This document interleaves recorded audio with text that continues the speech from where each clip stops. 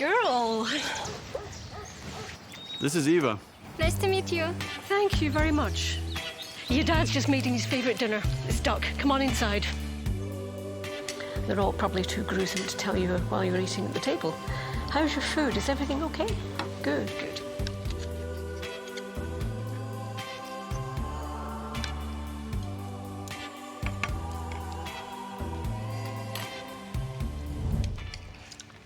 You seem to know each other.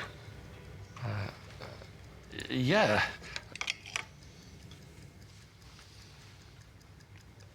This is the new ambassador for 1xBet. Oh, I see.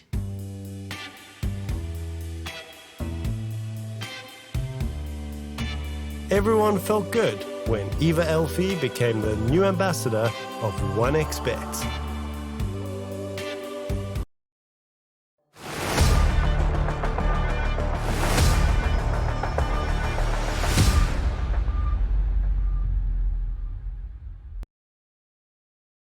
And welcome back to the RES LATAM series. We're taking away the final day of groups.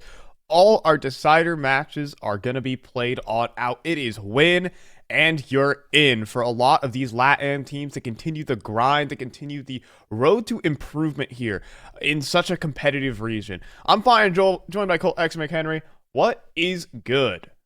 Oh, what is good is we get a lot of familiar matchups that we've seen earlier in the week, and we get a lot of new matchups as well. So it's cool to see here. And like you said, it's all on the line right now. It's win, and you lock yourself a position at playoffs. You get yourself more reps. You get yourself more opportunities here, which is a big deal for so many of these squads here. If you're 9Z, you want to make it to playoffs. That's kind of your expectations. Bestia, the same case, but they've got more in the future on the line here, looking at their calendar, and the RMRs coming up as well. Obviously both Solid and Galores, we get to watch some of their work yesterday and what they were able to do, and they've got a lot on the line as well, trying to prove themselves. Yeah, a lot of improvement here in the region, a lot of rematches as well, because, I mean, our first two games have actually, believe it or not, already happened in this event, which is very, very nice to have. In our opening rounds, both these teams faced off against each other. And I mean, when I'm looking at teams like 9Z and Bestia, I'm expecting them to go cleanly through their groups. What happened to these two teams? Yeah, I mean, obviously, both of them running into the wall. Fluxo clearly showing up and doing some really strong work versus 9Z. And, that was a pretty dominant 2-0 as well, coming through from their side of the group. And so impressed with what Fluxo was able to put together. They didn't really have any trouble in this group at all, as you can see from their path. So now 9Z, their pathway gets muddy and not so straightforward here. They've got a rematch versus La Ruganeta, and, watching La Ruganeta not too long ago versus Flamengo, we got to cast that game. It was an absolute blast. There was a lot of really exciting pieces that I could tell that this team is so plucky. They're so hungry to try and get some big wins underneath their belt, get some opportunities, and they've set themselves up for success, that's for sure. Yeah, I gotta just back that point up. In the last series that they played against 9Z, it was so close. They kept it neck and neck versus almost like the patron saint of Argentinian Counter-Strike, which is 9Z as an organization. For this organizationless Argentinian squad, maybe one day in the future, maybe give it a year or two, maybe even 6 months. If things go really south for 9Z, we might see one of these up-and-comers playing for this team. So let's take a look at the lineups here for La Ruganeta. I kind of want to lead off with some of these guys, but it's all good. We'll take a look at the known quantity here in 9Z. I should say, I say known quantity. They've only been together for 2 months, and man, this team has just gotten so close. I think this team has had probably one of the most unfortunate seasons so far here, Cole. If you could back me up on that. Yeah, I would describe it kind of as a roller coaster, but one of those roller coasters where it really is only one big payoff there at the beginning of the season, right? They started off with a big qualification to IEM Chengdu. That was where they found their initial success as a squad, and I was like, this roster's gonna parlay that success into the closed qualifiers of the RMR, and then they just didn't qualify. They missed out by an inch. Dude. And that sort of devastation here, I think, might be felt out from some of the other events. They missed out on EPL qualification to Imperial, and then I believe actually to Imperial once again. Yes. They also missed out on a Blast Showdown qualification. So, I mean, talk about a roster who has been kind of going through it recently, trying and making it in these deep runs, being a contender, and then falling short right at the finish line. It is so brutal that they have lost 3 qualification spots to Imperial. In the finals of the ESL Pro League qualification, they lose to Imperial 2-1. To the Blast Showdown, they lose to Imperial 2-0. Even in just a couple days ago in the South American Open qualifier, they lose to Imperial 2-0. It has just been so brutal as they get to the final hurdle and just can't hop on over it. So, I mean, right now this team wants to get on the warpath, and who else but Imperial in this tournament. Taking a look at La Ruganeta, though, we had this earlier matchup. It was so close, but what we got to see versus Flamengo was really a team that has pieces, that has individuals that may be able to compete against this 9Z team. Yeah, a lot of smart, like very flashy individuals. Naz had an absolutely incredible performance there in that first map. It was a lot of fun to watch him start off a series well. BK1 was really exciting alongside that. And then Kaiser with the op is always really impressed and played some smart Counter-Strike. So, like you said here, there's a lot of exciting pieces. And when you look at the competitive nature of this squad versus 9Z and how much damage they really did, they put up a fight. They put a scare on 9Z in that first head-to-head. And I feel like, you know what? If this team gets their second chance, they get their second opportunity, what's to say that they won't do it again? Yeah, but I will say that 9Z have had a little bit of time in the chamber, right? You know, there's the qualification series have kind of like tapered off a little bit. Maybe you can think about this matchup a little bit more for this 9Z team, and definitely not underestimating their opponent anymore. Like the dragon is awake and angry at the moment, so don't want to underestimate your opponents again. I don't think they're going to do that here today, but picks and bans here, Cole. Oh, we got an ancient pickup for La Ruganeta and, well, 9Z's classic Nuke. Yeah, I mean, gonna be sticking with their strong suits here. Nuke obviously going to be kind of expected out of 9Z. They stick with the same first 2 initial vetoes as that last series. I'm trying to figure out if they keep the same decider as no, they actually switch up for the decider, ban out Anubis on the side of La Ruganeta. So okay. Interesting to see. That's just a small adjustment. Either way, those first 2 maps out of the gates here, again, going to be pretty strong here for 9Z. And so this is La Ruganeta very much so playing to their confidence here, which is a good sign here, right? They did great work versus Flamengo out of the gates on Ancient. It worked out when they picked it last time, so they're going to keep trying it here. They know that they came close in that last head-to-head, so they're going to run it back. Yeah, they were even up 7-5 at the half, believe it or not, against 9Z. But then 9Z ran it all the way back to lock it in regulation. So it's a bit of a switch up, you know, in terms of the final decider there. But I think that 9Z can change their game plan enough and, you know, maintain confidence. This team should be winning, but I think there's a little bit more motivation for La Ruganeta because they're playing up against, you know, a 9Z, the biggest esports organization probably out of Argentina. Yeah, if you're going to be seeing some good CS out of this squad here, it's going to be shown versus this team in particular. They're hungry.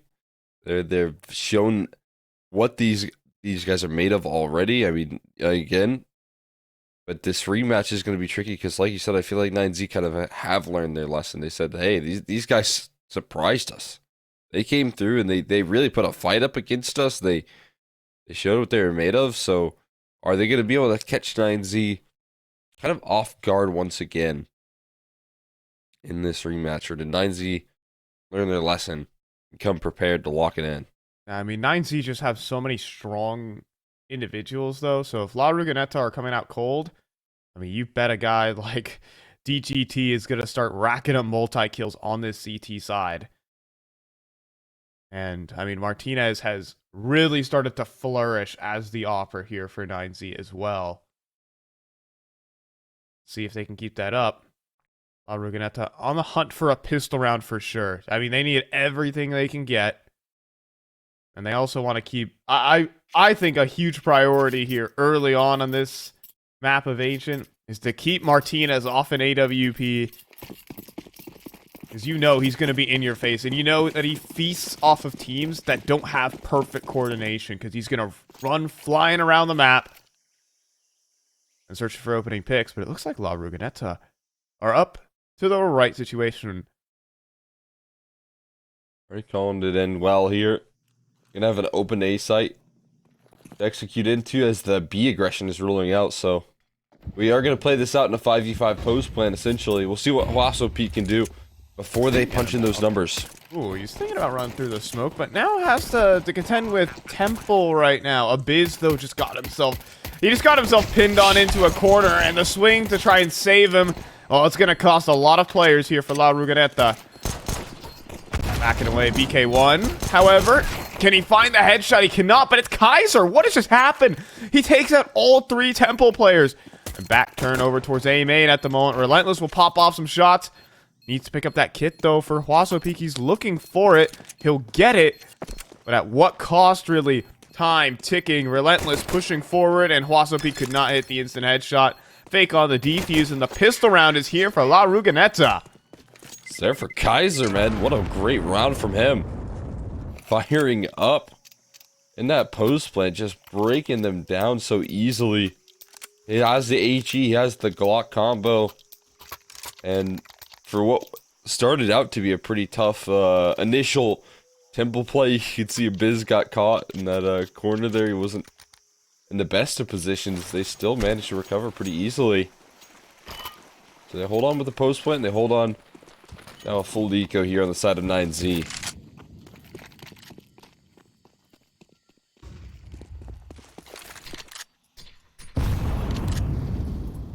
I mean, that's exactly the start you want. Now, the question is, if someone on 9Z, specifically like Huaso Peak, gets one more kill, he can fund an op for Martinez in the next round. If he wants to. 2 would make it feel a lot better. Walk through here. Surely. Oh, he doesn't clear it. Oh, he only half clears it. DGT, though, takes his time with it. The Zeus up close as well.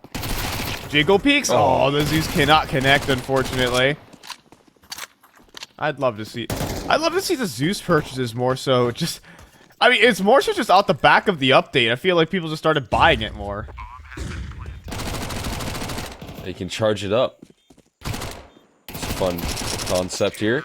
No $600 from that Mac 10. Instead, it will be a Naz Ace. So he's the one only that's farming things up with the Mac 10. And Ruganeta get their 2-0 start. They get off to a great kickoff. Got plenty of extra funds for Naz. He's able to build some bread. Like you said, that op question, it certainly is there. They will not start off their first gun round with it just yet. They're going to wait on that, but I imagine it is high in their priority to try and get that out at some point. Looking to be a late mid-take here for La Ruganeta. And, oh, DGT just hits him with the wide swing, but BK1 has a double right back. There's going to be some B re-aggression to back that one up as well. 2 players pushing down the bottom. Relentless will be caught out. That leaves 1 A defender. Chilean Huaso Peak.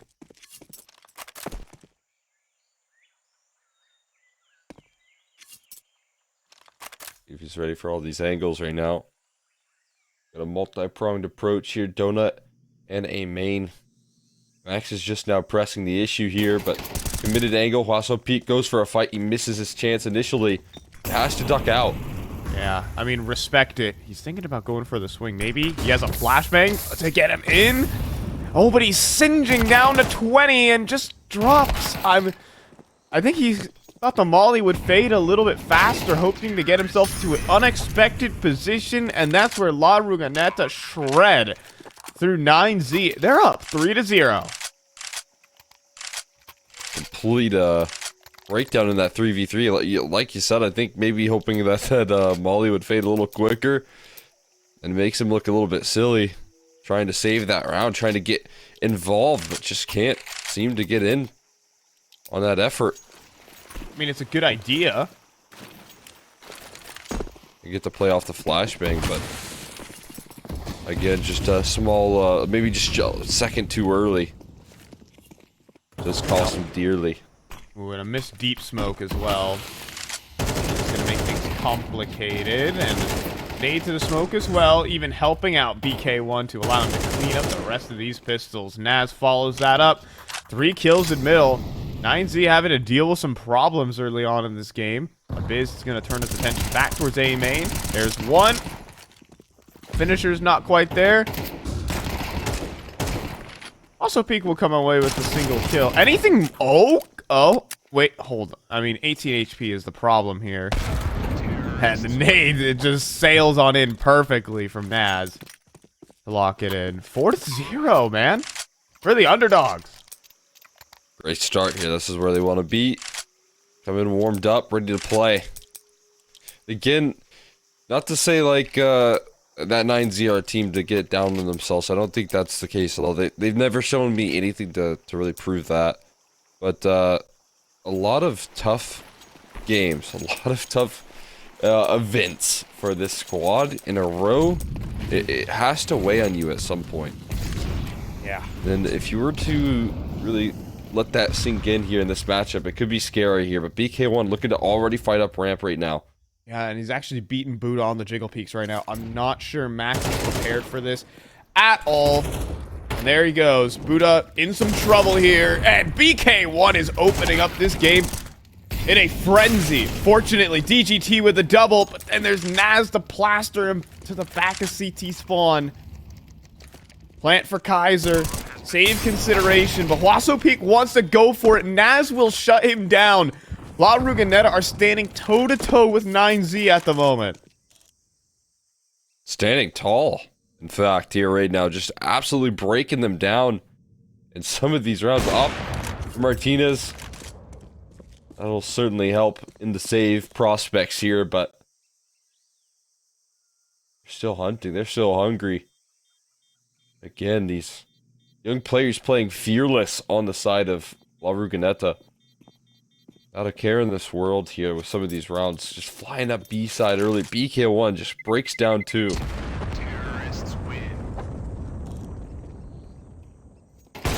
Round out right there. Oh no. Doesn't get saved either. Kaiser clips him. Yep, that's going to call in a tactical. That's 5-0 for La Ruganeta. All the guns taken away too. I would say, I mean, I would be completely agree, or I would say I completely agree with the statement there that 9Z have had, again, a brutal start to their season. Besides the qualification, they just missed out on absolutely everything so far. They qualified for an IM, which is nice, but then, like, the big ticket items, the major, ESL Pro League, we're all just, you know, series away. I mean, at least for the RMR, but 9Z is a team that can certainly do damage at an event like that. They have done damage, right? I mean, last Pro League went amazing for them. That was where I think they challenged the best we've seen out of them with that banner, but again, a lot of changes heading into this season for the squad. New Whopper in the mix there.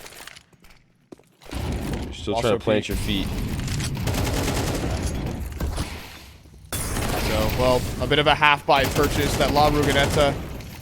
DDT as well, always trying to come through with double kills, always trying to make these rounds happen. A lot of low HP bars, but no capitalization. And I mean, credit to La Ruganeta for just, again, manhandling her right now. The individuals are on point. Like, BK1 out middle is a terrifying threat right now for 9Z. And they're going to have to find a solution to that, or this game gets out of hand quickly. It's now 6-0 here for La Ruganeta. Yeah, kind of great, like, momentum-based game right now as well, where, you know, one call can spiral off the last. It just keeps on working for them at the moment. PK1 will go down on the other side of the map. It is what it is. They, I mean, are still happy with the end result. They're 6-0 up to start off their map pick, and right now, the timeouts haven't been saving the side of 9Z. They don't have any answers for what's been thrown at them so far.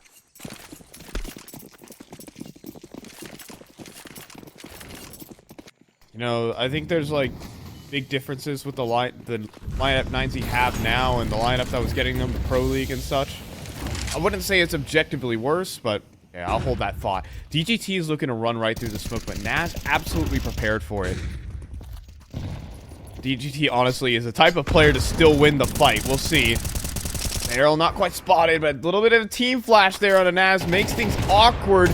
Now as the nade comes through, DGT is going to be able to secure his kill and even make the great escape. A 3 versus 5 added to by Martinez.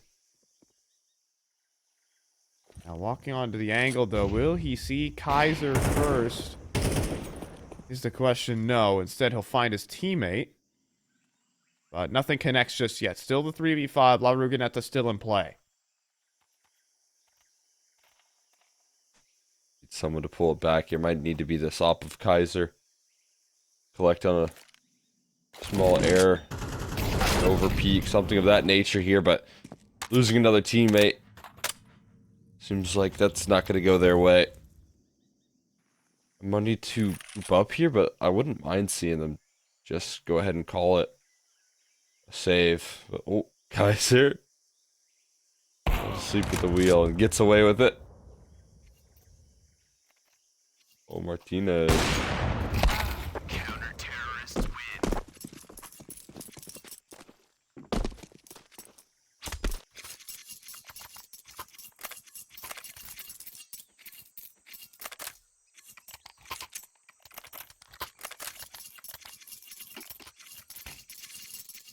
I mean, talking about the guy that was able to do some good work in the last round, Martinez here, that new addition, I feel like was a pretty big risk in the route for 9Z. Kind of changing up the op with especially a player like Try, who has done so much work for you in the past. They really wanted to field some success. Enough to change that sort of approach. I think that was a big surprise in the offseason. Martinez has had some high highs with this squad already, and he's had some, you know, low lows. He's gone through it already, like we said. It's interesting to see here. These odds are not too far out of the picture right now, not at all. La Ruganeta.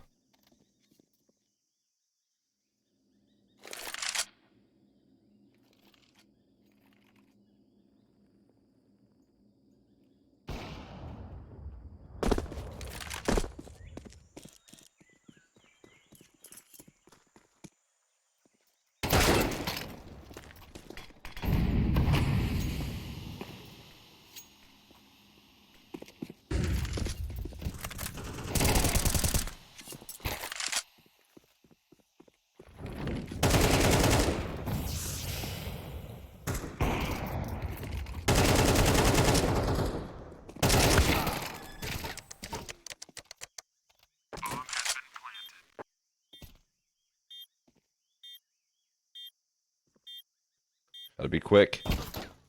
Back in the he's getting spammed out, flushed into position here, but no, DGT gonna deny. That composed clutch comes through right there, but again, these young guys, they make it look possible.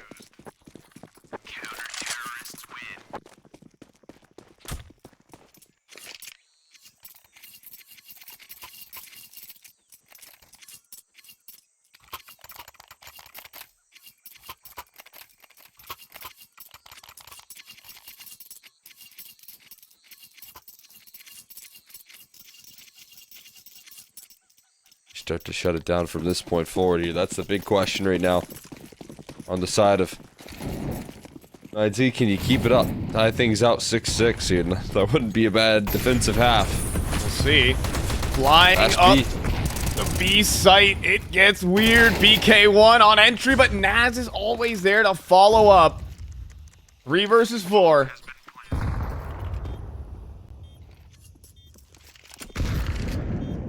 And maybe just a chance for LaRughanetta with an upset round, but Relentless falls as he hands over the AK. Naz, though, getting cheeky inside of these smokes, but Huaso Peak realizes something's up, something's wrong here. Doesn't matter. Naz still inside of the corner. Gets it on through, but surely DGT's going to win this fight on the clear. 1 bullet's all he needs. Kaiser now. 1v2. Inside of the smoke. Has to run on through. And Martinez will be able to no-scope before he gets anywhere. 9Z, get to 3. Massive right there. Great closer for 9Z, considering how that round started. A little bit shaky. But they shut down the aggression eventually. Slow down the roll here. Will find themselves. Another one on the board there. Naz putting a real scare onto him.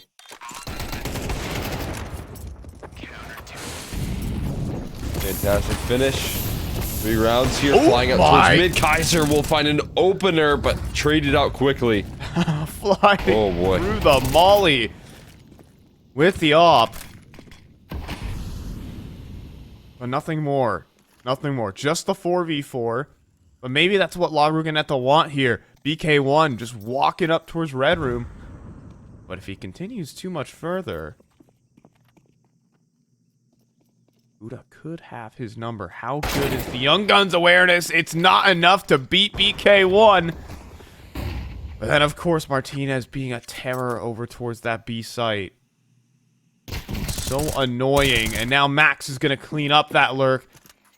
Martinez gonna get flashed off the angle, but there's a second player that needs to go through. Relentless falls with the bomb and leaves it to Abiz, who can't control the spray. That's 4 in a row now for 9Z. You know, Cole, no one ever won a map of Counter-Strike with only 6 rounds. Absolutely. Too true. And right now, maybe 9Z just needed to get on the board here, get a little confidence back in their system. Start winning some rounds once again. Start remembering what it feels like to win. Slow down this momentum of these young underdogs. So they have started to stabilize big time here. These last couple. Showing what they're made of much more according to plan as of now.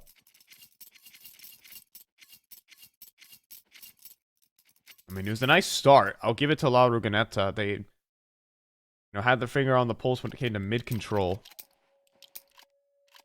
9Z have switched up to a little bit more of a passive defense over towards middle. Kind of let them walk into their crosshairs instead of taking too many steps forward.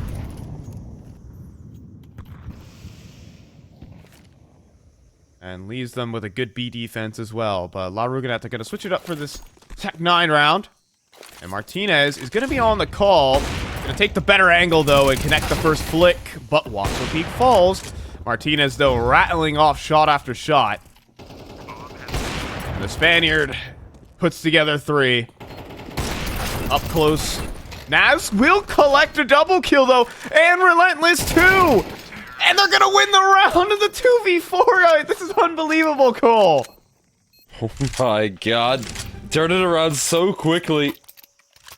And well, there you go. I thought 9Z, they very well could have just swept the remainder of this half here and coasted to the next with a much better scoreline than what we initially were giving them credit for.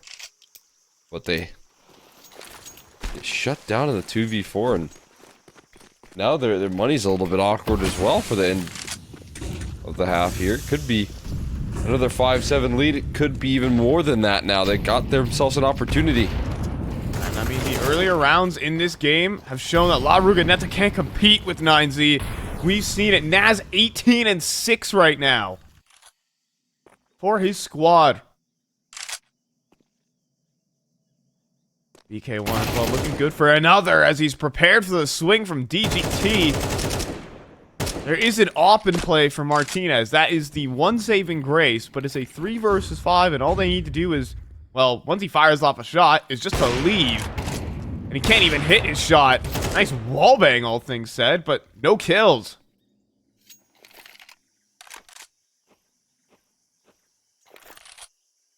Good position here. Also peek. Oh, that timing is miserable for him. Turns away just in time. Not a lot Buddha can really say here. He needs some support. He's getting hunted down. There's only 12 bullets in that dang CZ. So he will fall. Martinez left to clutch it.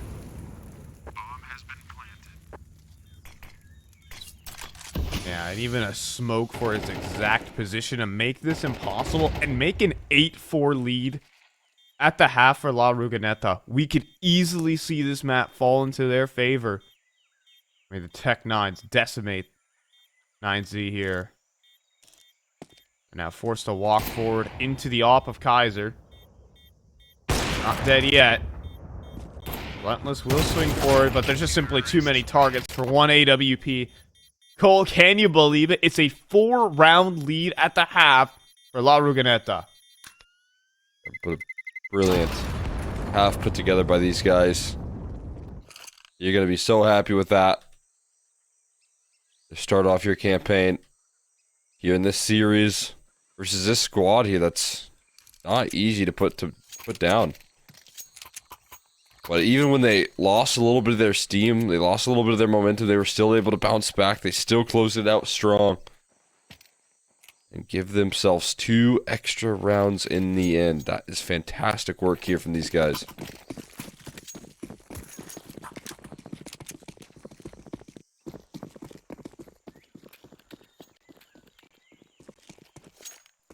I mean, honestly, for La Ruganeta, this could be a huge moment. For them to take a map off of the premier Argentinian organization. The full-blown execute from 9Z to come on through, and Relentless, he's isolated here in the corner with the dual Berettas. He's gonna fall, but oh, I mean, Naz he just keeps going. What is this? He comes through with a 4K. He just headshotted every player on the site for 9Z. They're all on the floor. Naz is on for another ace in this map. Make it 2. Give him 2. DGT's not so interested in that. I mean, just completely saves them in a scary B exec, and oh, DGT not ready to give up on fighting for this one here. Armor, full HP, still a very possible 1v2 at hand. He could shut down, nullify Naz's heroics, but he has to get past him here first. Jiggle peeks. DK1. Get spotted out. Now it really is just Naz. Can he deny a 1v3 or can he pick up the ace? Bomb's going to get picked up for DGT. And getting in those digits, so important. Naz not going to charge forward. Now a straight 1v1 around the pillar. It really just comes down to this. And Naz will deliver. 5 headshots for the ace here. Unbelievable, as La Ruganeta will make themselves at home with a 5-round lead versus the favorites. They have a chance in that clutch. DGT puts it into a possible position right there for them to close out, and yet still denied. Naz, he can show up and save the round, but he can also show up into the clutch. Right now, what can't this guy do? I wish we could get it from his POV there, Cole, because, oh my goodness, he just flew through a smoke and headshotted 4 people.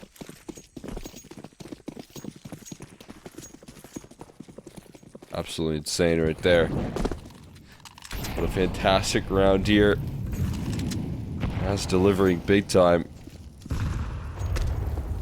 Also, Agree for more. What a hero as well, because he just dropped Kaiser and AWP and took the sacrifice for an MP9. Wow.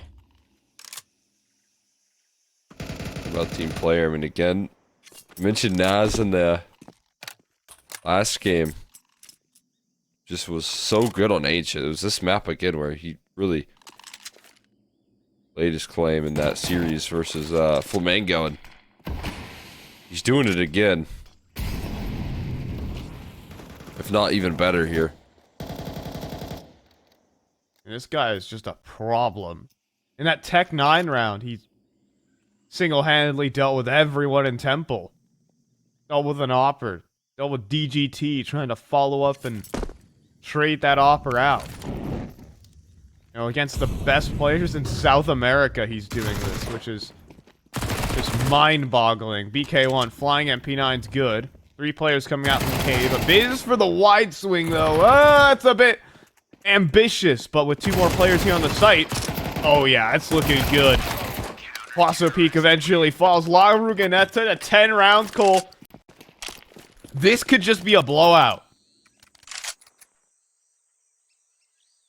Absolutely could be here on the first map. It's kind of looking more and more like that's going to be the case, in fact.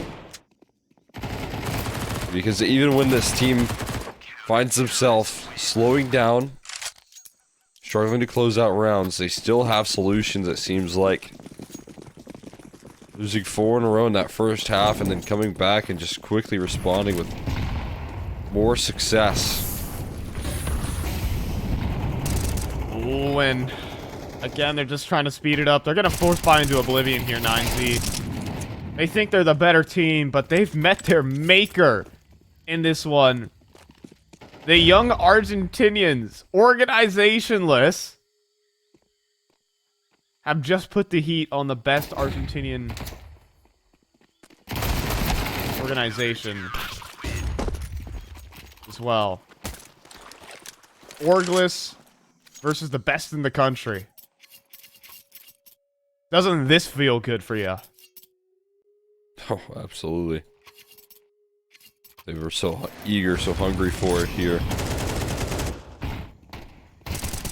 Man, are they ever feasting once they get their opportunities. Second chance, again, had to fight through that lower bracket. And that second opportunity here, they come back even way stronger here. Now flying through the defense at the moment. EK1. However, is going to shut down another. Max to get flashed through, but unblinded. There's 25 kills for Naz. Cole, this is breaking my brain. I can't even say that, like, 9Z are playing badly. They're playing the style that they usually do, but La Ruganeta are handling them. Every single player right now is in the server awake at the moment. It's just a statement here. Being put together by this young squad. La Ruganeta on organization. They still just do so much work. Make it look easy. Relentless rolling in attention. He's going to commit to try and play with his teammate here. Oh, still gets his gun out in time. And nice trade, Buddha, but he's met by a smoke. He can't go through. They're hitting wall after wall. Yeah. I mean, Kaiser's off is still present on the B site, but fortunately enough, miss a shot or two. The HP is just... When it gets to this point where you're doing house cleaning, he's not going to be able to get that. His arm's not long enough. But it's 12-4, Cole. And, like, this is just screaming to me that this is going to be the closeout. And those odds shift wildly into La Ruganeta's favor. 9Z, of course, you know, you expect it when it gets to their map pick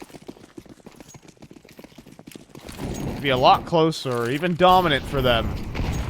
La Ruganeta have shown that they are here to play. Absolutely. They keep playing like this.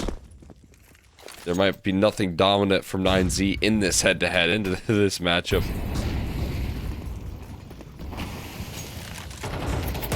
We'll have to see. So far, the smoke spam's gonna get the better of Wasso Peak. And Buddha also trying to engage in that. BK1, though, will drop him. And that was a 3v5 and little utility remaining here on 9Z. It's in the back pocket of Max. That Molly needs to get into play as soon as possible. And instead, he's just going to get flanked out. The retake here from Relentless. That's going to be the double. And Cole, that is going to be the map. La Ruganeta walk away with their map pick versus 9Z in a one-way street. 13-4 for the underdogs. Absolute sweep in that second half as well. I mean, what an incredible result. That's a dominant result coming through from La Ruganeta. They do not look back. They lost their momentum, and I was at a point where I was like, okay, this is where reality strikes for these guys, right? This is 9Z coming back into the game. This is going to be their, like, 6 rounds in a row. We're going to tie things up.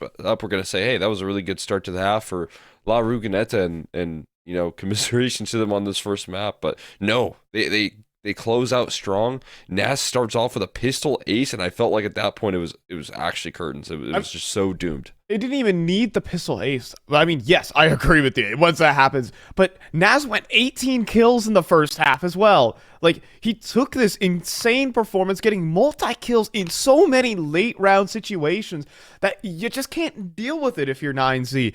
I mean, the Tech 9 round specifically over there on that A site, just unbelievable that Nas able to find his double kill. Relentless through a smoke finds 2 himself. There are so many unbelievable things. You could say maybe it's a little unfortunate here for 9Z, but at the same time, the individual stepped up here for La Ruganeta, and I think that's exactly what they needed to prove here today. I mean, the job's not done here, Cole. There are more maps in this series, and Nuke is coming up. It's by far and away 9Z's best map in their map pool. Let's see how La Ruganeta can handle it after a break.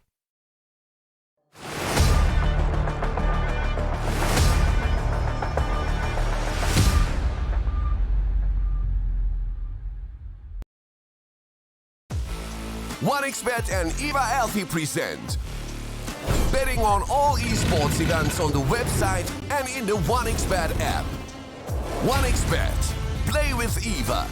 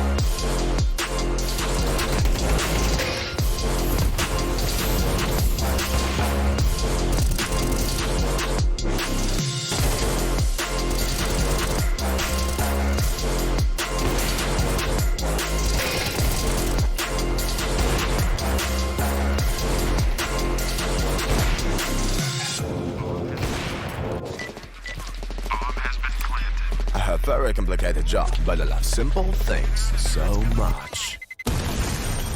One move, one push.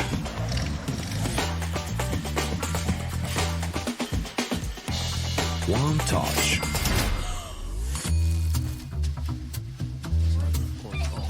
One love. One click. One XBet.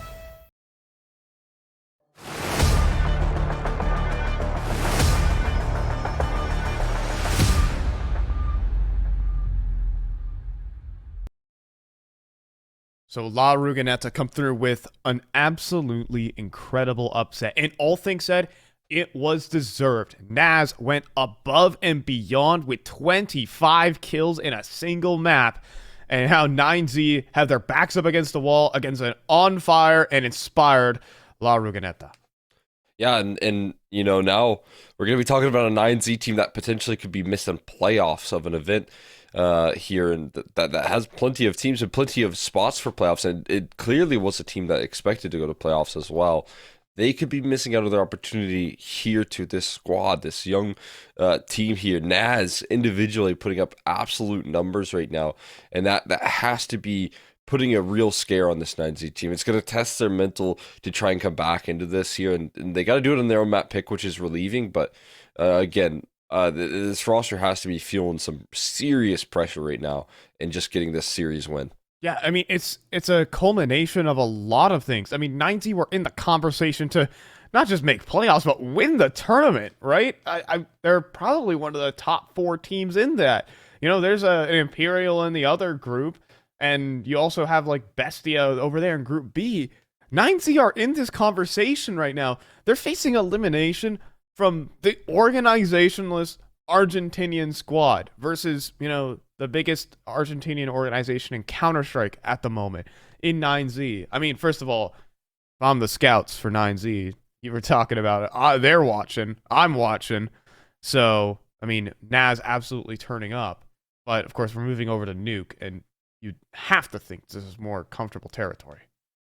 Oh, absolutely, and it very well should be. This is their bread and butter. This is Martinez's one of his better maps with the op as well. So you would think to yourself, you just got to play your game here, and maybe in between this off time here, the individual efforts come through and cool off a little bit for players like Naz, and that offers up you to go back to your winning ways, go back to your form here, and continue to build some confidence. But that's a big if here. That's a big if Naz cools down, then maybe you get a chance to play your game, and that's not where you want to be when you're playing against an underdog squad. Yeah, there isn't. You know, the focus on having to play our game. Well, I think 9Z were trying to do a little bit of that. I think they were still playing that very duel-oriented Counter-Strike. I won't necessarily say that they had any, like, glaring issues or mistakes. I will say that some of the individuals were cold over there, like Huaso Peak and Buddha were struggling in the fragging department, but that's just 9Z's Counter-Strike. If they don't frag, though, they could fall on their own sword, and can it happen again here on this map of Nuke? Well, let's find out. La Rugineta and 9Z, the underdogs, the organizationless team, are up a map versus, you know, a tournament favorite. Let's go. We are to the pistol right now. Want to get a pistol underneath their belt as well. Start things off a little bit better. Again, slow down this roll. Got Martinez poking and prodding towards that outer yard here on a solo mission. He's down quickly. But a Biz. Oh, what? He chased down into ramp, but he found both of them. I can't believe it. And then Relentless adds another, and the pain continues here for 9Z as there's another player stepping up for La Rugineta. A Biz didn't need to do much, but let's not forget, versus Flamengo on this map, this guy was everywhere. It was just, I mean, it was a panic rotate in as well right there, right? He's like, he's kind of feels the play going down, so he starts to run in, and then he just deletes too? That was the setup that 9Z wanted, right? That's what you were talking about earlier. No mistakes made in that round other than the fact that you just get destroyed. They still have their guns out, so even when you catch them off guard, they're winning their fights right now. I mean, this has got to be terrifying for 9Z. I mean, honestly, this series could be the culmination of months of pain.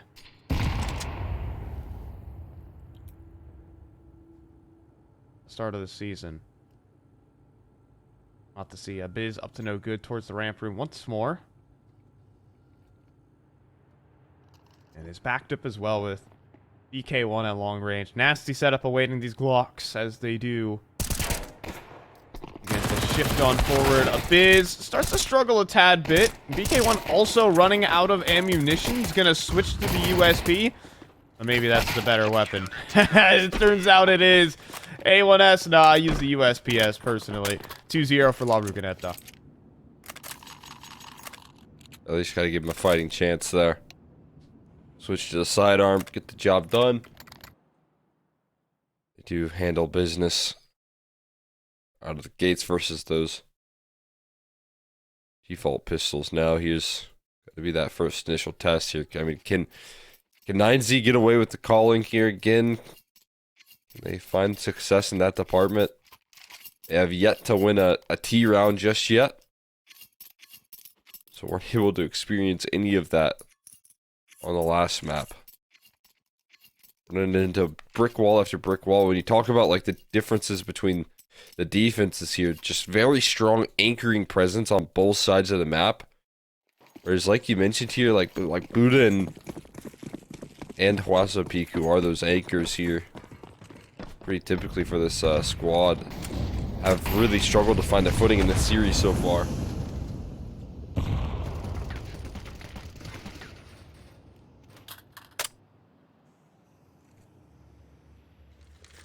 But up to no good. 9Z up to their little plays here. Works out well for the first, but again, these individuals turning up. The Molly does force Naz on a low HP, however. But he's just going to get himself back towards top hut. Man advantage rolling, and Kaiser hits a headshot outside. Oh, this is getting even worse here for 9Z. They can't get any ground. Broken down right now. Every seam here, hoping that maybe Martinez could pull this thing back here, but an off angle is held. Abiz is steady. Kaiser going to take that contact here as well. And if it wasn't Abiz, it was Kaiser that found it so quickly. What? Abiz just gives him a shoulder to look at before he dismisses him. And 3-0 to kick things off already. And it's still scary. The cool off that we mentioned heading into this one, the little hope that we talked about for 9Z, maybe these guys will stop hitting so many dang shots. It's not coming. It's not going to happen this map. They're still hitting. This is getting out of hand, Cole. La Ruganeta have just picked up where they've left off.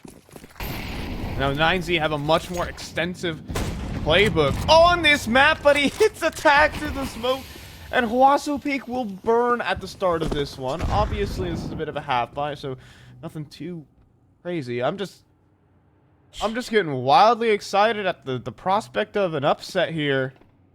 This one's not over yet. Naz, though, is going to delete 2 in towards Secret. In every part of the map where you look, there's just no success. Kaiser takes the 5-7 to deal with Buddha. And this is going to be looking like it's seamless as Kaiser swings in. He gets 3 on this one. You can see the elation. Right now, La Ruganeta said, take this. Invest in Argentina here, 9Z. It's both very exciting and a little bit just brokenhearted. I mean, I got to watch this roster here develop at the beginning of the year. So much games casted for these guys, and yeah, this is definitely the worst form I've seen, and it doesn't even look like they're playing bad again. It's a lot of credit to this La Ruganeta squad, but you got to imagine that 9Z are just feeling so much right now as they lose round and round. Watch it slip by them. Watch this success continue for this squad of young players that will just lay claim to ramp room. You know, I think it's worth that you bring me back down to earth here, Cole. I don't know if I can do that. Yeah. But I mean... No, So you're right. good. I mean, Look what at a that nade to the AG smoke. right there.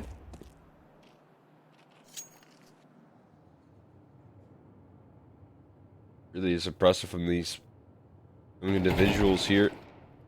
Have a new squad to be excited about. Can't fight back though, Vaso Peak. Save him some worries here, but it doesn't really last long. This bomb just hits the deck. Vaso Peak's position is noted. Does have more so 1v1 outside here, but Abyss is over towards that red box. I mean, if I'm Huaso Peak, I'm discounting this every day of the week. Like he will. That's going to be 5-0 here for La Rugineta. And yeah, you kind of do have to bring me back down to earth here, Cole. It's much more a shock of the scenery here for 9Z as a team that was starting off their season so well, and then, you know, tragedy after tragedy strikes, and maybe this is where it all starts to weigh in a bit. Yeah, no question. I feel like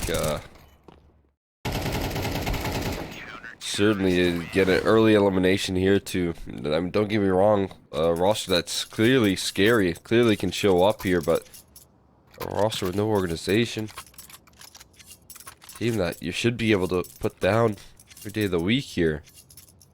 I mean, you just were able to 2-0 this squad not too long ago, but again, you play Imperial in another qualifier and you get bested by them, and then you come back here and it's like the confidence is left. I mean, and there's Fluxo, where Fluxo mostly dismantled them as well, 2-0. Yeah, very true. Yeah, that was a dominant one for them as well.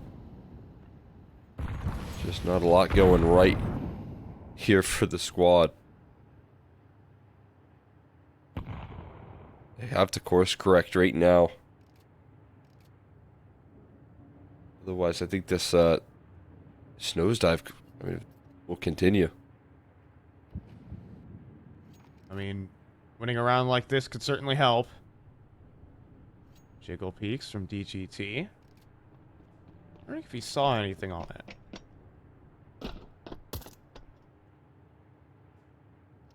Kaiser's playing a headshot angle here, but I wonder if DGT can sneak by a scope. Let's see, jump across, but Kaiser's not even going to take the bait. And is prepared to take down Buddha. And now what do? No ramp control. That's off limits. Gonna try and make it out squeaky. Stubble up is strong. Although, a little bit concerning here in the positioning. Naz, though, will actually go down to Mac 10 a max, and Abyss will struggle. It leaves it to Relentless here. Teammates far away, and the entries are there for 9Z. They need a round like this. But could BK1 take it away from them? Kaiser also looking to come up the vents. Oh, but the kill just barely not there. Kaiser will make it up. And I don't think he's actually going to attempt this one, Cole. Maybe going to look for a couple of exits, but I think he's about to get shot inside. As Huaso Peak will put it together, and there's a half-by victory for 9Z. It's the kind of the first injection of life this team has had in like maybe 10, 15 rounds. Breathe a sigh of relief. After getting broken down for so long. A big pullback there, facilitated by a little bit by Max and Huaso Peak. Big impact there with that out-of-yard kill from Max. Finding that one really supports that execution. Still very much on the purchase. We're gonna rattle off an off shot here for Kaiser. Still think about it, but now he's burning. Now he's singeing through, and Max gonna make a move. And instead he'll be caught out in the open as the smoke breaks. Then Naz even adds to it, and even as 9Z have guns, they get cut down. An A-side setup, and they're back to where they started, Cole. 6-1 for La Rugineta. So quickly prepare themselves for that A-side play. The adjustment was instant. The ability to react on the fly right there was beautiful. And they shut it down with ease. Never a question right there. You get a little hiccup, you lose a round, sure. You come back stronger in the next. Great A defense here. Great out of yard, cutting off that mini lurk. And another one to add to the tally here.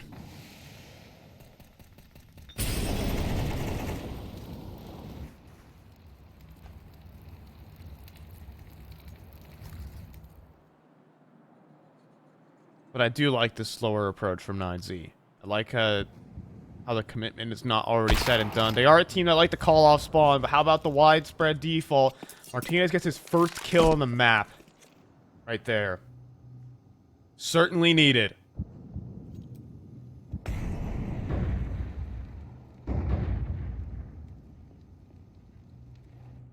Absolutely big time right there. Cracking things open, giving his squad a chance to work with now.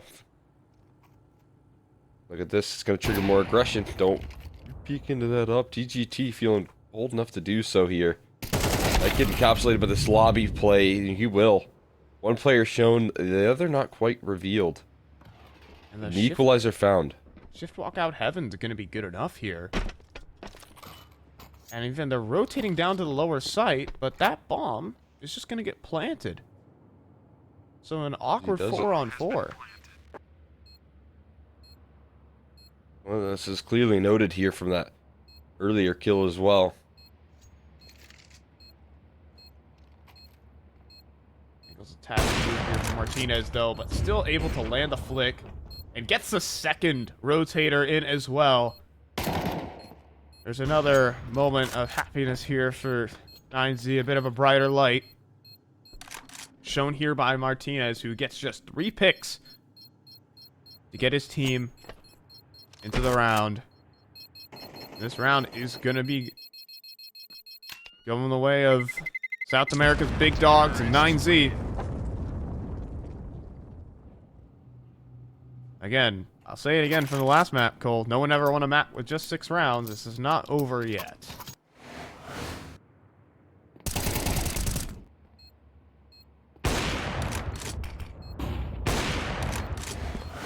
No doubt. Make sure to slow down this squad.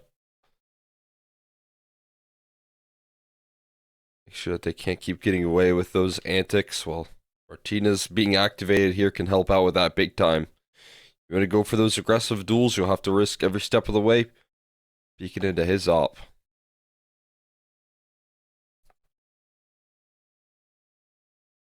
So now that does add some question marks here to this La Rugineta side. Good to save for them. Smart decision from them. Still more work to be done right now.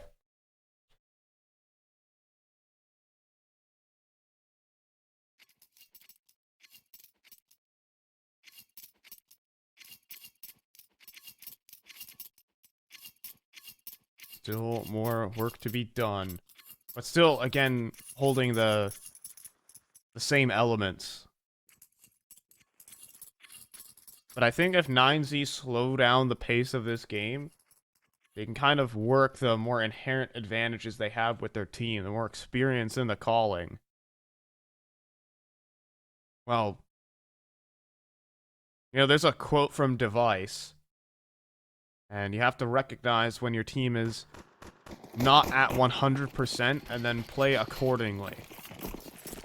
Right? Not everyone is firing on all cylinders for 9Z. That is very evident. But it's about switching up how you play. Maybe we can see some of that here.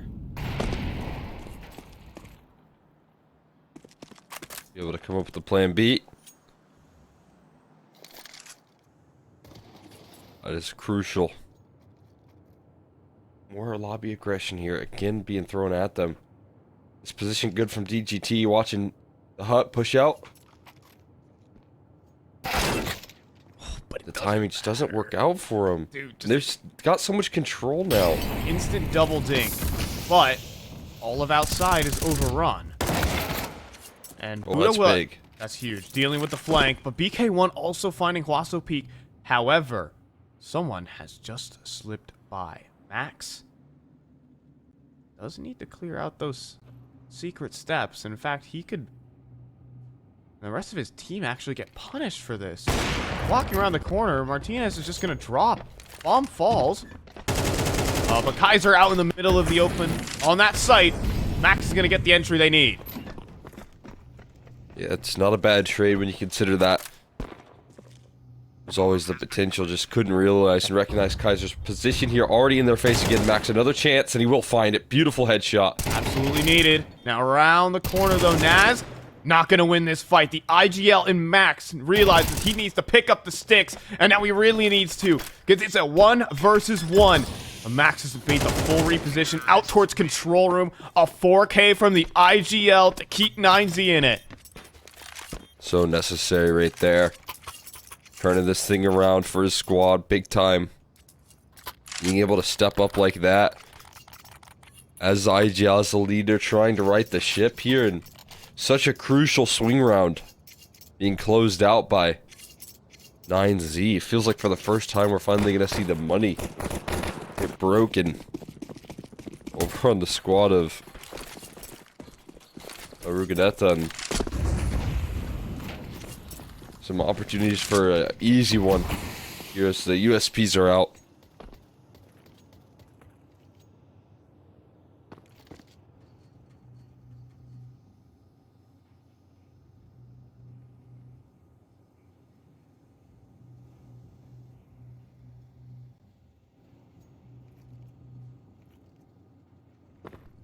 So Max is gonna go on a fact-finding mission, but the information he wants is... oh, it's gonna be a double dink. He'll fall and hand over an AK. Oh no, oh no, no, no, no. That is a little bit of an overextension from DGT. Still, there's the Heaven Wrap to work with, and... this is going wrong very quickly here, Cole. Executing into the site. Right now, Biz is right underneath them. They will dive in successfully. Also, Peak not giving them a fight that they're hoping for. Martinez with a freebie. Oh, that is going to complicate the matter. He goes down with 1. And another kill. It's coming through from a Biz. Mission critical right now for 9Z. Mission critical. Buddha can't hold it down. It's a full eco victory from La Ruganeta.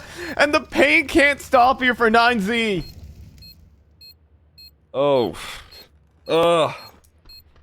USPs. Not the USPs, not the default pistol round. No. Win.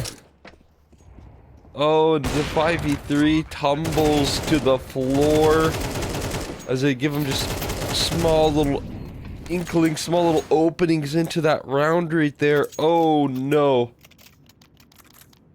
As soon as you think 9Z right the ship right there, look at the answer back. I mean, everyone has influence in this game here on the side of La Ruganeta. There's just, in this second map, there's no missing pieces. And that is gonna haunt 9Z. My god. I just feel pretty cold for them. I mean, that is a fortunate mistake. Like, again, all you need to do here for 9Z is, you know, it's just a round in the back of your mind. DK1's gonna get... no way! He gets What? 3! How is that remotely possible? And all of 9Z are on the floor. You cannot be serious. Oh my god. No way, there was 3 players there just lined up for him. I cannot believe it. It is just a mental battle. Look at this. Look at this. Oh! The humanity. I don't know what to think here. If you're 9Z, all the struggles, and then this happens to you. I mean, yes, finally a punish from Huaso Peak for the insolence there from La Ruganeta, but Again, this round just doesn't feel like it's over. Naz is still alive. Abiz still in the server. There goes the refrag eventually. Turning it back to ramp, however. And then Abiz eventually will be running out of ammunition, but then Relentless picks up DGT to bring it back to a 2v2. What is this madness? This has devolved quickly on this last round, at least. Like you said, Ruginetta probably feeling a little bit of overconfidence here. But they still might get away with it. 2v2. It's a good opportunity for 9Z to close out with some extra credit. With just something to work with here in the last round. If La Ruginetta ripped this away from them, man. Wants to stop them here. Naz is so quick, so confident about his reposition. Spotting out the A play as well.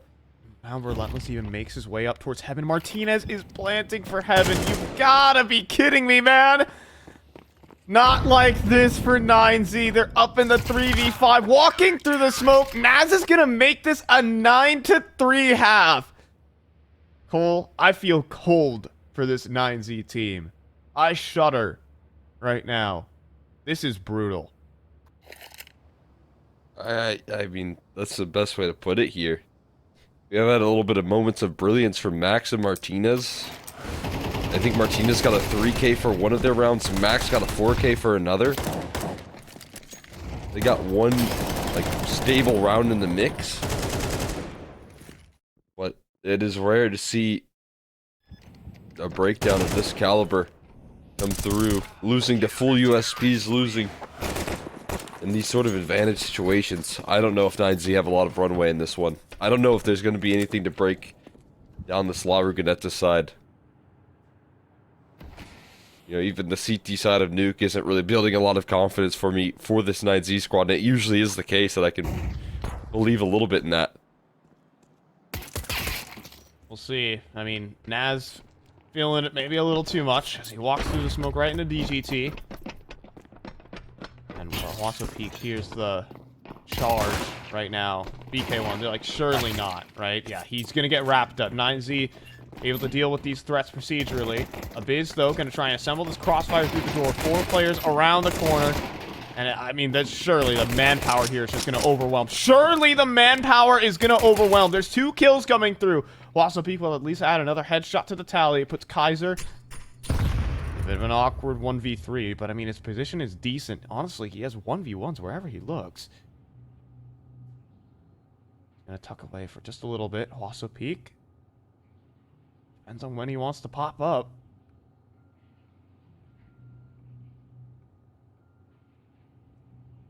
A little bit impatient. And Wasso Peak plays his hand. Now they're closing the distance, though, surely. Surely 2 players around the corner. We'll trade him out. So 9Z have a pistol round to work with here. First. Finally on the board. No bomb plant either. I'm just ready for everything to go wrong. I'm just preparing myself, because it has. Glock eco. You lose a USB eco and a Glock eco. Unless, like, you're already up, like, 12-2. There's no way you're winning that game. We'll at least have a deagle involved in this round. So even more.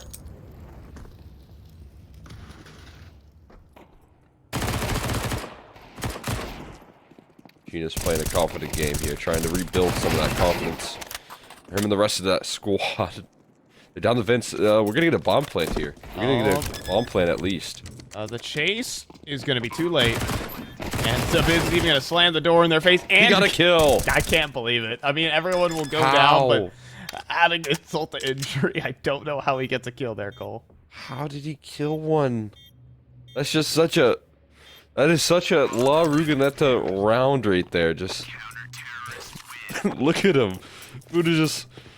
I'm so sorry, man. I'm so sorry I couldn't save you.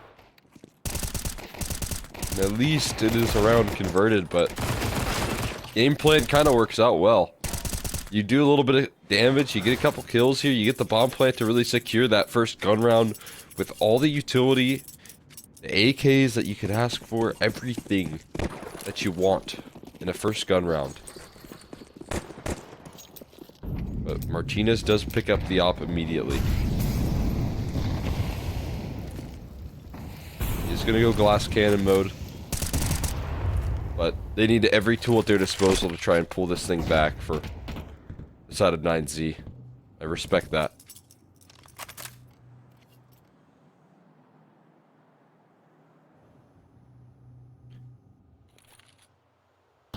So Huaso peeked to resurface from secret, but I think he just saw his opponent. You know, if that was 9Z on a different day, I'm sure Huaso Peak goes for the reswing, but there's some gravity to this situation.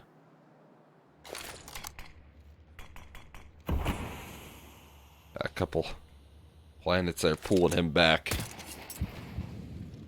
Right now. Do not want to mess this squad. You do not want to take them lightly. It is a bit of damage done. BK1 successfully traverses down towards secret. And Relentless actually gets found so as well. Fortunate. Can BK1 find this entry? Yeah, I like this one from Huaso Peak. He spots a player and doesn't want anything to do with it, but how will this shift up the rotations? BGT is thinking about it. But 9Z seem pretty set on the fact that this is going to end towards the A site. They're gonna save. Yeah, I mean, with no ground gained, I can understand it. And run it back in the next. I feel like BK1 might have disconnected. Oh no, he's still alive. He's still moving around. It was just posted up with the smoke. I was a little surprised he wasn't concerned about event dive, but that's massive. We are seeing a little bit of hesitation kicking in here. Default doesn't go fully according to plan. One kill goes through and your entire game plan does break down due to some late utility from 9Z. And that's such a promising sign. That's such a promising sign that you can actually, you know, pull this thing back. I saw some fear in La Ruganetta's eyes right there in that round.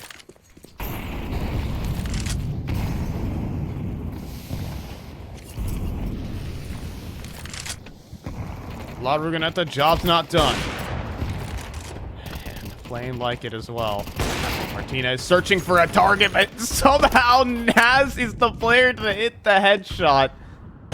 Now even BK1 is advancing over towards Mini. Naz gets another headshot. BK1 from underneath. Outside collapses. Buddha with this MP9 cannot hold on. And the raw individuals from La Ruganetta are tearing 9Z apart. Well, fear neutralized. Yeah. There you go. Naz just peeks the opera out of yard with top silo angle. Deletes him. Taps him out of the server and then takes more. Double digits landed by La Ruganetta. I mean, good thing they saved that last round because the next they get so much success with the guns. Discipline pays off.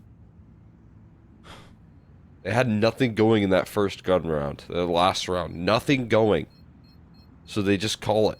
Say, well, we'll try again next time, and it works out like that. It's just a dude, top of silo, drops down to top of midi, and he gets 2 headshots.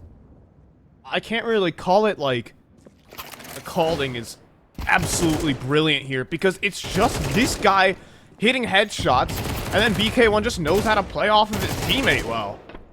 Like, these are... Yeah. It's just... Sometimes your opponent is having a really good day, and I'll also say that sometimes you're having a really bad day here. And that's what we're seeing. Yeah, and usually, I mean, one comes with the other, right? Yeah. Pretty direct correlation between those two results right there when you just can't seem to break through. They're spamming through Squeaky and doing quite a bit of damage already. Put Max on notice, half HP, that's brilliant. That's what you need right there. Yeah. Capitalizing on some small errors, some small mistakes, or some overextensions here or there, and some relief. Martinez starts it off well.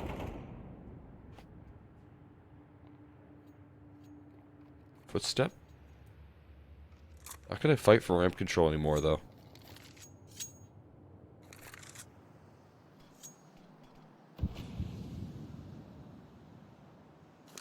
And look who's still roving outside. And honestly, I mean, okay, Max is going to take the wider angle. In fact, he's even going to get himself out to the unbreakable box. Oh, he's been spotted towards credit, but Martinez will be able to snipe down the next. And starting to rattle off shot after shot, punishing the lack of utility on this cross. They'll make it down to secret, but at what cost? So great for Martinez here. This is what you need out of a CT side performance. He's just putting it up. He's giving you numbers. He's giving you a chance back into this game.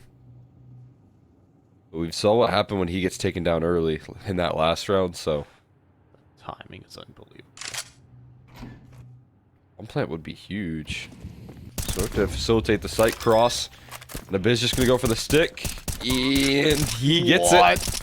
He gets it. I can't believe it. Bracketed by bullets.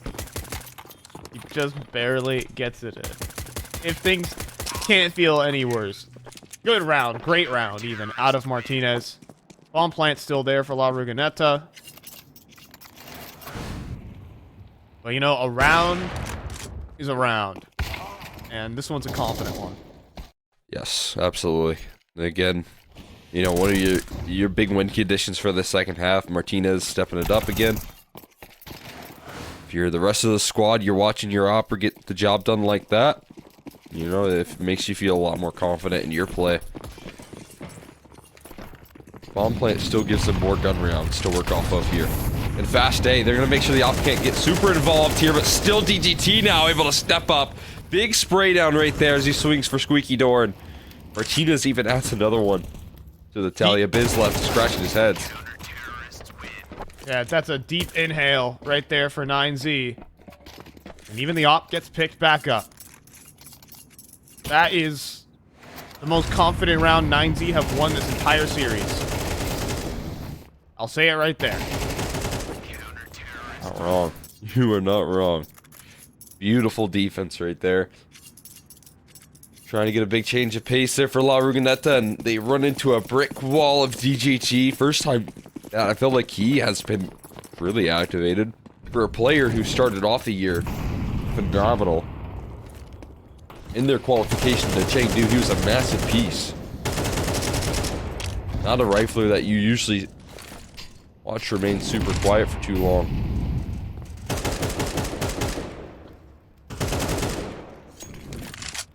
But there's an answer back. Where did Max go down from? After credit, DGT just wants to make a play. He wants to make a play around the smoke, and I respect it. Buddha also wins his fight, and DGT is trying to get himself activated in this, but he will fall eventually. Those are guns on the ground for retrieval. If the pistols can make it there, but they're not even going to bother with it. Said, though, Kaiser will drop to 14 points of health, making this pretty darn awkward. Yeah, it's going to complicate the matter quite a bit. Buddha's already transitioned down in towards Secret, so he's got early warning. Just going to test his metal, though, up against these three players. Playing in a position where he needs to fall back. Takes a fight. There it is. You do not re-swing that. He needs to bounce immediately. He needs to buy time for the rotate, which has just arrived. Huaso They going upper? They went up the vents! They went up the vents! Martinez, he's late to the scene! He can't stop this! Bomb plant here for La Rugineta. They left the player lower as well. In between him right now, he hears the secret room position. Oh my god, the post plants are getting better and better. You think so, but Huaso Peak is also returning in from the ramp room. And he has players looking the wrong way at the moment. This flank could decide the round. It will pick up Naz. Jiggle Peak needs to be relentless here, and he does. Now that just puts Kaiser 14 points of health. It is planted in the open, though. Can this Tech 9 do the work? It cannot. There is a retake to be had for 9Z. The deficit is now just one. A lot of credit to that extra bit of diligence done from Huaso Peak. I mean, you find that first kill there, it would be easy to get lazy and just swing the corner right there. Lackadaisical, but no, he jiggles still and gets that relentless victory right there, and that means everything. As that flank didn't have anyone to play off of right there. La Rugineta calling it a timeout. They know their chances right there. They know what they brought to the table was threatening. But 9Z have security, and they have a very close scoreline now.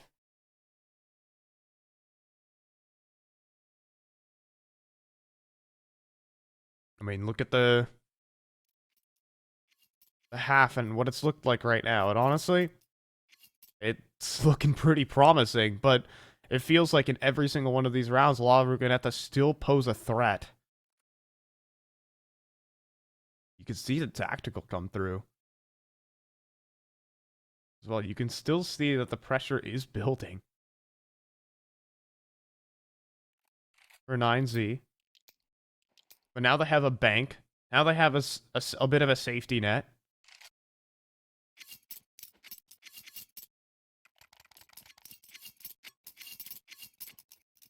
I mean, there is pressure here for this team. La Ruganeta have played without it this entire game.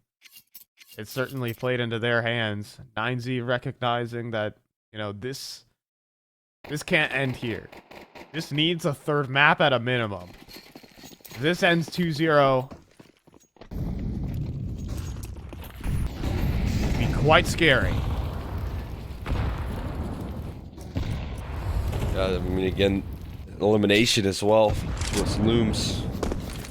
Both of these teams in a loss. DGT manages to just pluck BK1 out. Martinez still in an aggressive maneuver. Has deep lobby control with the AWP. So much confidence as Buddha takes another one down. This has fallen to pieces right now. Off the back of a timeout, they get no space, they get no grace. Martinez does fall. But it doesn't mean anything here if DGT keeps plucking him. As a biz, he has nobody. I mean, this is a really good read round from 9Z. Honestly, predicting the reactions that La Ruganeta are going to have when they lose players outside. They try to hit the gas towards ramp. Boom. Double setup there. No chance they're making it through there. And Abiz will not be spraying down 2 today. There's a triple kill from DGT. Started this half 3 and 14. And he's very much back in the server. I mean, 2 key elements here is Martinez and DGT able to influence the server, right? I mean, they're very quiet throughout the majority of this series so far. And now we're finally starting to see them with some great defenses.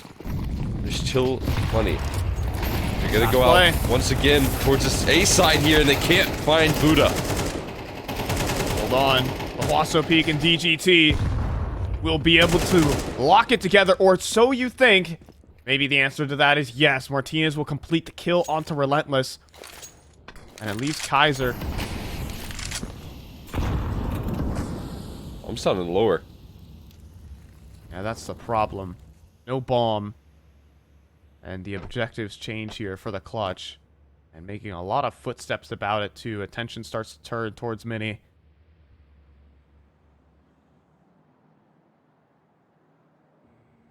And swing out here from Mac. Catch back turn. And 9Z have just reclaimed the lead. They have gotten 5 rounds in a row. 8 of the last 9 as well. Some of these rounds not quite confident. I will say that. But rounds are rounds, and 9Z have got them. Now they take the lead here, finally. In the driver's seat. After so long. There's so much turmoil. This CT side. Like you said, some complicated rounds for sure, but they've only lost 1. Surprisingly. This half turns around so quickly. This map turns around so quickly as 9Z head into the second 9 rush, though, could be threatening on a Martinez here with an AWP holding close towards ramp. Oh boy. But he's going to nail the shot, and ramp allows him to dive on back. He gets another, hits the flick. Tech9's closing at a distance. Trying to bait him on the angle. Peek the other side. He won't be able to escape, but backup has arrived. DGT with the double. And there's 9Z. They're back with the confidence. I mean, when I see Huaso Peak stand still, I know the fist bumps are going around. 9Z are back in the driver's seat. And this is looking like a third map just written all over. Great round from Martinez. Again, I mean, scary to play like that in that forward angle right there, but it's the job done. And they are going to grab themselves 2 opportunities to close out. Did not know if they were going to find themselves here. I mean, obviously, I had faith that this wasn't going to be the complete and utter dismantling of 9Z. But I mean, as I said earlier, I wasn't so sure that 9Z CT side could be enough to, you know, save them from this sort of squad right now. Especially after that Naz round. Yep. He finds those 2 entries. I was like, oh, okay, well, that's what's been working for them pretty well. You know, Naz with a couple of good entries. Everyone else gets their lurks. Gets their freebies off the back of it. But since then, there has been a bit of a severe lack of that entry prowess. Fast plays have been shut down. Slow defaults have been surgically removed. 9Z, they just might be back in this best of 3 here off of Nuke. We'll have to see. It's coming outside. Martinez nails the shot onto Kaiser. Max even gets to reposition in towards Secret. And he nails the shot while blind. That could be map defining. DGT picks up on a Naz. And this game might finish here. We're going to need a 3rd map out of this one. 9Z, after getting battered in the first half, they were down 9-3. They only lose a single defensive round. The mental comeback necessary to do this is immense. Unless Abiz has anything to say about this. This is not written off yet. He has time. You know where Max is? Absolutely not. And this will require a 3rd map between these two. 9Z with the mentality, the resilience. Yeah, absolutely. That's what they're made of here as well. Again, a team that's not going to lie down and give up easy. I thought for a second that was going to be what we got out of them, though. I thought for a second at that first half that nothing was going to stop this La Ruganeta squad. But eventually you do see the rise of DGT. You see what this roster's made of. You see, you know, what we definitely have seen in them in the beginning of the year when they were able to qualify and make deep runs and threaten the best of the best. And right there, they have to dig deep. I'm sure it requires them to swallow their pride a little bit. But they get the job done. And they take it to a 3rd map. And they stay afloat.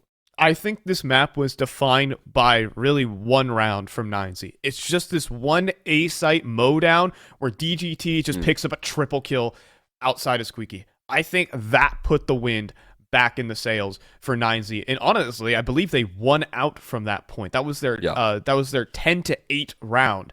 And then, you know, 5 more consecutive rounds right after that. And I think it kind of inspired the troops a little bit. I mean, DGT certainly felt inspired. He went from 3 to 6 kills and carried that momentum throughout the rest of the half.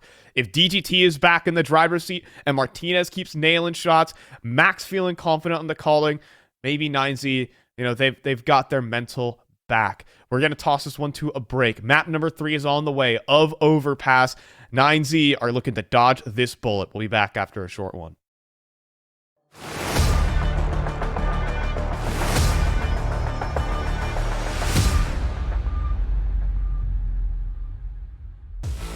OneXBet and Eva Alfie present betting on all esports events on the website and in the OneXBet app. OneXBet. Play with Eva.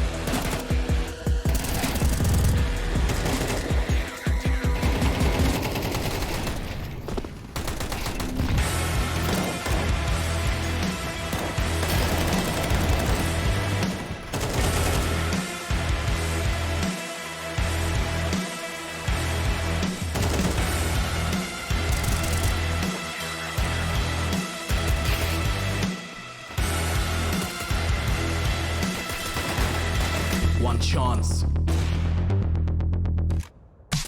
One dream. One match. One energy. One fight. One aim. One action. One hope. One expert.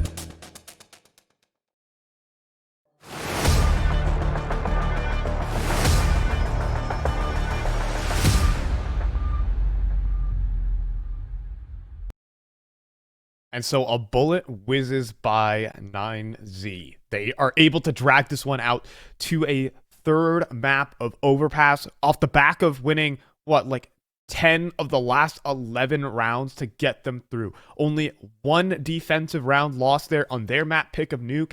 And honestly, it's just a mentality shift. It's a change in the winds here for 9Z. They're at least setting full sail to try and get themselves into playoffs. Yeah, it was a much better look in that second half right there. It was the full effort 9Z. It's a usual suspect stepping up a little bit more. And some big moments that I think really re-inspired this squad. Gave them a reminder that we're the favorites in this matchup. And they really took that as an example there, I feel like, as the way they wanted to close out this map. And now they need to close out this series as well. Got to do it on Overpass here. And, I mean, again, just talk about another pretty decent map here in terms of the calling.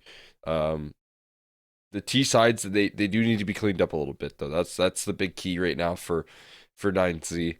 And so I mean, if they can do that, they'll be in a much better spot, because so far it really has been limited success. 0 rounds on Ancient, 1 round, or rather 3 rounds on Nuke so far. So if they can bring some T side energy off the back of that success on the CT side of Nuke, they'll be in a good spot. They will start out on the defense. I think actually this is we're in knife round right now, Cole. So Oh, okay. yeah. It's not necessarily the pistol round. So that has yet to actually be decided.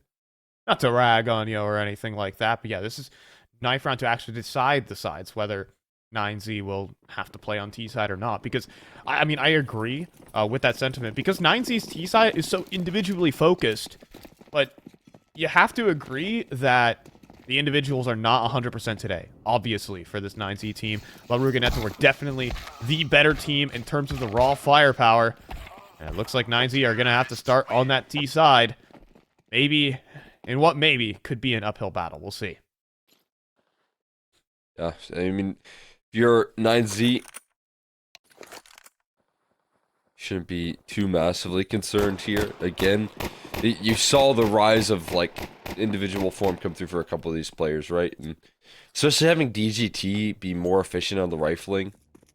If he has confidence now felt over from that last map, I mean, he's obviously a big T-side facilitator in his own right, so you know, it could be a win condition is having him more in the game, in the zone right now.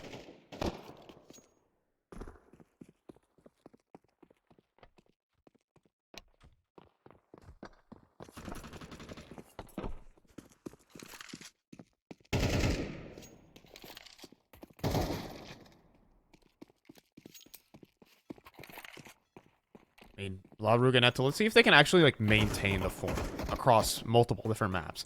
Even if they lose this one out, here, Cole, I think that's about making a statement that they can actually play. I think the fact that this team, you know, has only been together for so long, makes it so that, yes, maybe the tactics are a little bit looser, but if they played under a better system, I think the whole point for this series, and honestly tournaments like this for an organizationless team, is to show that this squad has the pieces to be put into a system.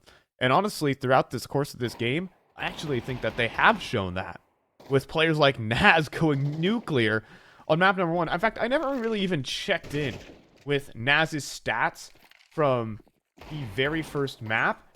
And, I mean, he went for 137 ADR and a 2.2 rating. Helped as well out by BK12. Something light for a guy like Nas. Ain't nothing but a thing. He was also very good. He had some great performances on Nuke as well. And the one T-side round that they did win, it was largely his responsibility. He was the one that was able to give them that much. Wasn't quite enough, but like you said, yeah, I mean, so far they've given us an example of how they can get to work on one of those maps on Ancient, a very clearly strong map for them. But with these newer squads, sometimes getting your map pool all figured out, it takes some process, it takes some time, and so we'll see if they do have that underneath their belt with this third map required. Honestly, it's just incredible that a team like La Ruganeta, a squad that has next to 0, they're like unranked on HLTV because this is like their first game or first week of play, like as a core, as a unit, their first tournament. And they've already taken down a decently established name in Flamengo, and they've taken a map off of 9Z. Like 9Z, easily a top 5 team in South America, if not like top 3. Yeah, I mean, again, this is a roster that is in those finals for like every qualifier, is always close to making them, if not making them. So see if they can shut things down, or if it is just that one map there that's going to come their way. So far the pistol looks good, but 2 answered back. Naz, fortunately for them, taken down, and that's your key player right there to eliminate. Abyss now left last man standing. Huge flank, huge flank. Honestly, I love the reposition. This is the last place they expect him to be coming from. Fossil Peak. Oh, he makes a footstep, so he has to fire off. Fossil Peak will fall. And DGT is low. Playing off the contact, and Martinez will pluck him out of the air. Put him into his pocket. First round, a pistol here for 9Z. With some of that early success here. First pistol they won was on the CD side of Nuke. Now they're able to do it on the T side here of overpassing this third map. Great start. Early stages. See if they keep that up. The ball moving. Against a full USP eco, so... Well, actually... Can't be so certain about these. I've seen it go wrong once before, but I don't see like an AK lurking into... lurking out monster, for example. That would be where I raise the warning signals here, Cole. But, moving as the death ball right now, not today. As it just leaves Naz. He's been good, but how good?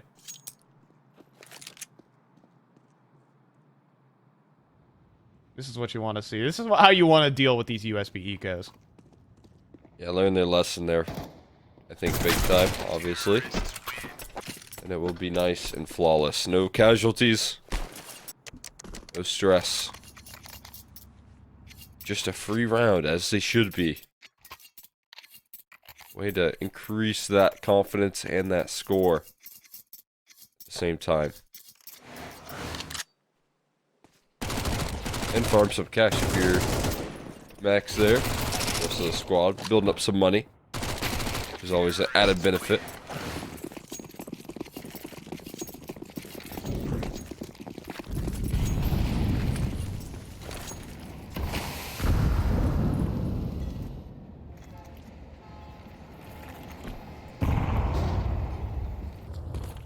We're going to see a little B execute. Faster play here from 9Z to leverage those MAC 10s. Can it work on out? Abyss only good for the 1 until he gets traded. Now, Relentless, though, will be challenged inside of the pit. And, he'll pass with flying colors there. Takes out the USB for the double kill and buys time for those rotates. La Ruganeta are on the board. Let's hold their own on that fast B-side play. Managing to force back the bonus right there. Offer up a great defense. Like you said, just buying valuable time for extra support to arrive onto the scene right there. What they do. And one player going down right there is a great way to start off your CG side. some extra cash flow here. And doesn't matter though. It's Martinez who picks up an op, and maybe an unexpected factor there for Kaiser. You might feel comfortable taking a rifle-on-rifle duel at that range, but the op is just the king on overpass. Absolutely. So far, Martinez in this game, even though it's been a bit of a tough one, has really We're up to prioritized no having good. that. Oh, but he's ready. Peak is ready for this. Didn't matter, though. Not ready enough, I guess. And it goes back. Realized right there quickly. Also peak good awareness, but like you said, maybe not fully anticipating it, just kind of being diligent. Cyclops up there for Martinez. On his way down. And a double swing that comes through in relentless lines of both players in shot side of the short pipe. Or at least there's a frag back from Martinez, and honestly, opens up the A site a lot at the moment. Is there going to be a jump spot? Ooh, just off the angle. Fortunately for Naz. Makes his way back into bank. Uda's going to thunder stomp around. Naz, is he going to be able to deny this? Swing after the digits are in. Back dice. Naz. Oh, it's a missed shot from Martinez, making this very complicated through the smoke. Running out of ammo here on the op, and he'll fall. LaRue gonna have to equalize. The fight back there, down a man to start off this round here because of some confident plays coming through, but like you said, quickly equalizing with that retake effort with some late shenanigans coming through. Good stuff from Relentless to find that multi-kill. The way it all starts here, but again, this fight crucially goes in the way.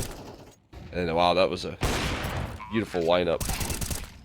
Sure, some victory right there for this CT side. Now a chance for Martinez to get to work.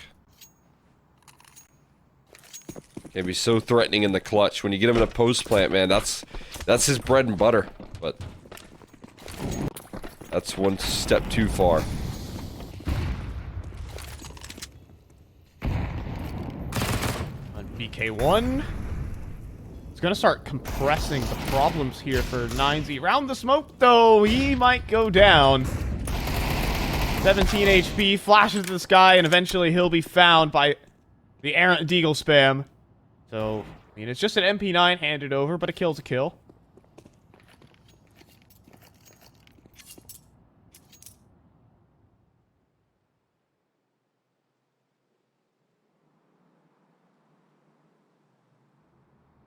The end of the world here. Good. I have control taken elsewhere, though. See if those flanks arrive onto the scene in time. Here's already smokes being tossed in, but Nash just gives him a deadly swing right there. That's at least going to give them the secured man advantage for now. Yeah, but a lid has also been put on the box as well for 9Z. What on earth? The MP9, I guess, is... That's a scary gun. Now even a Biz is kicking off a big flank. At the moment. He's already through Fountain. But if he sees nothing, he might make him think they've gone through Connector instead. This is devastating. Look at this. They're going to kick off a rotate when actually they're going up long and are inside a smoke. That clears out all of bathrooms right now. And they think it's the B site goal. Naz just only now will pick off the cross, and, well, he'll do well enough.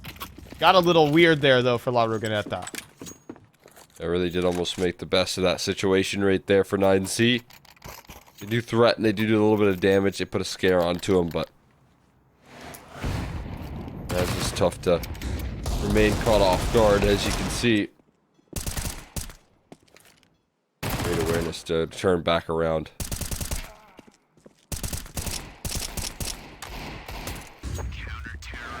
Sure success around there, rolling.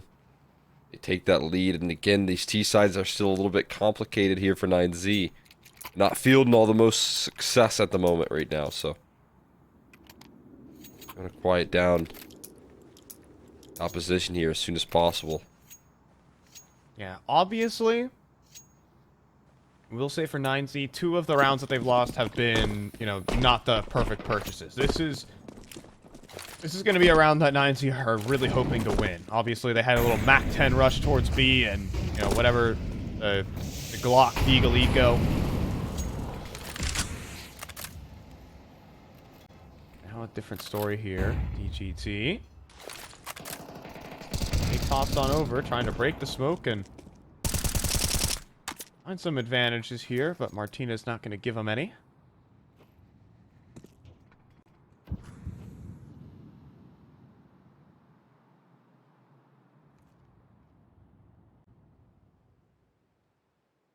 Just yet. Flashing for long.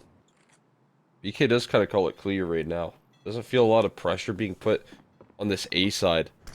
That little long play that they go for here, so can more so commit to this B setup. Op is ready, no flashes, no kills. Only in favor of Kaiser. I wonder if Max saw the double monster setup though. Huge question, but you can see just the utility dump off the back of that. No extra picks will be had out of that. All. Trying to trade things out, but now it just forces their hand towards this A side. Flashbang play. Not aggressing off of it. Just the flash. Just to try and buy time. 20 seconds left, and that every second counts here, especially when you drop the bomb like that. Yeah, BK1 also adds to it. Two-man combo here for La Ruganeta is going to secure this one. And the T side struggles continue for 9Z.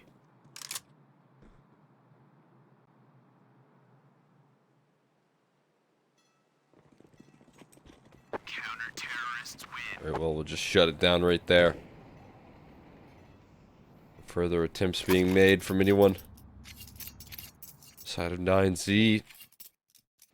Get those guns out on the defense, and they just immediately start fielding that success here.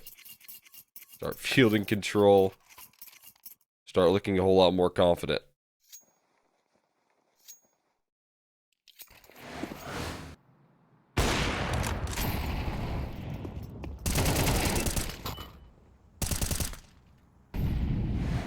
Two-man combo on that A site. Again, just holding down the line when needed. Those are just individual 1v1s that 9Z are not besting their opponents on. That's kind of how 9Z run their T sides. It is just, again, very duel-oriented. They're looking to find these 1v1s and then win them.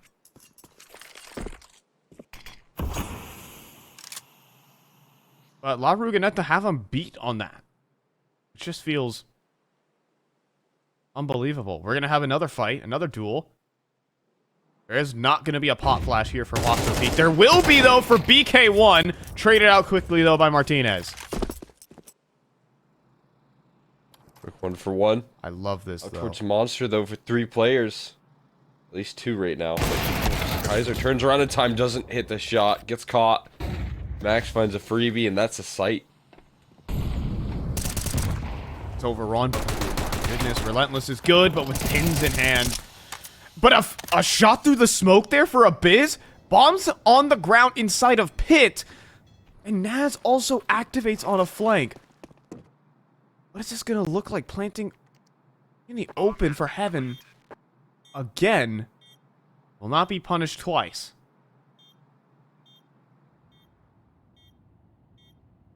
As well as, oh, Buddha, he lets his attention slip from Heaven for just a little bit. That allows Naz to begin the move. Molly nade combo. But Buddha's going to nail the shot into a Biz. Naz in some trouble. Bomb is planted for CT spawn as well. And so, just being able to play the time here should be good enough. But instead, he hands his back over to Buddha. Finally starts to wake up in this series. 3 rounds to 9Z. Lovely work right there. Buddha closing things down. A great call, a great read from Max to target that B side here off the back of showing a lot of threat towards A early. You can see what it nets them. Max with the big opening pick. They catch them in that short setup, and the post plant here, Buddha able to shut it down before retakes can ever lift off. So crucial rounds 1. Some extra work being done. on this T side for 9Z.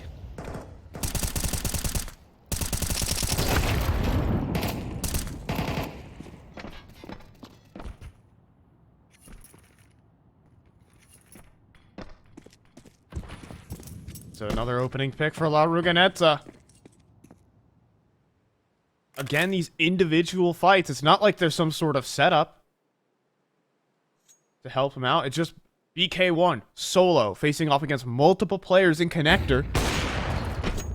Wins the duel, gets out of dodge. But Huaso Peak charge next. Oh, somehow the fight is inconclusive here. BK1's going to continue pushing forward though to pick up Max to make the advantage hurt a little bit more.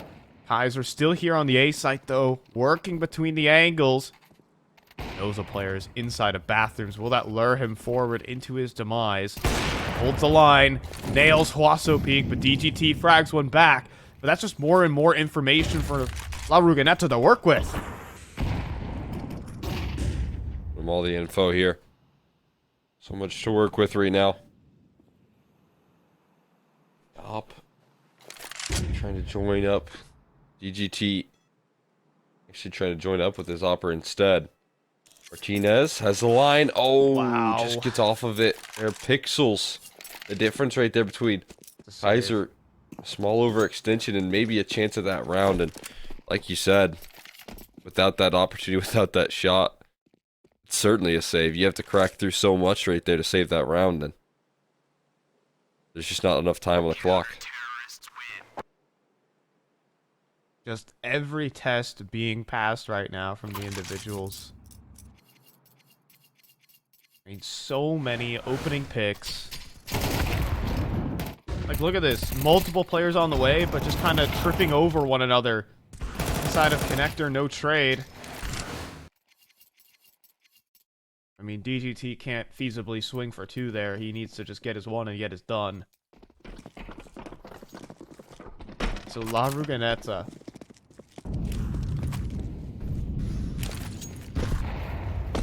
They are playing superior Counter-Strike at the moment.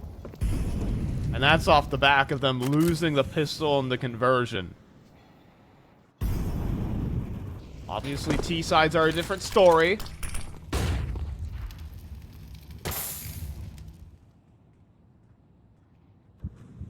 But it's looking solid.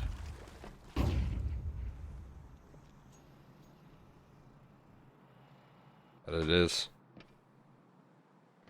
Get a little force by action here again to try and match up the economy, try and sneak around. Your 9Z, I think in the back of your mind, you know that T-side hasn't been your bread and butter today. Get yourself a couple cushion rounds into the second half. This is a risk. A big one. That could have just been that risk down the drain. But Huaso Peak adds one in, but there's a double kill. He goes back in for thirds there. BK1 almost gets it. But he, in the meantime, he gets to see the entire team as well. And then Naz just hits him with a wide swing. But promptly punished by DGT. Now it's a Biz next up on the plate. And DGT, he's normally the engine here for 9Z. He's powering this team in the round. Relentless up for the clutch. It has gotten out of control quickly. Up. Picked up, and it's a save? It's gotta be. Wouldn't really pick that up otherwise. And yeah, he's just gonna immediately call that save. Now, I'll give it a try. Post wins were already really established there for 9Z, but the force by ends up panning out for them, and that just saves him so much worry in this half here. Capitalizing on some small overextensions for this young squad here who's feeling confident, feeling like nothing could go wrong until EGT has a little bit more to say in some of these rounds, and then all of a sudden, you gotta walk away with your hands in your pockets. Yeah, I respect the risk taking though from 9Z. It still shows that mentally they're in it. I will say that round could have been so much worse. Kaiser connects that opener off the leg shot. Instead, he goes in for the reswing and gets 1D. BK1 also could have gotten the triple kill if necessary. But the punishes from DGT were absolutely necessary. Considering the cold start to the series he had, he's still very much awake. We see a full force buy back here from La Ruganeta. Honestly, this puts the half on the line. And you know how these T-sides have gone, maybe the game.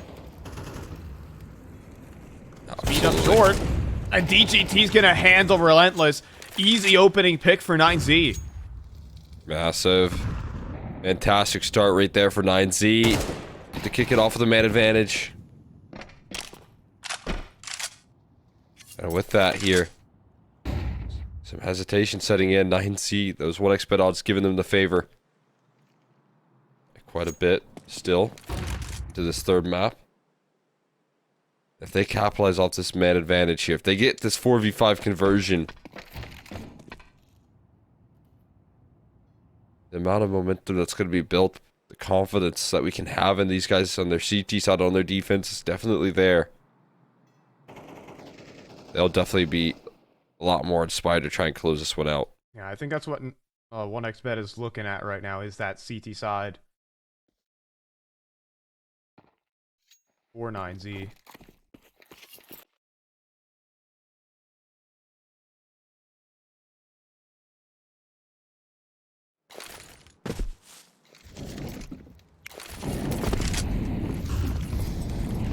But a straight A execute and a gamble stack B from La Ruganeta is going to be an easy equation.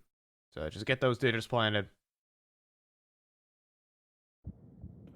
And make this equals at 5.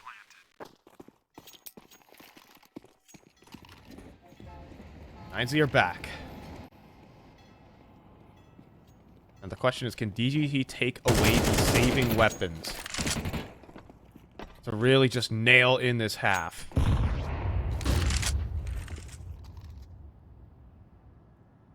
Get a chance to assert a little dominance on the hunt. Or a little donation of an AK there. If you keep on turning that corner, they will wisely not chase that far. Stop just at the right moment. Thinking about it. Trying to lure him forward, and oh, down goes a pistol armor. Could be worse. That's 5 all here for 9Z.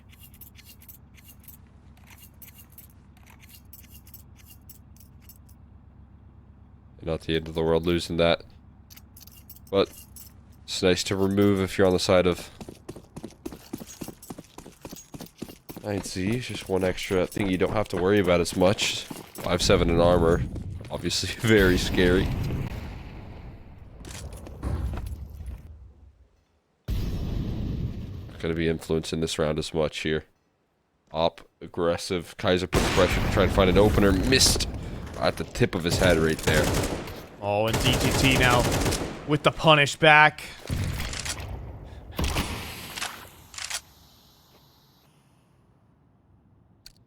He's back in with the consistency.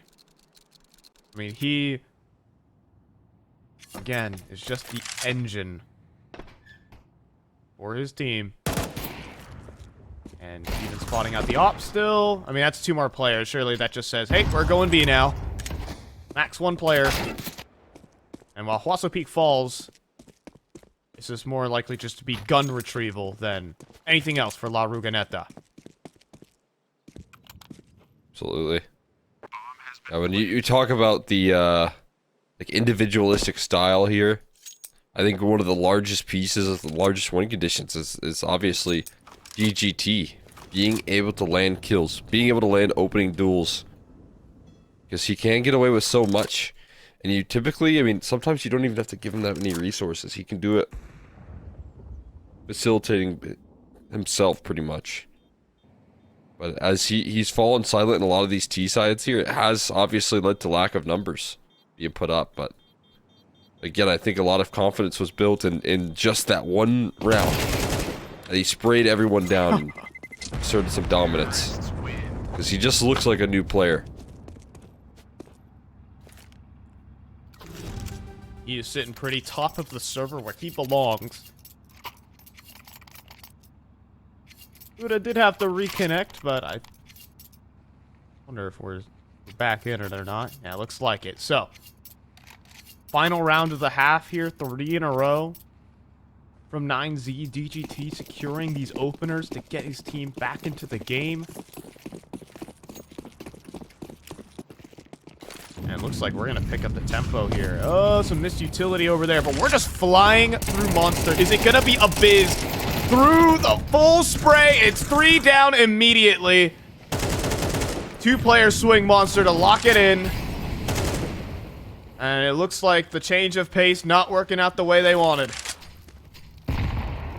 Hoping that they could sneak away a cheeky B rush at the end here, but Naz is stuck in the cubby. Trade comes through from BK1 though, so even a 2-for-1 is still something you can afford. Martinez though, again, clutch situations. You know, this would be a real bow on the half if he could get away with something here. But he has to more so moonwalk to connector, and I think he just made some water sound. Spin around, but can't hit the shot, and now he's down to half HP. His position noted. Nade lobbed in as well to make life even harder. BK1's not going to wait for that clutch to assemble itself. It is a tie half between 9Z and La Ruganeta. Can the underdog, can the full-on Argentinian squad transition this to the T side? They're gonna need to. They want to keep themselves alive here. We're gonna need to see Naz step up. I mean, again, considering some of the win conditions here for this squad, Naz on the T side of Ancient was ever present, always being able to crack things open. I think he had like an 18 kill half, if I'm not mistaken. And a lot of entries, a lot of first kills. So they're going to be needing him on the server as we hop into the second half. All tied up. A lot of runway here for 9Z. So flashes over. Full B-side execute here. 9Z looking for that pistol. Naz looking to take it away. Buddha just hoping, praying, hiding. He's out of ammo. There's 3 kills coming through from La Ruganeta. And they're going to pull the ripcord on this half and get that engine started. This pistol round is locked in. She looks so strong out of the gates. No casualties, just nothing but inches from a biz and BK1. A fast B play. They will quickly take that lead right back. So, and Z, you can borrow it for a little while, but you're going to need to return that.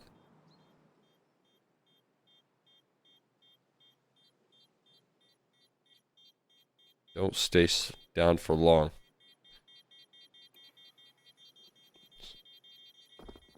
Have a whole lot more T-side influence here. Out of the gates, we see a fast play. Yeah. Very aggressive. Saw a little bit of that. Oof, on nuke. It wasn't working out necessarily. Here it works wonderfully. It's just Buddha out of ammunition.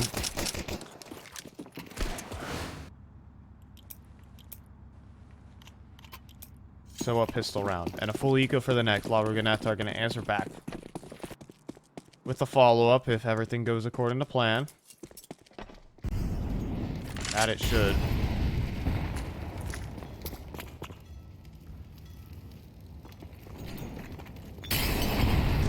Well, a nade start is not all that great. Like, Naz is, you know, a single USB headshot away from death.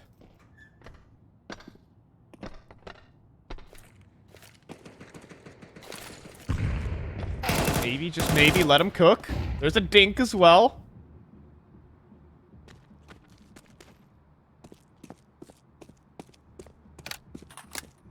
Some fear into the hearts here. Early. These shots are striking true. Full-blown rotate coming up, though. But, of course, they hear that rotate, and they're just going to turn it back to B. So, BK1 confidently is just going to entry, and Oh, they're going to be kind of swinging at air, these USPs. They'll take down Naz, but that's just a MAC-10. Now, Abyss could hand over a gun and actually some cash as well. If Max is going to pick this up now, he's moonwalking into this long player, and there's the MAC-10. Trying to pick up this Galil. He'll get it. Even wrap around Relentless. Which could make this interesting. Like, losing a couple guns. Oh, Relentless. All right, we'll spin around to stop that from getting out of hand. So they will get the conversion with some speed bumps. There in the end. Take a little bit further of a lead here. 8-6 now. Manufactured.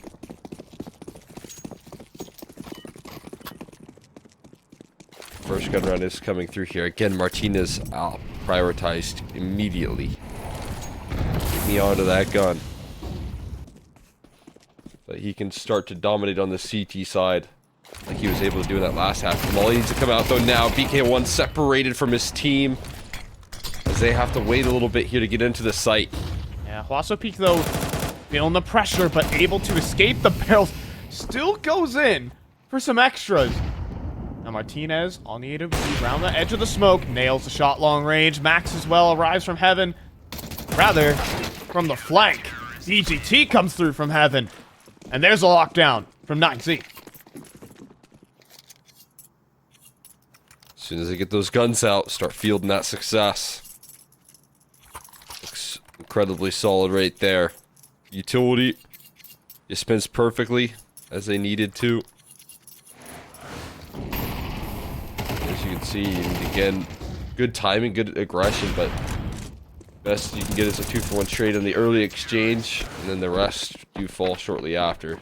And a lot of damage done in that prior round here, just kind of forcing some weapons to be dropped, rather in that prior eco. Does leave them on aggressive force buy. That lead could swap again.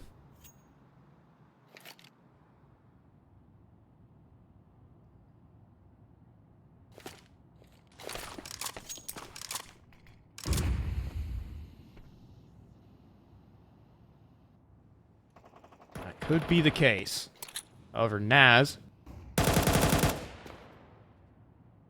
gonna start up a couple problems inside of Connector, but it's actually a Biz. They're popping out onto the B site right now without the bomb and kind of on an isolated mission where they will just be side swipe. There, this round is toast. DGT also collects a kill over, and I mean, a 2 versus 5 and the bomb still spawned cold. This round just never got off the ground. And a very aggressive purchase as well for La Ruganetta. It's gonna fall flat. Ooh, flawless. Looks like 9Z are back in the driver's seat for this one here. I mean, again, we kind of highlighted all throughout the half. We kind of foreshadowed it out of the gates here, but you know, depending on what 9Z really could do in that first half here, would set them up for success later down the line. And Martinez opping, already looking good. DGT has had a great first half. He's given his team some runway here to work off of, and just be enough. Might just be enough. You know, Cole, that was like one of the first question marks of a round that I've seen from La Ruganetta so far. That one was too isolated, too predicated on success, a little too optimistic, and now the off angle here from DGT. He'll pick up a double and spot the whole team.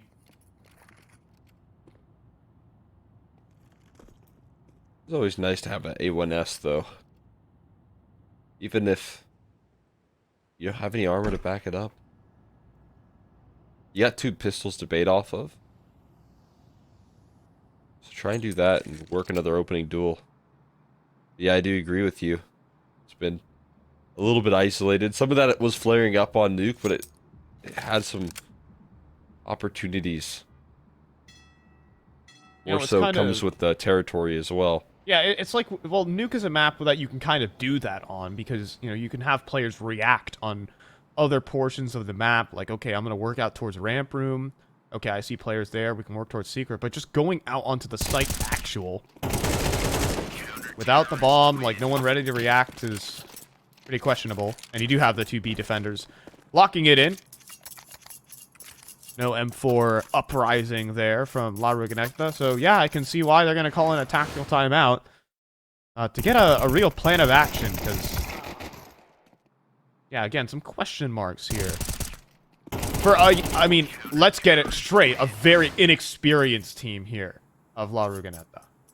Yeah, I mean, as we said coming into this one, it's going to really test their map pool taking it the distance right now. It's going to test what they really have in store. How far, how deep can you dig for this, series? Obviously, like, you know, there's a lot more protocol set in stone for 9Z on this T side than what this newer squad in La Ruginecta would really have to bring in.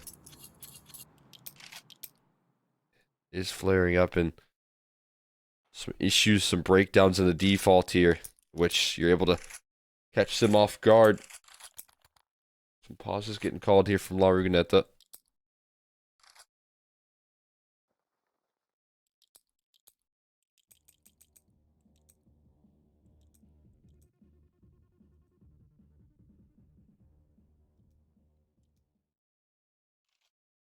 Yeah, back to back even. With the tech pause in between. So, alright, a plan of action surely to be set in motion from La Ruginecta, but still a very inexperienced squad. They're gonna turn it up a bit faster in towards connector. But it's empty here. 9Z don't really mind losing this part of the map. Going to concede it. Out of the gates, at least. But fast movement being made here. Ruginecta taking space, and they're taking it quickly, but avoiding the op for now. Ooh, but what a shot from BK1, but Martinez has got a couple back. I've seen him in this position before. And that needing to maneuver around. The molly, though, does not spread to his position. Looking for some extras, but cannot hit the third flick. Man, this man is feeling it. Yeah, starts to even just dive into the fire, see what he can get away with. Finally traded. But he gets 2 kills. And some damage confirmed as well. They're going to continue to brute force their way towards A. They're boxed in, essentially, here. But their teammate has B locked in. If they can buy time for this flank, at least. Con control. Con control. You can't go down con. I mean, say you can't. They can beat Buddha. Can they? Is the question. And they do! Oh. They find the headshot to get back into it. Buddha gets deleted immediately. And look who's so far into the site. Abiz has already got all the real estate. Ross? Could be cut off, though. Relentless. Drops. Trade there from DGT. It's a 1 versus 1. We'll trade out Mags. And Kaiser. Now to play around the edge of the smoke. He doesn't know if DGT has dropped or not. So as it fades, he's going to get himself in. Picked up a DGT. smoke. He's just gotten himself a smoke. He has a kit. Call that a recipe for success. Smoke dropped onto the bomb. Defuse. It's just going to be stuck. Kaiser needs to start spamming immediately. He's missing, though. He just barely gets it in. And La Ruginecta will just barely hold on. Just enough in the tank right there. Kaiser saves him in the clutch. But a great kill coming through there on the Buddha. That's the game changer right here. It all relies on that kill and that kill alone. And Kaiser not only saves him, but gives him an opportunity to route out of that A side and into B. I mean, that was borderline last bullet. I don't know if it was for sure, but it was close enough. What a saving grace right there for this T side. That nearly got leveled by a Martinez op clip.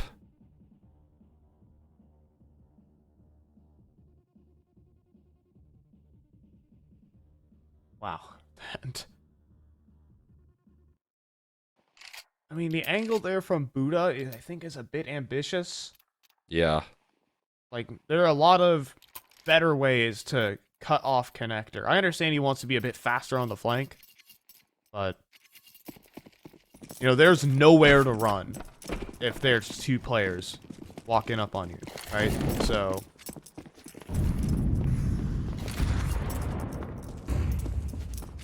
food for thought, but that's gonna have to wait after this series is done. It's equals now. The Orgless squad, La Ruganeta, is keeping steady.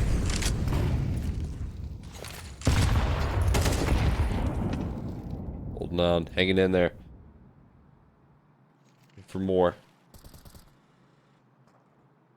We need to win another round here to break that money on the CT side. There's still ample tools at their disposal.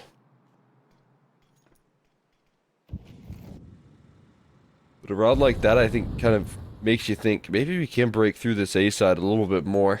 Maybe we can test this side of the map.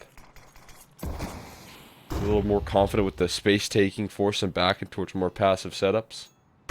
That's what they've got right now. Pretty standard 2-3 split. Execution heading in towards B very shortly.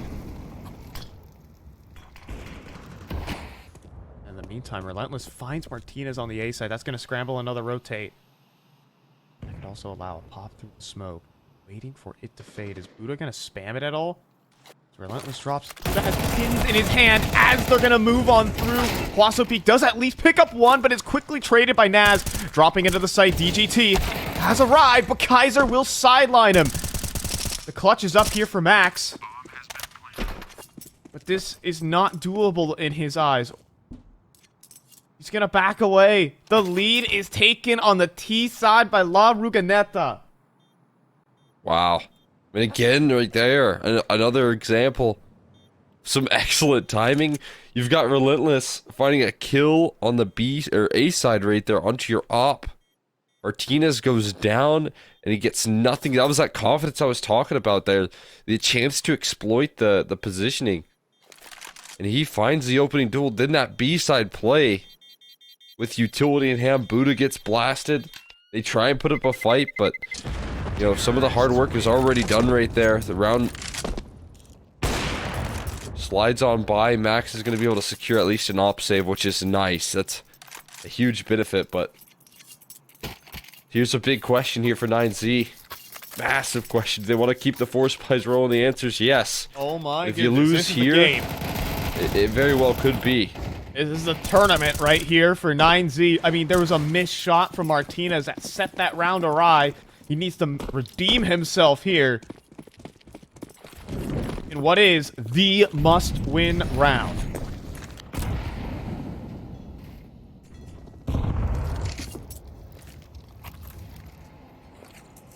Question about it. Flashbang in, and DGT is dealt with. Flying into the site, Buddha didn't have a gun in his hand, and this round is over. A 4-man B defense vaporizes. Did a flash. They just break it all down.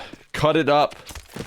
Martinez is off to save, but I imagine there's going to be a whole lot more of an effort this time to hunt than just one man chasing last round. Even still, look at this. I mean, fast on the flank. Naz. Just a little turn around here. He's got it. Oh, wait. No, he's behind the wall there. So he's safe. He avoids it. Maybe Martinez will walk away with his op, but the rest of his squad here is going to have very little to work with. In that swing round, that all-important round that we were just mentioning, that could determine whether or not 9Z stay alive, move on to playoffs, or if they get eliminated early, has just been dominated by La Ruganeta.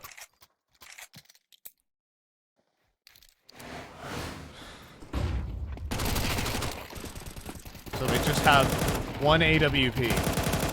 That is all.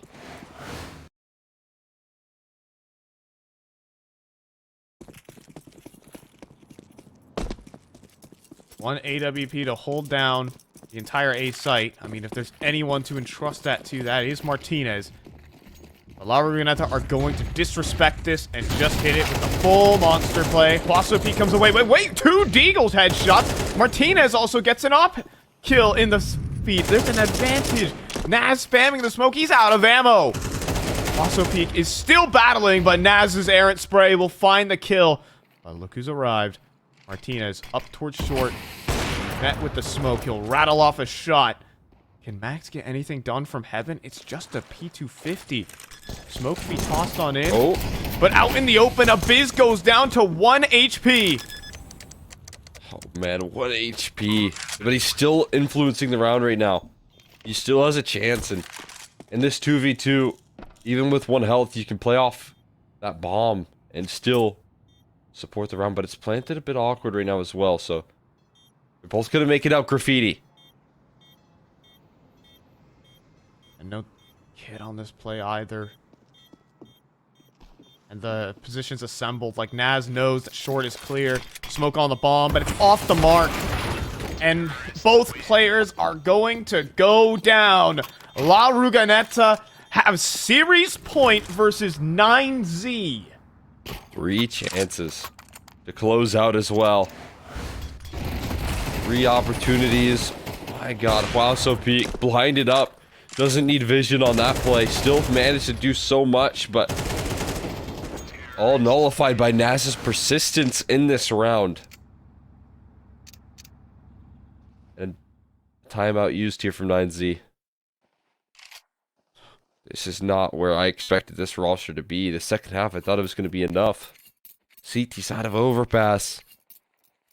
It very well could have been, but a couple small details missed. A couple opportunities let go of, and now you find yourself backs against the wall versus this young individual squad, and they could actually do it here. I mean, honestly, for La Ruganeta, this is a team that's kind of scraps together. They're made up of, like, the leftovers of the Argentinian scene at the moment. You know, Bestia is supposed to be the people repping the nationality here, but 9Z there to contend with that.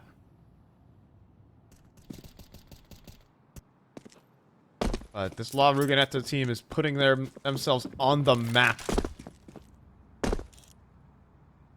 This series, just a single round in 3. All this timing. But the shot connects there for Martinez.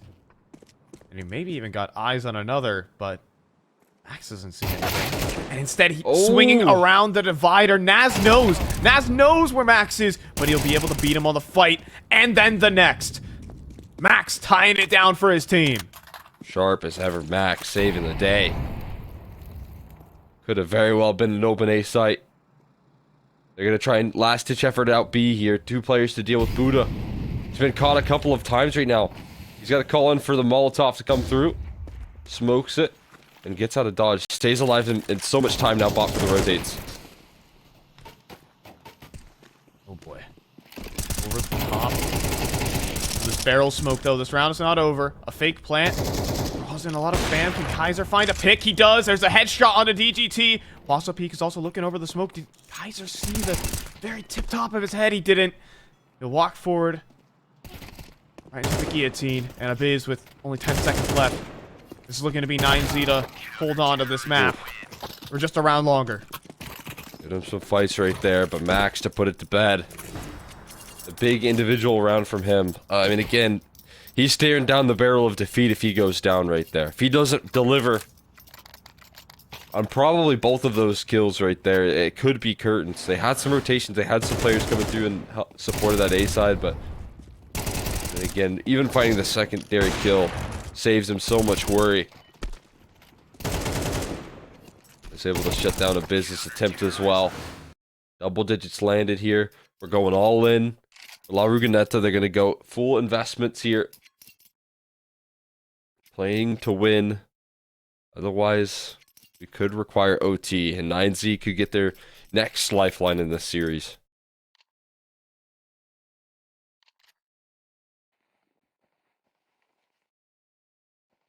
It's kind of La Ruganetta's last gasp before it's going to be Tech 9s and Mac 10s to try and pull this one across the line.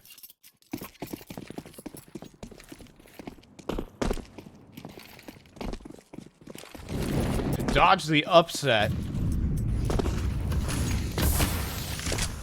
La Ruganetta to make a statement. I'm just saying, this team has only been assembled for a week. A freaking week. And they're in this position. Absolutely. Now, 9Z have been a beatable team as of late. But not to this degree.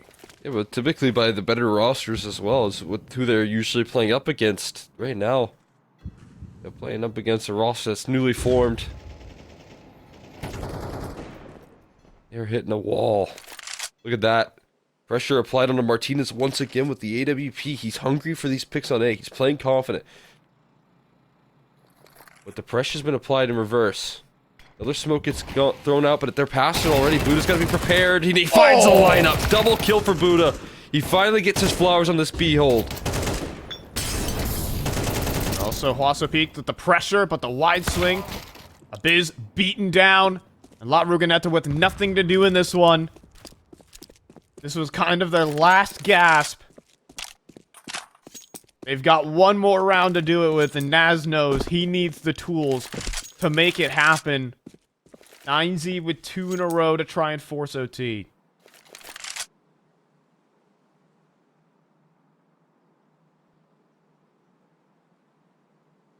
Fantastic close. I mean, I feel like we've seen so much struggle from Buddha on this B site. You've seen him get caught with utility out, caught off guard so many times, and right there he has his MP9 ready to go. He gets the swing he's hoping for, gets 2 kills instantly, and bam. We've got ourselves all the rounds of regulation here, and very likely an overtime to be added to the tally.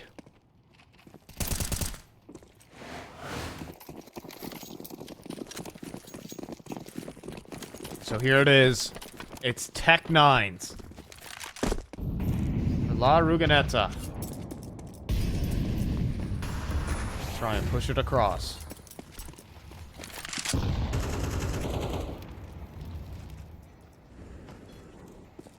I think we're looking at round 2 on the B site.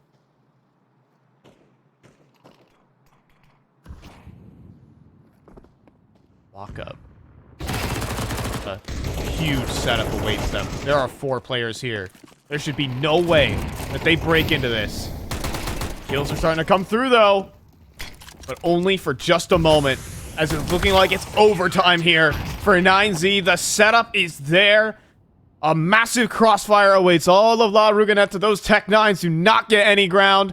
And we need overtime to decide this series. Absolutely. So, I mean, one of the hardest things to do here with these newer squads, with these lesser experienced players, is finding 13 rounds. Finding your way to the finish line. And 9Z, with their backs against the wall, managed to string 3 rounds in a row here. Buddha stepping it up. And his B-side holds. Another multi-kill out of him with that MP9. Another big round for this guy. Back-to-back to get it to this point. And again, you could kind of look at this half and look at the scoreline and say, I mean, responsible for a couple of big mistakes to lose that B site, but then redeeming it when it matters the most here and finding his footing. It's good to see him be able to do both. Show struggles early, close out strong.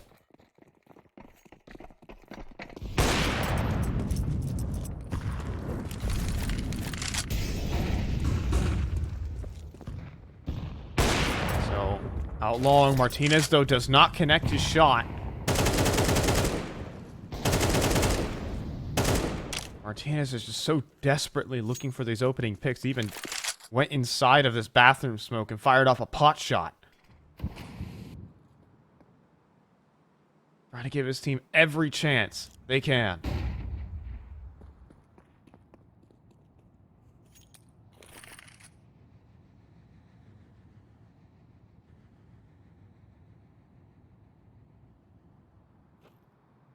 We'll continue to target this B side, it seems.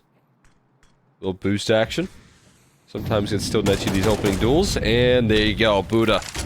Exposed right there to the boost. It gets plucked out. It does get a lot of utility out of the pockets right now. Oh my god, they're out monsters. Well, biz. Really threatening and safe. Gets out with just a sliver of HP. But this A play now is going to be a little bit more telegraphed here. Good thing. Stomping through. Max in the open. Max was in the open. Not prepared for the sudden switch in tempo from La Ruganeta. Smokes are awkward, though. And DGT will clean up the big lurk. But it feels like it will be a save. I mean, I would have stuck around there for a little bit longer for Martinez. Maybe they get impatient.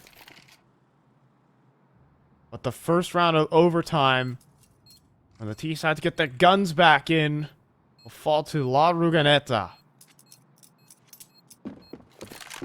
Really wasn't a lot of movement back towards that A side after Abyss got out of there. I feel like that him just staying alive drew so much attention still towards that B side, right? It's still a player that you're thinking about in Monster. And so while you did see Martinez actually try and rotate in, Max was the only one on the site proper. As he gets broken in, BK1, just 2 entries out of his rifle here. This is the first. And the second. That's all that's required to close this thing out. 2 sharp kills from BK1. And they find 13, they just do it a little late.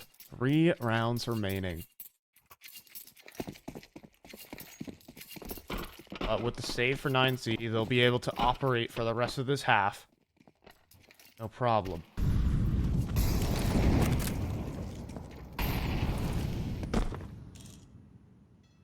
Martinez has been unable to find success. Now, this angle is nasty. I have not seen that one before. I think he's standing on a water fountain or something. Works well enough, but opening pick found as we're going to have to stay elusive.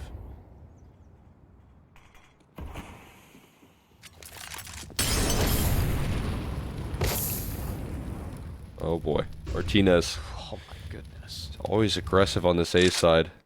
For better or for worse. And if a player went up connector, he's just dead. There's like no question about it. That sort of confidence right there is wild to see. This late into the game here. Execution towards B again. It's a fake though. It's not the full commit. Just to bait utility out. It almost worked. Kaiser, if there wasn't a molly obscuring his vision, would have just rattled off a shot and picked a monster anchor. It could still happen, because Buddha is going to play inside of the monster tunnel. And the smoke fades. Pot flash through. Buddha hears the run on through. Huaso Peak able to hold down for the 1, but Kaiser trades. We're 3v3 at the moment. And Martinez pick off the cross, though. Can these players out short make it in?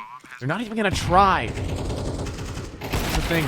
Or now they will. They'll hit him with the wide swing. And Kaiser locking it in. It has to be Max. He's almost pulled off the 1 versus 3, but Naz is going to deny it. And there's 2 more rounds needed here for La Ruganeta. Oh man, just the wide swing kings right there. Martinez falls asleep at the wheel holding an angle.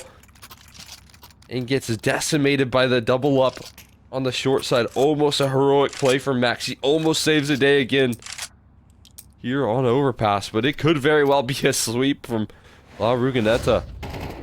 It might just do it here. Kaiser with the AWP, able to break through Buddha. Needed that kill. He delivers it. Naz in the clutch will offer up the relief that they were hoping for. denying that 1v3 here. Flashes come through here for Martinez. He's going to get a peek. Easy conversion on the kill. But now I'll notice is Max. He's got to run. Or does he? Stick around.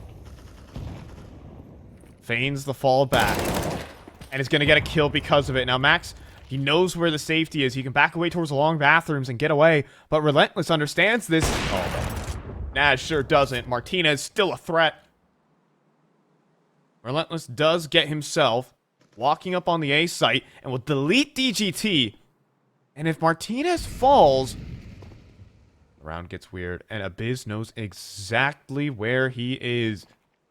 Gonna walk up towards Martinez, but just nails the no-scope of all things. That's the bomb on the ground, and Relentless with nowhere to go. Wow.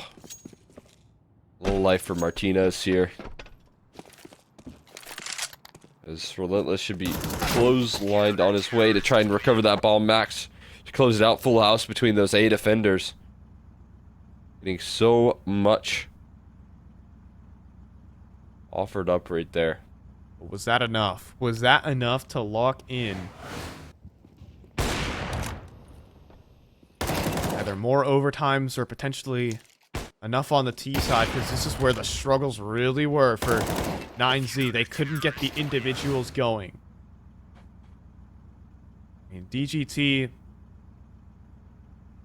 was certainly there, present, winning rounds for them on that T side, but maybe cooled off a tad bit on the CT end. Can he keep it up?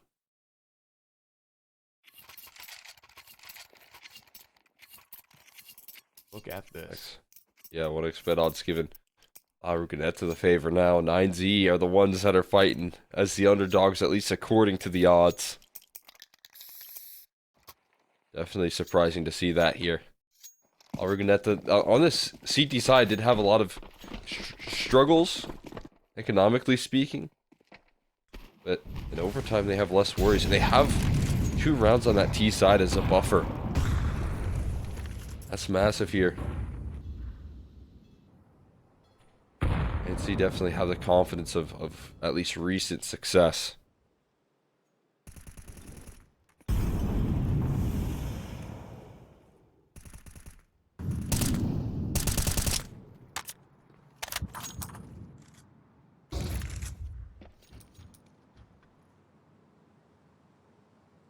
Z playing probably one of the most careful rounds we've ever seen. There's no fast control anywhere. It's the pack that's trying to work the map control, not the extremities.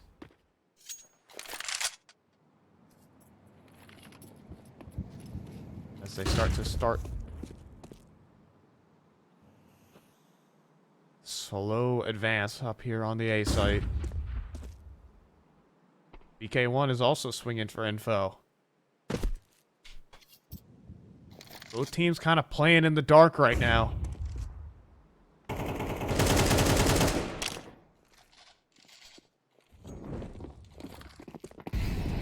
So wide swings here. The execute is through. Naz, though, comes up with the double. Down to 18 HP. Has to switch to the sidearm, though. He will fall. 1 player remaining here on the site. It is Kaiser's AWP at truck right now. And he nails the first shot. The molly somehow does not force him forward until it spreads just a little. And DGT is holding down the backlines. Or is he? Abiz drops Martinez. Bomb's going to be planted. Other side at Dice. It is a 1v1. DGT needs an ace. But he's going to be able to back away to bank. Give himself the best chance to win this round. Molly onto the bomb and he gets to reposition. Playing still towards bank as well. He could hold this threat angle. He doesn't see Abiz make it to truck, though. Abiz absolutely knows. Has to start making noise, though, as he approaches in towards bank. He almost finishes off DGT. Not a fake DGT. It's a full stick. It's a full stick. He almost misses it. But DGT will get the spray and the ace to keep 9Z in it. Wow, goes for the full stick right there. DGT, though. I mean, again, talk about a T-side facilitator right there. Absolute beast of a round. Finding that ace. Saving the day. So much impact offered up here from Naz in the attempt to save this round, but DGT just takes it one step further. All the kills claimed by him.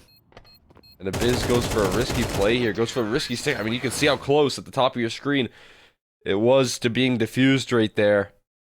Just a mere couple seconds or milliseconds away from closing that one out. And that was a difference maker. That bar was so close to being diffused. DGT steps up just in time. We're tied up. Losing that round right there would have meant 9Z. We give two more chances to La Rugineta, and on the CT side of Overpass. Look at this. La Rugineta, they're tired of waiting for this slow, creeping default. And they've gotten Kaiser on the off angle inside a short. Easy kill despite the flash. The trades, though, are coming through, or are they? Instead, it's actually here for La Rugineta. They have a man advantage to try and secure another series point. Taking down DGT as well. Key facilitator already out of the server. That flash play nearly works perfectly for them here, but hearing this long aggression is info for BK1. That's 2 players spotted, right? One through the flash, one to peek. And Relentless immediately starts to aggress off the back of that. Max is going to miss the timing here. He's walked out on towards this B site, but doesn't realize that short's open. So these players are going to jump up into the connector, though, and Huaso Peak will fall. Now, Max knows he can turn back his attention as he's already gotten his way out monster. Try and clear save this round. He's going to have a freebie onto Biz as long as he clears it, but he waiting for his teammate to get a little closer, I believe. Maybe not. Does he assume short is clear? Abyss? Going across? Oh, but Martinez nails the flick to get his team in it. Did Max just disconnected? I think Max just disconnected. I can't believe it. In a round as important as this, Max... It's just Martinez. This is a tragedy. Disconnecting in a round that decides series point. La Rugineta have another chance. Oh. I was about to say, I was like, it would just be like, obviously clear that Max would take that timing that he hit to pressure that B side, that short side, that he knows there's a player nearby from that earlier kill, but that makes a lot more sense, is that he's just not in the server, disconnected at the worst possible time. He's back in, though. He immediately purchases up here, and 9Z again have to dig deep. It's either double overtime or bust. Wow.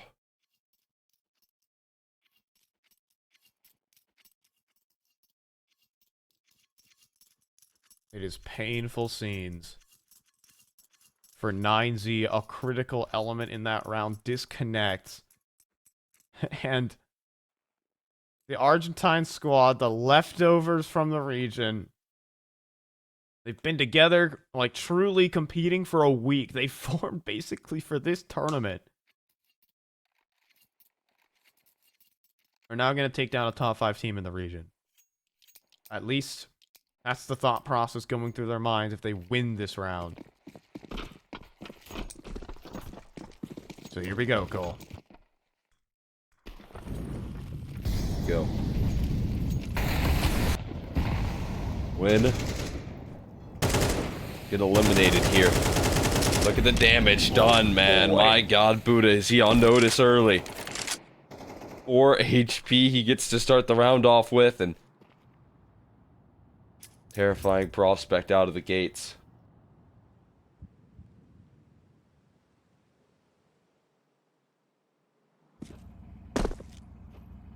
They're playing back on this A side, though. They're giving space for some map control to be taken right now. That flash gives info.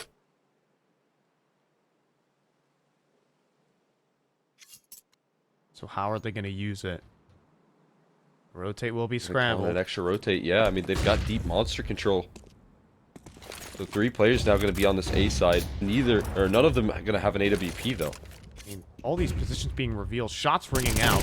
As though he could be in trouble, or is he? BK1 has got his back. DGT falls. Molly drop forward. Can Max win his duel? He can. keeping his teammates in this round so far, and then out long, the miscommunication. Naz gets backstabbed. So utility dump trying to stop this bomb plant, but Max is gonna get to work punching in the digits, and it goes on through. Bomb plant established, retake needs to happen here. Oh no! Lineups though could have gotten weird. Kaiser though, he's gonna get his team back into the retake. Long range fight for Huaso Peak and 4 HP for Buddha. It's a 2 versus 2. Abyss is gonna start swinging forward to clear the angles. Buddha is gonna stay tucked. Bomb planted in the open, however. Buddha knows that this angle was just cleared. He'll deny the defuser. And surely Abyss will fall here. 4 HP for Buddha. Doesn't matter to him. Double overtime required. Buddha with no HP right there. Starts it off. Down low. Ends up closing out for them. What in a round where it mattered the most right there. That massive communication breakdown on this A side. DK1 finding this opening, but then continuing to fight forward right there. And look at the freebies that are given over on these long holds. That lineup, though, that lineup from 9C, that could have been the final nail in the coffin. The complications there were certainly scary. Yeah, 9C will hold along the lines again. Also, Peak saved them there. It was just on the outside angle of that swing. If that swing was just a little bit closer to the APC, Huaso Peak wouldn't have been able to fire back. That would have been the double kill and would have went untraded. I mean, that was the series right there. The margin of error can only get so thin. So 9Z.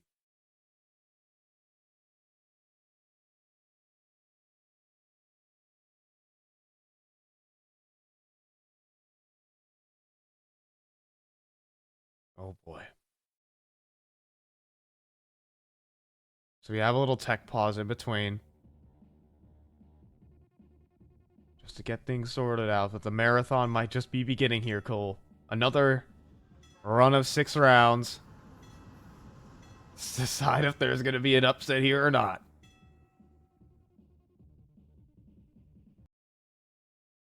Siree. And one of these teams able to close out this one confidently. You understand why the struggles are there. Both rosters fighting for dear life in this head-to-head. Again, I mean, this tends to happen when you are facing elimination as opposed to your opening matchup. It's been easy for 9Z to say, oh, we can make the lower bracket run anytime. But there's no lower bracket. There's nothing to lean back on. This is all on the line here. Losing your eliminated win, you move on to playoffs and get your chance at redemption. Your 9Z. There's La Rugineta, just making it to playoffs alone would be that step. Massive one in the right direction here for an early iteration of a roster, but back into it we go again.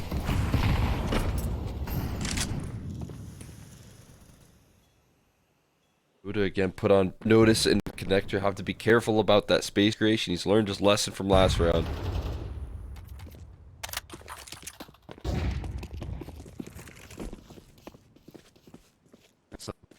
Long begin. BK1, how much has he heard? Flashbang over. No one's firing any bullets. Now just the double swing. Oh, but they're looking the wrong way. Max doesn't know where the shots are coming from. BK1 forced the open. Another perfect popper, though, to follow up. Couldn't take down Martinez, however. We still have a 4-on-4, somehow. Did a lot of damage right there. A little adjustment, but DGT will step up again on this T side here. Finds a big opener. Over towards Connector. He's going to nullify some of that pain here. And your only low HP bar is Martinez, so a man advantage. Big one at that. But Bomb is towards long right now, so A seems to still be like the commitment. Depending on what these players can do when they lurk out towards this B side. If they call it clear, maybe that is the chance to reroute. Yeah. Connector control is in your hands. Relentless is the only defender. He's calling in for backup. selling a rotate down. DGT, I mean, he said, you know, go do your thing. But Naz is currently out of position. He's going to run up towards Dumpster. He's fight versus Buddha. But he falls. That allows the bomb to get on through. But there's an HE. There's an HE for Kaiser. He can stop the plant, but it's too late. And it splits the goalpost there with the HE as well. Kaiser going to start wrapping the site, though, and Martinez completely unaware. This retake is on. There's no smoke for the defuse. They do need to get the frags. And low HP, though, for Buddha. He'll fall. This first round of double OT. If you go into La Ruginetta, if Max has anything to say about it, though. Smoked it. Dropped on towards that bomb, though. And it's starting up again. Spam needs to go further to the left, and he's off the mark. The ninja defuse is there for Relentless. Oh, man. What a tough way to go out right there. Max trying to land the spam, but he can't quite connect it. Off the mark, and a sneaky defuse right there, capitalizing on the other side of things here. 9Z, it felt like a pretty big miscommunication. Martinez is posted up on bank. He probably thinks someone is watching his dumpster. Right? But no one's got his backside, and he gets flanked for free. Goes down in that site, can't be involved in the post plant, can't find anything with that AWP. 4v3 goes awry. That's that kill I was talking about, though. And again, when that chaos gets involved in the server here, in the heat of the moment, communication's got to be crisp. And oh, Martinez is out early? Yeah, he just swung party. He just went all gas, no brakes, and just got handled by Kaiser.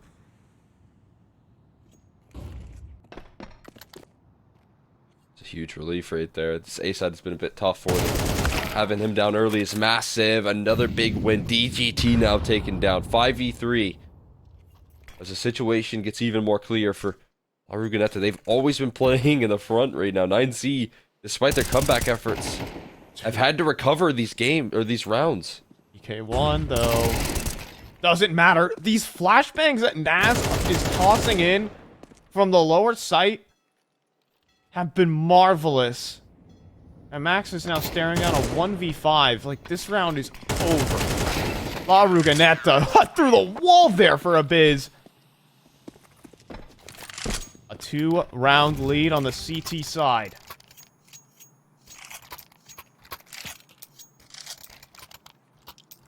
Didn't think things could get much better. Such an easy round to pick up right there. Easy pick off out of the gates. Taking down a heavy hitter. I mean, the first two big names get taken down here. Not a lot much more you can say. His quickly deals with that. Will they give us one? The T side. Oh, he's just dead. Max! A coffin for him in short. They wanted that play, and they sure did guess for it. 3 mollies used, but it's so worth it when you find an opening pick for it. That's all that matters. DGT has always been searching for these picks. Game lobbed on in. With just a smidgen of chip damage.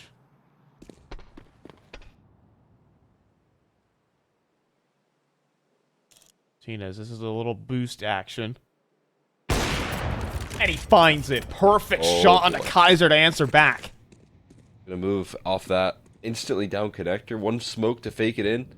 You might just send Buddha in as your solo alert. There's no rush. There's no rush.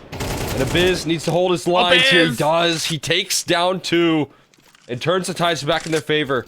It's going to be a pop flash back in, and Naz is still on the site.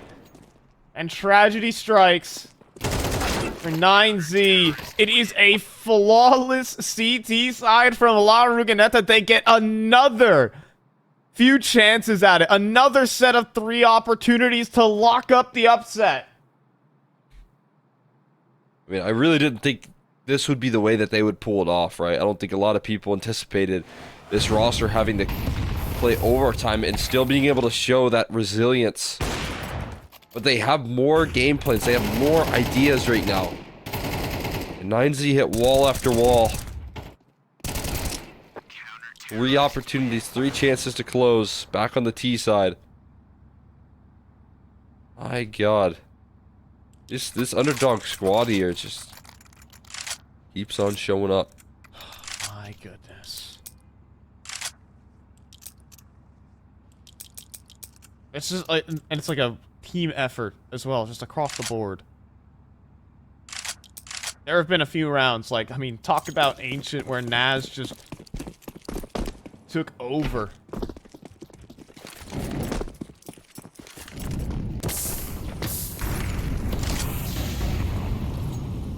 It is just absolutely insane at the moment. Spam. Oh, from also big on a BK1. It is close. But somehow the bullets just do not connect. BK1 still stays standing, and they walk through the smoke to catch out DGT. A devastating opener. And they're going to try and continue that. They're going to slingshot into the B site, and BK1 on basically no HP gets it. And then Kaiser trades out. A dink is not enough. Aruganeta are 2 kills away from locking in an upset. This is the biggest Ori in Argentina right now. Cannot cross into sight just yet. Martinez, out in the open. That'll help. And now last player spotted here. Max is known. That might be it. Max needs the clutch. The face of this organization gets plastered against the wall. La Ruganeta will be advancing to the playoffs. A team that has existed for a week, Cole. 1 week with these guys. And they just took down 9Z 2-1. My God, I mean, dominant first map, right? Dominant Ancient is what we see out of the gates right there. But the follow-up there, the resilience that these guys had to show. Nuke was obviously in their bag as well. It could have been a 2-0 if they were able to bring some T-side energy. They didn't quite have that, but Overpass, I thought, this is where experience is going to shine. This is where 9Z show up and close out the series. And, well, they had 3 opportunities. They choked it out. They choked in regulation. This team couldn't quite find the winning formula. But then in overtime, multiple of them, they show 9Z's experience doesn't mean anything. I mean, there's so many multi-kills that came through. So many of them from the side of La Ruganeta. I won't say they necessarily played out of your mind Counter-Strike, but the individuals on this team, it shows that, yes, this team will head off to playoffs. They're going to play against some tough competition there. Can they continue proving themselves? I don't know. But one thing they did just show by taking down 9Z is this team has the pieces to truly compete. One upset, and they've just taken down a tournament favorite. Absolutely. Absolutely. And now it's time for 9Z to go right back to the drawing board here, try and figure out what is going on in their ranks, what is going on in these breakdowns here. I mean, again, La Ruganeta looked like the more experienced squad in this matchup, in that third map in particular. And for them, it's a frustrating way to exit off the back of a lot of frustration here recently. So, I mean, again, tough exit, but again, a lot to be excited about. La Ruganeta putting up so much work, so much influence, and I'm excited to see this team in playoffs. I want to see how far this roster can take it. It too, but we need to also find the other teams that will be joining them. Next up, Furia Academy taking on Bestia. It's another rematch from the opening stages. Furia Academy, they took a little walk in the park for their other game here, but for Bestia, they've had a bit of a rocky road. They took a heavy loss to Case. See if they can pick themselves back up. Absolutely, yeah. I mean, no question about it here for this Bestia squad that I think a little bit surprised you to take a tough loss to Case. They also struggled a little bit versus Fury Academy, and again, this is kind of your RMR experience here. This is kind of your the way you're getting used to how you're going to be performing. So definitely a surprise. Yeah, well, we're going to have to toss this one off to a bit of a short break as we get our teams ready to go. Fury Academy versus Bestia up next.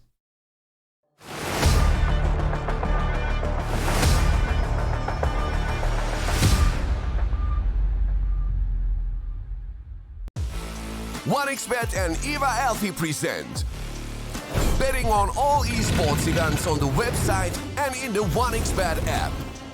OneXBet. Play with Eva.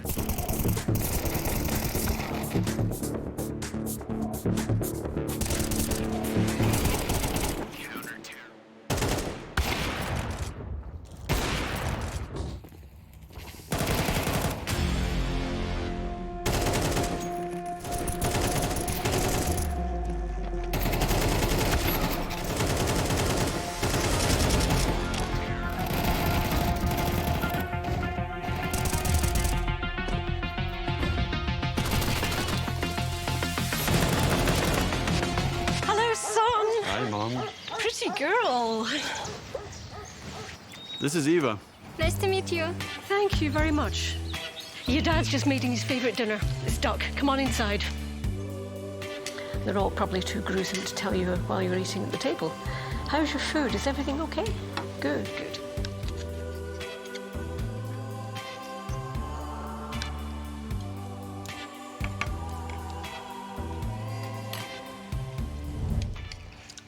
You seem to know each other. Yeah.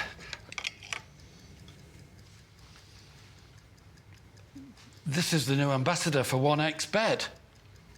Oh, I see.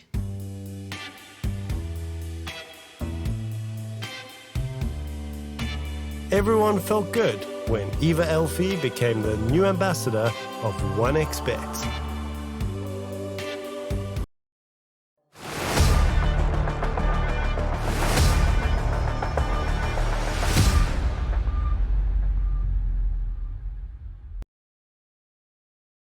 Little time to recover off of that shocker of a, I say.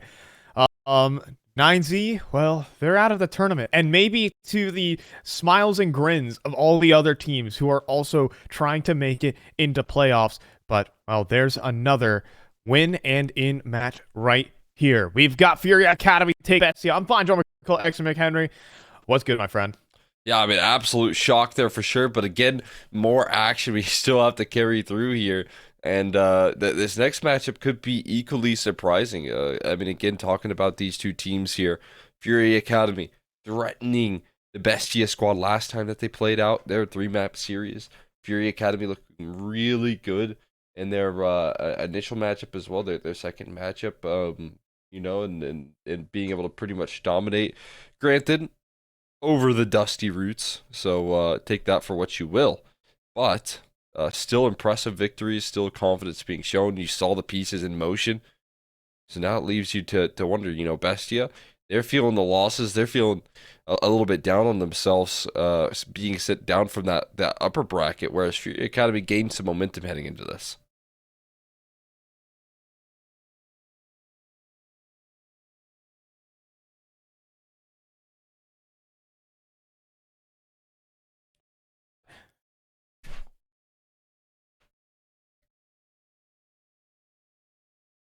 I mean, that upper bracket, as you can see, like I said, being sent down here. Case, a dominant 2-0. That one is a big surprise for me. Bestie, I kind of consider a roster that should be confident in that head-to-head, confident in that matchup, but that wasn't the case. That wasn't what they were able to bring to the table last time those two teams met. So obviously, Bestia looking to go back to the drawing board here when they take on the likes of Fury Academy, try and get that, still claim that playoff spot, as we would expect, but definitely not so guaranteed. Yeah, it's going to be really interesting to see if Fury Academy can even walk away with an upset here, because I think, Cole, it's somehow possible. Now, Bestia are working in with their full lineup a couple of times. You know, I remember back at Challenger Atlanta when we were there, they were working with, you know, different players, you know, but now they have their young talent back on the team. You know, Thomason has shown up and been such an impressive piece to this team. And now as we can take a better look here over at this Bestia lineup, they have some of the old guard here, but they've also been able to transition some of the newer Argentinian players, and maybe, believe it or not, Cole, maybe a little better than 9Z have. Yeah, this roster has been definitely tearing it up. I mean, again, like you said, had their big opportunities to get some experience over there in Atlanta. Didn't quite get the best chance, though, with obviously those standard situations being a bit awkward, but still had managed to pick some wins up. Still showed that this roster has such a high floor, even when there's some awkwardness to it. And like you said, having all the tools back into their pieces, trying to set up for success in these RMRs, and you got to make sure that you are locking it down here. You got to make sure that you're at least making playoffs to threaten in this event here. You know, to build some confidence, kind of springboard this into a good performance in the Americas RMR. Yeah, and they've made it. This is kind of their run up right now for that Americas RMR. So Bestia are looking to slingshot themselves through, but previously standing in their way earlier on in this tournament was Furia Academy. Honestly, this team has shown up and impressed. I mean, in the series that we casted, it was just no problem for them. Of course, they took down our boys, the Dusty Roots. This is a much different team that they are playing against, but you can see the strong individuals when you watch Kai play. Absolutely. A lot of exciting individuals in the server here that have clearly defined themselves. I really liked watching Kai. He was an absolute beast playing over there on Mirage and fighting forward for his squad.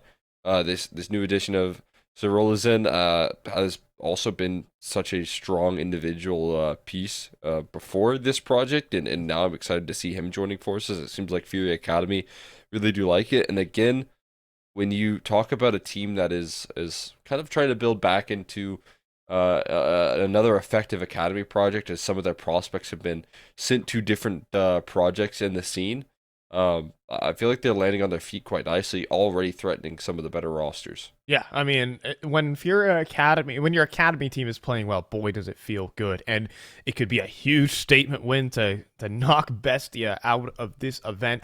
But the last series was a little bit more, lopsided. Fury Academy seemed a bit heavier invested into their Mirage specifically. But outside of that, it was more so just blowouts after blowouts in the other two maps there for Bestia. So it's going to have to be a big improvement on expanding that map pool here for Fury Academy. Yeah. I mean, you got to start somewhere here, and getting more reps in the officials is probably where they want to go. Obviously, probably going to try and get Mirage in, and yeah, no surprise there that we see that come through once again here. Inferno again picked out by Bestia, trying to replicate some of that success. And we'll see that Decider be played back on Aegis. So pretty similar veto coming through here. I think a difference in position. But either way, same exact maps that we get once more. And for Fury Academy, like you said, it's all about, showing up a little bit more on these other maps here. Like Inferno, you need to step up a little bit more, do some more damage on this map. That can be pretty challenging if you don't have your protocol set in stone here. It can be very difficult versus strong Inferno teams. So I understand the struggle there, but Ancient, I think, is going to be more so the opportunity to try and, if you were going to pull off a big upset, it's got to be more so on this map, I would imagine. Yeah, but again, the struggles were certainly there, because on the other maps, other than Mirage, it was very lopsided halves for Bestia. You had, an 11-1 CT side on Ancient. You had a 9-3 T side on Inferno as well. Like, it's just going to have to be a general improvement, and not just like small things to pick up. It has to be a very big step for this team. And that also just means you have to get Mirage across the line as well. That is absolutely mandatory, it feels like, for this Furia Academy team.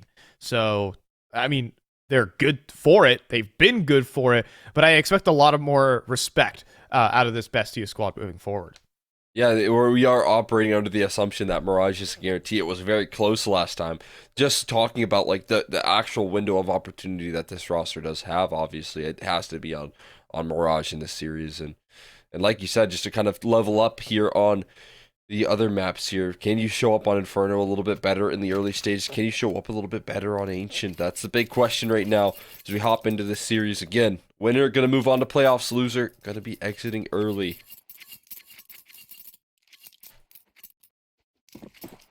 And so, let us see it. It also benefited Fury Academy that they picked up both pistols on that map of Mirage.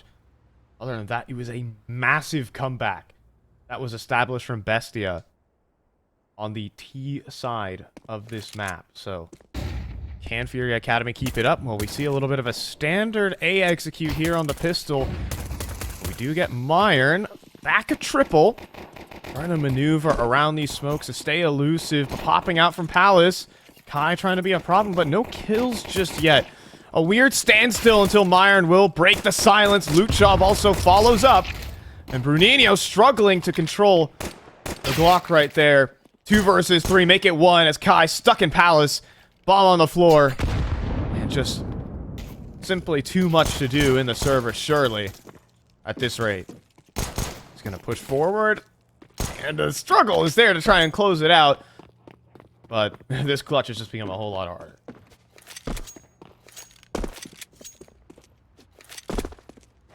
to reroute, taking it towards the A ramp side of things here, and quickly found again. His position discovered, and the whole roster just reroutes. They don't want to give Kai a fight. I think they know how good this guy is. They've learned their lesson from that last series, I'm sure. Oh yeah. I mean, he took over Mirage. Furia Academy. Just a headshot. That's all you need.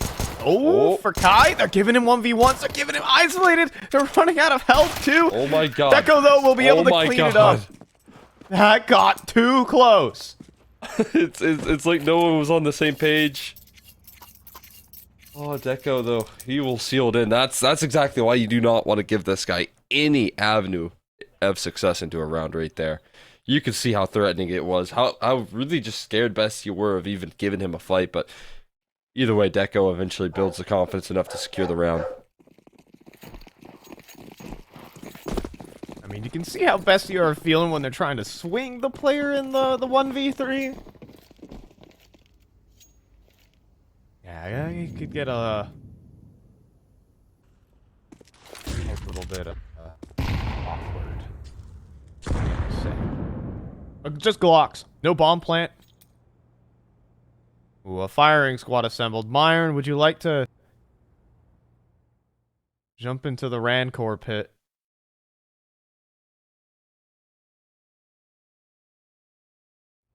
Would be fun. Could be fun. Would be fun. That's what the Furia Academy is saying. Come on. Give it a try. Dip your toes in. The water's nice. A lot of ecos. A lot of Pray to do your ecos around desires. here.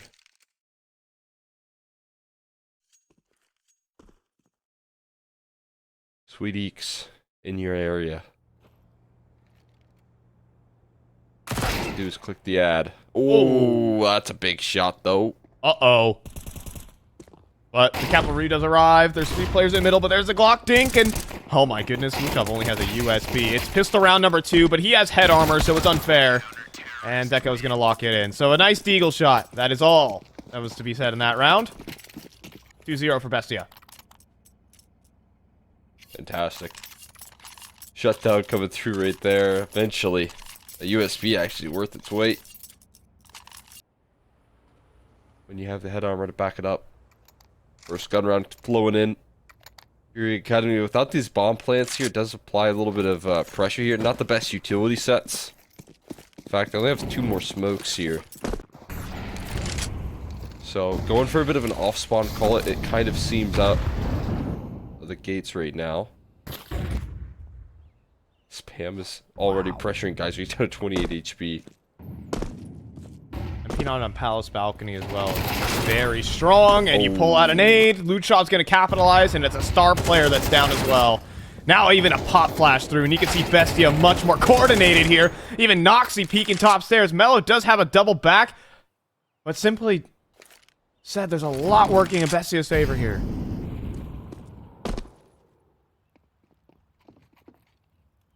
Also sticking around, however. Yeah, he does fall off. Eventually shifting things up a little bit. They want to recover this B side here. They're going to pack it in towards the B side.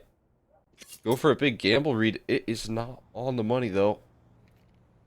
So long as they continue to contact their approach into this round, they'll be good. There's that Molotov, though. So that will raise the alarm. I thought it would, but not really. Very diligent on claiming the entirety of this B site. Yeah, but I mean, there's going to be concerns about a lot that's remaining here on this A end. Firebox has not gone cleared. I think Geyser kind of just has, but as the long-range angles are held, like Luchov's still very much in towards spawn. And it's going to be held. Geyser's also on low HP if Luchov decides to swing this. And he will. There's the 1, Mellow down to 7. This clutch is a legendary difficulty. And Deco will put it down. Good effort from Mello, but not enough to stop Bestia from marching to 3-0.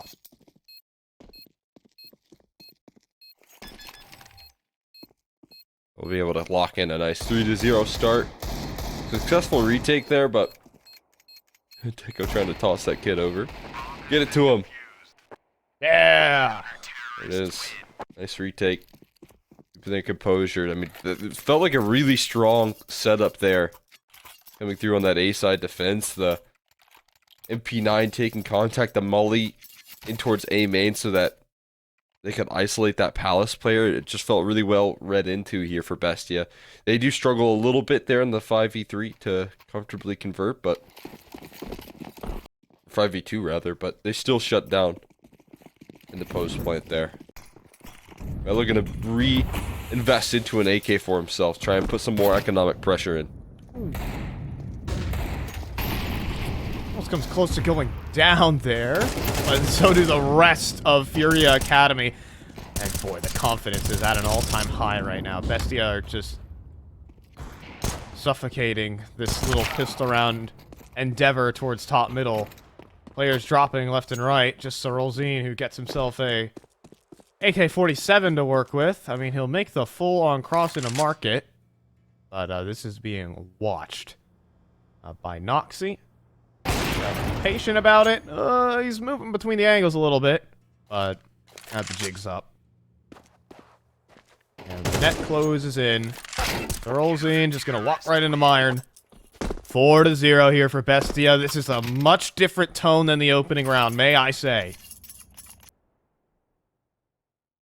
Yeah, able to start things off incredibly well. 4-0, shutting down a lot of these plays, but we do get our second gun round at least. This includes a mellow op. He was already doing good work with the AK in the first gun round, but at least he does have the op to bring out. But the CT side economy is starting to establish itself just a little bit better here, slowly but surely. Op, though, will pluck Mello out of the server, so he doesn't last long. Oh boy. Now even a util set makes its way towards the back of the big boxes, and life becomes very difficult at the top of middle. And even nades dropped onto Sorolzine. If he stepped forward, he just would have had blown sky high. Now Kai, gonna make a move, but right into two players. This coordinated aggression from Bestia is perfect.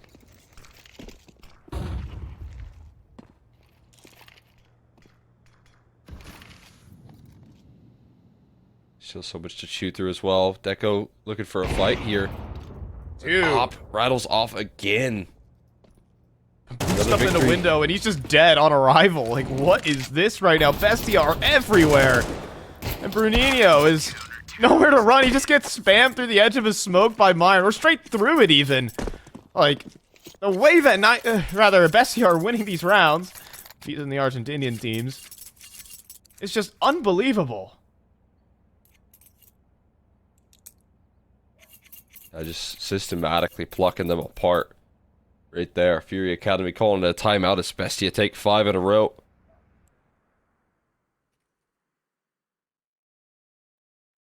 One by one, they all come tumbling down there. That mid-exchange. That is beautiful from Bestia. Noxy to start it off well, taking down his counterpart, and then continues to influence the round. They got the player and ladder to even further secure the bag, and things are flowing for Bestia on Mirage. And again, this is kind of the strong suit that we were talking about here. This is where Fury Academy like to be on.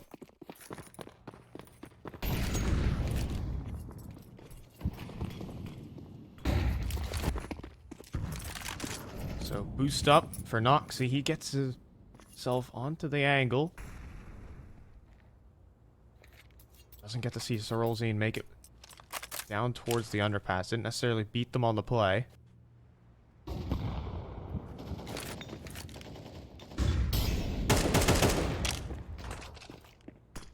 So Fury Academy trying to toss in some gimmicks, a little window boost, but that's going to be seen pretty darn quickly. Thomason on alert, calls in Deco, who sprays him down, even spots out the Palace player, but that puts him in an awkward position.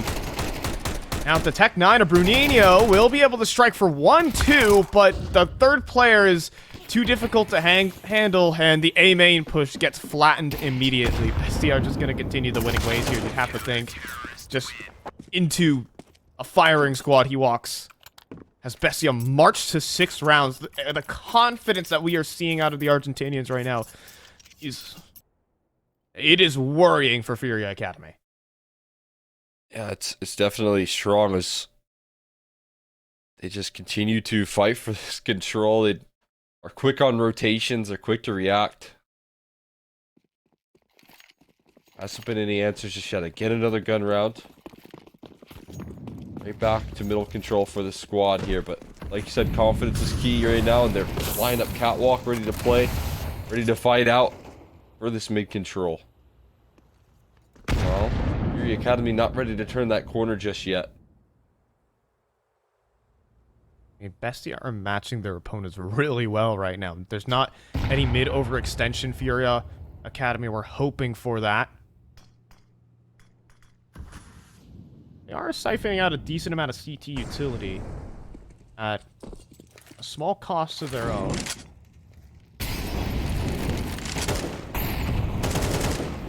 Another counter molly is excellent to slow down the T side even more, allowing more players to gather up towards middle.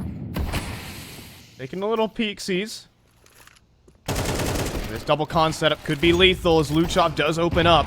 And well, the question is, can he escape? Or just push forward for more? Missed shot almost results in a double. But then it's Kai walking out A main. But Myron will be able to trade. 2v2, awkward scenes. This is now suddenly a 1v1. And both of these players have no health on them. The Glock here for Melo's gonna be enough to get the first round just barely. Wow. Able to discount his position right there, get away with a big closer, Melo. The sealed in right there with the sidearm. And finally on the board in the scrappiest of all rounds right there. Fights being taken all over.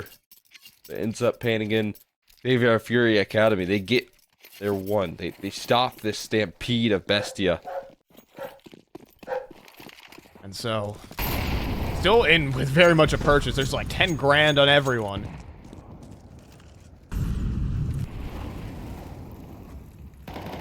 Maybe a little bit of confidence settled in within them. Maybe Bestia have been disciplined a little bit for the extensions, for the confidence of them just running at them in middle.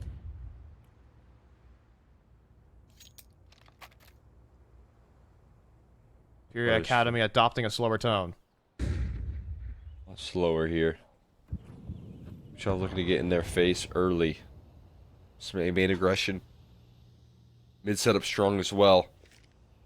A little bit of an off angle, but oh my god, just devastated right there. And this forward approach from Luchov, that's nothing here. So A side's going to be claimed. And there's going to be very little resistance to fight up against this. Now, there's no connector smoke just yet. That does dribble on through. However, Nate to break it open. Oh, does that molly spread or not? Echo stays alive inside the corner. Guys are not going to recognize it. Easy first. But Kai is there for coverage. Oh, but Tom is next in line. But Kai is aware. That is what you got to respect. Fury Academy are going to get their second round. So we're Noxie's a dead. Knife out. Tough stuff. 2 in a row for Fury Academy. very strong in their efforts. Beautiful closure right there. Being brought to the table. No trouble on that round. A lot less scrappy. Just getting those entries, getting those clean picks right there. All off the back of early successful solo lurk from Zerolas. And he doesn't have any teammates, and he's got 3 players to worry about in the middle. He gets his kill, he gets out as well. And then off the back of that, that A play just goes perfectly according to plan. Starting to find their footing here on Mirage. This is much more like it. This is much more of what we expected here out of Fury Academy. It's rounds like those. Be a little bit scrappy to lift off. Get your first, but now you start to stabilize.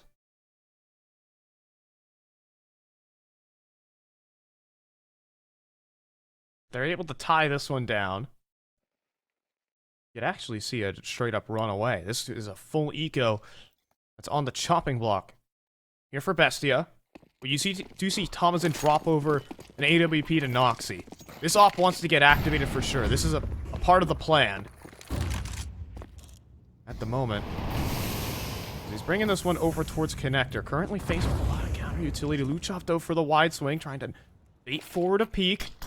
Swing forward, though, from Kai. Luchov is going to be good for him to beat it. Forward angle playing dividends this time around. Small struggles in that last time, but get away with it. Occasion here. Mid play, though. Oh, that lineup was looking pretty, but it is just a 1-for-1 as they move out towards A, and the scope is ready. A punish. So Rolzine does fall. At least in with the trade, but Deco going for the wide swing, and the last players know, but Mello nails the shot. Is he ready for Thomas and fasten towards spawn? It seems like he is. Swing is there. Shot nailed. Individual stepping up here. Mello putting these rounds together for Fury Academy. Mello making it look easy. Beautiful. Clutch coming through from him. Scope right where it needed to be every step of the way. That is going to put Fury Academy in that, like you said, just runaway position. Or yeah, maybe we go down 0-6 here, but it does not last. That success does not linger. They are going to find themselves 3 rounds in a row, break that economy, and it's right back to that successful Fury Academy squad. Your middle control, though, is a bit awkward. A lot of players here ready to meet them. The firepower isn't there here. It's just the USPs to try and seal that one in. That's the big difference maker. Needs a lot of damage, though. But yeah, full eco bash. Fury Academy get what they want.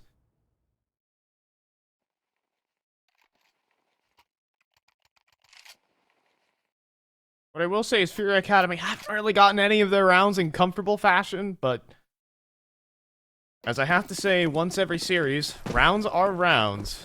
And, you know, it doesn't really matter how you get there, but you notch 13 at the end of it, it's good enough. Little switch up here from Mello, getting himself on towards the angle, which allows some antics towards middle from Noxy.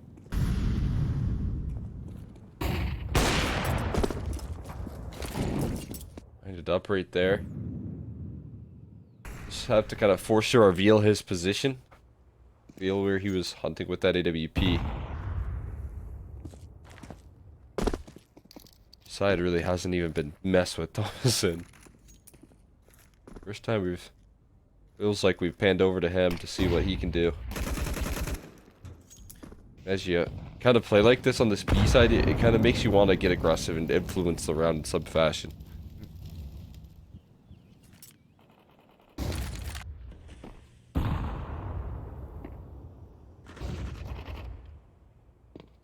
Hard to agree on that.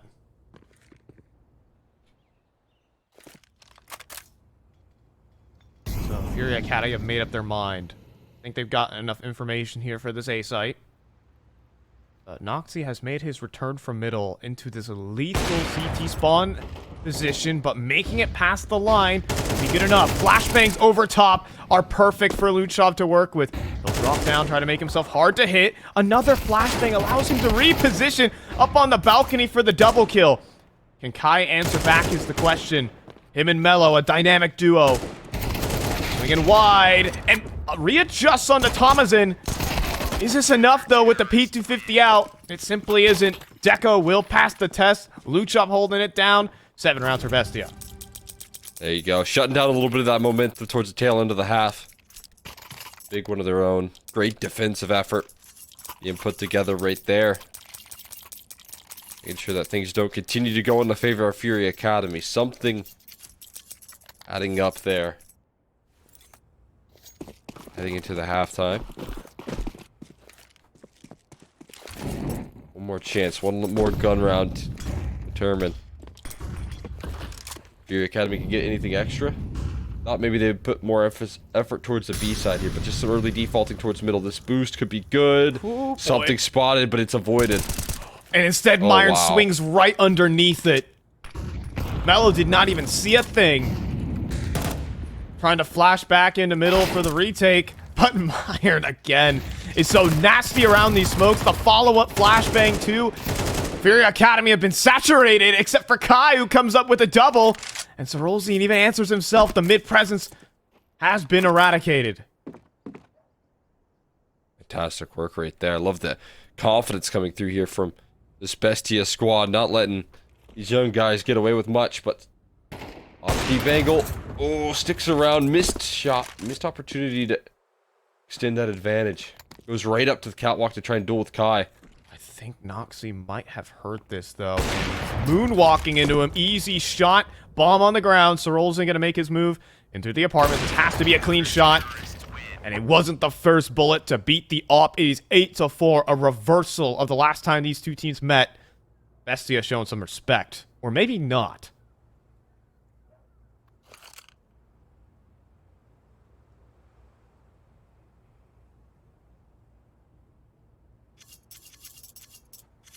Kind of mentioned earlier as well here, just talking about the last time these teams played up against each other here. I felt that with you here. It's that these strong, like, first halves have come through from Bestia, and that has determined a lot. Last time Fury Academy were able to win this map, it was 8-4 in reverse. They were the ones in the lead. So without that strong first half, what do you have in store for us? We'll have to see. Bestia understomping, trying to take this jungle control. Kai isolated and can't win his duel. Or at least a Sorolzin to find some success towards top middle, but it's all of this control from A main to jungle is Bestia's territory. Their domain here, strong post plants lead to strong pistols, but they're gonna look to take some fights here before the retake happens. Yep.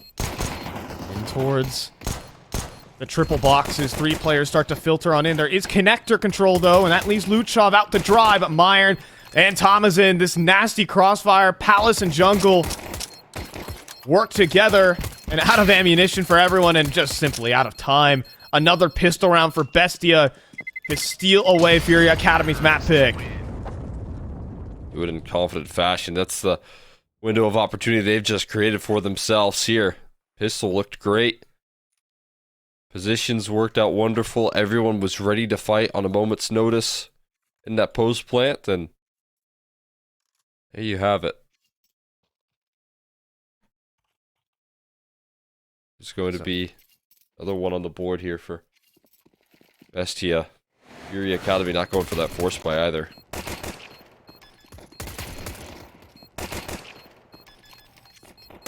Oh yeah, the post plants are just really excellent. Like, I think Bestia kind of have a plan from start to finish.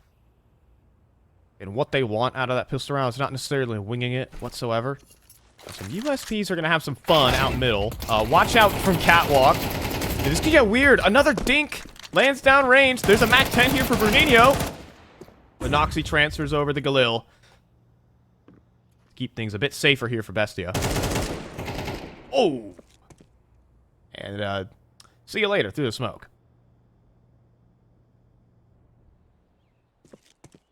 Quite nice. Able to block him on out here.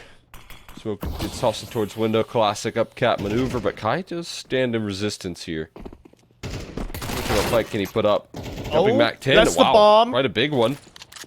It is just a MAC-10 here for Kai, though. He has bomb control, and that's about all he can say. Full eco, gets a little antsy, but being realistic, it's 10-4 as it should. Oh, he does kick in there.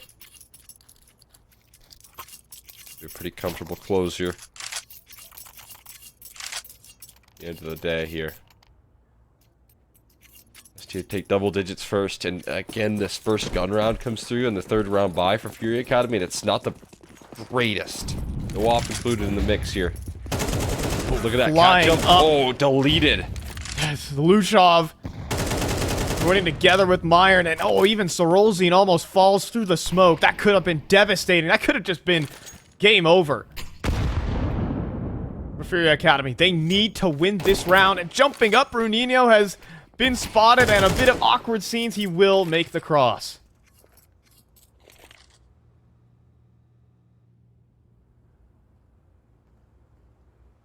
That's some Favors. brutal odds. Yeah. The odds really do turn. little bit more of a chance, I'd imagine, out of the gates here. But how Mirage, that big win condition we had mentioned in the pregame, we operated under the assumption that Fury Academy could do it again if they wanted to pull this upset off, but that's no guarantee. Flashbang out, Bruninho. He's struggling to convert this kill, but eventually Thomason will give him the fight. Papillon on to, and this off angle from Sorolzin is quite nasty, may I say. And will not be cleared from the ladder room. Now Geyser even starts his lurk up and through the apartments. Noxie is about to get backstabbed from long range. And there it is. Bomb drop. That's round. And Fury Academy will keep their heads above water for the moment. They just fight through a pretty tough position right there. 4v4 early. You know that you have some lacking resources as well, but still collapsing on them. Aaron looking for some kills on the way out. Okay. Just find it, so. A little bit of damage on the money there. A long way. An extra reinvestment forced out.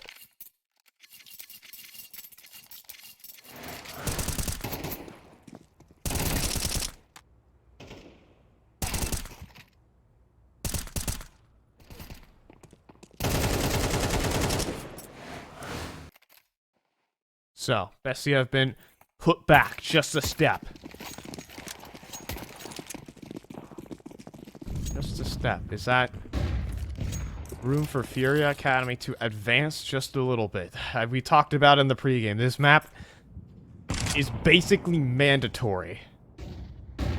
Considering how far ahead their Mirage is compared to every other map in their pool.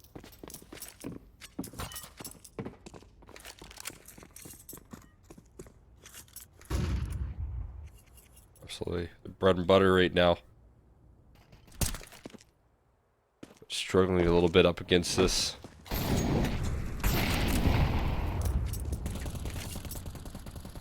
Bestia squad, this experienced roster. CT side though, I mean, it really could be that turning point here that they're looking for.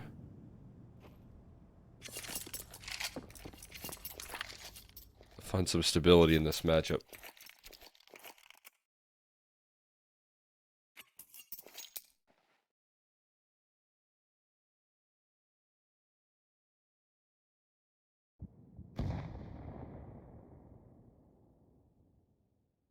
And it looks like the stack's going to be in time for Fury Academy. 30 seconds remaining on the clock. 3 players in position.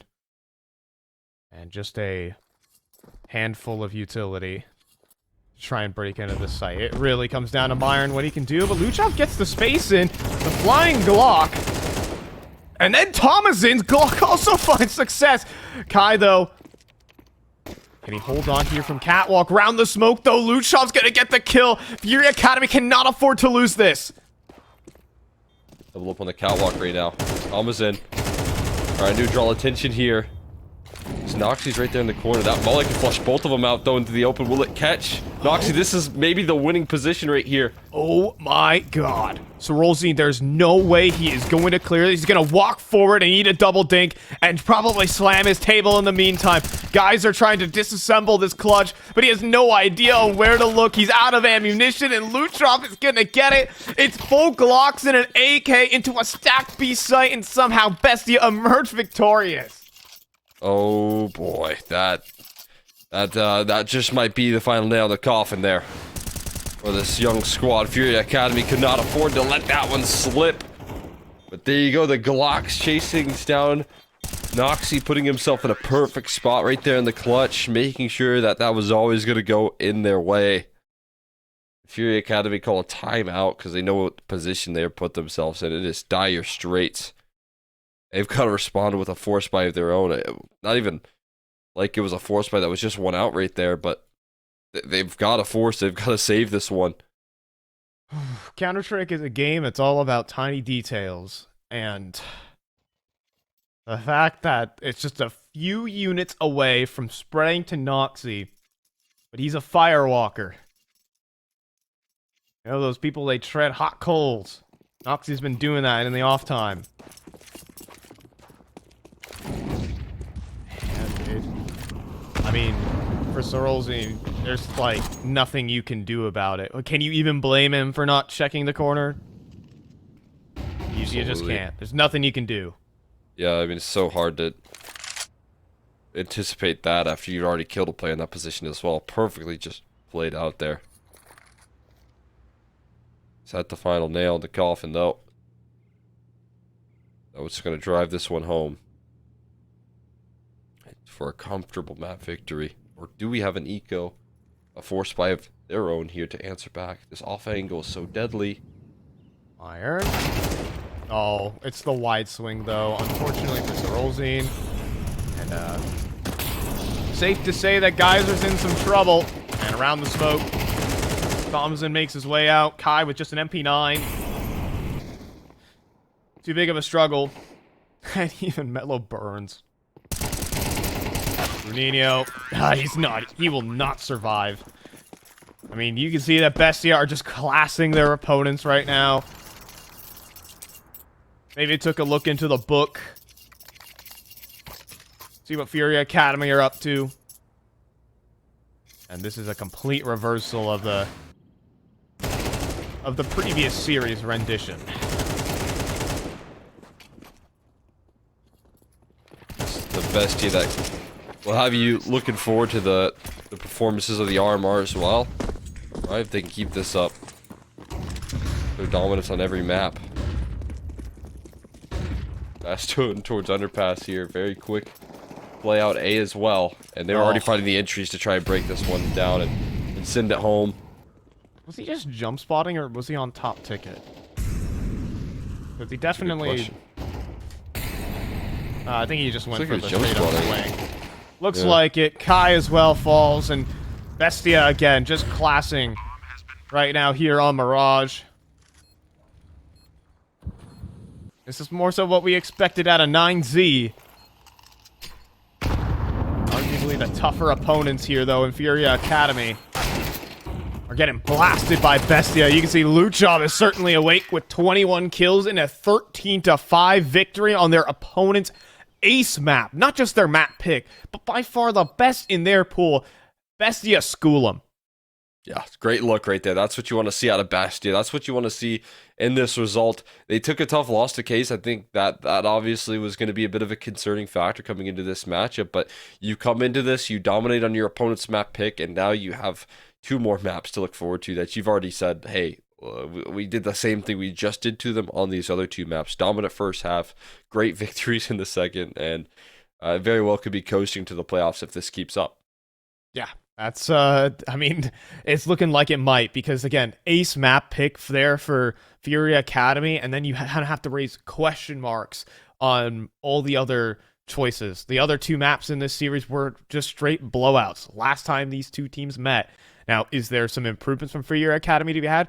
I mean, certainly so. This team has the infrastructure to go ahead and do good preparation for each and every map, but right now it's looking like Bestia just have the better players in the server too.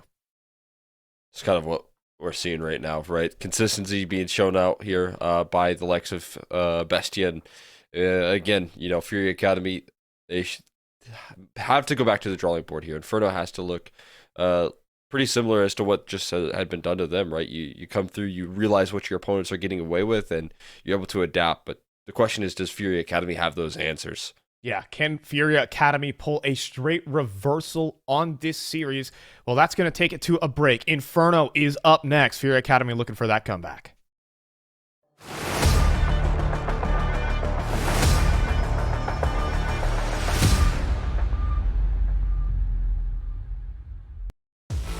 OneXBet and Eva Alfie present betting on all esports events on the website and in the OneXBet app. OneXBet. Play with Eva.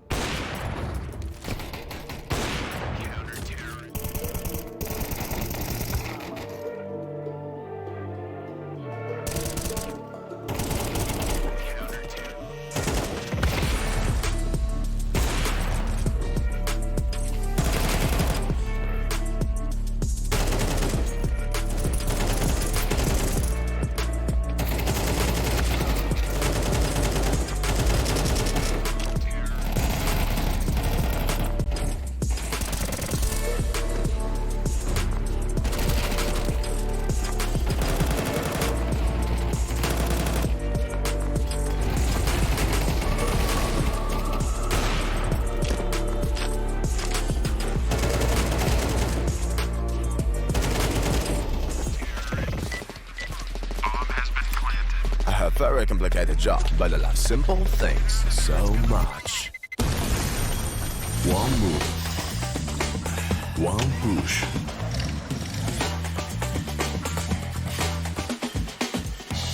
One touch.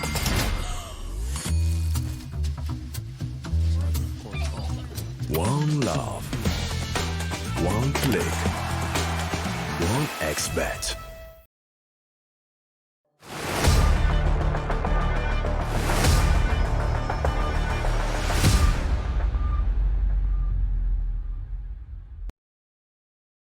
And so it's just a reversal that we're looking at here, Cole, because Fury Academy just, they came out the gates.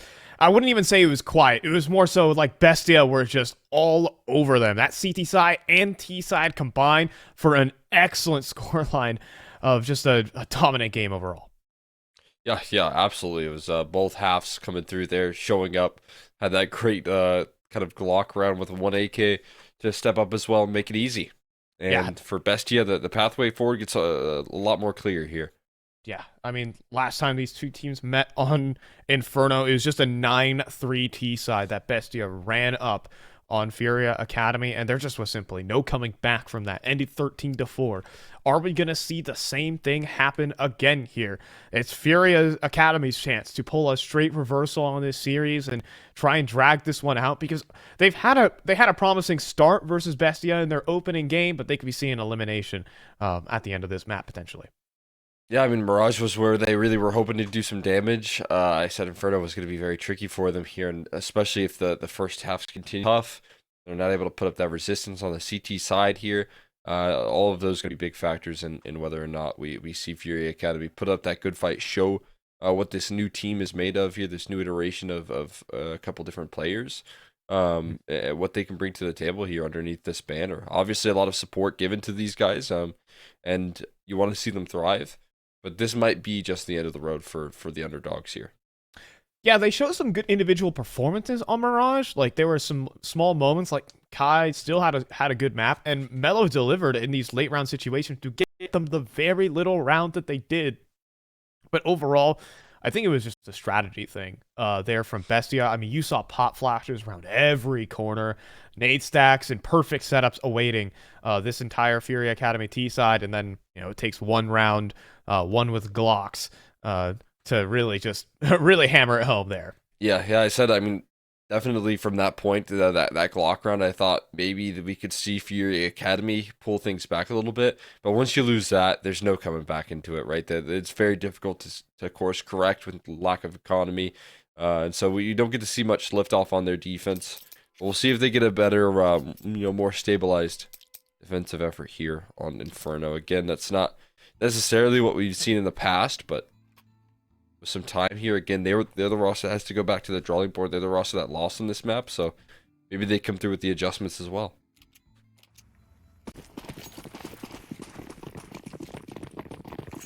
So we'll just have to go on and see. Bestia taking on Furia. Map number 2, and we got the good old classic. Take it down middle. What's the worst that can happen? But, well, there is something bad that could happen. Flank up alt mid could be dangerous for these CTs. They're not finding the kills that they want. Noxy knows they're at the bottom of mid. Are they just going to try and dance around them, or are they going to try and eliminate this threat? Sticking around for so long, and now, can the T's coordinate enough is the question. Deco now swings forward, but the headshot's being landed, and a team kill actually adds to it. And somehow Fury Academy are all standing at the end of it. Take that. Great start. Fantastic pistol. No bomb plant there. Fantastic way to kick off your campaign here on Inferno. As we get to see this mid-aggression rolls down. It does work out. That is a confident play there after a pretty tough first map to call that out in the pistol. It takes that confidence right there, but these guys have it. Yeah, some solid shooting there from Kai as well, just handling 2 players all on his own. And I think that makes a huge difference. It still shows, again, that the individuals are here for Fury Academy. It's just, can you outcall Bestia on this map? And a pistol round is some nice breathing space for this team to work with to try and work their way out of that kind of tactical deficit.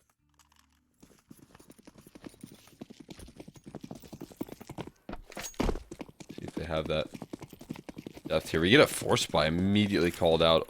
Wow. So this is a clear statement coming through here from this T side, and the B rush rolling through. It's good on the forward. defense. Oh, they're not going to push the Molly. Not going to continue pushing the issues. Only 32 HP here from Iron. That was the one real opportunity. So flashbangs get banked on in and trying to catch him out. Kai and Geyser will work together to shut down this force by trying to turn up the pace against this Furia team. Yeah, trying to level up right there on the B site. Make sure that they can't steady themselves in this map, and they get a wake-up call right there. Absolutely nothing gifted to them. Gonna have to fight a little bit harder here, and now onto an eco. Forced to offer up some concessions. The Academy off to a good start so far. We'll see that likely continue. We got 3 HEs. Up banana. Last play again, maybe this time. A little bit more damage done with that utility. But no kills converted, and the firepower will answer right back. Kai's ran down mid for the Eeks. Here come the other Eeks around the corner. $600 pinatas there for Geyser to swing at. And it's a quick 3-0 here for Furia. That it is. Very fast. Double P rushes don't go your way. That'll tend to happen. These rounds rack up pretty quickly. Not to say anything too concerning just yet, but obviously a great start for Fury Academy.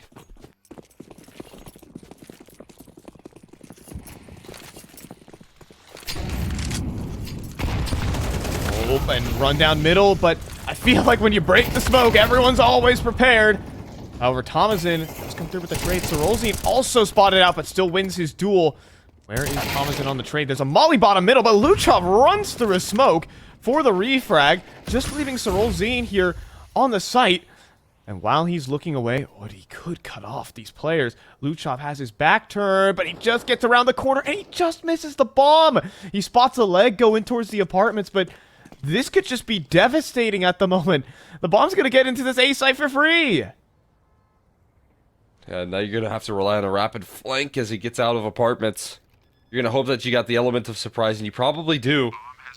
Still, it's a big question mark. Absolutely does, but Luchov nailing that shot makes this round even more complicated with position known for Sorolzine and probably for Geyser as well. Difficult retake on the cards, both players inside of pit as well, and no molly to force them out. We have flashbang over. Luchov, though, has a player moonwalking into him. Geyser, too many angles to deal with here. Luchov's going to finish the job, and Bestia will get started. Off to the first gun round right there. Off to the races. These T side, as soon as they get the weapons out there, start to feel that success. And some good timings. It's going to be exactly what you're hoping for here. Mid punishment is somewhat there, but they still fight pretty decently forward. It's just risk taking here. No fear counter-strike being shown for Bestia. That is kind of what you want to see out of these guys. They are the experienced lead. They do have that on their opposition, so they should be playing with that level of confidence, right? As they should, but just, I will say, I think that should have been Fury Academy's round. The margins on that round were just so thin. Sorolzine could have dropped the bomb, gotten the man advantage as well. So much value missed as he turns his perspective down to bottom middle. Yeah, 100%. Absolute game-changing timings landed right there for sure. Could have gone the other way. Not in this world. The one we're living in here. Still shut out here by the likes of Bestia. And once they get the weapons out, they do get success rolling. Will it continue, though? There's still plenty to go around here for the side of Fury Academy. More gun rounds to chew through, more purchases to try and break down. But I've liked the aggressive stance so far from Fury Academy and in the way that they take middle control right now. It's been working, and it's actually caught Bestia off guard. Not just in the pistol round. Even in that round, it could have gotten even worse. So, we do have a little round reset as we do have our teams readying up. Let's see if Fury Academy keep up that kind of tempo. That is surprising here. A lot of aggression, a lot of movement down to take these duels. It's coordinated strikes to just try and pretty much press on the pressure points here, and I like to see that little change come through here. I like to see that confidence come through after a pretty tough loss to this team here, specifically on the CT side half for them. To come through and take some fights on your own terms is exactly what's required. Ooh. Here we go. Once again. Aggressive down bottom middle. Swing. Deco couldn't nail the headshot. That's Mellow with the opener. And the punish is missing here.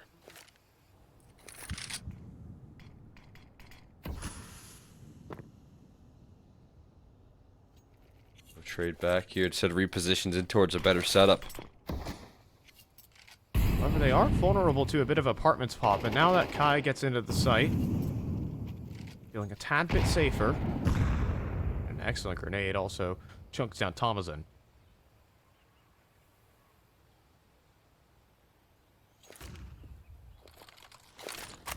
Such a strong spot. Little flashbang.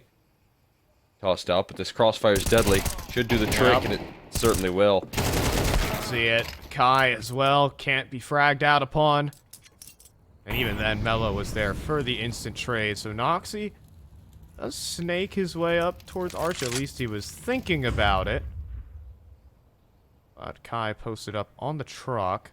And just above it. Hello there. That's a nasty angle. I haven't seen that one used. I only saw that in Go.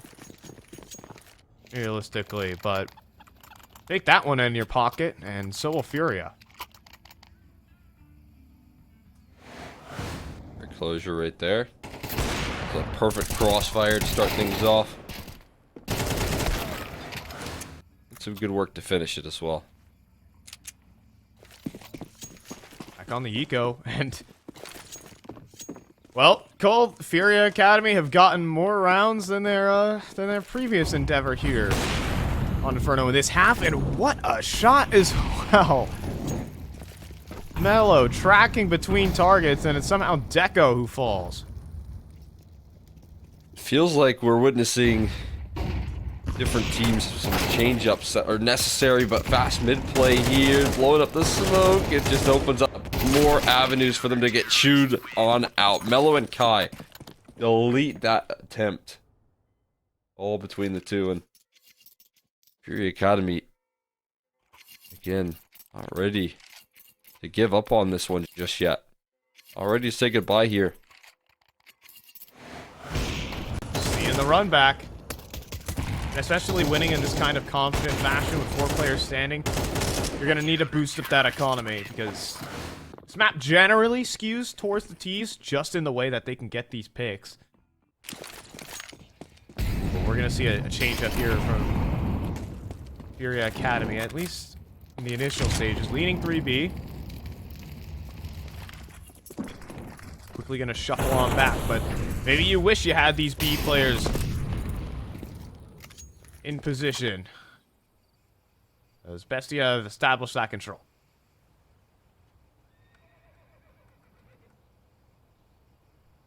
Okay, prod up Banana. Quickly transition back to an A-side default, and in that attempt they're going to be met with a smoke. They're going through HE this. will keep them there as well. Definitely going through this. Deco's lined up the fast smoke for the cross. In they go. Spam will be tracing Myron through. One. So Rolsey now in some trouble. Helped out by Mello though on the site. Nearly a collateral as well.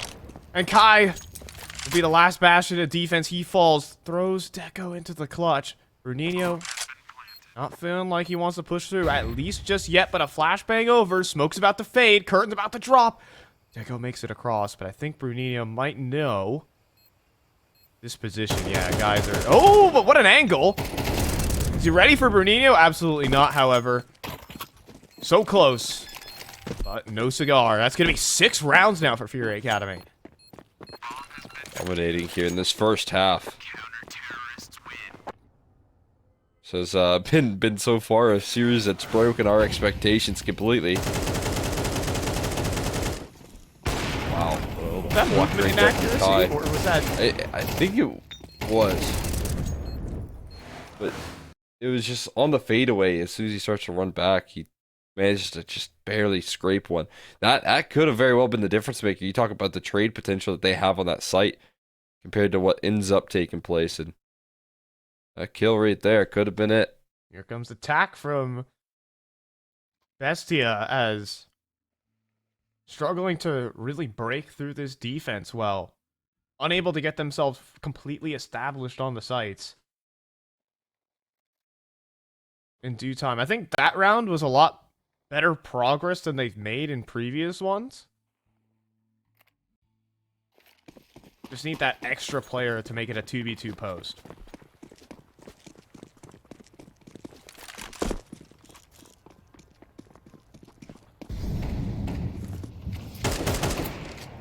Ooh. Shots whizzed by both players right there.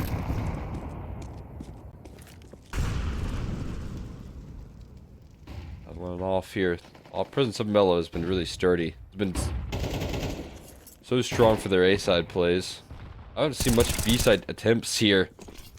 Thomason will be decimated by some timing. Try and kick it into gear towards his B-side. Aggressive peek from Geyser. It's actually Bruninho that finds the kill, and there you go. You lose your A-lurk, you lose B presence as well. I mean, I feel like they just have to go through this. They just have to. Gonna bounce a flashbang on in, and the boost up from Kai is enough to probably seal it. Right underneath him, though, some sneaky business coming through, but now he's lost his teammate. Noxie needed to stay alive for the moment. And Bayern puts himself in a very tough position. I think Bruninho's just gonna wait for the peak here. Oh, but swings past the angle. Bayern knows where the next is, too.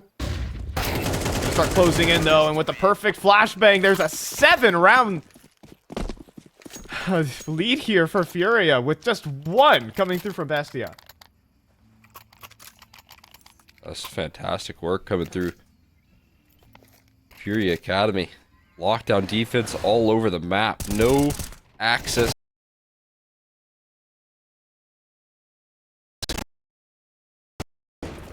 That'll continue to be the case here once again. The last time out just chugged through for Bestia as they find no success so far in this half. Jeez. That is...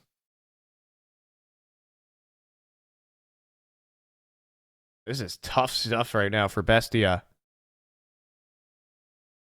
They just can't break through. Like, this defense is just turning out to be rock solid wherever they go. They're not attacking the weak sites. Furia Academy are always at the scene of the play. Whether they take it slow, whether they take it fast, Furia are matching this T site exceptionally.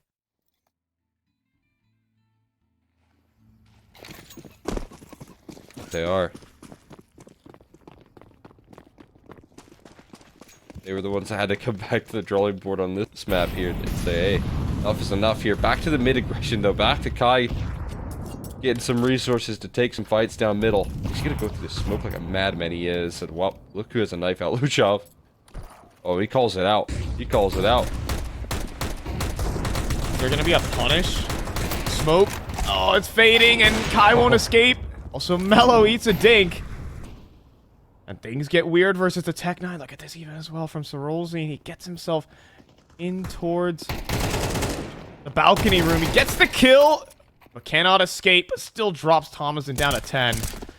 And down middle, Noxie needs to nail these rifle shots. He doesn't. Bruninho handles him. Thomason was not spotted on the full-blown wraparound. So maybe there's a chance, but I think this is on a timing. Geyser, is he going to turn around? Yep, yep, there he goes. Geyser recognizes the possibility, and Thomason too low to capitalize. 8-1 right now, Cole. This is unbelievable. Yeah, just the series keeps breaking expectations here for us, and both of these rosters in surprised by the level of output of the opposition on the maps that they thought that they might have had in the bag here. Right now, the right answers for Bestie, and they've already used all of their timeouts. There's no more pauses.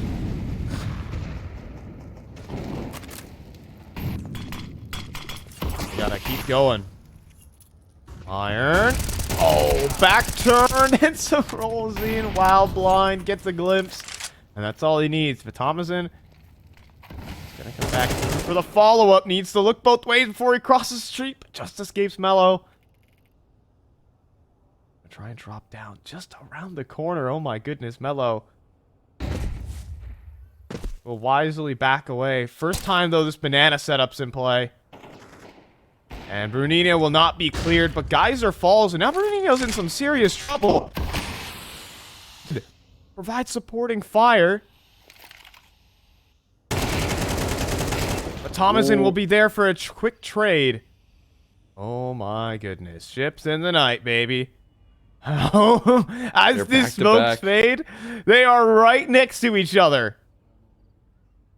Noxie better not miss this. No scope, they're right next to each other. Are you kidding me? He scopes it, but Noxie hits the shot still. What? We're in the 1v1. Noxie spots the leg, needs to get this bomb and try to get out. Alright. Gonna drop a smoke deep on the line. Gonna swing, but the missed shot from Noxie. One more shot in that AWP. He's got to reload. He's got to bounce. 15 seconds as well, but he takes the AK and wins the fight. It's the You gotta be kidding me right there. Noxie just absolutely breaking it apart. Bestia. Rip it away.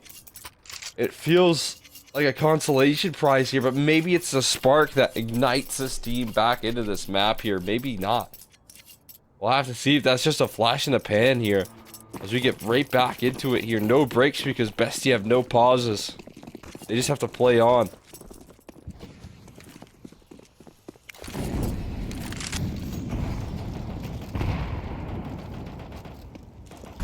So what?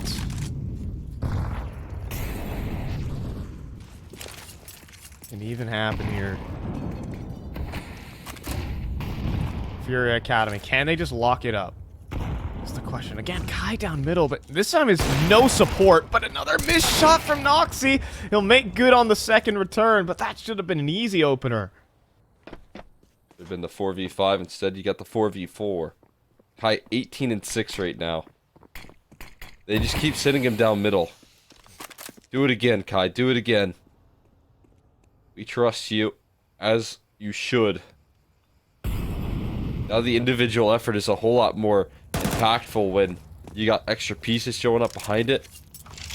And you got that individual effort showing up in this sort of fashion.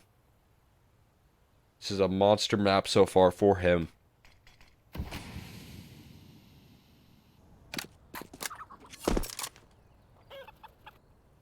He is watching from the sidelines right now.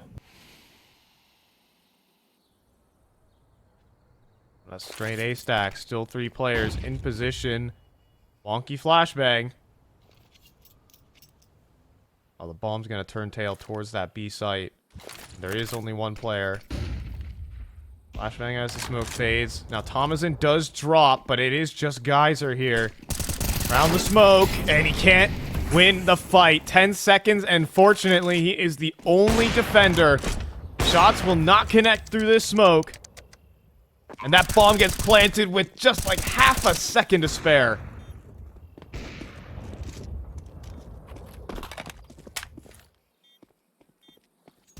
We're gonna try this, though. 3-on-3 and confident enough with a belt of utility available. Or at least they were thinking about it. That belt of utility will be used for the escape. Bouncing on out. Bestia with at least 3 if they want to score the full-blown reversal here, Cole. It is literally a mirror image of the last series. Yeah, that's actually wild. It was... Ooh. Like on. Miss.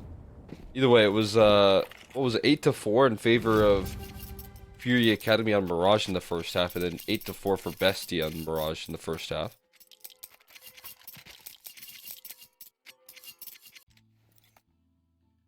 Yeah, now, it was 9-3 here last time for Bestia up on their T side.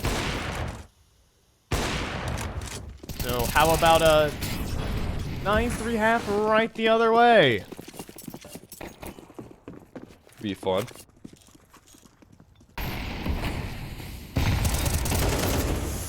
Ooh, great flash right there. Bestia want to buck that trend here and now. They started off with a bang. Yeah, top banana control and tons of pressure. Draws over that rotate. Kai finally, for once, has to leave that A site.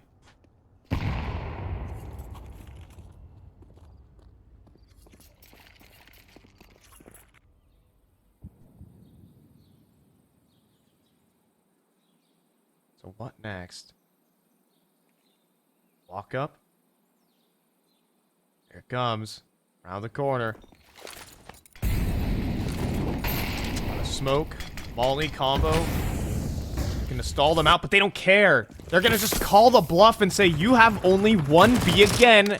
And Bestia this time are 100% correct. Perfect calling. So spam through the smoke. It gets close, but will not deny the plant.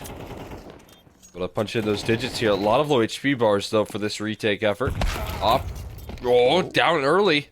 No shot rattles off. Now vacating banana. Everyone gets in towards the back of the site, but that spam through the smoke. Devastating. Thomason doubles up. And just simply not enough manpower to make this retake happen. Sorolzin has a smoke, but no kit, and Melo's too far off. This is saving KD at the very end of the half here, as there is just no more time. And we'll see an 8-4 half.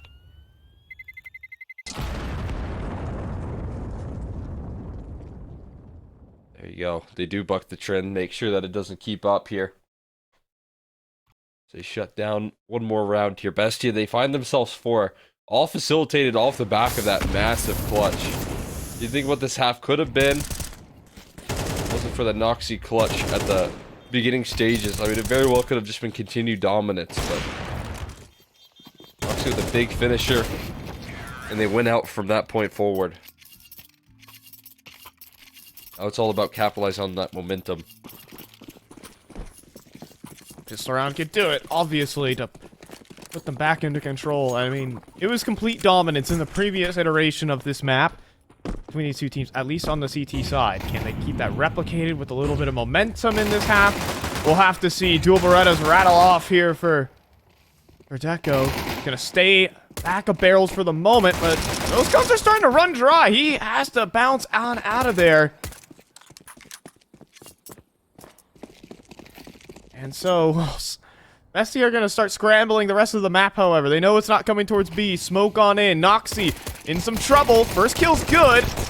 Stays alive for maybe longer than he should have. Now puts the emphasis on a Myron and the rest of the site. In they go. Easy kills for Myron, however. Back of default. There's a second. Kai now. He gets deleted. Myron with 3. And Mela without the bomb and teammates has an uphill battle. He does. Gonna start to find the first, though. Corrects through. A quick headshot. Myron on the flank looking for his 4K. He might just get it here as well. Made it passive, but oh boy. That's some sad timing. But Melo unable to connect on that. Myron coming through with the 4K and starting to get some life injected here onto Bestia. Absolutely. Well, big defense right there from him. That A side, I love the reroute right there. A very quick call to just speed it up towards that A side. After a little bit of pressure shown towards B, but Myron on the site in time. Playing push and pull contact games with his teammate in the back of the site. And they break that offense apart.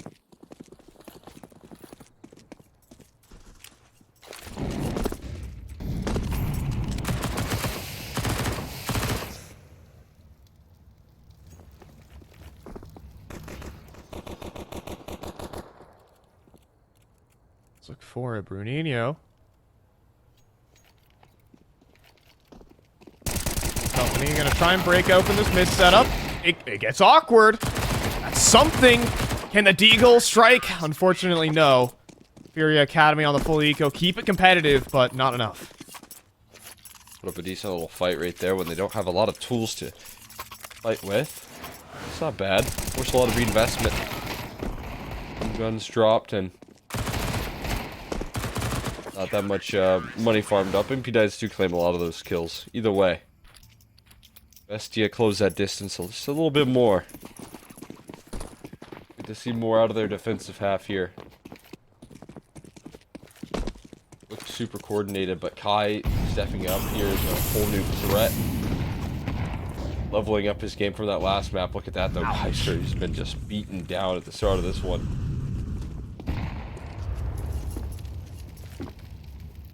Guys are feeling the hurt. Fury Academy could lose their chance at a big upset here if this round doesn't go their way. Smoke up towards the half wall is going to delay even further. I'm making no secret of them leaving. I think those footsteps from Luchov could have been audible. And he's going to be immediately, like, he doesn't really know where to go right now.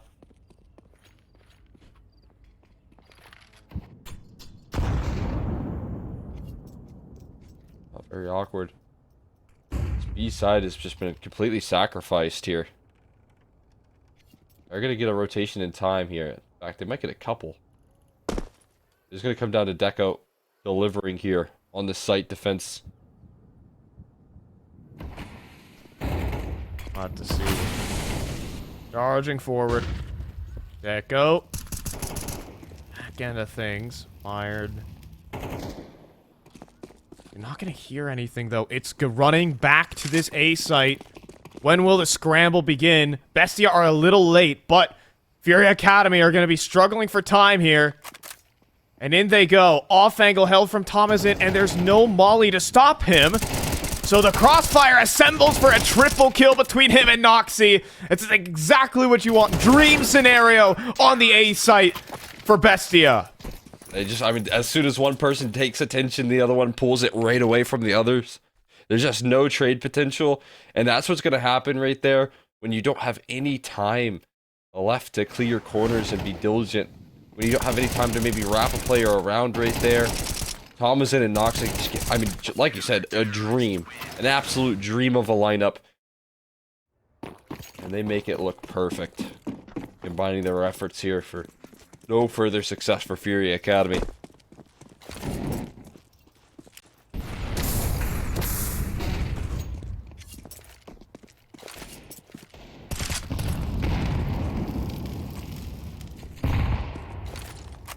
And so it might be back to the drawing board. It might be a tie game here.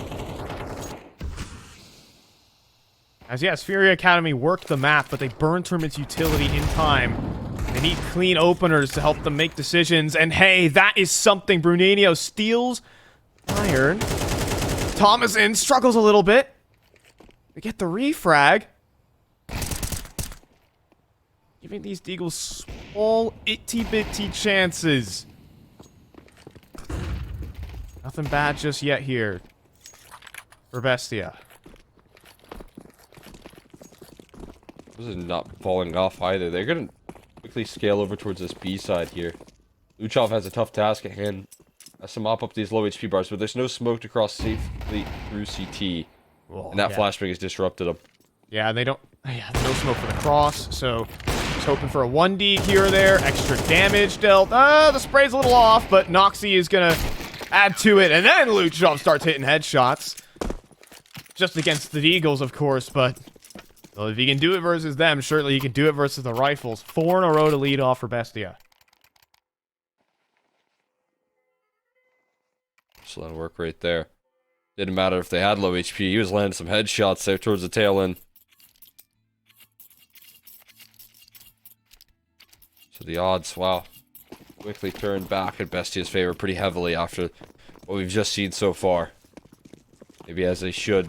Bestia feeling so much better on their defense here. already closed that distance. All tied up as quick as can be. Haven't lost a round since that clutch from Noxy.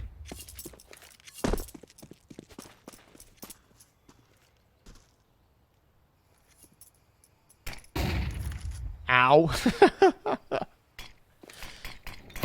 Smokes begin to dribble in. Maybe too many smokes here. It's going to be an attempt at a full-blown pop into this A site, but the mollies keep holding them at bay. An excellent grenade on the Geyser, who goes down low, but Thomason wants to swing wide. Fire, though. Oh, the nades. The utility usage is just too perfect at the moment. Deco gonna swing in as well. Mello can't react in time.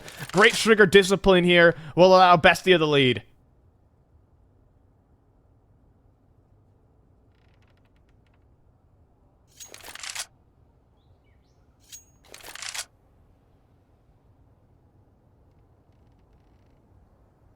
Try to back away as well. Just has to. Got leveled out by smokes. I mean, just that's a excellent use case of utility right there for Bestia. So much HE damage done, but also the Molotovs that do some early chip damage at the start of that round. Even when they make just a small overextension, if you're Thomason, you know, maybe you kind of overplayed your hand, whatever. You found the trades, you have a lot more support on the site. Okay. Thunderstorm here. Guaranteed. I think he died. Yeah, he did die before.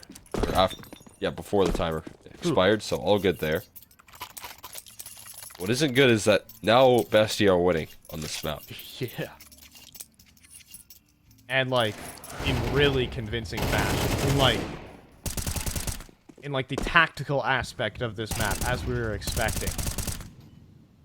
With just the right utility mixtures being concocted here. It leaves just Tech 9s. Maybe a little bit of random chance is what Furia needs. That's what I love to rely on. Random chance. Gambling. That's all you got going for you at the moment. Hoping that you can find a crispy headshot here, Kai. Been locked out so many of these rounds here. Still stuck on 18 kills. Nasty timing. Just nailed it. So Rolzing's not necessarily going to take it to the house. It'll be the full-blown A-side execute, forcing their way in, or at least attempting to. Whoa. But Noxy, who he unscopes. Oh boy, now the Tech 9s get ever closer here. Good flashbangs, though, to keep them off for just a little bit. Or team flashes are even coming through in the mix.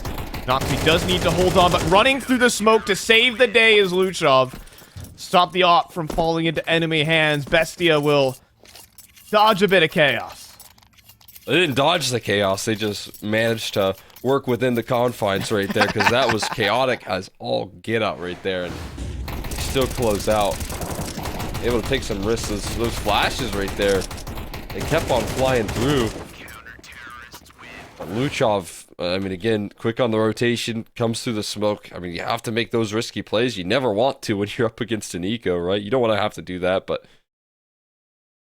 kind of needed to, and when he does, he gets rewarded.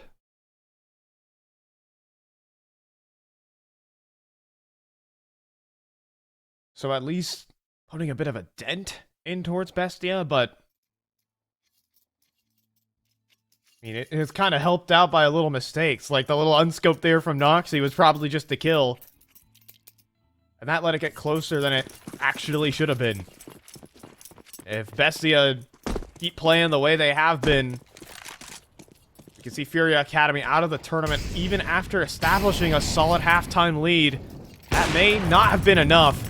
And Noxy not fast enough on the flick. So, Furia Academy will still stand 5 strong, but only for the moment. Push up banana dealt with by Deco, and full banana control for Bestia. Trying to pick that round apart, though. Trying to equalize. Wait, no way. What? Oh, this is Hello just there. devastating. Running through the smoke and taking the bomb down, but another one as well. So Rolston just wide swings into 2 players. That's it. Bestia brought 4 players to banana and just overflowed it into middle. Makes you realize if Myron went down on that little apartment swing, this round could be so much more different, but we live in this reality. Bestia up to 11 with 7 rounds in a row. Yeah, nothing could stop these guys here, it seems like. 7 rounds in a row in this half, right? But this is also 10 now in a row on the board. We got 3 in a row towards the tail end of that last half as well. All facilitated again off of that Noxy clutch where he had just 1 HP and wins the duel. It felt like something just needed to ignite this roster. And as you can see, they've caught fire. Struck gold here on this defense now. They can't find a way to lose. The risk-taking panning out. Setups are good. Fury Academy, they need answers ASAP.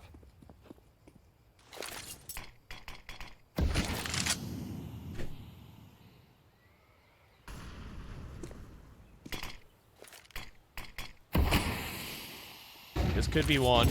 Up the gut, through middle. Need for some chip damage, but not yet overflowing up towards lane. Trying to sow some chaos with some pistols.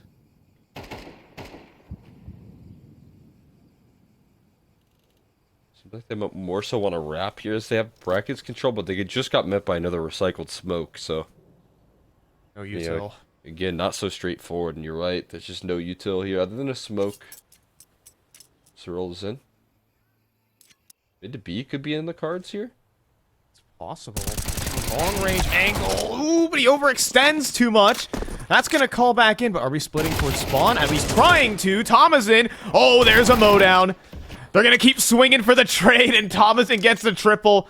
Little do they know how undefended that A site was. They'll never know because they're all on the floor. Noxy finishes it. 8 rounds in a row for Bestia and 4 series points. Yeah, I think they got caught in the trap of, like, we have to go mid to B right there, but once you find the kill,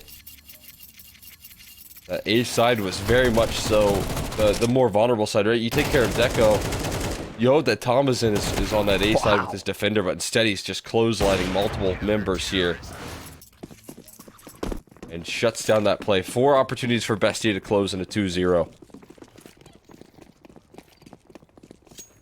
It's for playoffs right now. This is for, again, a mission to try and set yourself up for success in the RMRs. Get some reps in. See how things are going. And this would be very exciting. If you start off slow, you can't find these rounds. And then bam, all of a sudden... You get 11 in a row to close. It very well could be the case. 12 in a row, rather. If they win right now. Well-timed Molly within the full execute. That Molly trades with like 3 smokes right now. It's going to take forever to make up that time. Deco as well, looking to play on the off angle, but does get dinked up through the wall and does get finished off. Myron blinded. No one knows he's there, though. So Thomason arrives on the site. Maybe too late. Mello, he's here. He almost lines up a collateral. Instead, he'll clean up the last 2 to keep Furia in it. Finally extinguished right there. Massive. Coming through from Mello. Kai able to finally get some success from his apartment slurk right there as well. As soon as Bestia see the finish line, it is taken away from them here. So much money still in this CT side to work with here, but... Whoa, what? Jeez. Well, that was aggressive. That'll help. Whatever you need right there, even if it's a little bit fortunate. Nice shots like that. Keep them in this game. This is different here. Myron more forward with his hopper. Volatile setup though. Missed shots can cost you everything, Kai, to challenge. Jiggle peek. Off angle though, and Noxy will nail it. And there's a re-swing here, but Myron cannot convert. Noxy just barely escapes the spam, and then Thomason falls next. Dropping in, Noxy misses, and Sorolzin will be able to lock this one up, so we have still more running room for Furia. As this is a save for Bestia. They have to here. Save these 2 rifles. closing this game a little less comfortable than you would have hoped here. You wanted to finish it in the easiest opportunity with your 12th round in a row, but finally you get shut down. Fury Academy finally turned the tables.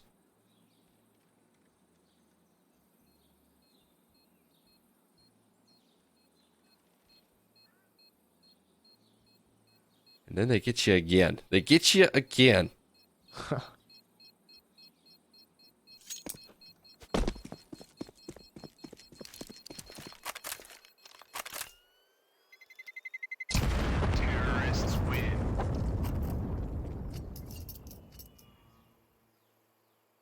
So,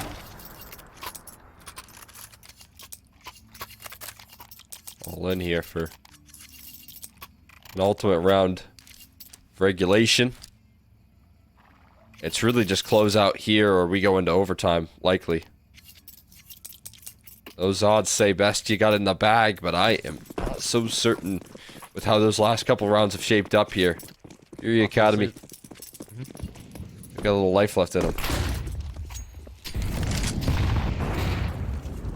So, shots up towards middle, but then there's Thomason as well.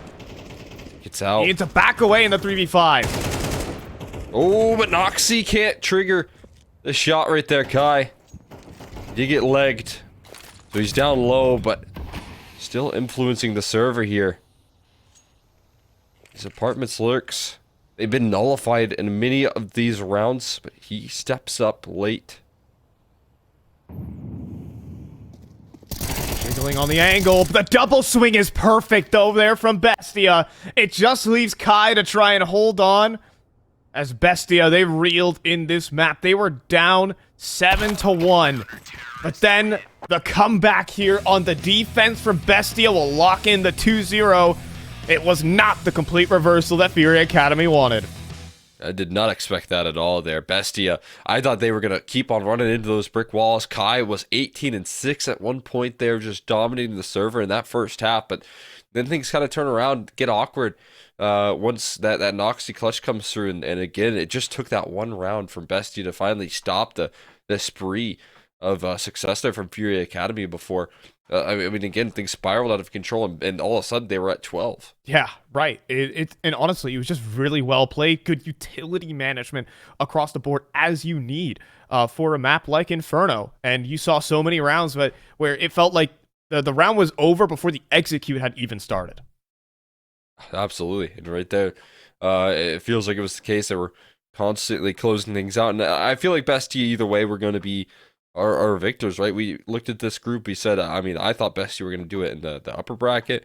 But in the lower bracket, they get their second chance. And obviously, Fury Academy, they come through with some good wins. They had a great first series. They had a great first Mirage map versus Bestia. On the second try around, Bestia come through with the adaptations. And again, you know, needed to capitalize on that momentum. But once they slow down, Bestia just take that right from them. Yeah, I mean, you got to respect it there for Bestia to be able to just pick up where they left off and deliver a handed 2-0 to Fury Academy. But there are more matches on the way here today because all of these win and in games still continue here, Cole. Groups C and Groups D still going down. Team Solid versus Adal y Amigos are going to be heading on forward. And, I mean, that game, a bit of underdogs, some up-and-comers here in the South American space, and then Galores versus Sharks as a rematch of the opening match.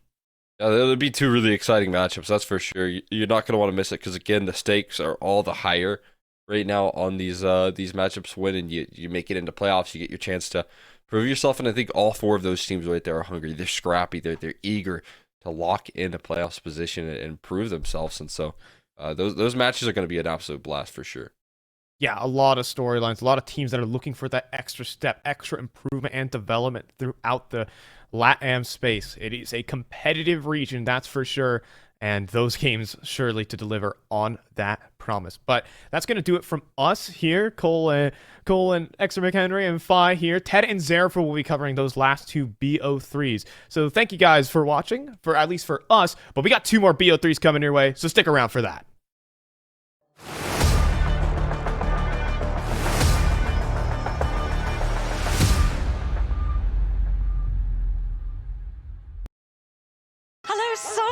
Mom.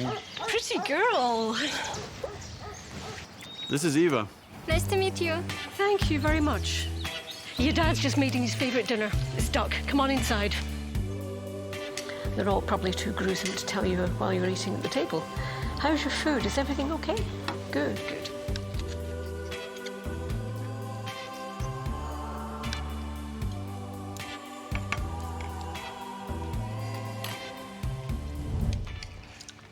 You seem to know each other. Yeah.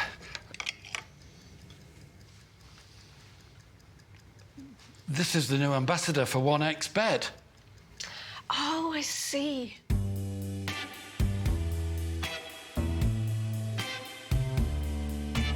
Everyone felt good when Eva Elfie became the new ambassador of 1xBet.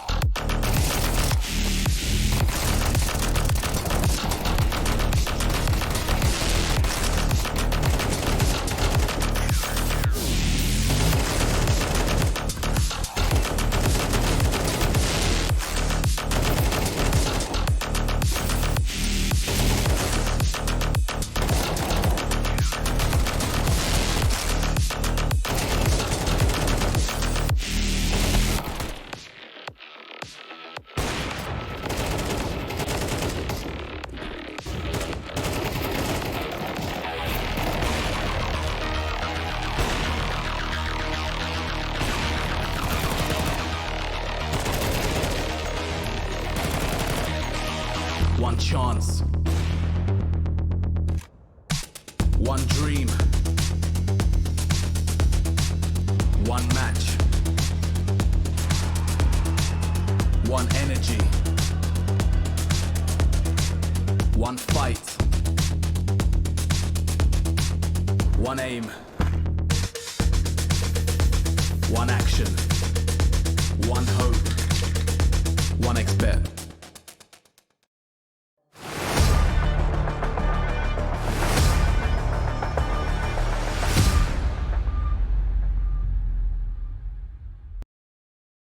Hello, ladies and gentlemen, and welcome back, I should say, as we've already had 2 games today, but of course this is going to be the first one covered by myself and my co-caster, Ted. Ted, mate, we are near the ending of the groups. I believe this is our last 2 games from all the groups, and then we look forward to the playoffs, but we still need to round out who is going to be playing in those playoffs. 2 decider games, 2 bangers, and I mean, 1 rematch. There could be revenge on the cards. Yeah, absolutely. I mean, the revenge card is going to be played in the second game, right? We're going to have to wait a little bit for this one, but yeah, a lot of exciting games ahead. You know, the games so far have been really interesting. I was actually quite surprised because we saw that we had to actually say bye-bye to 9Z, who lost their game, so they're not going to be participating in the playoffs, which I think is going to be a bit of a blow, especially for all the Martinez enjoyers out there, including myself and yourself. But, you know, we're in the better team, lost the game. On the other hand, we saw Bestia, I guess, logically beat Fury Academy again, even though the Fury boys were able to put up a really good fight. But now we're going to focus on Group C, Jack. And for those of you that might be unaware of what's happened so far in this group, well, Imperial pretty much just dominated it straight away. Obviously, it wasn't as easy. It wasn't as clean cut as a lot of people might have thought.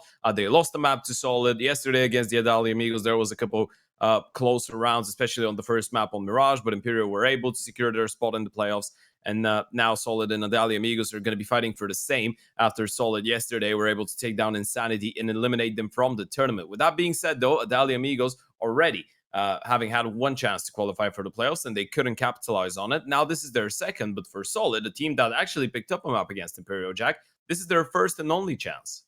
Yeah, and I mean, you know, Solid probably actually should have beaten Imperial. They definitely had the chances to actually close that one out 2-0, which would have been one of the shocks of the tournament if we seen it. But thanks to, you know, Imperial's strength, and they managed to come back in that game 1 and managed to overturn that, reverse sweep them. So, you know, Solid, I think they're not going to be taking any chances this time around. We might see maybe a more clinical side, but we're looking at an Adali Amigos, man, that, you know, although they lost to Imperial yesterday, they did really impress me with what they were bringing to the table. It's just such a strong lineup on paper, especially, you know, when you're not kind of looking at the experience in the lineup, but, you know, you look at the kind of young blood that's coming through this team. One player that really kind of stood out for me, especially yesterday, especially on that Mirage, it was Fasten. I mean, the amount of times that he was just finding such impactful kills to keep Adali Amigos in the round, and not only keep them in the round, but to win rounds on top of it as well. Yeah, absolutely. And I mean, Fazin, a player on the entry, a guy that, interestingly enough, is a 9-time FPL champion, by the way, which is an addition that we've had for a couple of weeks now, or a couple of months even, on HLTV. And it's something that actually, it was right up in my face, right? I don't care about that usually, but you open the HLTV profile and you just see all the FPL medals. You're like, okay, this is...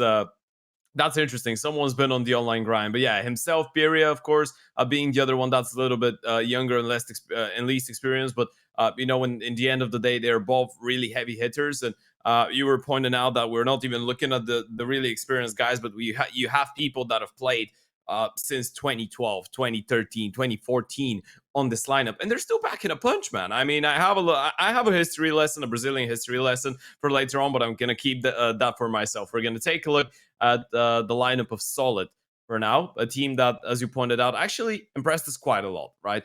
In their game against Imperial, they played their hearts out. They were able to beat Imperial on the first map, on Mirage, on Imperial's map pick, and then as soon as we went to map 2, they had a 10-4 lead on Vertigo, but they couldn't close it out.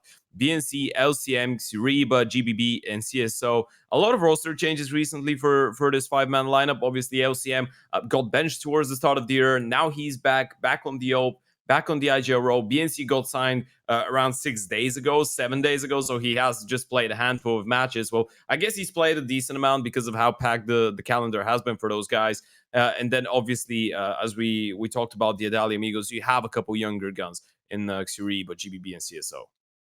What was really interesting to me, and I was looking through, of course, that game versus Insanity, something that I actually don't remember me, ever really seeing it, was the fact that there was 4 players on that Solid team that all finished on 28 kills in that best of 3, which is and really the 5th one was intriguing. on 24, by the way. Yeah. So it's not like he was on 5 and 30 and everyone else just did all the work. I know, it was just, it's nothing of too much significance, but like I was kind of just looking through it and I was like, oh, well, that's a little bit strange. I don't remember the last time I really seen that. The last time, though, that we did see these 2 teams face off against each other, it was actually 4 days ago. 2 best of 1s on the exact same day, and it was Adalia Amigos to come out on top. Both really, really close games. I believe one on Ancient and one on Inferno, if I'm not mistaken. So, 2 13-11s, they're extremely close games that it just comes down to, one round that makes the difference. And when we're looking now in towards this Veto Ted and in towards this best of 3, we're going to talk through it a little bit here. So we should be expecting to see at least one of those maps. We might see a little bit of a switch up in terms of, what map we maybe finish on. I'll be intrigued to see if we have an Inferno still in there, and we actually don't. So we've decided on an Ancient. We get one of the 2, but 2 new maps coming up, Anubis and Vertigo. What are your initial thoughts staring you right in the face? I feel like it does make a lot of sense to end up on those maps. Obviously, Overpass and Nuke were never going to be options, as both teams actually veto out Overpass, and Solid don't like playing Nuke either, so they were going to remove that and float the Overpass. Obviously, Ancient and Inferno were going to be really interesting, both of them, but I feel like the fact that we had them actually left in BO1 between those 2 teams actually says that they're feeling more comfortable with them as a decider against their opponents, so now they actually get to try and punish pick. The Anubis coming out of Adalia Amigos, I think that makes a lot of sense. It's a really good map for them. It's one of their 2 best maps, and when you look at the numbers and when you look at some of the games they've played, the second one is Ancient, statistically, purely speaking, which makes the Veto really good for them. It's a good map for Solid as well. I feel like at this point, we've just seen so many Brazilian teams being quite prolific actually on Anubis. I feel like all Brazilians just love that map. When it comes to Vertigo, this is where it actually gets a little bit more interesting for me, because we don't really have a massive sample size of the Adalia Amigos playing it, right? They played it only twice, and they've lost one of them. And then on the other side, Solid are picking into it, but they played it only 4 times, and it's not like the win rate is 100%, right? So it's going to be an interesting one for sure. I feel like momentum is going to be a big thing going into this one. And to be fair to you, I'm looking at that Veto, and I feel like both teams can actually have an even chance to pick up every single map in there. Yeah, I know we don't really say it that often, but we don't often agree with each other, Ted. But I'm right there with you with this one, to be honest. I'm looking at it and I'm saying, yeah, no, this really looks like a 50-50 anywhere that we do go.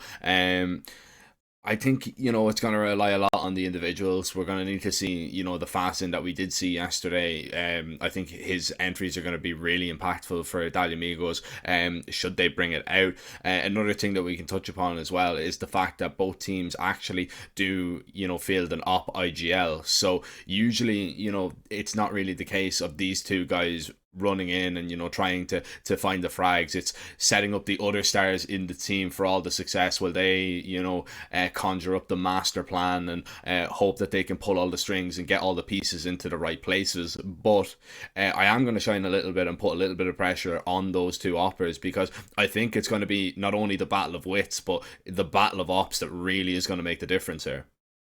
Yeah, it's going to be an interesting one, right? And I mean, you look at a person like ZQK, and he's been around since 2012. I mean, I wanted to wait a little bit, but before we dug into that history lesson, but it's actually so impressive that he's still able to be on the AVP and sometimes post good numbers. Now, the good part about this is I guess that both teams are not really relying on their opers that much to put on those great numbers, right? I mean, you look at those veterans, because LCM doesn't have the experience of his opposing number, but still is a bit of an older guy. He's been playing the game for a little bit longer, and he's got a lot of capable rifles on his side. So for me going into this one, the battle of the opers is going to be really interesting, but the battle of IGLs is actually the angle I would look through going into this one, because I feel like both teams are just incredibly stacked when it comes down to rifle power. Gonna have to wait a little bit till we see that rifle power in action. As always, we start with a pistol. While Dalbaninian's going to try and start off with an opening frag. He's gotten a little bit of information out towards middle. He needs to be careful though. He's alone, and if he goes down, it opens up a massive avenue in towards the A side. XQK up close, and the Julies don't even get to fire off a single bullet. GBB with the first entry and the second. Everybody falling on the A bomb site, and there is absolutely nothing that the B players on Italia Amigos can do about this one. Yeah, great openers by GBB. A nice double there. Suriba adding on. You know, something that I'm actually looking forward to is watching the T sides from Team Solid, because that's an interesting stat that I wanted to.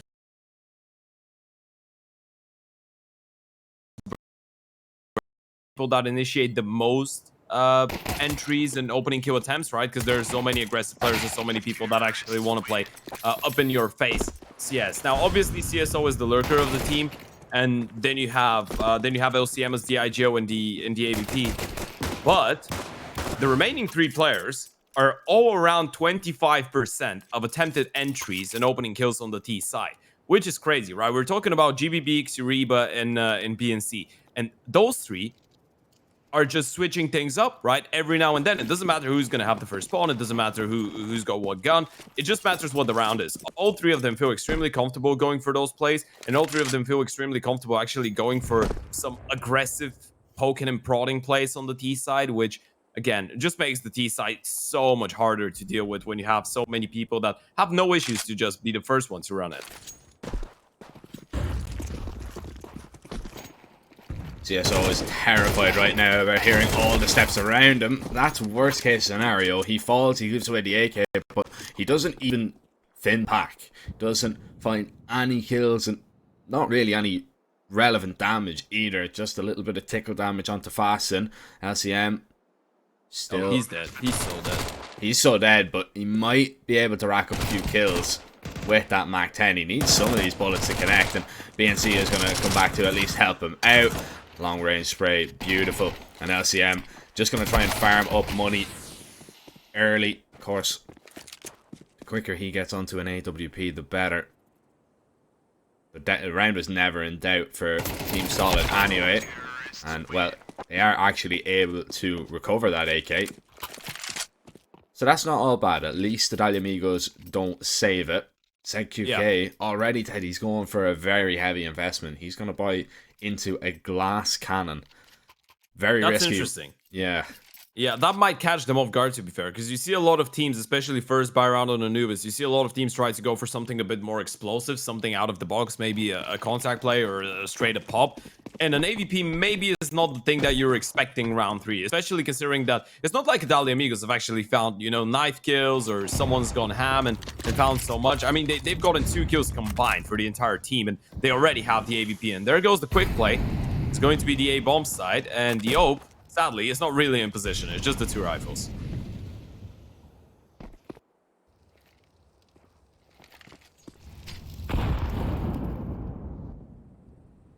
Still, the hit doesn't come in. LCM is waiting for a wide peek from a rifle. There it is. As you expect, the AWP goes back for more. And ZQK spots out the bomb with that frag as well.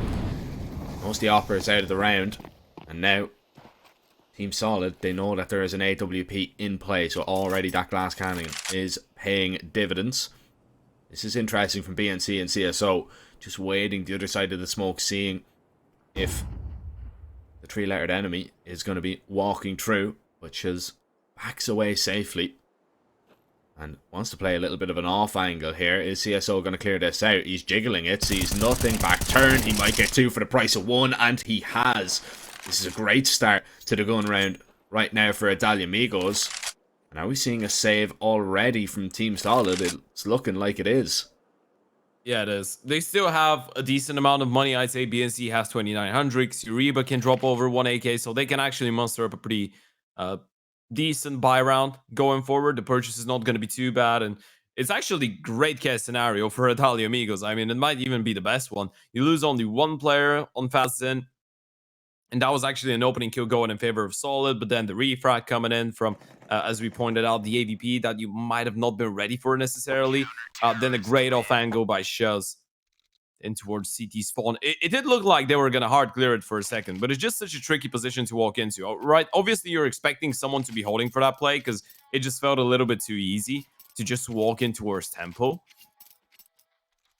And you were trying to find him, but yeah, that off angle was nasty. On top of the bench as well. So even if you clear it out, he still has an elevated angle to fight you there. And even if he doesn't get the double, 1 kill would have been good enough, I'd assume.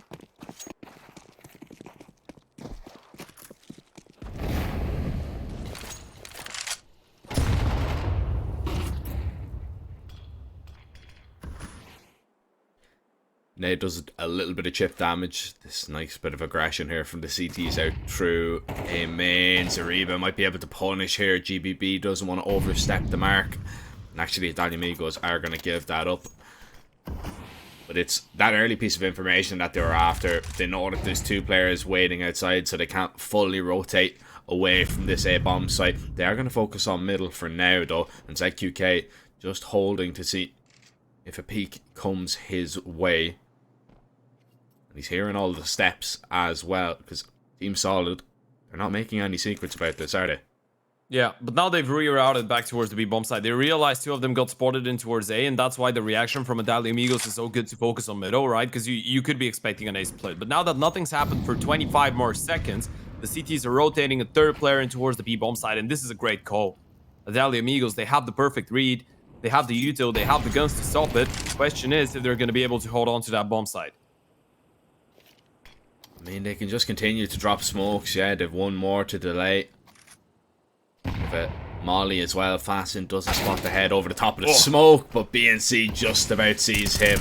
And now the hit is going to come through. Shuz gets fortunate, spamming, connecting through the smoke. Bomb still yet to make its way in, and with 18 seconds, unless you find the kill, this round is as good as done. GBB is going to fall. It's a Del Boney double, and Italia Amigos do hold strong on that bomb site. And it's just once again proven that, you know, when you have the util, when you have the read, the information, when it gets down to, you know, the 40-second mark of a round, just drop your smokes. You know, just delay them for as long as possible. And you can see Team Solid were just never comfortable going for that. Yeah, it was such a good defense. Even with the kill coming in from the T side over the smoke, by the way, Shell's able to get 1 on the spam. Delbany just peeking on his contact. A really good follow-up as well from the veteran. And they get their 2nd round. So money's not going to be too great now for the T's. Siriba going to be the only one on the rifle in this one. Just pistons around him. GBB, the only other one that actually has armor. So if the AK goes down, there's not going to be a lot of people in a great position to pick it up and still have significant impact with it, bar GBB. But now you can slow things down, right? Now you can start poking and prodding. This is already looking quite solid for Adalia Amigos, especially if they're able to convert this one fairly cleanly. We know how tough it could be to actually start mounting up rounds on the CT side. And if you start doing that early on, you could be in for a great experience here. And this is a bit of an awkward fight. Delbany just lost a straight-up 1v1 Joe against the Glock, did he? Nobody else even shot a bullet, so yeah. Yeah. And unfortunately, we got a front row seat to that one. That was the only... Well, no, there's 2 Glocks. So that's 1 of 2 default pistols without armor for Team Solid in the round. And one of them is just beating a rifle to the punch. Thankfully, ZQK is there to fight back and take down Suriba. And as we said, that was actually the AK. And BNC is going to pick that one up. But he's down to 30 HP and has no armor to work with. Yeah, there's the switch. Yes, still no armor though on LCM either. So aim punch is going to be a massive factor should he get into a gunfight, but up against the op, shouldn't be too much of an issue. The ANC is really just going to be a decoy here for information. He's going to go down. LCM trying to find this kill and actually just does enough to deter Shuz. CSO is going to try and just run him down. Not going to be able to catch him. He's just not quick enough. And I mean, just dumping utility behind him. Now. Yeah, how has he gotten away from that one? 10 seconds. This round is over anyway. Need to make sure that you either go down before time runs out or you hold on to your weapon. And well, Faxon will just collect both lives himself. And a 3rd round now for Adalia Migos. They will take the lead for the very first time. That was so hilarious, by the way, seeing Shuz just send it for the hills, just running up and trying to stay alive. And he was able to escape, actually. He was like a fly. Quite annoying. You know, you just need one hit to actually get rid of it, but you just can't really spot it out, right? You can hear it, you know it's there.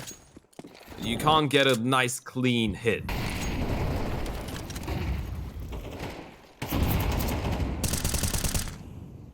Quite interesting to notice, actually. Team Solid, they've been focusing quite a lot on those defaults, which, you know, usually I guess you'd expect, especially from teams like that, to be a bit more explosive. I feel like that just shows that they realize how important that game is, and you know, they like taking their time, just being a bit more alert for potential aggression coming out of the city side, and this is essentially what you go for. It's one of the two options when you're playing up against a team that's usually quite hyperactive on the city side and loves going for a lot of information plays. But now with the clock running low, they're going to start gathering up for a B split. Pass in. Spots out the molly. Able to stop the first player, but Bueno on the second. And actually, the T's are going to steamroll through this B bomb site for the very first time. It was looking unbreakable a few rounds ago, but this time falls like a deck chair. And now it will be Team Solid just keeping up with Italia Amigos. And you know, we're only 6 rounds in, Ted, but you can see that this one is going to go down to the wire. Like, this one is going to be so close throughout. These teams are very evenly matched at the moment. Yeah, they are. I mean, even though I feel like Solid is actually the team that has shown some better results when it comes down to best of threes, though. That's why it's so interesting, right? Because Italia Amigos, you pointed out those ESL Challenger games. Italia Amigos is actually one of 3 teams to have a 4-0 record on ESL Challenger in South America so far. This is season 47, I believe. They were able to beat Italia Amigos, or yeah, they were able to beat Solid twice, and then they were able to beat, I think the other team was Corinthians twice as well. The only other 2 teams that have a 4-0 record are 9C and Bestia, and they've both gotten some FF wins as well. So technically, Italia Amigos is the best playing best of 1 team so far. Obviously, the season has just started, but on the other side, you get a Team Solid that has been getting some really good best of 3 results and putting on some great fights even against tougher oppositions when it comes down to longer series. So it's a really interesting one. We get the best of 1 Kings versus the best of 3 potential big upsetters, you know, the Giant Slayers, if you want to call them like that. Great opening, easily found by LCM. Pass in, no entry for him this time around. Delbany needs to be very cautious on the retreat, even gets tagged. Luckily, he didn't stay for longer than he should have. Swap of ops. Team Solid look to continue to try and find an opening in this round. A is going to be the weaker of the 2, as Italia Amigos have decided stack over towards this B bomb site. They've given up middle. Surely, they're hearing this util now. They're going to need to go for an aggressive play together to just kind of gather any kind of information at all. And they're going to flash in towards B main, but it's going to be too little too late because the hit is coming in towards A, and it's Pyria standing alone with just the M4. He spots out the first and does a whole lot of damage. He would have loved the kill from that scenario. And sadly, I don't think the damage is going to be enough here. His teammates are still a million miles away. The bomb is going down. And it is just now all about timing. And if Italia Amigos can get into this site quick. Oh, but they're calling it off. That's going to be a safe, I think. Yeah, they realized that it's 4 versus 5. Money doesn't really allow you to go for this unless it's 100% guaranteed. Well, maybe not 100%, but at least unless you have evened up odds. And there's no Yuto either on their side, which would make a potential retake even harder. That's a great round to take if you're Team Solid right now. You just get, what, 5 alive? No money lost. I mean, you just had to use some Yuto. You get into 1 fight, and that pretty much guarantees you the round. You're just living in paradise right now. By the way, Jack, I think we have a... it's a pretty special day for CS today. I'm not sure if you're aware of that. I'm going to let you know now. So, I just wanted to take a minute to wish happy birthday to one of the brightest CS minds ever. One of the biggest strategical, I want to say, gurus of the game. One of the greats. The one, the only, who'd never play another game, who's only been breathing, eating, sleeping, dreaming about CS for his entire life. Tarek. I knew it was gonna be some kind of troll statement out of you when you started. No, on the big no. What do you monologue mean? there. What do you mean it's a troll statement? I actually want to wish happy birthday to Tarek. He's a lovely guy. We love Tarek. He's one of us. Might have had his venture, but you know, everyone's made their mistakes. He might be still making some of them up to this date, playing some heavily animated games with cabbage chasing you around the map. But hey, he's still one of us. Everybody has their flaws, I suppose. Yeah. Oh, this could be a big flaw in the defense of Italian Eagles here, though. 2 players only. See Delbany, completely wiped by that flashbang. He's going to get that molly down, and actually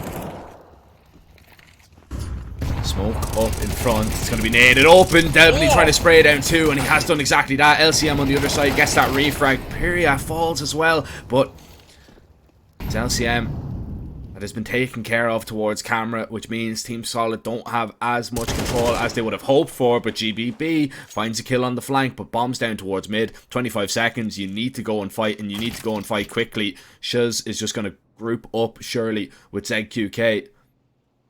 And they're already calling this one off. They're not even going to attempt this 2 versus 2.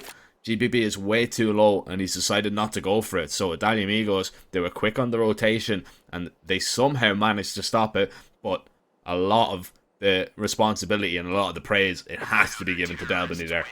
Yeah, absolutely. That's a big double kill. And the way that they set him up with the nade as well, this is great teamwork, right? I believe there was even a flash from Shuz. So it wasn't even just the nade. There was a flash as well to accompany that nade. Delbany with a massive double, holding the line. And you know what? This is already a pretty good CT side for Adalia Amigos, all things considered. I mean, it's been a close game. There's been some close calls for both teams, and you can even see on the graphic there on the top that both teams have been just exchanging blows, like getting 2 rounds in a row, then the other team wins 2, then you win 3, then the other team wins 1. But it's an evened up game. But this is CT side Anubis, and they've been putting on a great fight so far.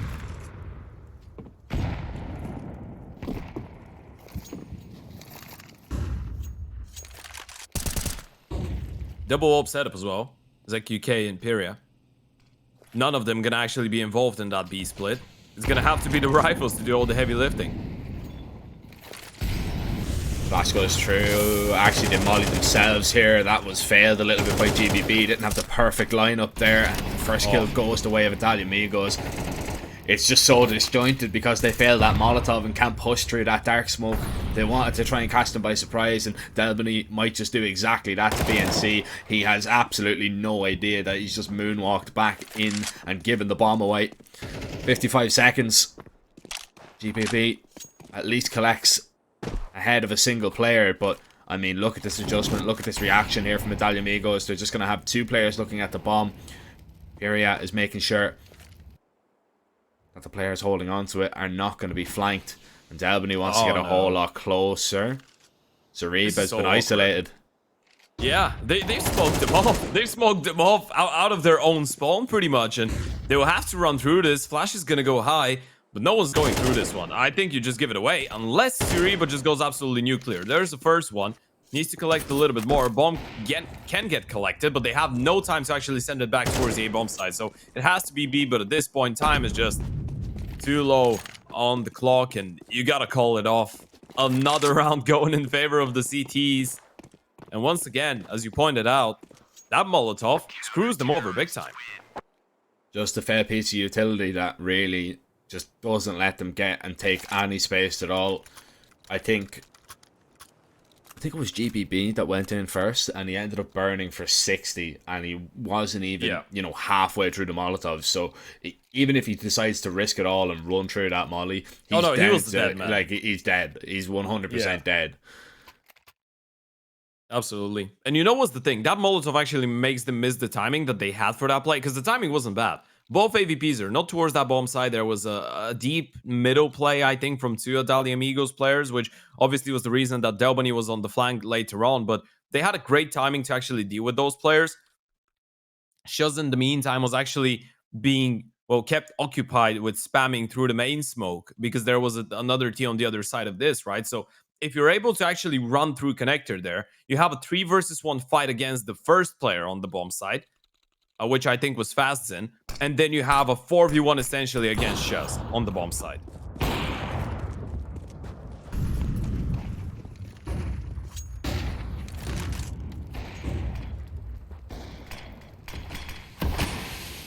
So Dynamigos have 5 CT rounds now. You said they would have been happy already with 4, and it could get a whole lot better as well. Or worse. Depends on the point of the person actually looking at it. I mean, if you're a Team Solid fan, you're already quite unhappy with how this one has been going. If you're an Italia Amigos fan, you're jubiling. You're just enjoying the game, having a great time on a Sunday night.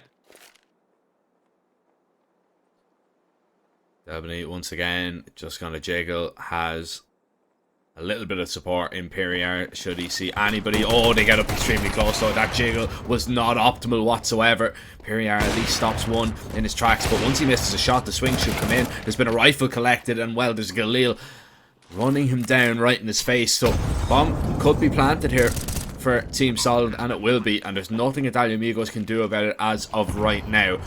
Surely they attempt this retake though. Extender smoke going to be thrown, and now they'll try and get out and look for these kills. They know that maybe a few players don't have armor. It was only the pistols, but there's an AWP that they didn't maybe account for. BNC once again hits a great shot one more time, hits the head. He might burn to his death, but he has done his job. He has stood tall in that post plant, and he has gotten Team Solid another round. Oh, Delbany from hero to zero, really. We were speaking about, you know, how well he was playing towards camera. That double kill that he had a couple of rounds ago just misses the timing on the jiggle. And because he's playing so close, that's the problem. Yeah, just picks the exactly. swings across. Absolutely, right? Most of the time you're going to see if a person is jiggling that, they're going to be doing so from the bottom of the stairs, right? Right behind the box, which is on the left-hand side from the T's POVs, right? The deeper angle where they can just spot your head, and then you can see them. And even if they go out of camera, you can deploy that smoke or a Molotov or whatever. They're gonna have to actually run through, and then you can have a 1-2 play, a nice setup with Dioper who's in towards heaven, right? So, especially when you're not alone, it's really risky to jiggle like this.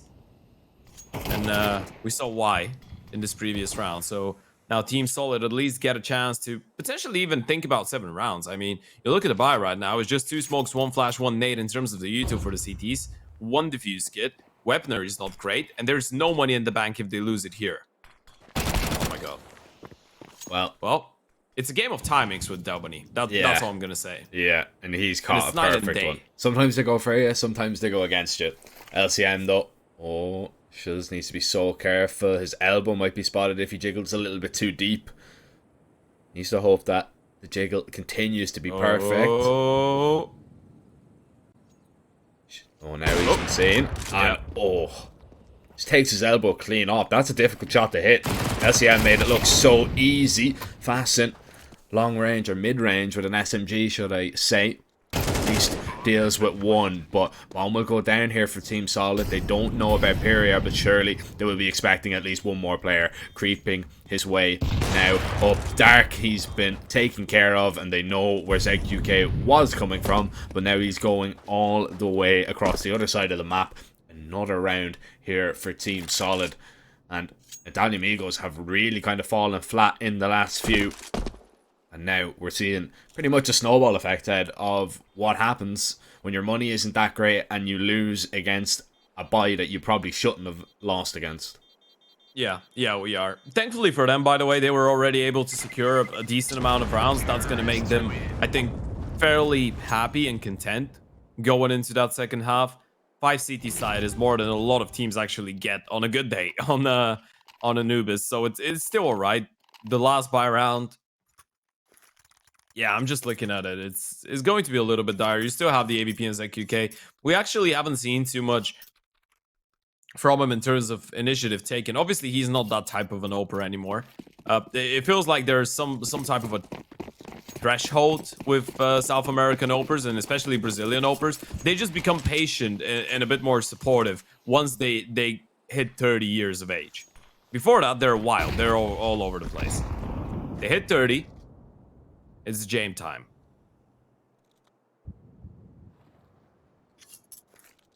This is an amazing call from Italian Amigos here. They're just going to push behind and they're going to find the execute. One kill, how about a second? Delbany's already claimed the double. We were speaking about this man and his timings. He's found a perfect one once again. And now Italian Amigos just need to hold strong on the site, and that's exactly what they do. But it was the SMGs from the backline that we have to give all the credit to. A double push through mid, and Team Solid don't even get a chance to execute.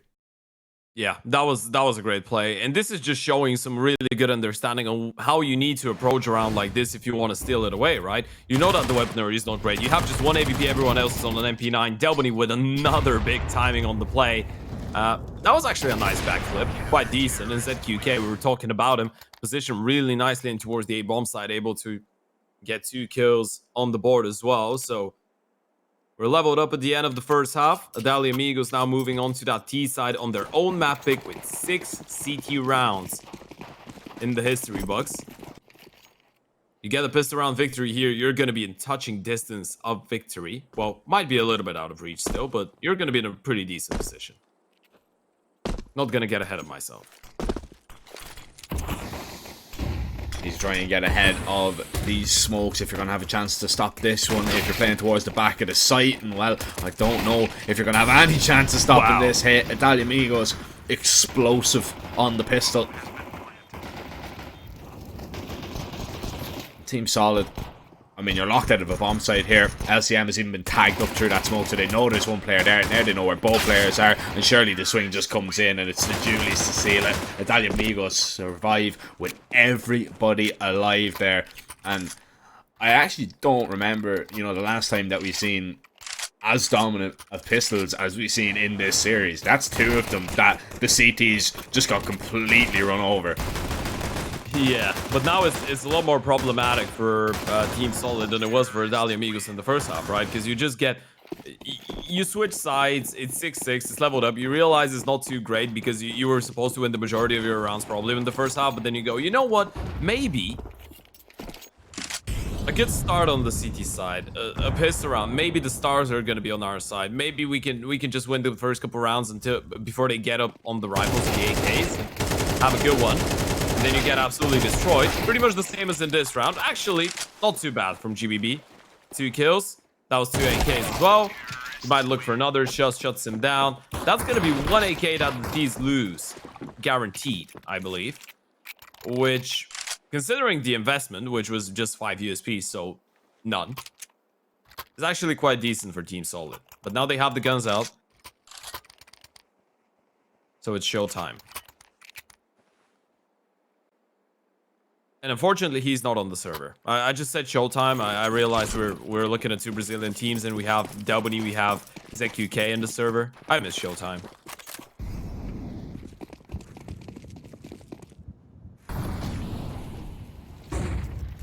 It'll be showtime for Zariba solo towards A right now, and he's going to get his mod down. Pyria is going to swing right through. That's a fantastic entry. Now just go and take space. The rotation is going to try and get there in time.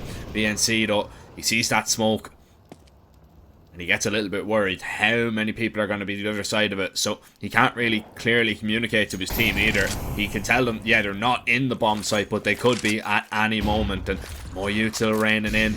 More util used from the CTs to see if they can try and defend, but this is just all smoke and mirrors right now. It's going to be a B split from Italia Amigos. And I mean, if you're GBB and CSO, you have no util. You just have to rely on the weaponry, get into a position that you can maybe find a multi-frag, and they stop 2 in their tracks straight away. CSO with a double. Molly down now as well. The T's cannot push past it, and everybody is going to be here to defend for Team Solid. The T's, they can't go back, they have to go forward, but they're just going into so many bodies right now, and it's a fantastic hold that started off with 2, and now Pyria left just standing alone. Can he get the bomb back? Can he even find a kill? And no, he can find a route out of there. Wow, what a hold that was. I mean, they made it look almost too simple, right? That was supposed to be such an awkward one for them. That was a 2 versus 5 on the B bomb side, right? And they get all the kills. As much as I like the fact that they're trying to put pressure on or from 2 different positions simultaneously with the peak from main, the moment that one main player actually falls down, then both CTs can just turn around towards connector, and they were just insta double dinking every single player that was trying to go out, right? There was no way for Italia Amigos to actually have a 2v1, to have a multi-peak, to make it awkward for them. Not a single person was able to make more than 2 steps. As soon as they go out of connector, they were just getting absolutely destroyed from the M4s. So Team Solid picking up around 1xbet, still favoring Italia Amigos for the victory. Obviously, as their map pick, they're in the lead on the T side, on the most T-sided map in the pool, but it's a good hold for Team Solid. What that was pretty much was Team Solid saying, you know what? If you underestimate some of those situations, if you give us the fights, we can pack a punch. We can make this one a long day for you if you don't give your best. I've just noticed there's pyramids in the background. Oh, I haven't hardly. really. Have you not seen that? No? I think I'm a little bit sleep deprived right now, so Yeah. it's probably this, but it was just a nice thing to see, you know. The boats, the pyramids. You ever been to Egypt? No. Me neither. I always really wanted want to go. visit. Yeah, same.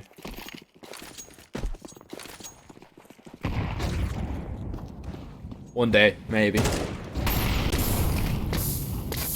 Oh, Pyria. How is he got? Yeah, okay. Yeah. That checks out. Patrick Mahomes on the money. Fasten. He's able to stop at least that A push. If you go 2 players down in this round, that's definitely going to beat Team Solids for sure. Fasten. He's usually good on the entries, but this time just walks right into BNC, who is ready and waiting.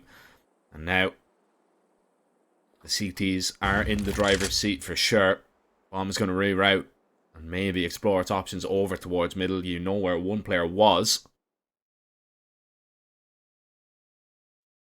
But it all comes down to if they can find this kill. And BNC is just jiggling for information. Yeah, and you see, this is the way to jiggle here, right? He's not too close to the wall. He's a little bit further back, not down from the stairs, but he's still going to spot the player and going to have enough time to deploy that Molotov. So this is a little bit safer. Still takes a little bit of damage. Italia Amigos, though, not really planning to respect that smoke. They actually faded. 30 seconds. Gonna make up your minds. Gonna probably try to go for an A play still. And look at that reaction from Team Solid. This is great. They're going to clear out A main, which means that both players can actually turn around and just focus entirely on the bomb site unless they leave. Okay, now they've realized what's going on. Yeah, now they've heard of steps, but they've given the bomb site away, so a bomb plan is going to be guaranteed. LCM needs to make sure he doesn't lose that fight to Doboni. Yeah, and I mean, you know exactly where the 2 players are as well. LCM doesn't want to take that fight just yet. They want to wait and see if CSO and GBB can get into a better position and smoke onto the middle of default. And this is going to be actually nice for Delboni to play around with. And the same with Chuz, if he's able to find the kill. ZQK finds the first, and actually I think that smoke was a little more of a hindrance than a help, as GBB tries to get out of here. He's going to be ran down by ZQK, but that was ill-advised. GBB is still very dangerous, and he looks to stay alive, and he will. He'll hang on to that weapon. However, Italia Amigos, that is number 9 for them, and money reset for the rest of Team Solid. A bit flabbergasted by that smoke, to be fair. I mean, you get what they're trying to do. They're trying to make it uncomfortable and probably just smoke off the bomb as well. But yeah, it just made it a lot easier for the 2 players that were around the bomb site to actually navigate around it and play around the smoke. isolate those fights, have a little bit more cover. So yeah, it's one of those moments. You throw the smoke and then you realize you pretty much screwed yourself up. You were the ones throwing a spanner into the works of your own retake there. And Nadali Amigos just take perfect advantage of it. So now you can see that both teams' economy is actually quite shaky here. The loser of this one would suffer quite a lot. Want to make sure you're not on the receiving end of this one. Nate, not really going to do any damage. There wasn't a T holding it towards that position. Suriba was thinking about going for something aggressive, but he's going to fall back. Still playing on the edge of the smoke, and that's a great opener to collect Pyrian. No one even close by to attempt or even think about attempting a refrag there. Good little bit of information gathered as that smoke blossomed as well. You've spotted out 2 players in towards the canals, so you can set up towards that A site. You're even going to flash deep, and I like this from Team Solid. They're not, you know, just sitting back. They know that with the SMGs, they probably still need to play for a little bit more of information, and they've got it all right now. They've got the perfect read. They know exactly where the hit's coming from, and it's just about if they can find the kills. Zariba stops one more. LCM locks in his first kill of the round, and oh, is there going to be a way into this site? Oh, they 2 of them line up. Shuz does fall, and even though there's a team kill in the mix there, Team Solid are just going to be happy that they were able to stop that one. It was a risk to invest everything in that round for Team Solid, but it has been pulled off, although that is just a little bit unfortunate. But it's all good if you get a double kill, and you know, if you get a triple kill and one of them's your team, man, yeah, it's okay. Absolutely is. And we're actually getting a lot closer of a game, I think, in the second half than I was expecting for sure. And I think than a lot of people might have been expecting. Team Solid is showing us that they are a force to be reckoned with. And that's something that we actually noticed in the Imperial game, right? It just feels like Team Solid is one of those teams that are never going to be dominated entirely in a map, right? Even if they lose, even if they're not the better team. They just possess that quality of just making games a lot closer than what they should be on paper, I guess. But they are playing like a really solid team. And that's with Suriba actually being on 5 and 8. And we remember how sharp he was in that Imperial game, right? Suriba, CS2, who had a really good game in their opener of the group stage as well. So a couple players, a couple rifles being a little bit off, and still they're able to put up a pretty good fight here on the defensive side of things. I guess you could say the same for Pyria, who's not having the best game of his life either. I mean, none of them is actually having an awful one. It's just a bit lower than standards that they have put for themselves. Of course, there's plenty of time for all of them to actually turn this one around. Especially for the CTs, if they win this one, they'd be leveled up 9-9 and with a massive advantage coming up against an eco in the next one. So far, though, it's been a slow walk in the park for the T's. A lot of U2. Shuz is going to throw in some U2 in towards the B-bomb side. Left-hand side smoke, but that's just to take away the attention for the mid-walk to come and play. Oh, BNC, he's going to walk right in. Yeah, he's lucky even to get one there. That could have definitely just ended in instant death for him. LCM, he's happy with his singular kill. And if everybody just goes 1 for 1 for the CTs, you're going to be delighted. And that's exactly what's happening right now. But ZQK going to now apply the pressure. Zariba is going to claim his second through the smoke. And that round has been completely shut down by Team Solid, despite losing a singular player. Woo! Zariba with a hat-trick on A anchor, getting a little bit of confidence flowing through him now. 9-9, we are level, and Italia Amigos now are down to just the Glocks. And something that I just wanted to bring up as well is that this has been a very, very slow Anubis, especially for the standard that we've seen in this competition already. You know, this is probably like nearly every single round. It's very methodical. 40-minute, 18-round game. Yeah. It's been very, very slow. Very slow. And you can tell that both teams are actually... I'm a big fan of this, to be fair. Because I like the fact that now I think we're starting to see a bit more a bit more thought, a bit more diligence in some of those Brazilian and South American teams, which wasn't the case a couple years ago, right? They're evolving. There's still that wildness when you're watching Imperial, let's say, but it's nice to see that there's still teams that, you know, are changing a little bit. There's different types of approaches according to the games as well.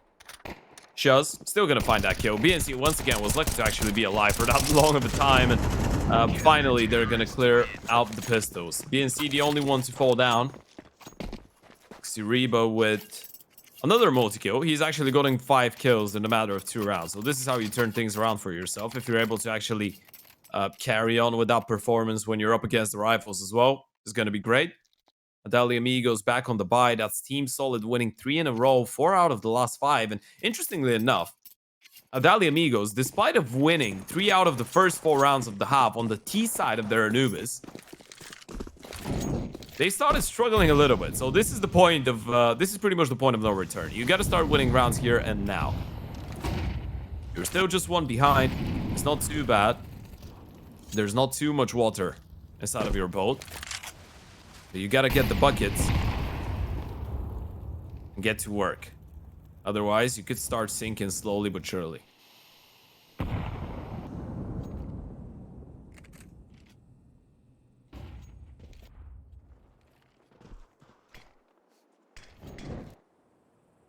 Need to try and find an entry. Need to try and find just some kind of advantage.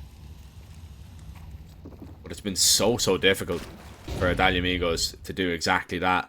There's going to be aggression here from the CTs. This is going to be good. Are they going to push without a flash? Oh, this could be horrible on the timing. They know he's in the corner. The flash comes through, but he still gets a double. How has he gotten away with that? He gets away with murder. This is 10-10. This round is done. And Shuz stood solo in the corner. They knew where he was. They actually came out pre-firing for him. He gets flashed for the second, but still manages to collect both players.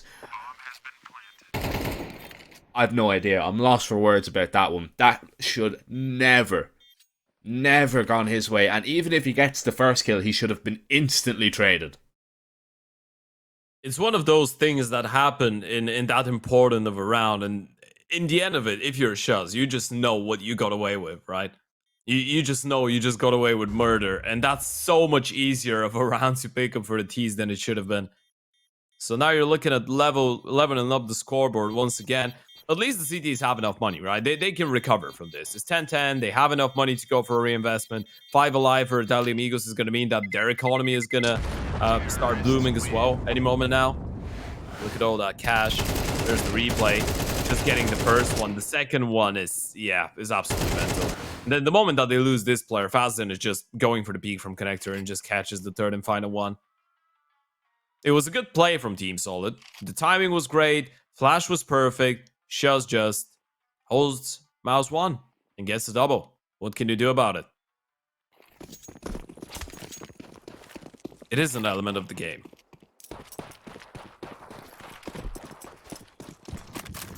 This is wild here from CSO. Just sprinting, full W straight, and well, getting a little bit of revenge on Shuz for that last round. They're taking deep control here. This is really bad for Adalia Amigos right now, because they will have to expend a lot of utility to go back and clear that out if they want to, or they can react quickly and maybe try and hit the other side of the map. But actually Delbany,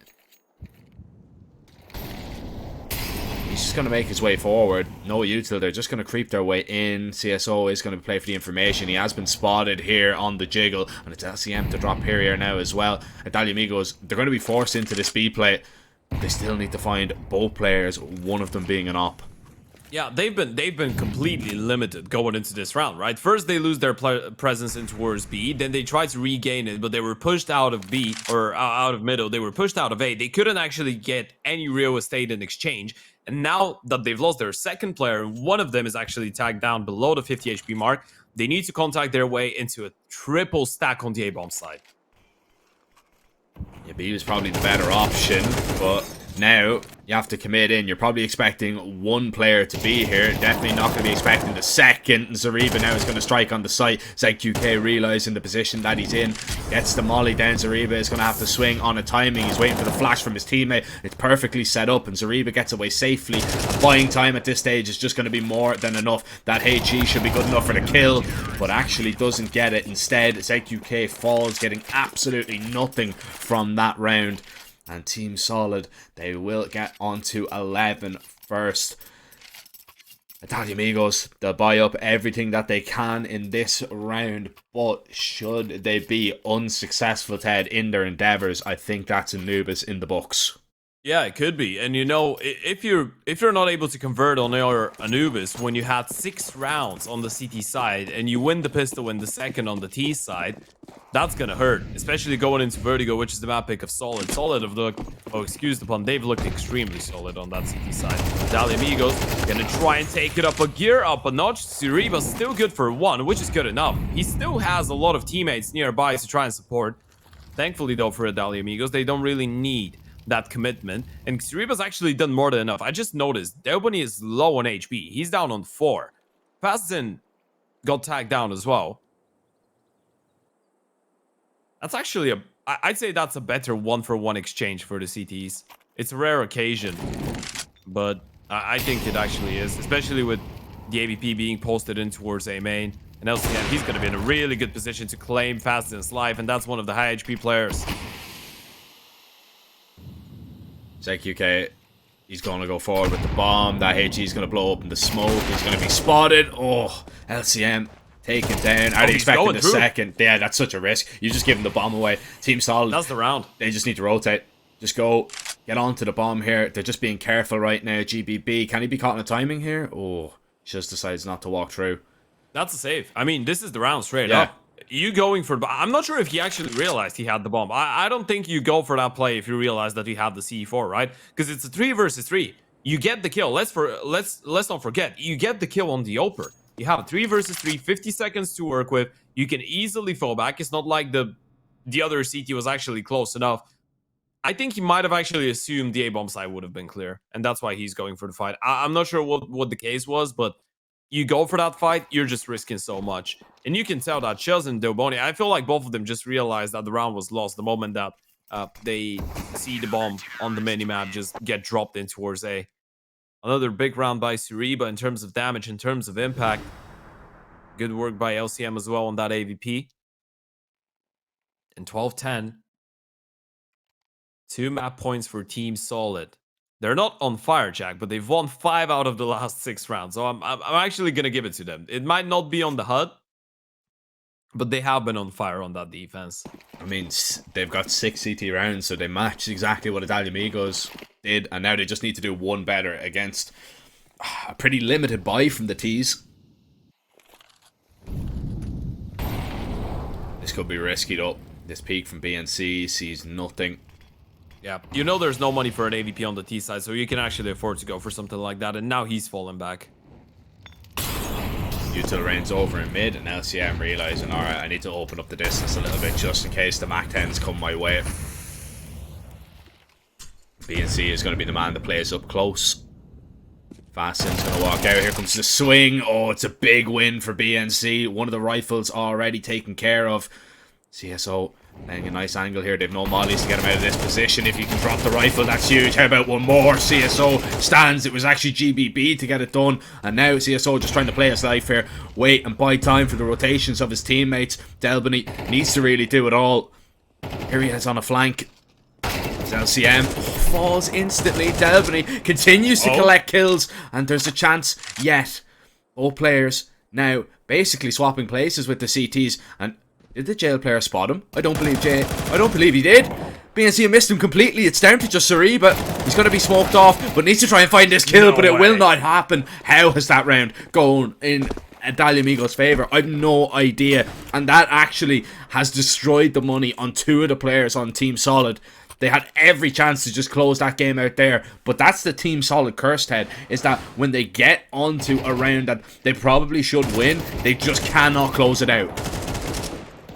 What a play from Doboni. What a moment for the veteran to just go absolutely huge once again with a double. Imperial was there to close it out. Navigating his way around the smokes, getting a double kill all alone towards the back of the bomb site. That was a 4 versus 2 chance for Team Solid to put an end to it. And now it all might go in vain.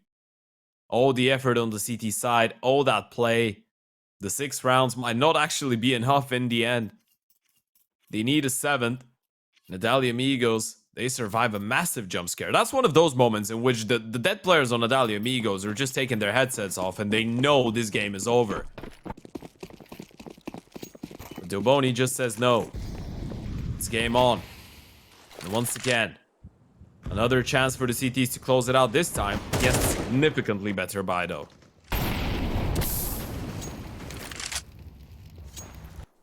Yeah, and I mean, like, you don't have too much utility to delay either. So, Italian Amigos, they have been playing so slow throughout this game, and this is going to work out in their favor. If they just continue to burn down the util on the CT side, it'll make the execute so much easier later on in the round.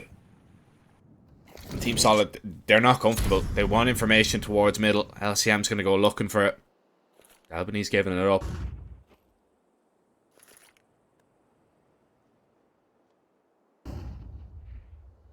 You've no idea what's going on right now if you're on the CT side. Albany lining up mollies. ZQK. LCM is going to try and stay in it, but that molly just burns you up way too quick. Double nade is good. Softens him up a little bit on the way in. 45 seconds. And this is a B split if I've ever seen one. CSO's position is going to be key. It's such a good angle, but he needs to find the first one for sure. They're going to clear him out. Now this is tricky. He's going to find one. Tries to go for a second fast in with a good refrac. And BSC's all alone. Needs to buy time for the rotations, but Chuz has just deleted him out of the bomb site. GBB on the rotation needs to be the hero, but it's actually going to catch a bit of a timing. They're not aware that he's out on the bomb site. Fazin is not going to phase. They're still waiting. They're waiting out the smokes. GBB towards the back of the site. Might catch a timing, but Chuz is there to delete him. And just like that, it's a 2 versus 4 required in order not to go into overtime. And it feels like Dali Amigos might have done enough. ZQK just speaks into the AVP of LCM and takes him down. And surely this one's going to overtime. Suriba has been spotted out. And a 1 versus 4. Team Solid had so many chances to close this one out. Had a great opportunity in a 4 versus 2 in the previous round. But this one is not over yet. No, it's not. We are going to go to overtime for the first time in this series. And in overtime, I mean, so far in this event, Solid are the only team between the two of them that's actually been there. They managed to win it versus Imperial. So they will be at least confident in that regard, but I don't know. How much is that going to be weighing on your mind that, you know, you had the chance to actually close that one out? It was a 4v2. You were in the driver's seat. You just needed to play together. You just needed to trade out the kills. But it just doesn't happen. High pressure moments.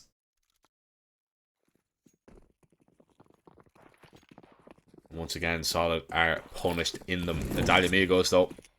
Now, they're going to have plenty of money, of course, in OT, and that's what a lot of the problems kind of arose from, is that, you know, they were on eco for at least a good few rounds. That's why Team Solid were able to claim a few for free. Now it can be said on the other side, and that's a perfect flash. LCM goes down. He never looked comfortable in that position there, especially when he seen the flash coming his way. I mean, you've already found one pick towards A. You can just slow it down once again. Natalia Amigos are just going to take their time.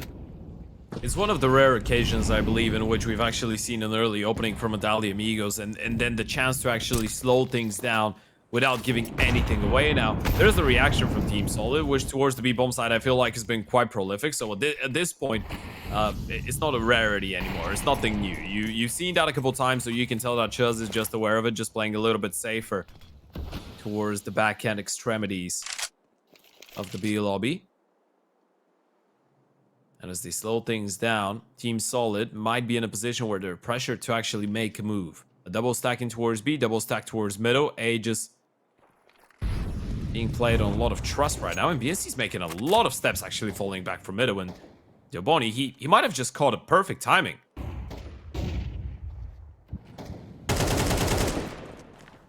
He has. Plain and simple, he actually cannot believe that he's found that perfect timing. Zariba now is alone, 15 seconds, needs to try and stop the bomb, and if he falls, it's over. Just got his done. Shuz has lagged out. But he still collects doesn't make the kill. a difference. Yeah, he still gets the kill. They still get the round fairly easily. So even if he doesn't get the kill, they still have the round, right? It's still a 4 versus 2, and they're on the wrong bomb side to retake. CSO probably will get taken down. Even Period just shoots him from the side of the head. No chance for CSO to even have a say in the matter. So Dali Amigos get up to 13. And now the questions are, if I guess Team Solid are going to be able to recover mentally from not being able to close this one out in regulation, right? Because things were great. And again, going back to the point that you made, this was one of our main talking points during the Imperial game as well. The fact that Team Solid throughout the entire game against Imperial looked completely competitive, right? It wasn't like it didn't feel like they were getting outclassed, right? It didn't feel like they were getting absolutely blown out of the water, right? At no point. It was actually quite the opposite at times, especially on Vertigo. It felt like Solid were dominating over Imperial. But then as soon as they get up to that, I guess, because it wasn't 12 against Imperial, it was like 11 or 10 where they started struggling. But as soon as they get really close to actually going past the finishing line, it just feels like mentally they're not able to jump over that barrier. Obviously, they don't really have the experience that a lot of other teams in the tournament do, right? You look at Adalia Amigos, you have so much in terms of Brazilian CS history down there that Team Solid don't really have. I mean, yeah, you have LCM who's been on a couple projects, and BNC has been playing the game for a while as well. But you compare it to the experience of people like Shuz, like Delbany, like ZQK, for God's sake. I mean, I told you that I had my history lesson for Brazilian CS. I'm gonna actually go into a roundabout it right now, as we're still in a technical timeout. But I was looking at it. Throughout his career, ZQK has played on 19 different teams, on some of them multiple times, by the way, on some of them more than once. So he's changed around 24, 25 lineups-ish iterations of teams in his career, which obviously began back in CS 1.6, right? But in CSGO, it started in 2012. And I randomly just selected and opened the game because he was playing on progaming.td, right? You remember when Brazilian teams had .td in the end of their names, right? Kaboom was the same with Fallen and FNX and those guys. So on progaming.td, ZQK was playing with people like FBM, who we haven't seen for a long time. RKZ is another name from the Brazilian scene we haven't seen for many years, and he played alongside Boats and Steel as well.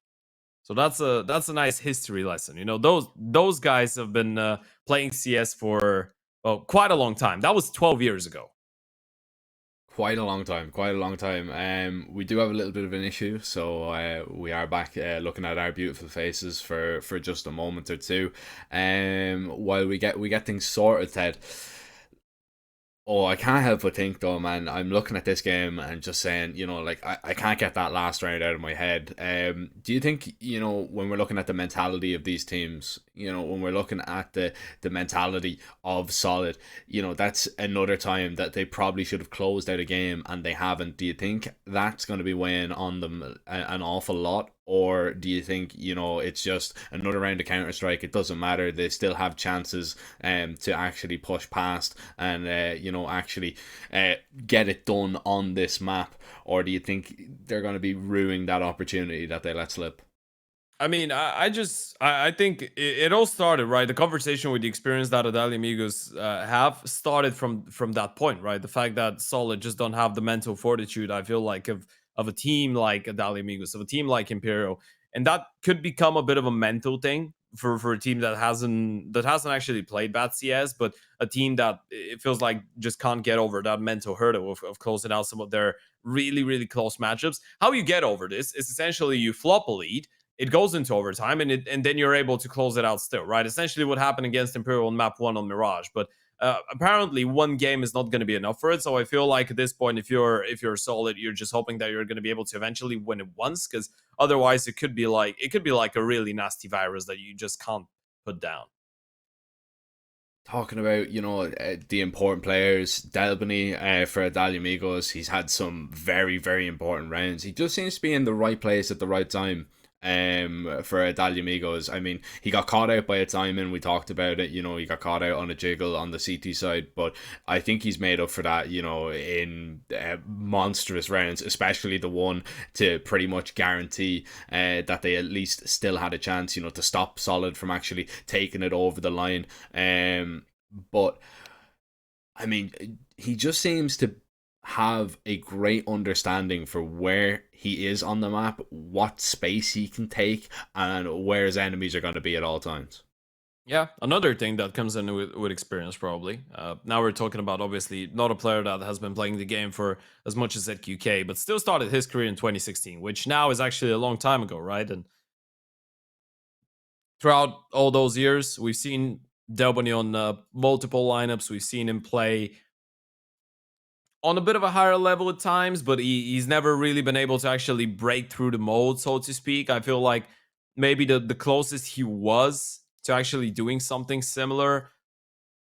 I wonder whether I should go. I think obviously that Imperial lineup, I think it was 2021 when he was again playing against or alongside ZQUK with Showtime, with Horvey. That was an alright one, but most of them were past their prime at this point. I feel like maybe I'm just thinking about what I know about Delbany's career right now. I'm just digging into history lessons. But you know what?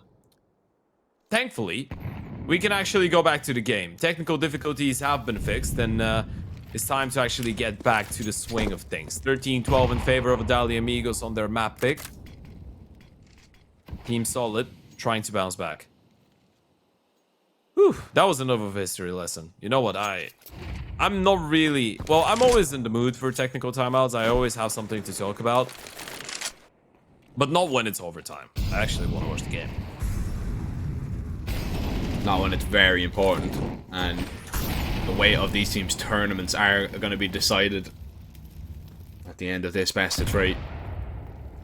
And map 1 has definitely delivered so far. Now, Team Solid, to feel a little bit more comfortable, they're going to need to deliver good on the CT side with at least a singular round. That would put them definitely in quite a solid position, but Dalamigos once again just playing extremely slow. Baiting out utility, faking, looking for openings, looking for Team Solid to get a little bit antsy. With 30 seconds now, it is just going to have to be straight up a hit. You got Zariba waiting with this AWP. It's a double op setup. Zariba needs to be perfect on this first shot. Is he even going to be flashed? No, he's not. Collects one and actually gets away to safety. This is absolutely huge. 15 seconds. If he finds another kill here, this one is as good as done. That's exactly what he's done. Oh, Zariba, how about that? A hat-trick of kills. The bomb delivered to BNC's lap, and he will collect the final 2. That's a fantastic hold on A from Team Solid. And that's just something that was completely overlooked by Italia Amigos. They didn't think that Team Solid would really have the balls to go for a double up after losing the first round. But Zariba, man, how about this? Talk about big players coming into live in big moments. Zariba even misses the second shot there. Still able to recover so well with the AVP.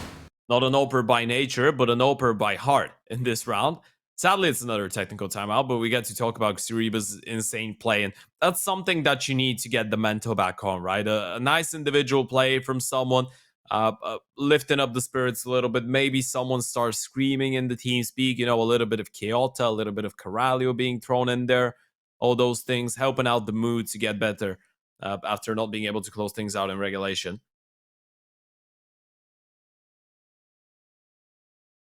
For sure, that's definitely one that brings the mood up, right? I mean, that's a monstrous round, and especially after coming so close, now you just go, alright, we've got 1 CT round. You know what? I actually think 2 CT rounds would definitely seal it for us.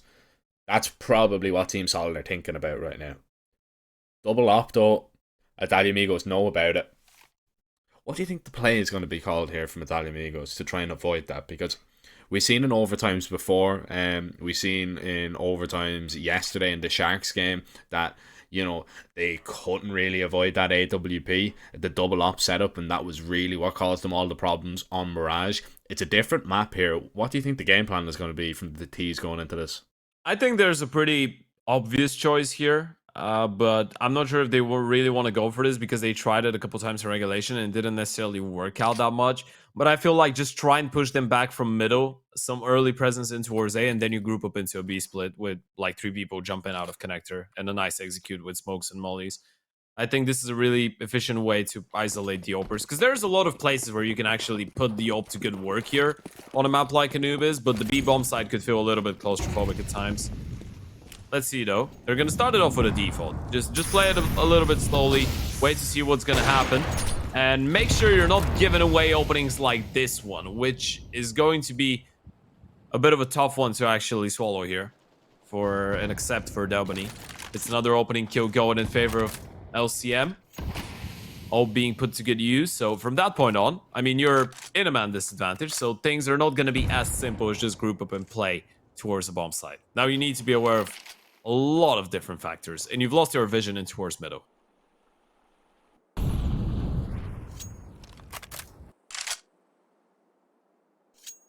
You're just going to go straight into that op again. Now, this op is going to be flashed off the angle for sure, and he's definitely going to be mollied. Actually, that smoke doesn't really help things at all. HE to blow it up. Perrier, he's not peeking just yet. Oh, but Zariba, that's a lovely reaction. He's not the main opper, but he's making it look so easy. He just looks comfortable in that position with it. 40 seconds and Italia Amigos, they can't go into him. They know that they can't go into him. They're going to have to try and go elsewhere, but they know that there's going to be another op waiting for them. So it's a real just case of pick your poison, and they picked the fair fight for the CTs. 3 players here, Team Solid. You think just 1 kill, stop the initial push, and that is going to be good enough. GBB is in a great position as well. CSO needs to stay put, can't reposition right now, just needs to stay behind the site. Now just buying time, here comes the P. LCM even finds the kill. They had no idea that GBB was behind them. And that's as simple a hold as you are going to see. That's a great CT showing from Team Solid. And to be honest, I'd be very surprised if they don't put the finishing touches on it, swapping over onto this T side. But Italia Amigos, when they had the weapons on the CT side, that's a completely different story. I wonder, are they going to take a play out of Team Solid's book and go for a double op themselves? Because that was very successful. I don't know about that, but we're witnessing that weird fetish that Team Solid have with actually having everyone par CSO on the same amount of kills right now. You remember what you said about the Insanity game where all 4 LCM, GBB, Xuriba, and BNC finished it up on 28 kills respectively, and then CSO was 4 below and he was on 24? Well, all 4 of those same people were on 17 kills and CSO was on 12. How? I don't know. I don't even remember the last time I've seen that either. I just noticed that, but that just seems to happen way too much for those guys. And the crazy thing is, you have 2 more people on 17 kills on the other side of the server as well. So you have 6 people in total in the server on the same amount of kills. 28 rounds deep.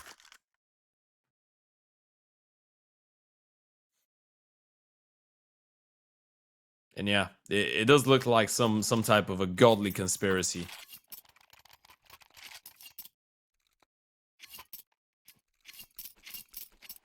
Maybe it's just the magical number, 17.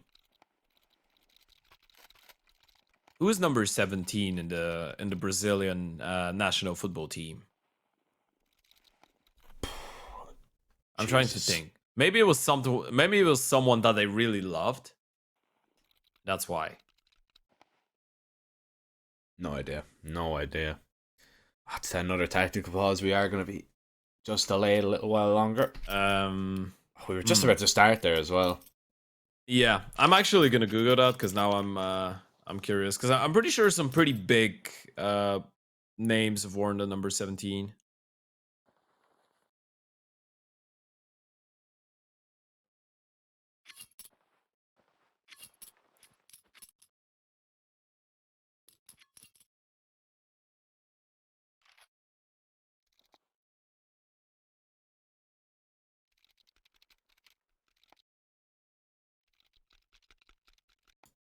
I'm just trying to like think. Okay, so I can't think of anybody. no, me neither. Which is crazy because 17 is a good number. It's not an odd one, but I just can't think of a person that actually had it on. I mean, I remember Hogue being on 12 was a pretty odd one back in the day, right? Yeah, he's That's had a a lot name. of strange numbers though, right? He's had like Yeah, I he think he's has. had 99 as well. Oh yeah, when he went over to play in Moscow, I think it was. Zenit. Oh yeah, Zenit. Yeah. I think it was a high number for sure. Might have been 98 as well. It was something quite high. Yeah. But it was actually nice, you know. You had Neymar on 11 and then Hulk on 12. Fun fact, I actually do have a jersey with Hulk on the back.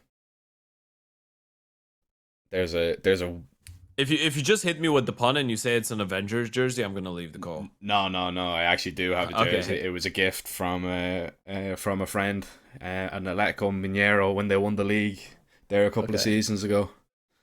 Yeah, so shout out Roddy if you're watching.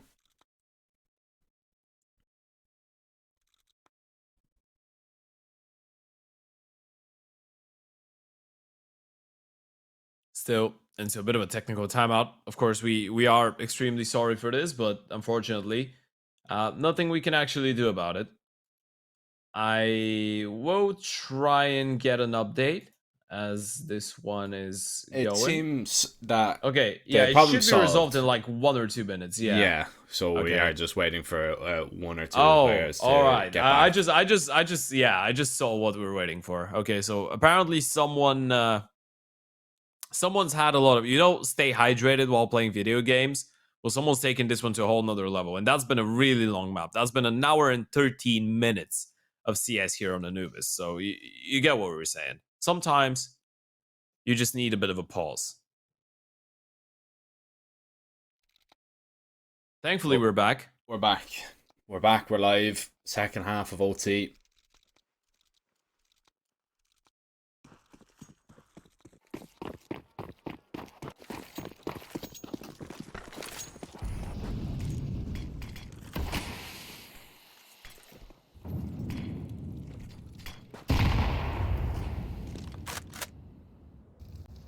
Team Solid would love to get on the board early on this T side.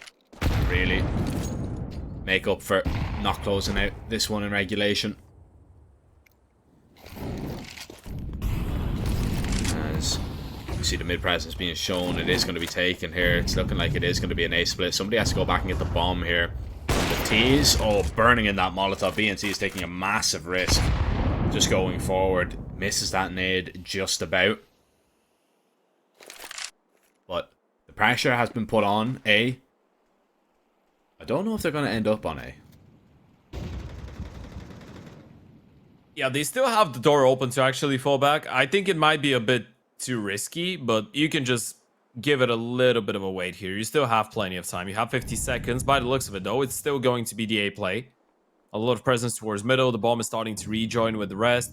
And there is a two-man setup. Rotation from Delbony is not going to be that slow, but it's not going to be that quick either. So Diop and the Rifle with Pyro will have to hold on for at least a little bit of time there. ZQK, sees the jiggles. Perrier doing a lovely double from mid, and ZQK is going to make good on his end of the deal. LCM has to try and get this bomb down, so he can't hold for very much longer. It's going to be GBB that's going to be handed the task of protecting him. And LCM spotted on the bomb site, but nothing can be done about it. GBB falls, and LCM will do exactly the same. It's a lovely retake. You give up the bomb, but it won't matter in OT. 14-14, Italia Amigos will level this game up, and Team Solid tried to play it slow. They tried to, fake it out a little bit, show the presence towards A and middle, and then fake as if they were going back towards B, just slowing it down completely. But Italia Amigos never budged, and Perrier, a lovely double, sprays the two mid players down as they try and make their way in camera, and then it just gets so much easier. Once you take out one of the prongs of the attack, you can just turn and hone in on exactly where everybody else is coming from, and just simply the numbers game prevailed.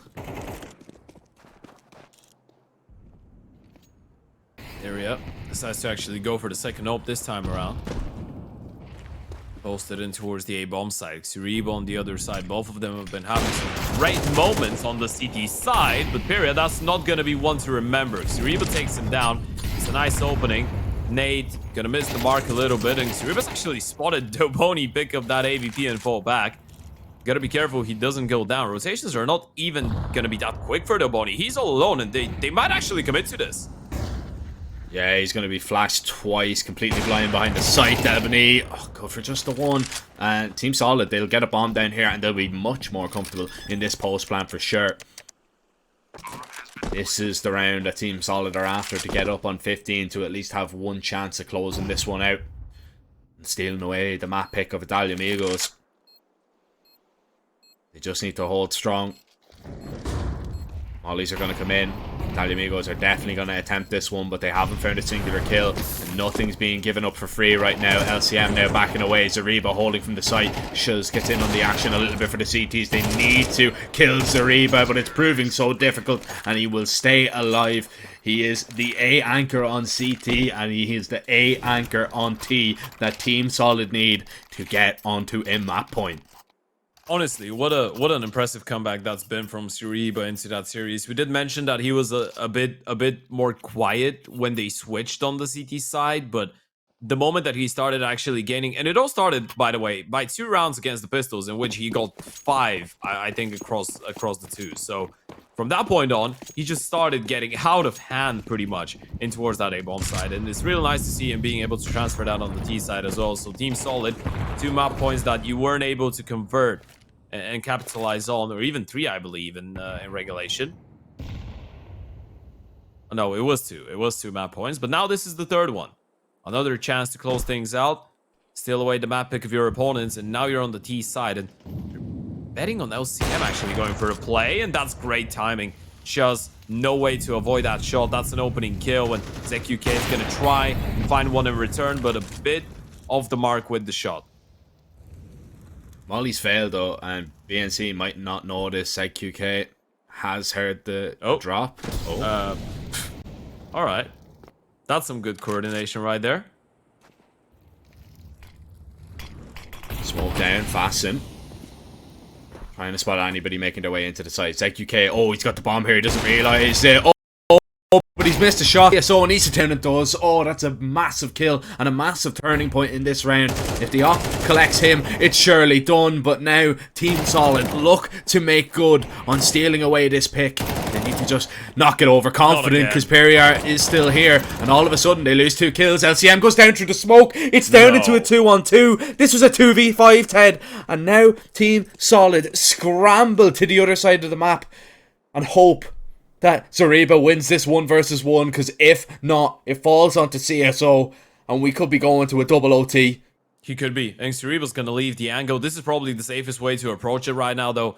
Let the bomb get planted and just play alongside your teammate. They have no idea where you are, but the timing's going to be so key, and Doboni's found another. A 2 versus 4 to close it out in regulation that you couldn't convert, and now that was even one better. A 5v2, and CSO needs to clutch up. A 1 versus 2 gets the first one, tries to get the second, and CSO will be the hero to take them over the finishing line. Nearly a blunder, a massive blunder for Team Solid, but CSO comes into the rescue to close out map number 1 in their favor.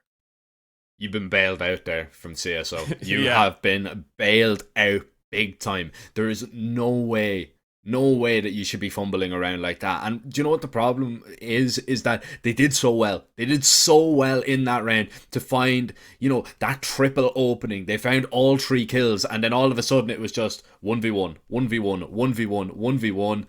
And they lost nearly every single one of them. You can thank CSO that he's so good in the 1 versus 2. He manages to steal away the map pick. I'm putting it on him and him alone there, because we could have gone once again to another OT. Solid take it. Now moving over onto a Vertigo. They were unable to convert it against an Imperial. We haven't seen them play it since. But it has been an okay map for Solid.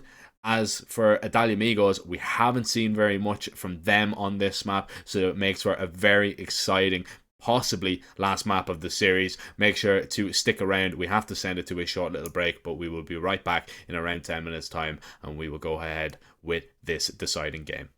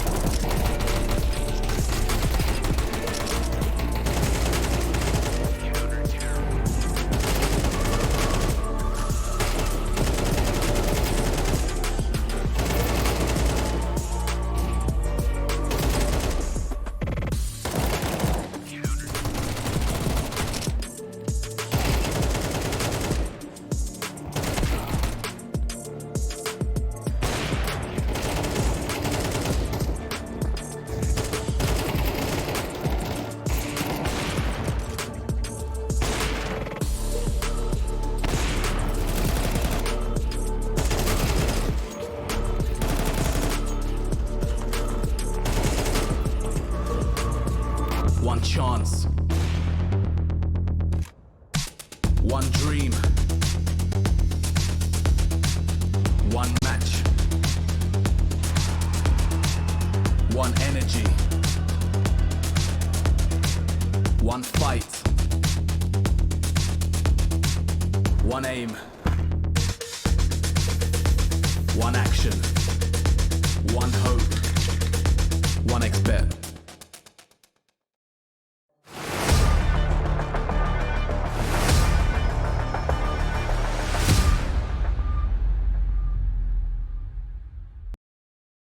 Hello ladies and gentlemen, and welcome back. We are nearly ready to jump into map 2 of this deciding game between Solid and Adalia Amigos. Ted, the first map was extremely close. We called it though from, I believe, the first few rounds. We could just see how back and forth it was going to be. Solid managed to come out on top. They managed to steal away their map pick. Now we head over onto a Vertigo, a map that they played against Imperial. They played really well. They started so strongly and they probably should have closed out, but Imperial managed to spark this massive comeback. I believe it was 7 or 8 rounds in a row to steal it back away and keep them alive in the series. But I mean, all things considered, Solid have to be the favorites going into this map. They must be. I mean, hands down, it hasn't been the cleanest of performances from Solid so far in the tournament. Against Imperial, they had a lot of troubles. They had a chance to close it out in the 2-0 fashion. They had a 10-4 lead on Vertigo, and they let it slip. Here, it's pretty much the same story, right? They win their opponent's map pick after overtime difficulties, which was the same thing that happened against Imperial. But this time, I just X'd a glass of aspirin. So yeah, this is the bubbles coming up.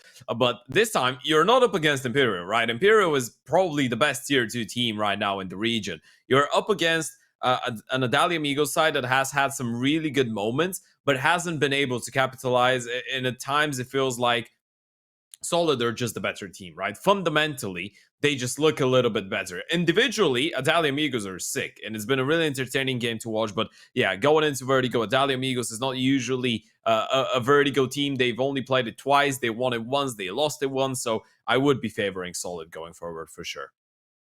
Yeah, I think I'm going to be leaning a little bit towards them. I'm interested to see what Adalia Amigos though can bring to the table.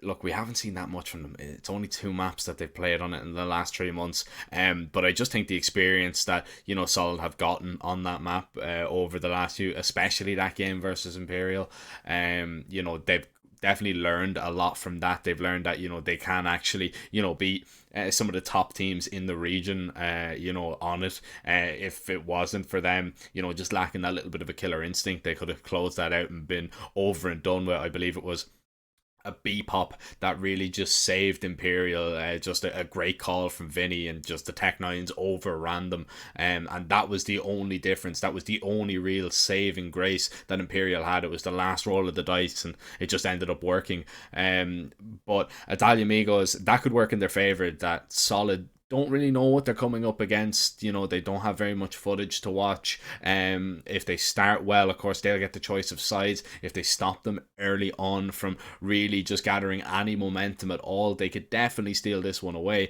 And I believe, Ted, we are just about ready to jump in, and we are indeed. Adalia Amigos, they've got a CT start. Team Solid starting off on the T, and so far, Ted, we have seen 2 T pistols, 1. Will this be the third? I mean, if you ask Team Solid, they'd be hoping for this to be the third. 2 pairs of jewelries actually being dropped over. ZQK and Fazden. Shuz is going to be the teammate of the year nominee. Going with a USB, a flash, and no armor. Team Solid on the other side. Typical. A execute by the looks of it. 2 smokes, 2 mollies. Probably gonna go for the wall of smokes. Molly in towards the sandbags. Molly in towards headshot for the second one. And then just run up the bomb site, get the bomb plant, and then the retake is going to be on, unless Fazden is able to actually stop you on the way there with the jewelries. Through the smoke, Shiz is going to be able to find one. Delbany, once again, going to get the ball rolling for his side, and the CTs, they have really just shut this one down. It hasn't gathered anything at all. The T's comfortable, and I mean, look at that. That's how much this means to Adalia Amigos. They want to stay in this event. Fasten Just letting Team Solid know from round 1 that this one is not going to be smooth sailing. Yeah, I mean, Adalia Amigos need this, right? We did say that in the Challenger League. They've been doing a really good job at the BO1s. All of them have been extremely close games, to be fair, and they were able to beat Solid twice, 13-11, 13-11. But you look at the best of 3 events that they've been playing. The ESO Pro League, South American Open qualifier, they lose a best of 3 to Sharks. The RMR qualifier, they lose a best of 3 to Case. Even in this tournament, they couldn't beat Imperial in a best of 3. They've only beaten Insanity, right? Most of the best of 3 so far this year have been really tough for the Italian Amigos. So this is a result that they need. They at least need to take this one to a third. And I'm afraid that this fake from Team Solid is not really going to work, because CSO actually goes down before the initial rush even comes in on the B side. So yeah, it's going to be a clean one probably, most probably, and it will be. For Adalia Amigos, this is to all start here on the CT side. That wasn't nice. Imagine what happens if that cone falls on somebody's head walking around the street. That's big damage. I wouldn't say they'd even feel it. I think it'd just be over. I think the lights would just be turned off. Oh yeah. That's one of those moments. Yeah, that's 52 floors of speed. Yeah. It depends though. It might actually land perfectly as a hat, and then you survive, and you're just like, oh, I've got a new hat. Whoa, jeez. Nice. You gotta have quite a massive head though. But maybe if you're a giant. See, giant round here for Adalia Amigos if they're able to pull it off. And look at that, a triple mid push after already finding the initial kill. And Adalia Amigos, they love doing that. They love just not resting on a singular frag. They continue to just hunt for information. And they continue to hunt for a third round here, and they might just get exactly what they're after. GBB trying to hold the line as the NC plants away in a little bit of safety. Right now, Adalia Amigos, they are going to be respecting the smoke here. One player on the flank. And if BNC finds this player early, they can just focus on CT. BNC might get caught in a horrible timing. He stepped away and GBB is already down. This is going to be very difficult. And yeah, absolutely no chance there. Adalia Amigos make it 3 in a row. Bomb plant helps things, but Team Solid would have at least liked to be a little bit more competitive in that round. Yeah, would have loved to be able to actually be proactive. There's, again, mid-round, triple push it towards middle. Great decision, right? You have that man advantage. You just leave the B-bomb side completely. You go for that play. Worst case scenario, there's 4 people running up that B-bomb side, but there's no way they know it's clear, right? The only reason they actually make their way up is because they spot those 3 in towards mid and they realize they have the space to work with, which, again, is a good enough reaction because you get the bomb plant and you're going to have the money to have somewhat of a half-buy going into this one. 2 Galils, a couple pistols, some decent amount of util, but all in all, a pretty disciplined and pretty well-played, well-drilled CT side from Adalia Amigos so far in this round.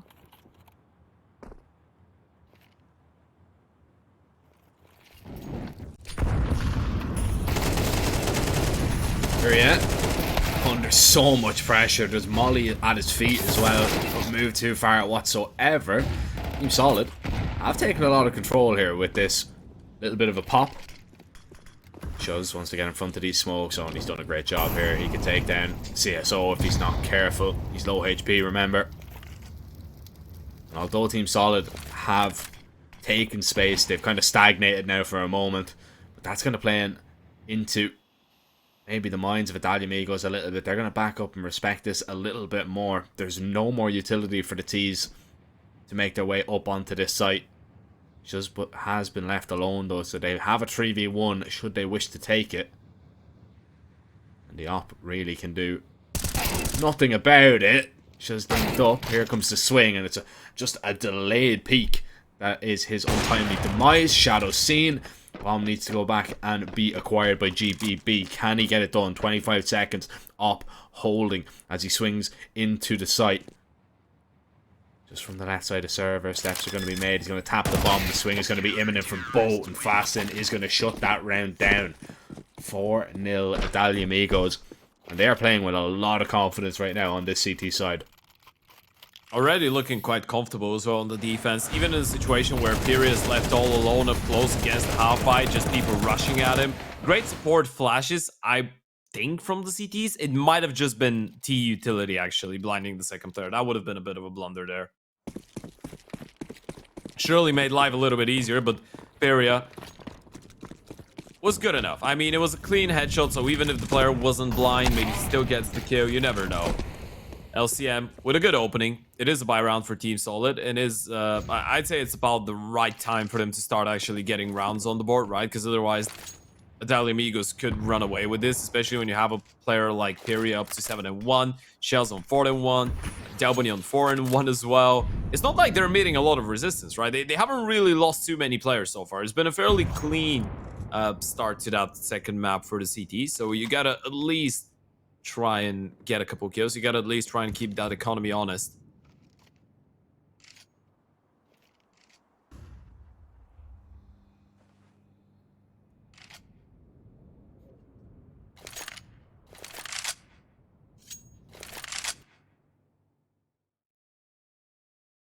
The setup is nice from Italia Amigos. It's unconventional, and it's something that you definitely just will not be expecting as soon as you peek into the site. Now, it does become a problem if a player goes for the jiggle, which is just about to happen. Baston's going to take first contact. Here comes the swing. Delbany actually was the player to find the kill. Forces them back because of that Molotov. Delbany wants these fights and continues to take them. LCM has taken so much damage on the way in and seen absolutely nothing but his teammates fall. CSO tries to maybe get them back into this round, and he has done with that kill. But LCM, misses that shot, and that is the end of days for him. Italia Amigos on fire on the CT side of Vertigo. And this was something that we were concerned about, Ted, was that we hadn't seen that much from Italia Amigos, so we didn't know what they were capable of. And now we're looking at they might actually be capable of an awful lot on this map. Yeah, at this point, I still believe that Italia Amigos should, on paper, not be tactically or fundamentally maybe the better Vertigo team, or even if they are, I don't believe that the margin is that massive, right? Especially after the Team Solid play that we saw against Imperial. I feel like this is the case of just Italia Amigos starting things off so strong that they're running over them, right? Even individually, you see them go into those fights with so much confidence. Is something that you mentioned before the end of the previous round. This is a massive factor, especially when you've just lost such an exhausting game, getting a good start on, a young and explosive player like Pyria on a 6-1, Shuz on 6 or 8-1, pardon. Shuz is on 6-1 as well. They've been getting some good numbers on the board and just winning the majority of their fights. Gotta stay focused, gotta keep on winning those rounds cleanly, and we might be going to a third here. CSO tried his absolute best to get ahead of that util. Unfortunately for him, he did get stopped in his tracks. So now Team Solid forced to reroute and try something out towards that B-bomb side. They have the Galil, who's probably going to get boosted up, but they failed the jump, so not really going to go for it a second time. But again, look at the setup from the CTs. They have so many numbers towards that upside on the minimap. Yes, IQK is even going to walk in and just take initiative. Here comes the swing. Oh, that's just such a good kill. Just takes any sting out of that hit whatsoever. You can see Team Solid don't even want to go for it. They're trying to set BNC up maybe to do some damage on a lurk, but that's not going to happen. Yeah, you can clearly tell that some preparation has gone into this as well, because Team Solid have been targeting that B-bomb side in mid-side area. I mean, the only round that they actually tried something towards A, or the only 2 rounds they actually tried something towards A, were the previous buy round, which, again, had something going on towards the other part of the map as well earlier on, and the pistol, right? Every single other round, it has been Mido and B, and Italia Amigos have been more than solid towards that part of the map. This might be another clean one. It's not going to be clean as it gets. They still lose 1, but at this point, I'm not sure if you really give a damn about that 1 kill. Look at the money. Pyria's on 5.5. That's after a full buy, full investment, everything that he can get, plus a Diego. ZQK is on a 6.1, Fastzen on 7.4, Delbany on 4.3, Shuz is the lowest on 2.05, I guess you could say. But it's still looking so good. And when you think about it, put that into perspective. Across 6 rounds, Team Solid have gotten combined of 8 kills across 5 members.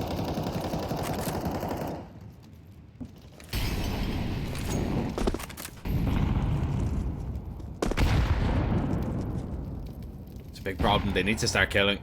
They need to start finding just any way back into this game, or we are definitely going to a third. And it's so surprising as well because, I mean, we've seen them on the T side play against Imperial and they just look so solid. Like, literally a much better performance than what we've seen so far. Imperial just had absolutely no answers to what they were throwing out and dishing out. But a lot of it has been that, yeah, I think Team Solid have a little bit... They've been a little bit too focused towards, you know, kind of mid and B. They need to start putting pressure on that A ramp and maybe testing those players. 45 seconds though, you are running the clock at very, very thin once again. Bomb is towards B. And the T's will begin to make their way over. Now, this is the weaker site. Here we are. He's in a position to go for a peek, but Zariba is holding for it, and that's the entry you're after. But you still have to get past the upper. The flashes need to be good if there are any, and that is perfect. Completely blind, and that should be the round there and then. Yeah, quite simple. You still lose one more towards the round, but that's not really going to change the CT's approach into this one. I mean, nobody's still thinking about it. If they had given him one more free kill towards middle, if someone was over-aggressive, they might have actually tried to go for this. But yeah, finally, Team Solid put an end to that on-fire win streak from their opponents. Money, of course, is too far from even... It's out of the conversation at this point to actually reset the CT side economy, especially if they keep on saving even if they lose rounds. But for Solid, that was much needed, right? And it makes it look so simple as well. Suriba, those were his first 2 kills of the game, I believe. Yeah, they were. The first one on Superior was just a clean shot, and then the following up flash for the Oper was just great. Quite simple execution. Sometimes those are the rounds that you need, right? Just punish that aggression, show Period that he can't just go for those fights without any support and get away with it every single time after getting those kills. It's still not impossible to actually salvage that first round, but it really has to be a massive snowball effect coming into fruition here for Team Solid. They need a couple step-up plays and standout players right now for sure.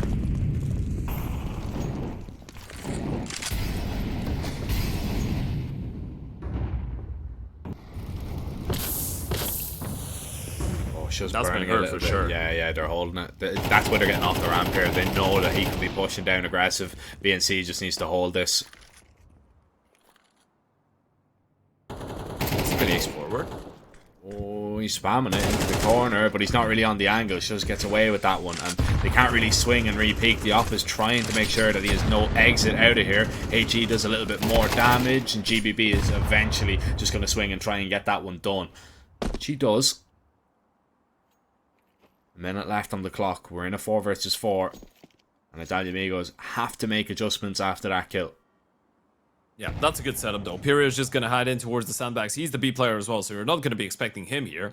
And Fazden is going to challenge, but the T's have decided to back off towards the B bomb site. Suriba's been here the entire time, and he can guarantee that there has been no aggressive moves being made by the CTs, and they have the space to work with, but the bomb will reroute itself in towards middle. So you have a bit of a B split on the cards right now.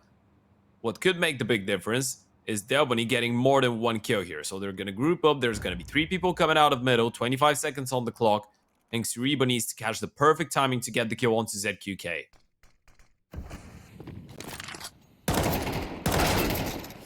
Bomb needs to stay up here, and it actually gets through that smoke, but GBB was the second player over, and he will not get anywhere near that bomb site. This round is done.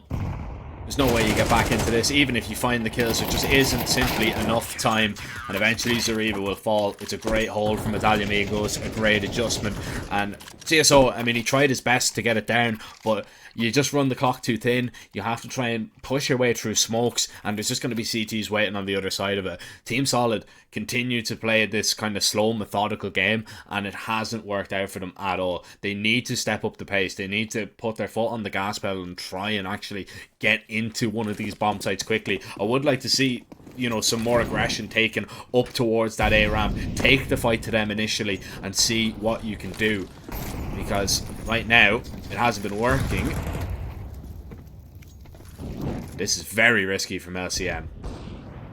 I mean, you wanted to see someone take the initiative, and he's done exactly that. Take the opening kill. Shaz has gotten another one, but LCM's doubled up towards the ramp, so this is the change that potentially the T's were after. Just get it a bit together, I guess. Early round, go for a couple fights. Even if it doesn't work out, at least you've tried.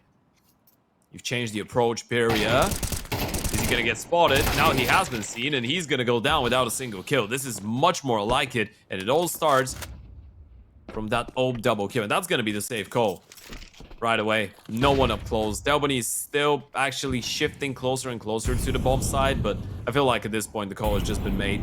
You're after potentially a CT side without a single eco here if you're wise enough with your financial decisions on the CT side. And it's not like you need to desperately go for rounds like that. You can let them have 2-3 rounds on that T side. It's been a really successful defense, so every now and then you're just gonna have to give it away. But there goes your change.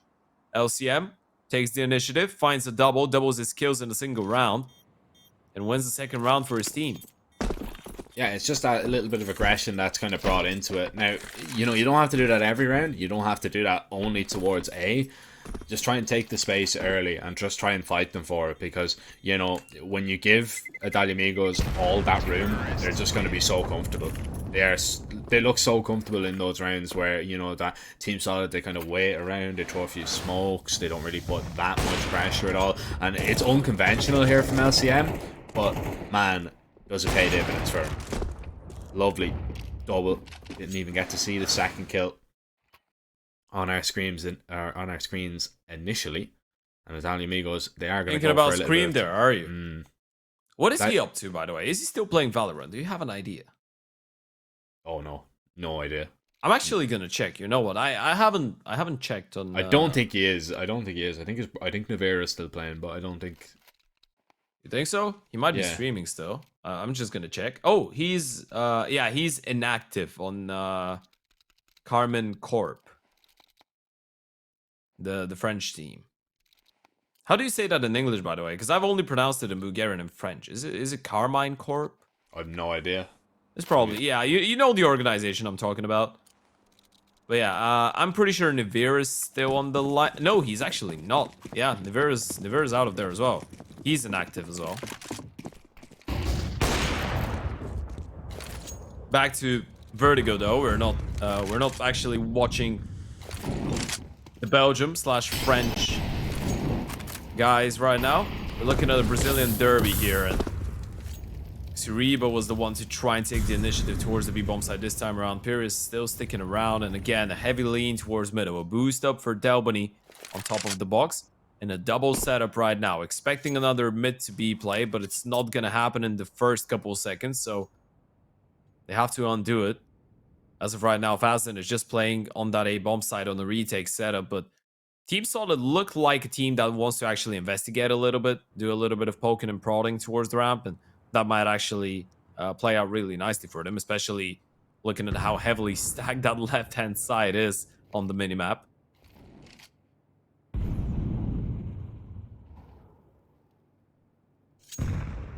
This is good though from Team Solid, right? They see absolutely no reaction here. They're going to go up and take up a lot of space. They're going to throw some util. Now you need to commit and throw the execute to just pull those players away from B. Even if it's just GBB, just dropping the 2. Oh, but that gives it away completely.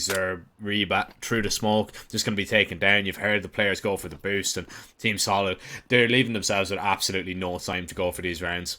leaving it down to the last 30 seconds. And now you've 20 seconds to run over towards A. There's going to be a molly over towards default here. HEs are going to go down. This is just a Hail Mary. This is just wishful thinking that you're going to get into a bomb site and not going to be contested right now. Goes down, which is, man, that is incredible. And now they're actually in the position of the favorites to hold on to that bomb side. I mean, it's 4 versus 4. The CT's got a retake. They have only 1 smoke and 1 flash. And the T's have really close angles to work with. And unfortunately, we've been kicked out of the server. So me and you, Jack, will have to freestyle how this retake is going on. And I'm going to carry on with the cast right now. Flash is coming in. Smoke for the crane. Smoke is going to land on the bomb side. And we're actually back in the server. They're still waiting. Time is running low. BNC manages to find one on Shuz. Imperia gets one in return, but GBB's found another. CSO through the smoke, and that's going to be the end of it all. Delbany in a 1 versus 3, and they're going to try and chase him down. He's going to stay alive, hold on to the M4, but the round goes in favor of Team Solid. That is an absolute miracle, Ted. An absolute... The fact that I kept casting properly throughout the disconnect. Yeah, I appreciate that. Thank you. An absolute miracle that Team Solid have made that one work. Yeah, that was... They are leaving themselves absolutely no time for error at all. And I understand, you know, that wasn't the initial play, that wasn't the initial idea, but that's the problem when you play this kind of style of CS, when you leave it till the last 30 seconds to explode up onto a bomb site. You see a problem, I see a whole lot of possibilities to show that you have great composure and you can make things work with 10 seconds on the clock in a 4 versus 4. Yeah. That's all I'm going to say. It's just, it depends on the point of view. The glass could be half full or half empty. Well, depends on you how you want to look at it. The bomb site is going to be half empty, and now it's going to be completely empty because Zariba's collected that kill, and Team Solid have now just sparked a way back into this game. It's going to be the full save from Italia Amigos. They've invested heavily in this one. They won't be able to bring that much forward into the next. Only 2,400 loss bonus going into every single person's account on that CT side. But this is your path right back into this game if you're Team Solid. This is your way back into your own map pick. It was looking dire from pretty much the get-go. But now, all of a sudden, it comes down to a round that you get really fortunate on. You reset the money a little bit. There you guess correctly, going into a B bomb site. It'd be interesting to see, do they go back to the same old, you know, really slow paced round, or do they try and maybe switch up the tempo out towards middle for a little bit of a B split this time around.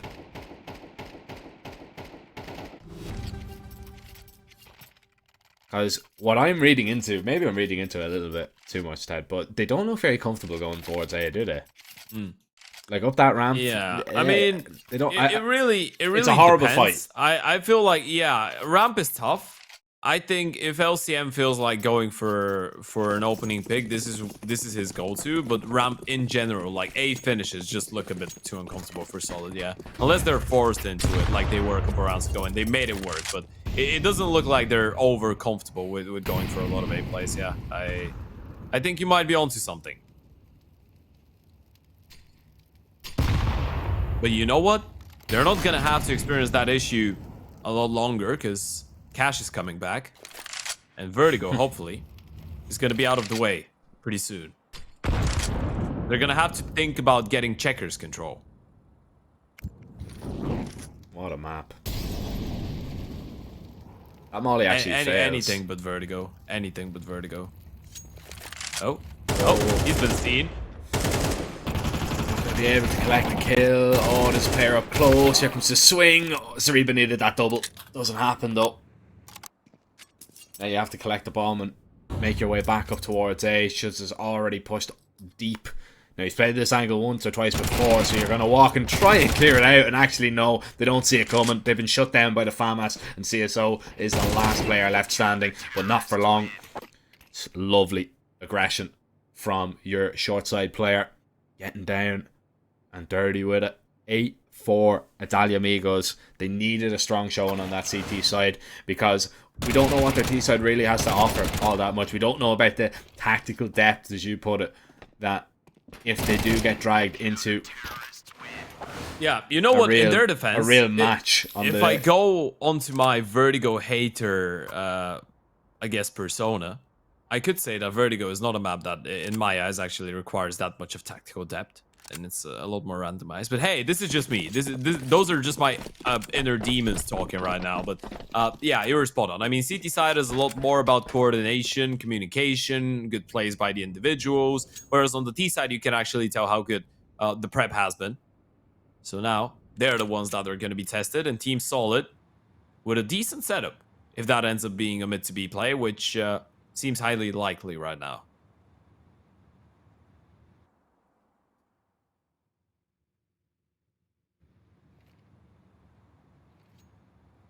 Util brought forward, smokes and flashes over. LCM needs to dodge them. Zariba was there to try and help out, but TechUK does find the entry. There's a lot of presence over towards B for the CTs right now. Zariba needs to help out his teammate. He's just allowed him to die here, and he doesn't really know which way to look, and eventually he goes down for absolutely nothing. BNC has a 1 versus 2 on his hands to save Team Solid as Pyria creeps forward, takes him out of the round.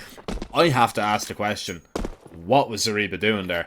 He was just really confused, I feel like. So it was confused. a tough position to be in, to be fair, because you could get peeked from the left side of Gen, right side of Gen, up on top from Guardian. You're in an awful angle, and there's people everywhere, and you're kind of thinking about it, whether you should send it towards the B-bomb side to support your teammate, and then to the back of your head, you're like, okay, but I can get killed from behind from Guardian. Then you turn around towards Guardian, and you hear your teammate screaming for help and fighting on the bomb side, and you can get killed from the B-bomb side as well, even though he's alive. So that was one of those moments in which you're probably just by off making a decision, committing to an idea. Even if you get shot from behind, you were not in a great position in the first place. But yeah, you could see the nerves just getting the better of him. so troublesome, really. Yeah, it was just the lack of a decision, really, of what to actually do. But he knows exactly what to do in this round, and that's find the kill on all these pistols. Find the ecos. He's been pretty good at that so far. Smoke lands at GBB, and Delbany knows that this is still a danger round, should he go down. There's only a Mach 10 to give away, but Delbany now walking forward. GBP somehow doesn't get tagged up with a single bullet, and now Delbany feeling the pressure from the pistols, but SMG should reign supreme, and he's got backup from his IGL as well. The Amigos have a clear path up on this B bomb site. BNC should just fall to the same fate as his teammates, and that's exactly what happens. 10-4. And from what I understand, Ted, unless Team Solid show us some amazing defense, like unbreakable, I'm talking about, this should be a third and a deciding map. But the blocks just need to be put in place now for Team Solid. They were up 10-4 against Imperium and still lost the map. Yeah, that's true. So who knows? I mean, they're not on the T side right now. They were on the CT side when they actually conceded those consecutive rounds and let that map slip. Maybe they've had enough time to talk about it. Again, it's been a team effort, and I feel like a team struggle so far. Italian Amigos, though, not really wasting any time. There's going to be a boost for Delbony. I'm not sure if Zariba's going to be ready for that. Delbony's not climbing on top of the box yet, and now he might be able to see Zariba, and now he's spotted him out. This is a disaster. There's another kill. Fastin follows up with one more, and that means that CSO is all alone. He needs a multi-kill here. He needs to at least, they're going to line up a lot of damage, but just one kill, and that should be the end of the round. That should be the save being called in. Italia Amigos move one closer to sending us to a third. Definitely the man of timings once again. He was going for the style points, just trying to tap GBB out of this round. Might have just been better going for the spray and just collecting the kill. GBB. Oh, seen Pyria there. Well, I thought he did. Maybe not, because Pyria was very ready for that fight.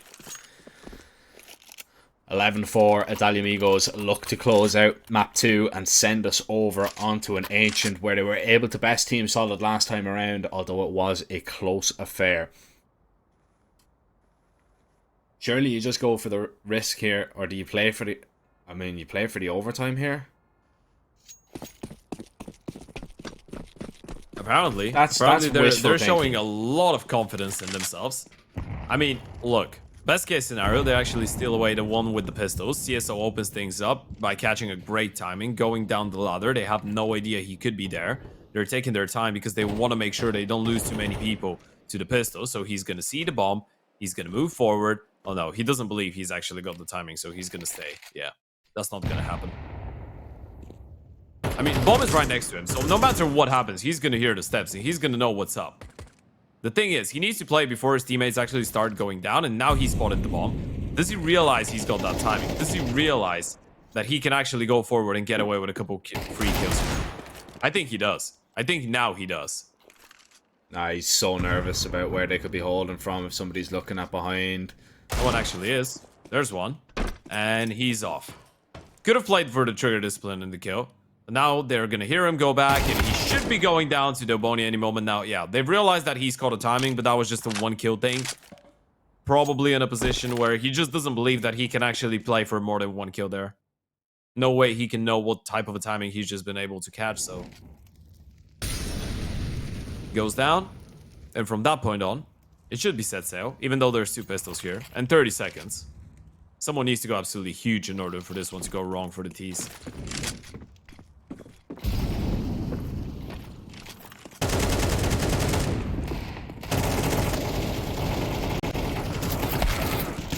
SCM, I thought he might have an opportunity, but just going to be so many bodies piling into that bomb site. Zariba's going to be forced back here as well. This is 12 for sure.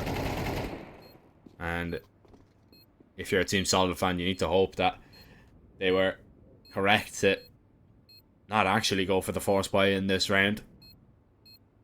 The buy rounds need to not fail, or else we are going over onto an Ancient.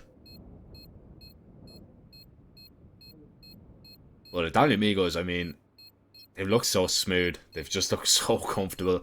And it's really surprising as well, because I thought we were going to get, you know, another very solid performance. I'm going to use that pun a lot. But another, you know, solid performance, another really, you know, difficult game for you to kind of get going into, especially on that CT side, just because on the T side, Solid looks so impressive last time out.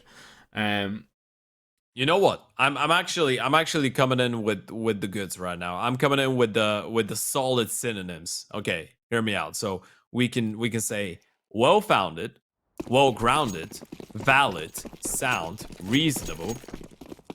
I guess logical doesn't really work here. Reasonable either, but yeah, convincing, plausible, credible. Good opening frame from CSO.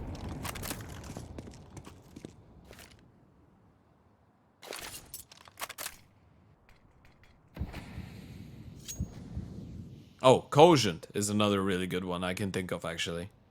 You think we can say that for performance? I feel like it. Yeah, maybe. What a cogent performance. Might have just been the poshest word to actually come out of my mouth all day, but... it is what it is. It is the game. Another B... well, mid to B play on the cards potentially. Devoni's going to get a boost once again. This time, not as fortunate. Zariba was a lot more prepared. And, oh, he's actually going to eat a massive nade there. So this is a good response by the Yuto. And now you've pretty much separated the lines of the CTs. 2 towards the B-bomb side, the other 2 towards A. And it really depends on which one way they really want to go with this one. Shuz thinking about going for the peak, maybe in towards elevator, but the bomb is making its way up Guardian, so that should be a B play on the card. Great peak by GBB. Fantastic timing to get that kill. That's going to make life so much harder, but actually, the Opera's going to turn around. Oh, this is dangerous. Pyrrhus saw that. He spotted him. ZQK just needs to be patient. There's 15 seconds. The Opera's going to go down any moment now. This is complete disaster. Bomb's going to go down, and they have a 2 versus 2 to try and close this one out here and now. Got the op in the hands of ZQK as well. This is huge. This is absolutely huge. Smoke's down, Molly's down, and Team Solid are going to have to wait a little bit to get into the site. BNC is going to line up a flash here, but the problem is GBB is going in alone, and he's got pretty much a 1 versus 2 should the flash be unsuccessful. They've already thrown it. It just didn't work. It failed. Failing your util, and maybe a failing round for sure, but GBB collects a singular kill. ZQK needs to get away. Gonna try and flash high. He's been ran down. Needs to try and get away with his life, and he has done exactly that. Will there be enough time left as Team Solid try and get on the defuse? And he just got it. Oh, that was milliseconds away from being done and dusted. But GBB saves the day. Fantastic work by GBB. Finally, something goes their way. I mean, that was supposed to be the end of it, probably. There goes the replay. First kill was his as well. The moment that ZQK is able to get that refrag and actually throw in the flash and jump away, you're thinking that this might be over, but GBB is just chasing him down with the M4 in hand. At this point, this is a pretty long shot if you want to say that Solid have a chance, but at least they can do their best to win as many rounds as possible. And who knows, you might even be back at some point if you win a couple. Obviously, this is, again, wishful thinking, at least for now. But getting a couple rounds on the board right now could at least lift the spirits up a little bit before that third and final map.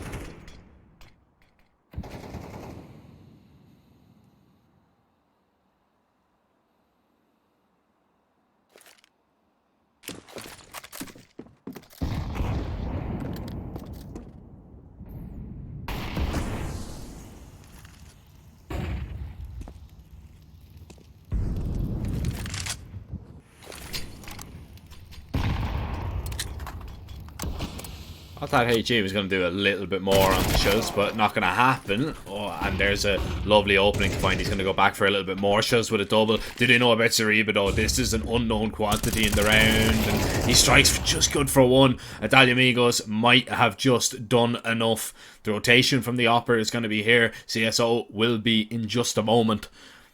And Italia Amigos, they've got enough to go for just a full-on execute. Need to be careful though that they're not going to be spammed down through smokes. The HE really could do some damage if LCM wants to put it to good use now. Just wait until they get up onto the site, but wants to get aggressive and take ZQK's head right off. HE to blow up the smoke. 19 seconds. Needs to try and deny this plant, but the Albany should get it down safely. Got a 3 versus 2. Italia Amigos, they are going to try and hold on to this one, and they've got great post plants.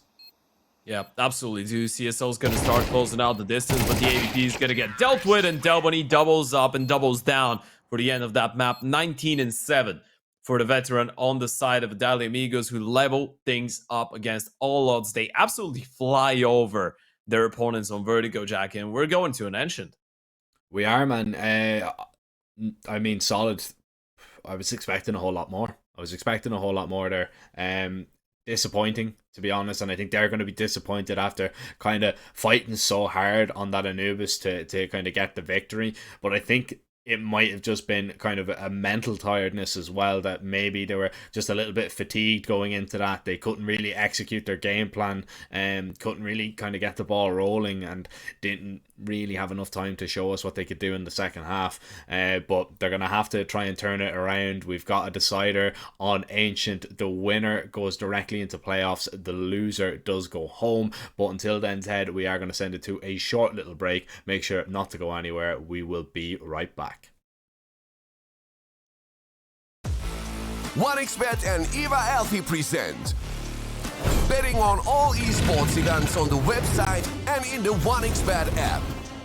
1xBet. Play with Eva.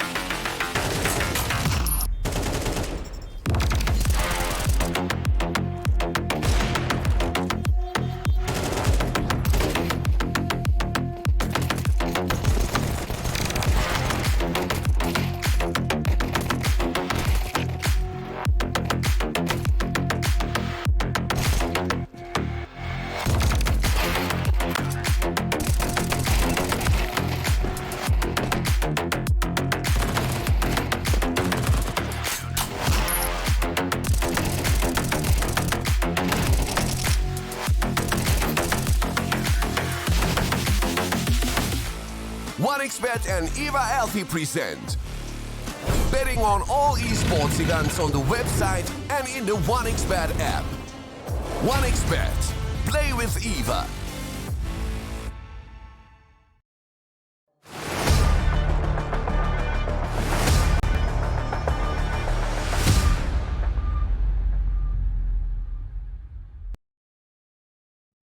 Welcome back, ladies and gentlemen. We are just ready to jump into Ancient, a deciding map between Solid and Adalia Migos. Ted, mate, was looking like this was going to be, a really close series, a really close contested every single map. Vertigo, not so much, and a little bit of a surprise to all of us, I think. Yeah, absolutely. I mean, what we saw pretty much was Adalia Amigos. Individually, I feel like they just showcased a great level, right? I mean, we saw that on Anubis. I feel like there was a lot of moments in which the individuals that just took it up a notch compared to the level of Solid. But again, Solid just looked a bit more well drilled, a lot better, I guess, while they were put together as a team. I feel like, but individually, Adalia Amigos have been just outclassing them, right? And this is what happened, I feel like, on Vertigo. A lot of confidence early on, a lot of good plays. And to be fair, their Vertigo, actually, even from a tactical point of view, didn't look that bad. But especially when you're hitting all the shots, I mean, tactically, you're going to look a little bit better, right? When you're just destroying them. But yeah, going forward, this is not going to be an easy recovery, I feel like, for Solid. Their mental state has been a pretty discussed topic from both of us. And I feel like after being completely dominated on your map pick after winning such a difficult first map could be a bit of a tough pill to swallow, to be fair. Yeah, and also, you were bested on this the last time that you played it versus them 4 days ago. Yes, it was 13-11. It was extremely close. That might be something maybe to bring their mental kind of back, that they say, all right, look, well, it came down to, 1 or 2 rounds that we just got a little bit wrong. If we just played a little bit different, then maybe it wouldn't have ended up like that. But you just don't know. Like, if Adalia Migos continue firing like they were firing on Vertigo, yeah, that's going to be a very, very tough game to get back into. Just the individual level might be enough to take them over the line, stay in this event, and book themselves into the playoffs. Yeah, I mean, at this point, if you have to go into that third and final map, what you're hoping for, what I'm hoping for, and what I feel like most fans are going to be hoping for is just a good game, right? Because map number 1 was absolutely crazy, all over the place. There was a lot of scrappy rounds, a lot of head scratchers, I guess you could say. But the truth is that absolute carnage actually equals a lot of entertainment when it comes down to CS, right? Especially with those games. What I don't want to see going into that third and final map, and what I feel like a lot of you guys at home are going to agree with, is another blowout, right? We don't want to see another 13-4, 13-5, just one of the teams running over the other one completely and outstandingly, because we've seen good performances from both those sides now in the tournament, right? Especially after Solid's game plan against Spirit being so solid, or not Spirit, sorry, Imperial being so good. The fact that they were able to take them to distance and they were so close to putting them down, I think it would be a little bit disappointing if we just see them lose exactly in the same way another series, but even more one-sided from the POV of their opponents. With that being said, though, we're going to jump right into map number 3, ladies and gents. Adalia Amigos starting things off on the CT side. Momentum could be a big thing here, Jack. Yeah, of course. I mean, if that momentum carries forward, I mean, if you take the knife round, you're going to be like really, really happy. If you're Adalia Amigos, that's ideally what they want to see. Pyria just delayed getting out of Swan here.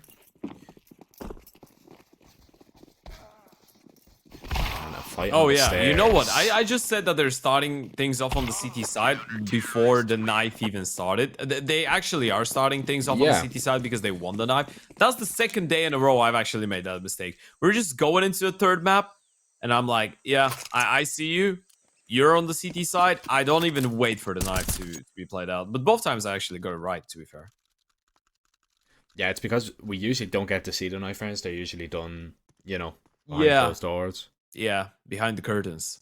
I don't mind watching knife rounds, to be honest. Sometimes they can be entertaining. I just don't mind seeing it, but yeah, looking at the skins, that's what I'm going for. What I don't like is, do you know when those knife rounds are like really long and drawn out? Like, Oh yeah, you know, I'm like, usually the person to make them really long. By the way, Yeah, I'm you that just guy run to away. run away the map. Yeah, Yeah. yeah, I love it. I hate it. I absolutely adore it. You know what the reason? You're Well, like, winning the mental fight before it even. I understand if you're like buying time for your like teammate. Do you know what I mean? Let's say like, one yeah, your of course, teammates of course, is that's what I AFK. meant. I would Yeah. never just run around to upset my opponents. Yeah. What type of an awful human being would I be if I was to do that? Would never really cross my mind. I despise those people. So we're looking at a CT start for Amigos. We talk about the momentum of the game a lot. You know, that momentum, if it carries forward on the CT side, look, it could be tough. It could be tough for Team Solid to kind of break their way into it. Looks like we are not going to be waiting too much longer, because we are jumping into this pistol and getting underway.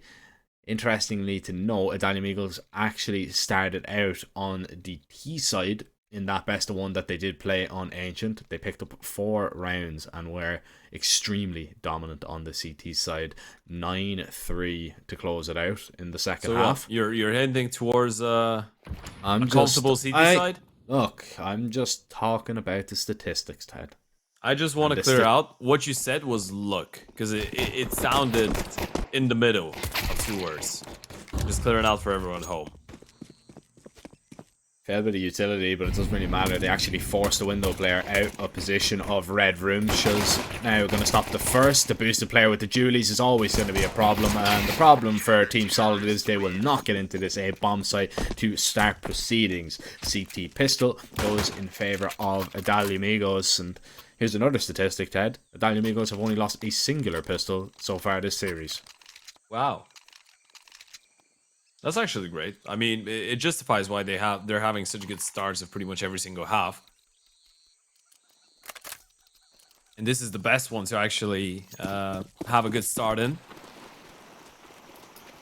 Third and final map, you'd imagine that after this blowout on Vertigo, Solid, they're not going to be in the highest of spirits.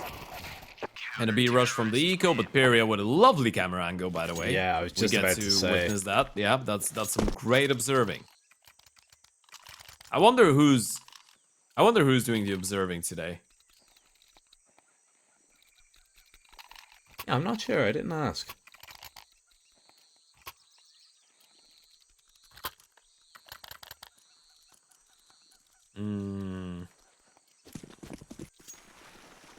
Do I make a wild guess? I'll make a wild guess. I'll say it's Mixie.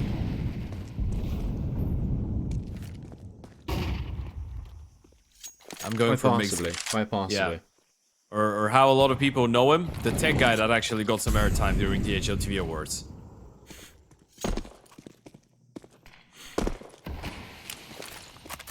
Big nade towards middle. Oh, look at that. That's actually perfect on CSO. Tag down to just above half HP. Or just below half HP, should I say. The nade tagged for just above it. You've taken mid control here. If you're Team Solid, it's been a okay start to your gun round. Adalia Amigos have actually been split in their defensive terms, but because of the deep push from Pyria, they have 3 bodies over towards this B site, and it might get even heavier towards this B site now. They're going to dump all that util because of that information that their A player is getting. And the name of the game right now is just delaying. Yeah, it is. You're trying to buy time, but Pyria is going to use that time that you were able to buy and get a kill. A flash, trying to delay the T still. Now they've realized that they've actually lost the entire map, but that means that they're walking into a stack, and Delboni's just spotted 3 of them. Delboni gets away. Molly going to be dumped, so they can't make their way out onto a site. It's a flash. Yeah, everybody's going to be here. This is going to be an awkward fight for sure, especially with the rifles towards long. But the T's are actually doing a whole lot of damage. The flashes are going to be good as well. Pyria, now the man that was lurking up A, needs that HE to land to take him off the bomb. It goes way too deep. way too deep. And now it's a 2 versus 1. Team Solid, I've no idea how they managed to pull that round off, but they pulled it out of the hat. It was supposed to be absolutely impossible, to be fair. With the push coming in from period, the kill that he gets towards middle, the entire map, 80% of the map is absolutely cleared out by the CTs. They have a 4-man stack onto that B bomb site. They spot 3 people in towards cave. They molly them off. They know exactly what's going on. And they still lose the majority of the fights. They still lose most of them. And that's going to put a massive dent into the economy. Team Solid getting away with one there. And they know it, by the way. That's usually by the book around that you just simply go in to lose there on the T side. And now they might actually get a good start here on the T side. Nobody's going to be all alone picking up that fight towards middle. Still manages to get the kill though. And now he's getting some support from heaven.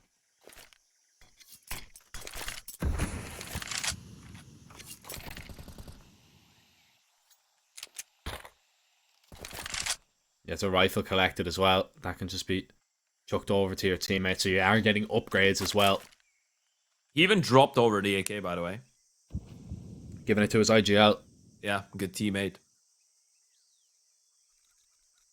Delvini happy enough to go forward with the M4. She's once again going to be in this boosted position towards 3. A minute left on the clock, and they are going to have to begin to walk out A at some time. I don't believe they are going to do it with any util. Delvini, though, that's just great. Just takes down anybody throwing any of the util. Big dink onto LCM, and they know exactly what's going on here at Ali Amigos. They can rotate accordingly. LCM can go back, but because there's just so many people towards that A site, they can go see that there's nothing, and they can be quick about rotating back over, but they need to be cautious. They've only seen one player. They've no idea where GBB is. He could be up on B, he could be flanking them, so they will take their time about this. 25 seconds. I don't know if LCM is even going to attempt to go for this. They might try and hightail it up towards B, but yeah, this should be the save. It should be a save. You have one player down to 16 HP. You have the nades as well, so it actually justifies the save even more, right? Because yeah, the loss bonus is not going to be perfect, but you still have the util, so the remaining 3 players are going to be able to invest everything that they have in themselves. You have 2 Molotovs, 2 flashes, an HE. Cerebral's going to have enough to actually bring out a Galil plus some bonus nades if he wants to. CSO can go for a Mac 10 potentially, or even a Galil if they want to go for something quicker, for example, towards the A-bomb side. Still, though, a pretty solid round coming in from the Adawi Amigos. Oh, no, wait. It's not a solid round. Wait. Give me a second. It's a pretty cogent round from Adawi Amigos. I actually learned a new word here. And I love it. Tactical timeout from Team Solid. Yeah. I don't think there's very much to discuss here, to be honest. So this is Team an interesting well-grounded. tact. Doesn't really roll off the tongue as well as Team Solid. Okay, let me look for another one. Okay, so we're not gonna go for Team Cogent because I'm just gonna use that word from now on. Can we go for Team Valid? Team Valid does actually sound like an orb though. That checks right? out. Yeah, it sounds like something that actually exists somewhere in the world. It probably does. Team Firm. Nah, that one. That sounds like an Epic Clan UK team's name.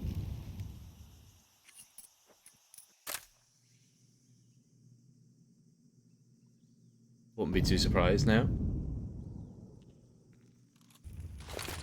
Mid-walk happening with these pistols. Oh, but it's the AK from LCM to collect that initial frag. You can see that Alamigo is there panicking a little bit, trying to get men in front of the site. The rotation has gone away from B. There is space for B and C to take. Yeah. Just going to mid-walk together. Clear it together. As ZQK goes back to make sure that he's not going to be pushed.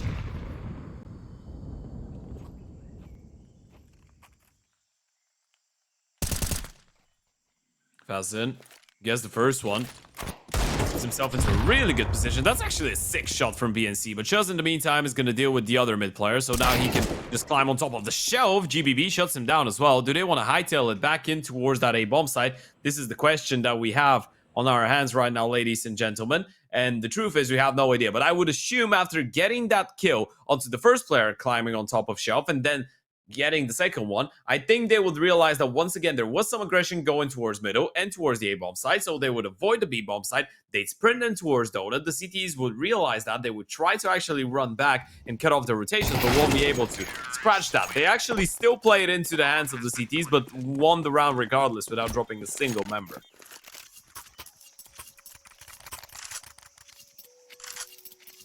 Misplay from Medallia Migos, really. I mean, they lose that initial fight. That should not be as comfortable as a round as it was for Team Solid. And now you're going to pay the price. Now you're really going to pay the price. 4 SMGs and a singular upgraded pistol.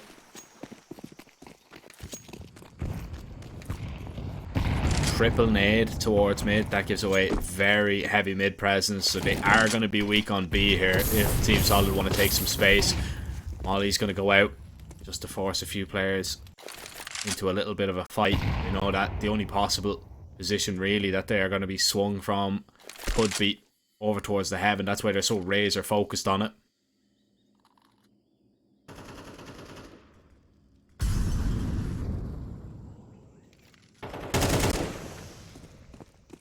And surely they know they're up against a weak buy. They'll just execute up onto the site. They'll take all this space and they've seen absolutely nothing. I mean, Medallia Migos just playing for a flank, hoping for a kill. ZQK seems to be aware that CSO is out, and that's a wonderful upgrade that he has now found.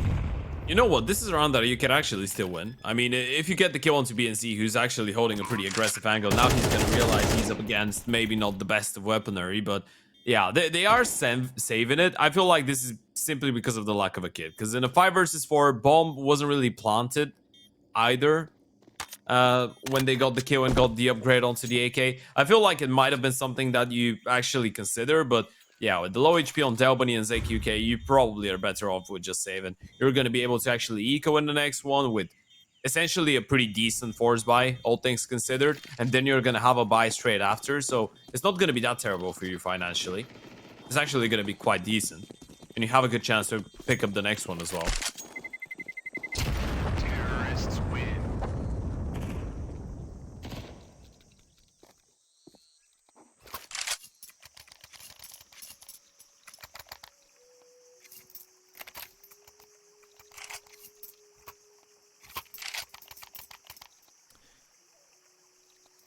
Amigos going for their first tactical timeout of this deciding map. We've got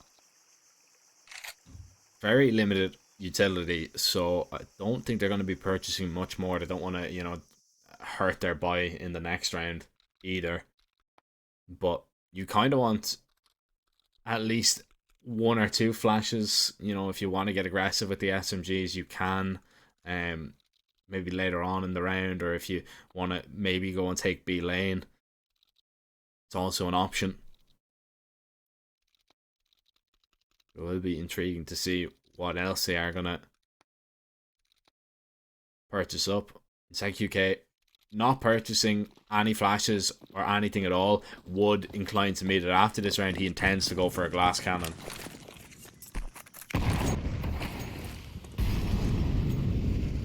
Could be. I mean, depending on how many kills they get, or he gets, he might actually be able to get armor with it as well. They're on. Are they on 2900 or 24? They should be on 29, right? It's only 24. Okay, it's 24. Yeah, so he needs a couple kills, yeah, or to stay alive, and then he can drop the AK over and still have something to work with. Going into the stack though, or solid, but I say a stack, there's 3 MP9s towards that bomb side. No Yuta whatsoever. So that's going to be extremely difficult to hold on to, but not if the AKs actually give them the dry fights. Oh, which they do. Fasten. There's a lot of damage to the second player as well, yeah. No flashes, you're just continuing up. Now you need to molly out all these corners. Delbany even gets away to safety right now. The AK is rotating over. You can see Pijar is now pushing through A main. He sees nothing towards middle. Problem is, CSO could really just drop that rifle. And if he does, that's That's a massive kill now to find, but the SMG is still up close. They could swing on a random timing. At any given moment, they could peek out. They know they're waiting for something, right? Surely.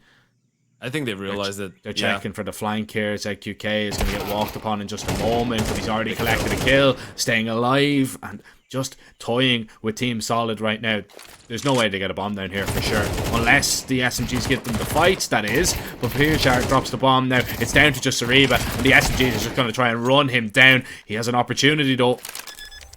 1 HP, and the bomb plant tucks in now behind the pillar, walks through the smoke in towards cave, and it is a guessing game right now. If you go through this, the HE takes him out. What a round from Italia Amigos there. It was so messy towards the end, but it was always going to be a little bit of a sloppy one when you just have the SMGs. Delbany was very unfortunate not to actually get that kill, the running gun. But I just want to shed a little bit of light on ZQK there. That's a massive kill, finding that mid lurk and just having the awareness that they were actually waiting for something.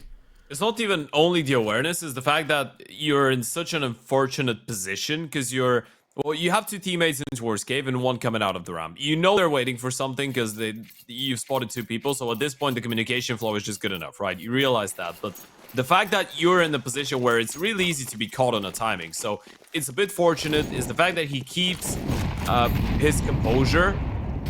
And the fact that he gets that 1 kill is more than enough, right? As soon as he cuts off that flank coming out of T-spawn, then the MP9s are just in with a field day. There was not enough time for the T's to even think about sending it towards A, which I'm pretty sure if there was maybe 30 seconds or even 25 seconds on the timer, they would have considered. Now Italia Amigos in a better position. 1xbet favoring actually Italia Amigos to take this one home.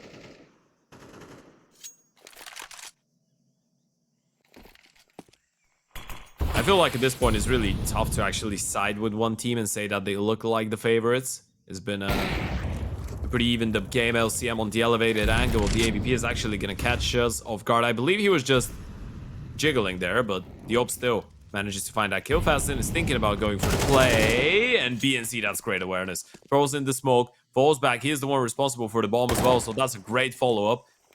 That means that the A-bomb side is going to be put under a lot of pressure any moment now, but they made their call. They're going to fall back and try and clear out middle. LMC already posted on the angle, is going to take down ZQK. That's actually going to force Delbany back into the correct bomb site.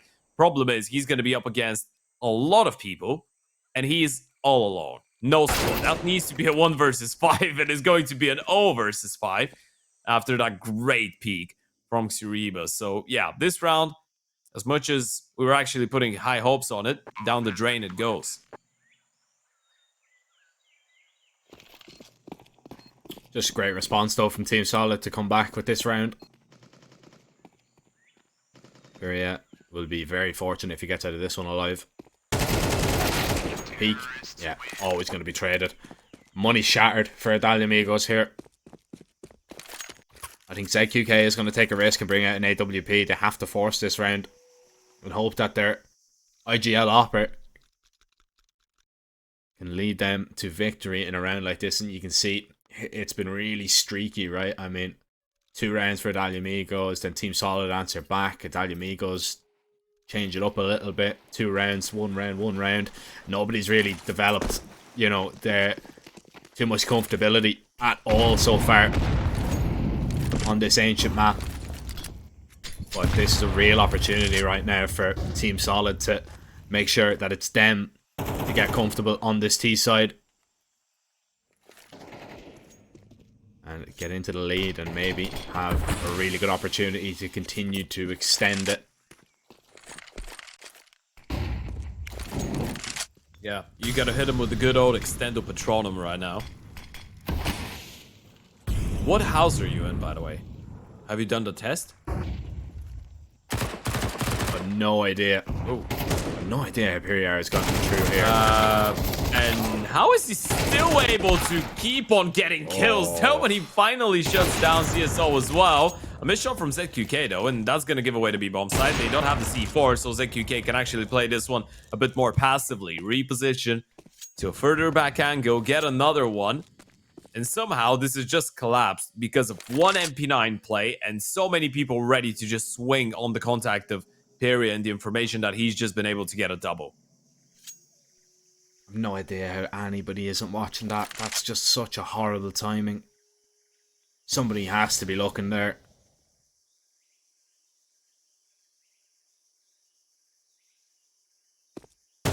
Now, oh, great shot onto Delbany though. This is now a big opportunity, but it's IQK holding with the AWP. Here comes the swing. Oh, misses the shot. Bomb is going to be acquired, but such low time. 10 seconds. GBB is dancing, looking to see if the donut player is eventually going to peak, but Fasten just mows him down and just empties the clip into his corpse. 5-4. Italian Amigos, that was a round that they should have lost for sure. Man, this is a crazy, crazy game. I love the emptied his clip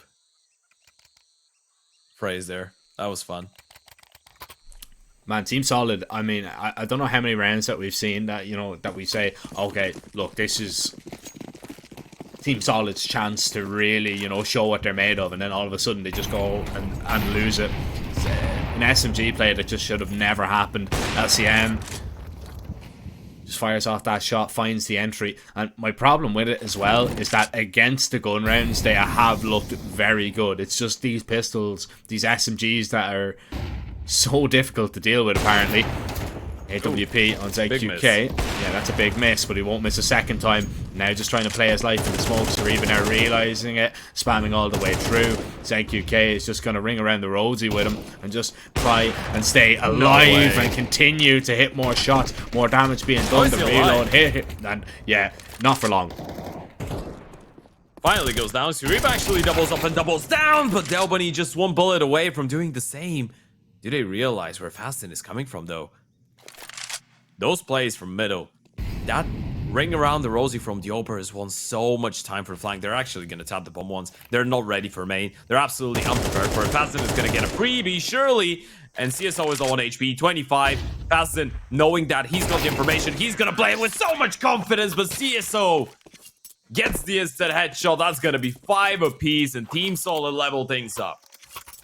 Look, you make up for the mistake there, big time. You make up for the mistake that you made in the previous round, but we need to start seeing consecutive ones. That one was way too uncomfortable. ZQK, I mean, he did all he could, couldn't he, right? I mean, just staying alive, looking for anybody to peek, and eventually gets that second kill. Nothing more he could have done. And to just play his life and hope that his teammates were able to close that one out, but it doesn't happen. Team Solid, their second tactical timeout. And I'd say it's just to kind of catch their breath as well, more so than a tactical analysis of what they're going to do into the next round. I'd say it's just kind of, okay, we need to just have a little bit of a breather. Let's just take a break, because it's just been so much chaos across all parts of the map. This time, Italia Amigos, they don't have the AWP of ZQK to rely on to pick up frags, so it will just have to be the upgraded pistols, the util, and a singular SMG if they want to get 6 here and now. And it's not going to be a pretty force in the next round for the last, should this one go wrong.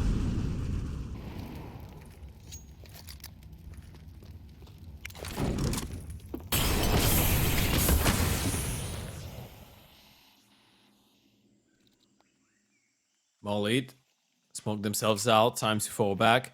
What's tricky about this round is that you really need to give yourselves a high odds chance to actually make a play here, and if it just goes in naturally, if you're just letting the T's play their default, it's probably not going to work out. This is a good play. The flash, the swing comes in, Fasten manages to get one, and GBV is not really feeling too comfortable with going for that fight because he's low on HP, but still goes for the repeat regardless. It was a bit risky, but a lot of confidence, and high risk equals high reward. That means that there's not going to be even a gun saved up, or at least upgraded, picked up by the CTs going forward, even though they were able to find a kill. GBB in the meantime actually finds one more on low HP. So this is his round for the taken.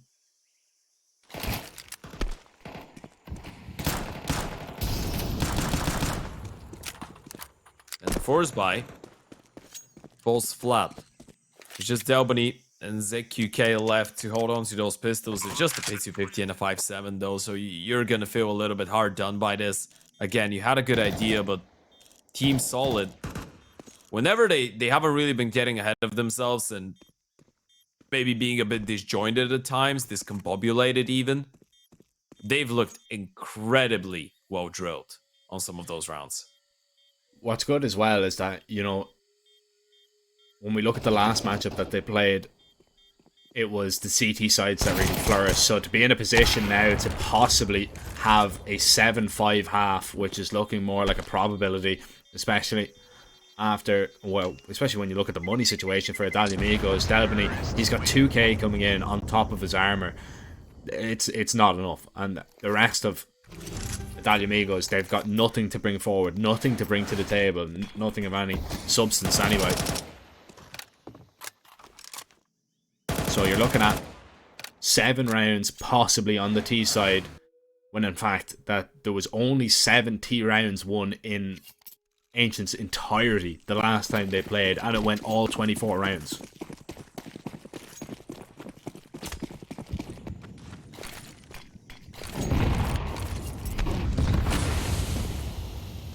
Once again, a little bit quicker. MP9 send down the lane to try and pick up a couple fights here.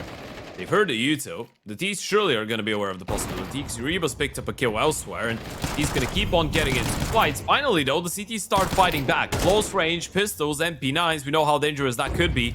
GBB already has a route on the B-bomb side. Needs to wait for his teammates to arrive, though, and Italia Amigos still have no official confirmation on the fact that every single T is actually towards B, and that's going to leave ZQK all alone here. Last time he was able to get away with a kill, but had a rifle. This time it doesn't mean that he's not going to be able to get a single one because he's on a 5-7. Still manages to keep them honest, still manages to keep them leveled up. But now, they're looking for the second one. They've spotted out the rifle. It's a massive reposition in play for Period, but Delbany already close range. Oh, it's all about timing, and once again, Delbany seems to just find the perfect one. It's a double with the SMG, and man, Italia Amigos, they're just so dangerous on those rounds. Team Solid are going to be looking back at this game and say, how did we not, you know, we won, what, 1 out of maybe 4? Which is ridiculous. Italia Amigos, they have an insane conversion rate on these SMG rounds where they only have pistols behind them too. And Team Solid, yes, it's a decent half, all things considered, but Italia Amigos are definitely not going to be down in the dumps considering, you know, what type of position they could have been in, because it really could have been, you know, a 9-3 half in favor of Solid. That was definitely a possibility that we could have been looking at. If you're looking at the buy rounds only, by the way, and the fact that they actually won a couple of forces, it wasn't just half buys. It might have even been a 2-10, right? It could have been even worse. Entirely possible. Entirely possible, but we do have a tactical pause as we wait to go into this final half of this best of 3. It is a good time to mention that this is not our final best of 3 of the day. We still have another deciding game. It is going to be taking place directly after this one. I don't believe we are going to be delayed at all, because I believe we are a little bit behind schedule. We are a bit delayed, yeah, with the schedule, to be fair, because the game was supposed to actually start in 5 minutes, but because of how close of a game this has been, we're going to be a bit late. So you can assume that, you know, Galoris and the Sharks, they're just watching that game and they're hoping that it ends as quickly as possible, because they want to get things going with their matchup. Obviously, that's going to be an interesting one. Galoris and the Sharks playing up against each other just yesterday. Yeah, exactly. And Galoris were able to actually pick up a map up of Sharks for the first time and actually won the series as well. A rematch from yesterday, but a rematch from the group stage here as well, yeah. As well, yeah. Where Sharks managed to beat Glories. It was dominant on Nuke 13-2 and then a 13-9 on Vertigo. Yeah. Yeah, so it's a series. It's not even a sequel. It is the third part. A trilogy. Yeah, it's a trilogy.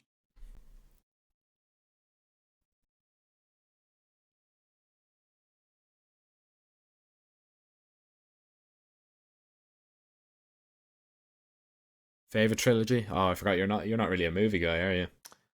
Well, I'm not sure if I have like a specific trilogy. I'm a big Lord of the Rings guy. I love Lord of the Rings, but that's not really a trilogy, is it? Yeah, it is, yeah. I mean, if you count The Hobbit. Yeah, but that's different. Okay, yeah. So Lord of the Rings, definitely. I love Harry Potter as well, but that's definitely not a trilogy. That's definitely no. Yeah, no, I think that's the only correct answer, to be honest. Oh, so it's yours as well? Yeah. Well, that's what I was going to say anyway, but... I don't know a lot of trilogies when I think about it. I mean, how many parts does Shrek have? Probably more. Probably more. Let's see. All movies. So there's 5. 5 of them. No, there's 6. There's a Christmas edition. That doesn't really count though, does it? So it could be my favorite double trilogy is Shrek. Because there's 6 of them. I'm counting it. It's how long is it? It's a short film. But it's still a film. So I'm counting it. This game has been a movie. Oh, they knew LCM was in that corner. They're actually going to molly him out here. That's incredible. They see nothing else towards B as well. It's a good play, but they've used all their util, right? They've one flash to make their way up onto this site. There it goes, and BNC has dodged it correctly, but can't dodge the bullets. It's a Glock 1 to the brain. Zariba finds 2. One player was reloading. Delvany just holds the line for the swing. And Italian Amigos, they start well on this T side, and they continue their near perfect record on the pistols. Yeah, they've just been picking up the slack every single time when it's the start of a half, and that might make the big difference in the end, right? Even though they were struggling last time when those two met on Enshin a couple of days ago in the ESL Challenger League, right now you're on the T side, you get to get the momentum going as well early on. There's a replay as well, great shots by Shuz and Fazin. Suriba did try his absolute best, to be fair to him. I mean, it was a good sequence, but there were just so many bodies on his screen. He needed to go for a nuclear highlight in order to steal this one away. So now it's just going to be a straight up B rush with the eco, and that's one of the most satisfying. It could have been one of the most satisfying aces we've seen all tournament long. One of the quickest ones for sure, but Fazin decided to steal this one away. Pyria still gets away with 4 kills. I don't think he's going to mind too much. He's on 15 and 6. Been having a great performance so far. Nah, definitely the most satisfying ace that we've had in the tournament was the Che ace on B. Although it wasn't, you know, a one-clip spray down or anything, just the fact that he's managed to stop a B-rush on his own pretty much with just a 5.7 and an SMG that he picked up. That's what I meant. That's That's definitely my favorite. Is the play of the tournament. Look at this here. Tournament. Oh. How did he win that fight? I have no idea. No idea. He was low from the HE. They double naded over. All players were down to half HP before they even swung in. GBB is going to feel definitely a little bit hard done by. Now, I assume Delboni is going to be put on an SMG. He gives that AK over maybe to ZQK. But right now, ZQK is just going to be holding. It's a nice little adjustment here from Team Solid. They've pushed down to try and get this control. And I wonder how long they're going to actually stay here. Or will they begin to move? If Shuz decides to put a little bit of pressure towards A, it might spark them into just getting a little bit uncomfortable over towards B.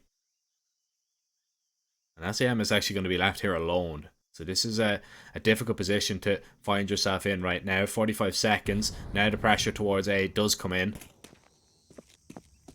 It's just the longer he stays alive, the better it's going to be for Italia Amigos, because they're rotating away and they might catch LCM completely in transition here. Yeah, he's starting to back off as well. This is so risky, and they haven't realized it yet because they've slowed down so much. But look at the play from Shuz. Are they thinking about going back? No, they're just faking it right now. This is going to be a B play for sure. Shuz is going to find that kill. And oh, they're going back. This is such a big risk. Suriba's still in towards Dona. They have no idea.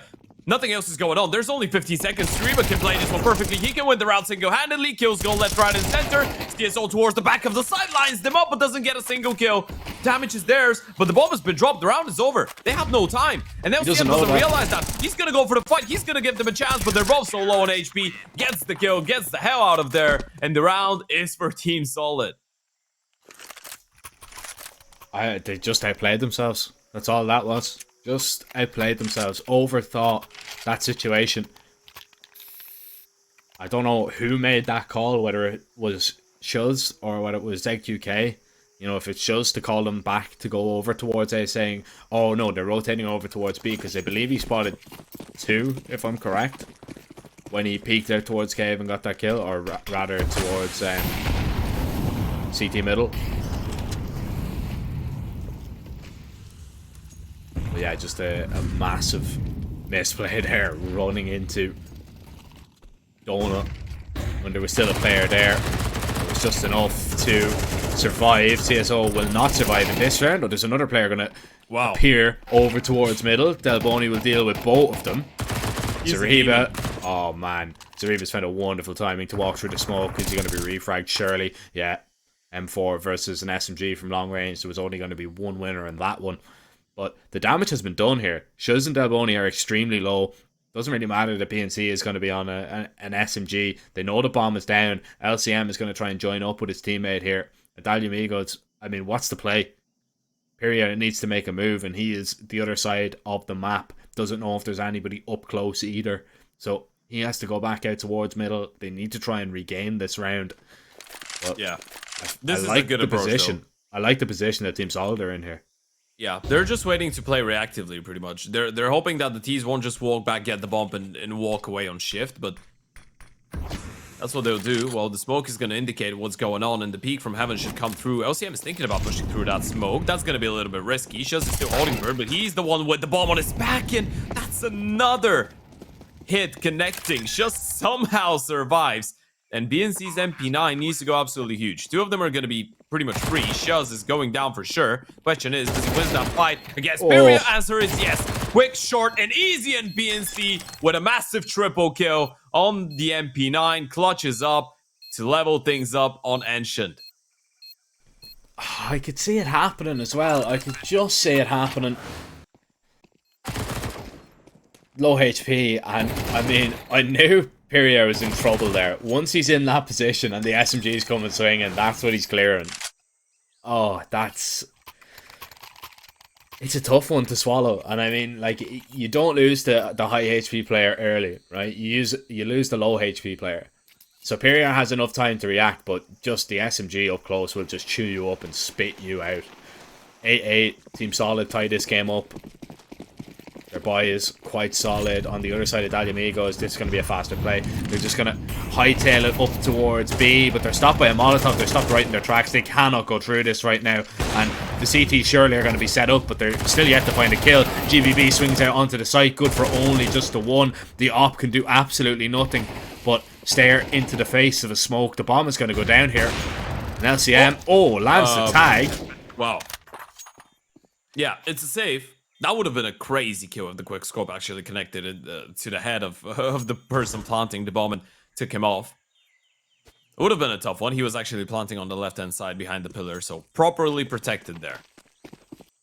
No chance. That's 9 on the board for the T's.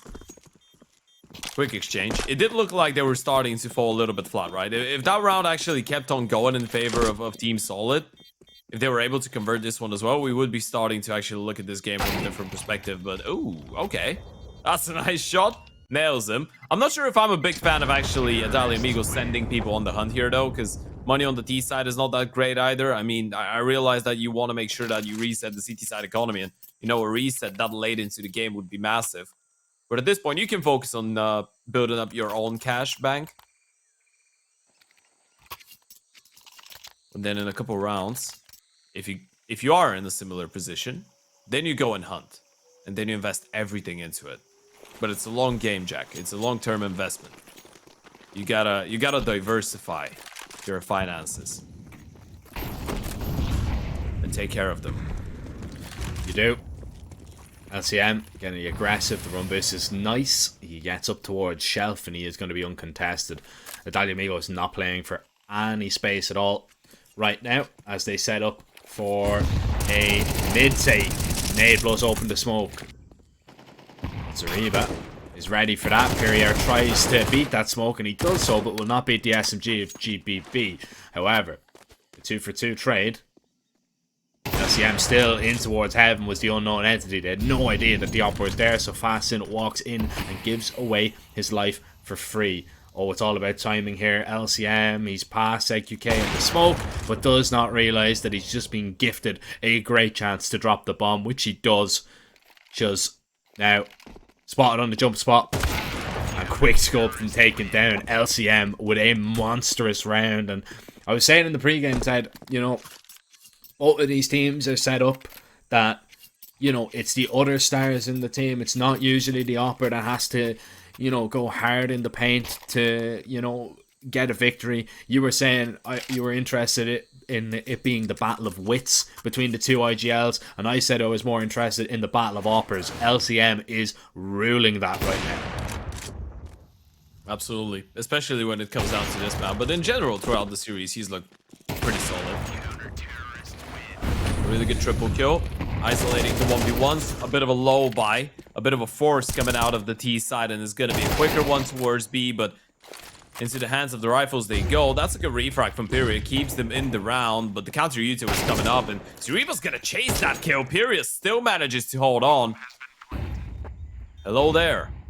This one is not over. One more headshot and you could be taking this one home. But finally, Pyria hits the ground running. So now it has to be ZQK and Fasten. And the Molotov is going to force the IGO out of position. This is a lovely molly coming out of LCM. Yes, there was no AVP for ZQK to fight back with.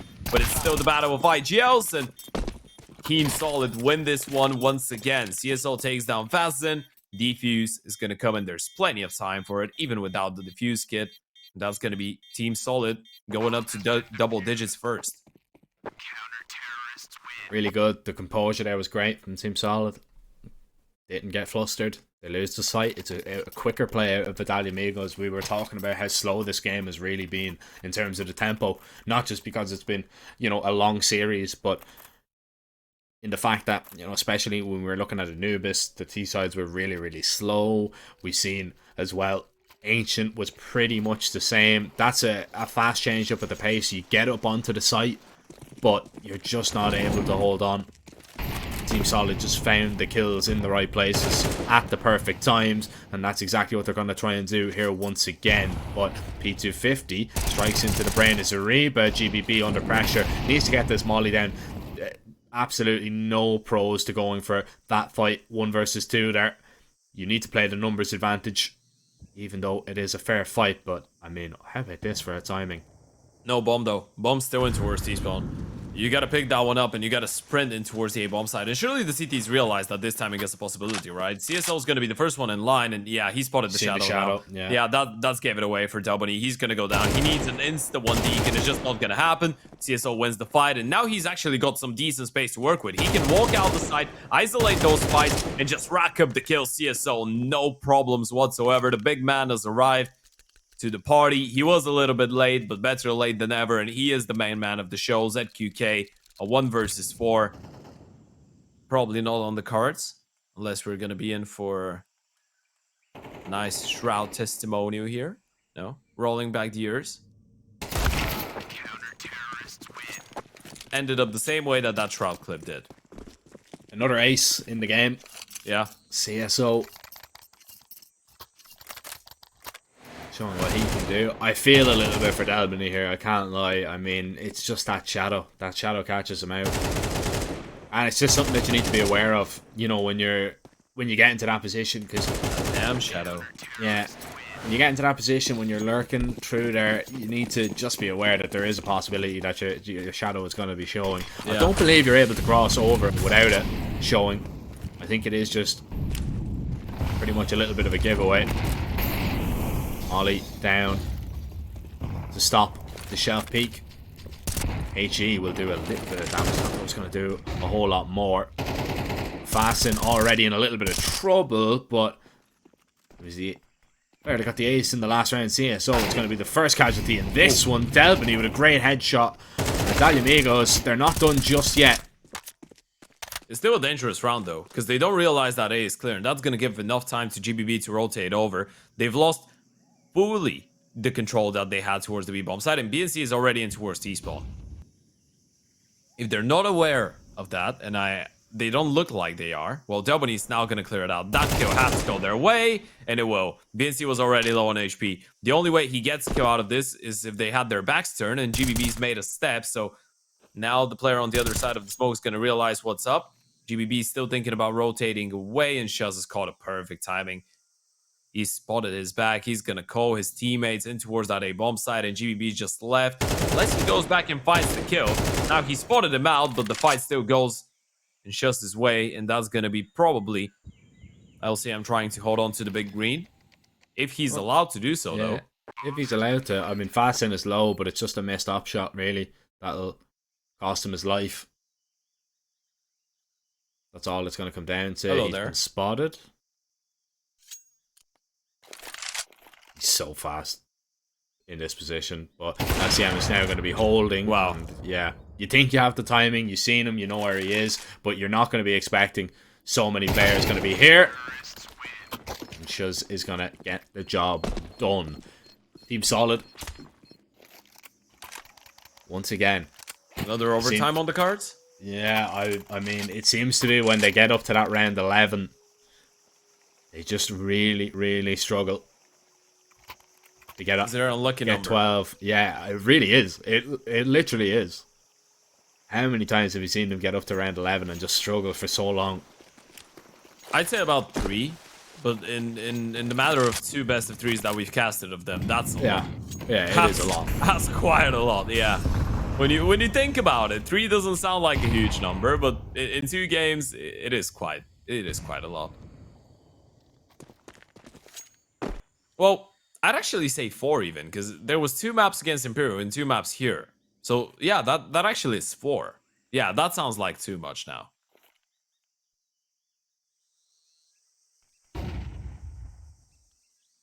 Of course, still in with a chance here. They still have the purchase.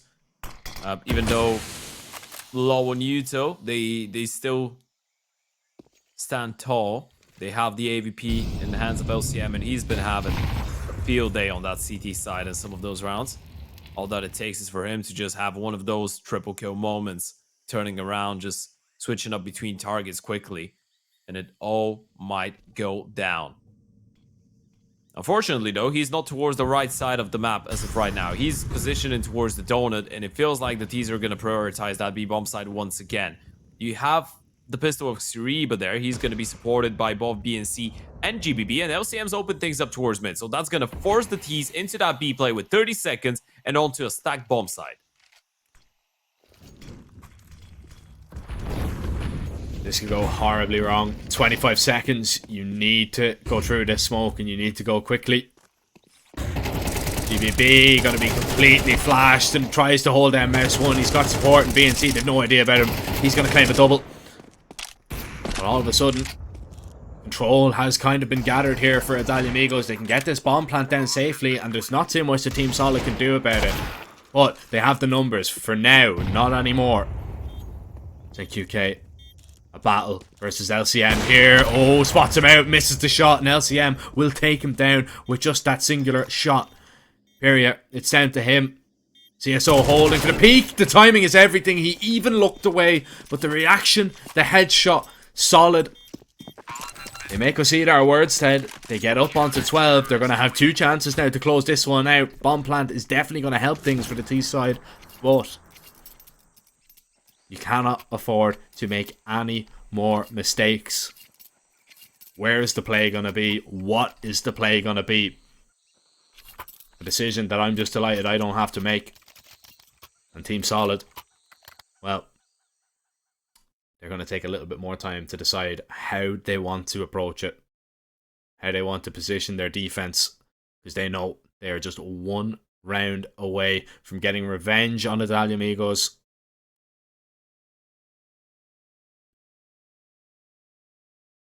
And finally besting them.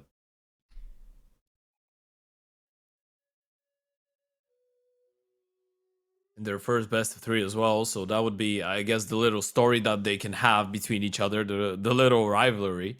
The fact that Adawi Amigos just win the best of once, and Team Solid is the team to actually come off on top and when it comes down to the best of 3 matchups. 2 chances to close it out here and now. Money's not too great though, so if they end up falling flat in this round, there realistically is a chance that Adawi Amigos force this one into OT. Let's see what the approach is going to be though.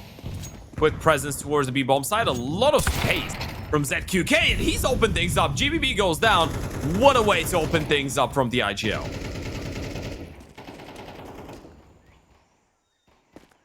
We've seen that from him really in rounds that Italia Amigos need to win. ZQK goes, alright, I'm going to do it myself. I'm going to get aggressive. And Team Solid didn't have an answer for it that time. GBB lies lifeless in towards Cave. Nobody's on a pistol, though. Yeah. I mean, if they get into a fight right now, you'd have to favor CSO, but it's just too risky from his perspective. He's all alone towards A. His teammates have stacked up the B-bomb sites. ZQK's found another. This is just falling down right now, and LCM might have to go huge once again. Great peek, great find. Do they realize that Fasten is up so close, though? It won't matter. For now, LCM was approaching towards the ramp. If he finds the bomb, that could be everything and more. CSO was making a play over towards middle too. He finds a quick and easy headshot. Oh, and this is their way back into it. LCM needs to look for that player close, but he goes down. It's down on Zariba. Needs to anchor this B bomb site, but he's unable to. Shuz with a double. CSO, they know exactly where he was. And now they're just going to take space. They know that they can play aggressive in this one. And that could make all the difference here. It's depending on if Shuz is able to find the kill on the contact, but he won't need to. Period. Shuts it down before it develops into anything at all. And Italia Amigos, they survive now, one away from forcing a second overtime in this series. First overtime on this map. Tournament life on the line, Ted. It's such an awful situation for Team Solid as well, right? They had 2 rounds to close it out, but one of them is going to consist only of pistols. That was nearly a 3 versus 5 that they bring back from the grave, by the way. But now they're just downgraded to the pistols. The state of the utility is not too terrible. I mean, they just have one Molotov that's already been used towards middle, but they still have a couple smokes and flashes. They gotta go for the kills, though. They gotta get aggressive, set up in towards the B-bomb site. 4 people here. They're just waiting on the flash and waiting to go for a peek. There goes the flash. There goes the 5-7 charging down the ramp. Zariba finds a double, and suddenly this is falling apart. The T's need to hold things together. They need to fight back here. Zariba should be dead. He's actually gonna throw the AK, saving grace to drop that rifle rather to his teammate. But look at CSO. He spotted one more. This round is all over the place. Well, GBB might have just given it away. Just is dead. Yeah, lines up, take your time. CSO finds that kill. Delbany alone with the bomb outside of the B doors. ZQK is maneuvering around towards middle. This is such a chaotic round, and that's exactly what Team Solid were going for. And the fact that BNC has armor, he has the full HP. He's on a timer, though. Yeah, he really needs to be worried here, but it's all about timing here. As soon as ZQK gets up on the box, he's going to be spotted and taken out of the round. It's all down to Delbany, and he can't get it done. Team Solid deny another overtime. They get their revenge versus the Italia Amigos, Ted, and they eliminate them from the competition. And that one's gonna hurt. That one's gonna leave a mark for a little bit, right? It was a 13-11 on Enshin when those two faced off against each other in the ESL Challenger just a couple of days ago. And it's the same score here, but this one is going to hurt. And the reason it's going to hurt that much is not only because the Italia Amigos were actually able to completely run over their opponents on Vertigo and recover after losing that Anubis. The fact that they were down 10-12, they win against the full buy and up against the Pistols on the final line, the final hurdle, they actually fail. Man, it's just poetic, isn't it? You lose 13-11, you win 13-11, then, you know, in a best of 3. Yeah, it's just perfect. Solid are going to be absolutely over the moon with that one, that they were able to get it done. And it was on a week by as well that they struggled to deal with so much when they were on their T side. So there was just so many angles to that one, man. It was an absolute pleasure to watch. Solid move forward. They are the next team booked into the playoffs, and we are looking towards our final game of the day to see who is going to be the last team going forward. It's Sharks versus Glories. We are going to take a short little break, but we will not be very long at all as we are behind schedule, so make sure you guys do not go anywhere. I have very complicated job, but I love simple things so much. One move, one push.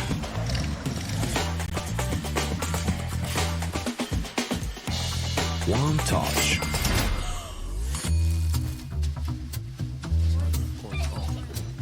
One love. One click. One XBet.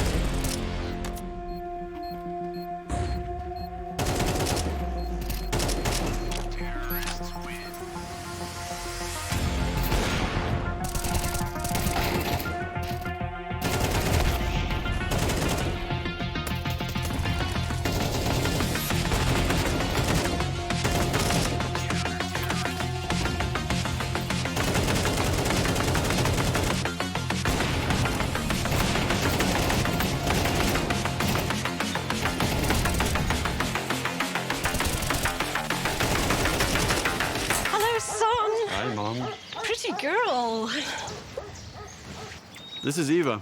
Nice to meet you. Thank you very much. Your dad's just making his favourite dinner. It's duck. Come on inside.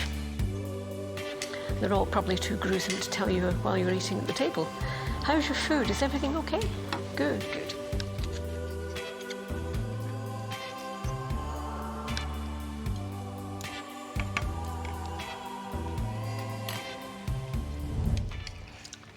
You seem to know each other. Yeah.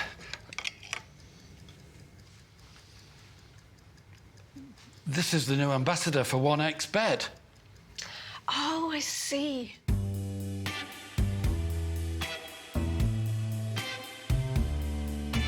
Everyone felt good when Eva Elfie became the new ambassador of 1xBet.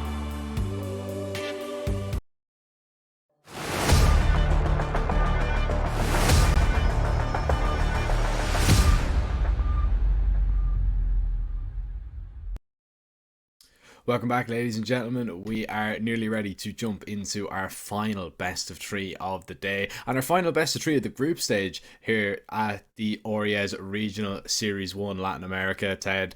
And, you know, this one, it's definitely a case of last but not least.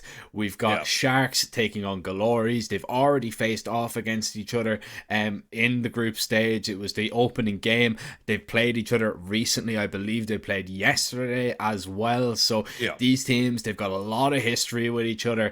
And this is going to be just a real grudge match. Yeah, absolutely. I mean, we get a really good, I guess, privilege of having so many rematches in the GSO and the deciding games, and you know that helps us to build up the storylines. But this is a really nice storyline, right? Opening game of the group. Sharks is one of the top teams right now in the Tier 2 South American scene. We expect them to take down their opponents.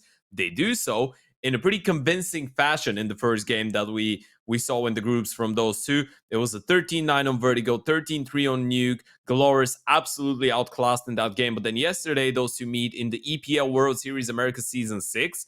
And then after a 13-6 convincing win on map number 1, which was Galoris' map pick from the Sharks, and moving on to Anubis, thinking that's just going to be another field day, they post a 111 CT side on Anubis, Jack. And from that point on, there was just no going back, right? It felt like Galoris just had them in a pretty tight space. And on map number 3, it was pretty much the same case. Sharks barely being able to post any rounds. I think it was just 3 rounds that they were able to post on the CT side of Inferno, which was the decider. And Galoris stole this one away. So a lot of rivalry in there. And Galoris surely showing that they can actually pack a punch. And this is not just going to be another one-sided showing from the Sharks. Yeah, I mean, you know, they got their revenge and they're hoping to get their revenge in this tournament. You know, they want to stay alive here. I suppose that's what they have going for them as well. Like, they have probably all the confidence in the world going into this game, especially after, you know, being just unable to best them time and time again. You got pretty much dismantled in game 1, but like, that's very convincing scorelines, right? I mean, we're looking at, you know, a 13-3 and a 13-5 on Anubis. That's very, very convincing, all things considered. So, you know, they're going to be hoping that they are able to, you know, build off that. They're going to be hoping that they can do that again. I'm sure that Sharks have maybe learned from their mistakes, but I'm not really sure that they're going to have too much time to adjust because, you know, they played that best of 3 yesterday directly after they played against W7M for their life in the tournament. We casted that game, Ted. It was such a long and grueling best of 3, and it really took a lot out of the Sharks players to actually get out of that one with a victory. So I just don't know. It's a very, very quick kind of turnaround as well. I assume, you know, when we get into the video, we'll have a little bit more time to talk about it. But yeah, I just don't know if Sharks are going to have had enough time to, you know, make those adjustments to fix those mistakes that we seen yesterday versus them. Well, we're gonna have to wait and find out. Inferno Anubis being the first 2 maps. Galoris just going for the instant Inferno pick. Obviously, Anubis coming in from the Sharks, I guess, makes a lot of sense. And then if we go to a third and final map, it's going to be Ancient, which was the pick for Galoris yesterday. But today, they decide to actually just float it for a third and final map. Obviously, Sharks had the pick when it came down to whether they wanted to end on Mirage or Ancient.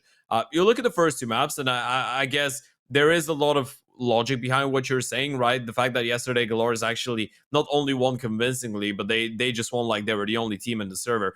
I don't think that if you're Sharks, you need any major adjustments, though. Through my eyes, Sharks is a pretty solid team. And I feel like yesterday might have been one of those days in which you just don't feel like you're on your A game. And when it comes down to the fact that you get completely stomped on both those maps, I feel like this is necessarily what that was. It was just a stomp because of a pretty, I'd say pretty maybe problematic CT side. Well, not maybe, but it's just them being unable to get more than 4 rounds combined across 2 CT sides on Anubis and Inferno, which, to be fair to you and completely truthful, as much as I respect Galores for winning that game yesterday, I don't think this is happening 2 days in a row. I really don't see Sharks not being able to get more than 1 round on the CT side of Anubis once again, and I really see them getting more than 3 rounds on Inferno.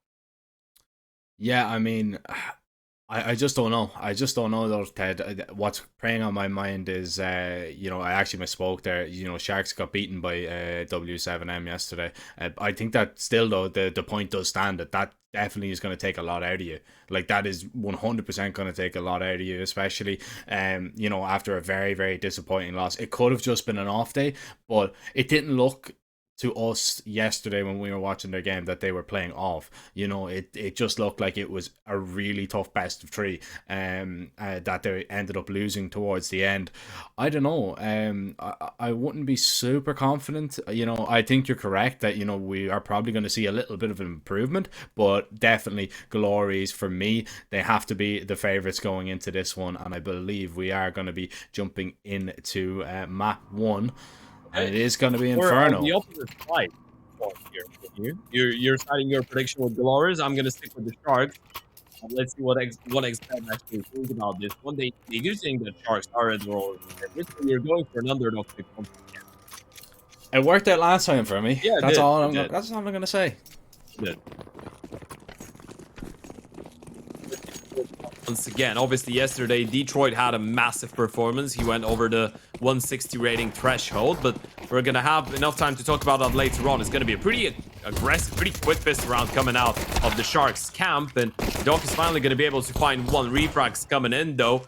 Kills going left, right, and center, as the player from Mexi has to go for the peak any moment now. Doc is actually going to try and run away, but Koala has been able to find Togs, so now they need to challenge. They can't really let the T's cross in towards the A-bomb side, but it's probably going to happen. DRG, the 1 man left, a 1 versus 3, and 2 of them are just going to hold the smoke right now as the bomb carrier is making his way towards the back of the A-bomb side. DRG running through, but Detroit should have no issues claiming that kill for the pistol round to go in favor of Galores.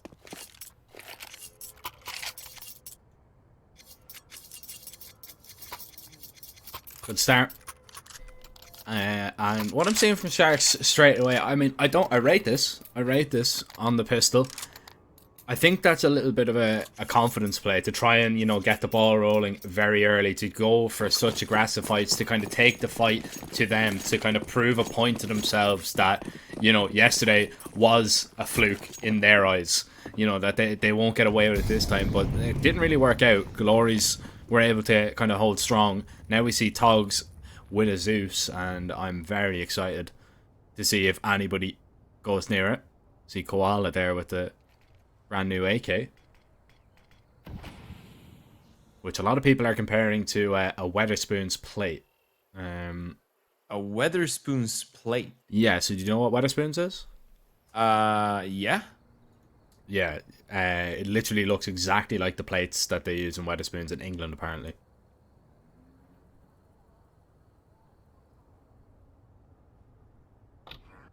I'll give you time to maybe I'm look actually, it up. yeah, Just- I'm actually Googling you do that. it. Yeah, I know what a Weatherspoon is. Let me see. I don't think, like, I assume that's probably just, like, it's an English thing. Like, I think we might have one in Ireland, but I don't know, like, how wide that kind of, you know, brand is. Yeah, no, I know the brand, right? It's a brand for, like, you definitely don't have them in. Yeah, it's a brand for plates and just cutlery and stuff like that. Oh, right? no. Right. It's a pub, like. Oh, it's a brand of okay, pub, okay. Because when I think I've just Googled it as well, and that's the association that I make. I'm looking at the plates because there's a pretty like a pretty set like I guess, style, design of plates. Yeah. Okay, but it's the brand. So is the brand's plates? Is like their thing, the flowers and stuff, right? Yeah. Like, well, yeah. Okay, so Weatherspoons is a pub. Yeah, it's like a All it's right, like a chain. because I've heard because I've heard the Weatherspoon, like I've heard a Weatherspoon plate before, and I just thought it was just a specific like design for a plate. Okay, I just thought that's how the plate is called, because I've seen Weatherspoon, like I've had British breakfast and that type of a plate, I think. Okay, getting my UK pop culture up. On point. I don't think we have anything like that in Bulgaria, by the way. We don't have like it's like cheap and cheerful. Like it's like, you know, a cheap place to go. All right. Oh, well. Thought it was going to be a very expensive play that Doc was going to make there. But he does actually get away with that kill. Now, Ninjas has crept up close, and he's actually got a decent enough timing that Doc might just go down. Wow. Oh, no, still holds strong. Doc was one of their best players yesterday, I must say. Purely aim-wise, I would say that he's probably the most gifted mechanically. Out of the rifles, obviously. We're not mentioning a follow, because when you're an Oper, you just... You just qualify for another category, but yeah, Doc's been putting on some great numbers recently. A lot of firepower on that Sharks lineup if they want to turn up. Follow, gonna get tested. Yesterday he had a really good game, especially on the big green. He's gonna be wielding the not so big M4 this time. Oh, it is long. Guess the first one, repositions. That should be the safe. Already being called in for Galores, though. Both Koala and Hab have enough nades left as well to justify that. No need to just throw your lives away, and for the Sharks, that's going to be great. First buy round, you keep all 5 alive. You even hold on to a Molotov and a flash for DRG and Nardi and Zhao if you want to get too specific.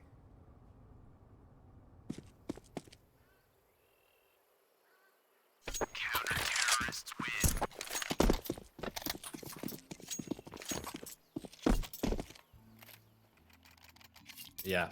Apparently, Doc just decided to leave EU and head over to Brazil. You know, stop playing FPL.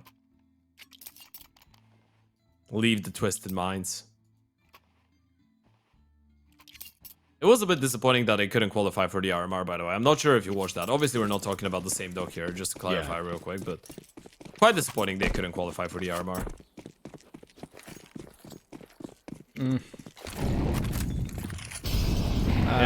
I prefer not to speak. You know why I'm saying that? Because I like the... Well, obviously Loba's not on the team anymore, but I like the content of the RMR last year. That's what I'm saying. I just find it entertaining. I'm going to plead the fifth on that one. Yeah, no. Obviously it's better for proper teams to qualify for this, but yeah. You get the content side of it? No? No. You're not in for the fun. Nah, not in for the fun. Not in for the fun. Well, in for a lot of fun, audience out. Spray Sound 3. Koala, though, that's a fantastic double to at least give himself a window. A tiny window. The crack of it is just open, but he might even close it himself as he exits through to the T apartments. This round is as good as done, and Sharks are going to tie this game up. It would seem. And I wonder, does Koala just have safe passage now back towards T-spawn? And it's looking like he does. So it will be a pretty long save. Really good hold towards brackets there from Sharks. Glories tried to, you know, pop on through and just catch them by surprise. But it was something that Sharks were completely ready for. And Sharks stopping Glories on their, you know, first 2 gun rounds is of real significance, right? Because that Inferno game that they played, the decider that they played last time around, it was 9-3 in favor of Glories. 9 T rounds that they managed to pick up. So, you know, the longer you keep them out of the game, the more your confidence is going to grow. And then I will be more confident in Sharks actually taking this one. Yeah, exactly. I mean, individually as well, we know they have the players to back it up firepower-wise, which apparently in that Galores game, even though myself and yourself didn't cover this one and we weren't able to watch it, apparently that wasn't the case, right? When you get only 3 rounds on the CT side, I mean, so far we've seen already big plays from Marty and Zhao and Talks, or Doc, sorry, towards the B-bomb side. That was unintentional. I didn't want to bully Talks for not having a kill, I promise. But yeah, we've seen big plays from some of the individuals, which, again, is just already given us somewhat of a guarantee that this might be a bit of a different matchup than yesterday's.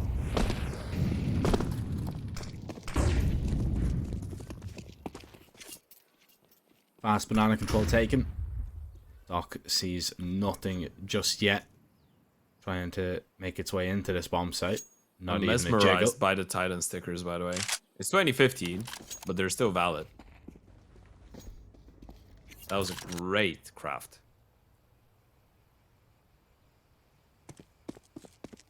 You know I'm getting tired when I start talking about my skins, by the way. But I do love my skins. This is a good craft as well.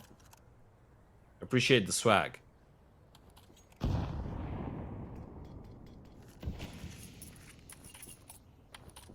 Apartments pop with no flashes. Yep. I would assume you send at least 2 people short to make first contact, though, right? There's no way the 3 people without a flash from maps just run out on a random time. I'd hope not. Yeah, I think this is what they want to do, though.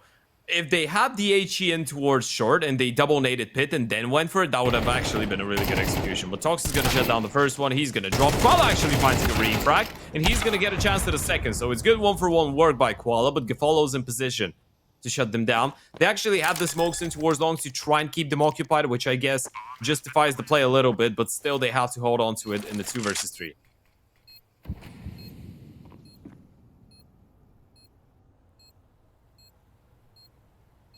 Creeping their way up short. This could be everything though. Ninja's, it's low HP, but he might just try and flank them at the perfect moment, and he could get the best timing in the world here. Detroit sat on the site, now just needs to delay, deny. If he finds 2, that's huge. Oh, but he finds all 3. Detroit on the headshot angle, just too difficult to deal with. And Galores, they're going to snatch that one away. Struggled on the gun rounds, but when it's back to the basics, when it's back to the Tech 9 rounds, well, how about that? They didn't even hit him. If you're Sharks right now, you don't believe it, right? I mean, if you hit him, he's gonna go down, right? It's a headshot angle, but yeah, he was just popping up. It was like, what was that game called where you have a hammer and you need to hit the heads that are going up and down? Whack-a-mole. Whack-a-mole, yeah, that's the one. It was like playing whack-a-mole. And he whacked all of them. Every single one of them.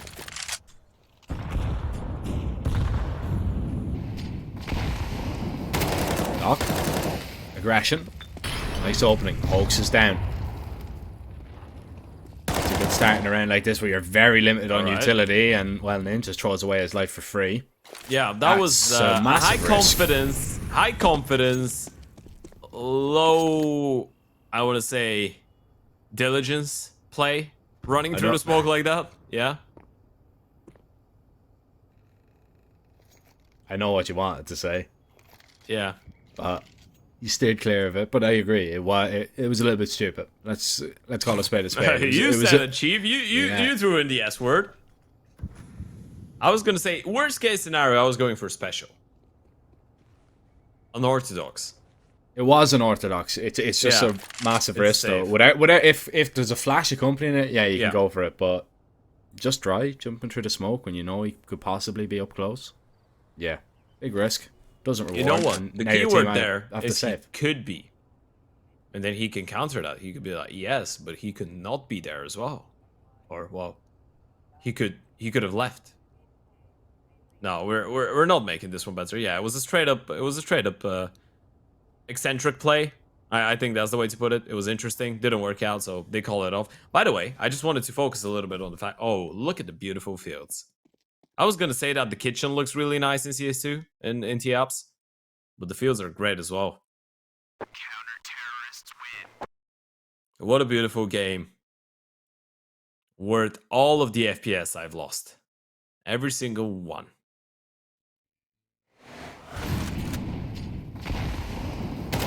There goes the replay. Dog aggressing in towards Banana. This is something that they will have to work on, right? Make Dog respect them in towards that part of the map. He can be a really tough one to deal with.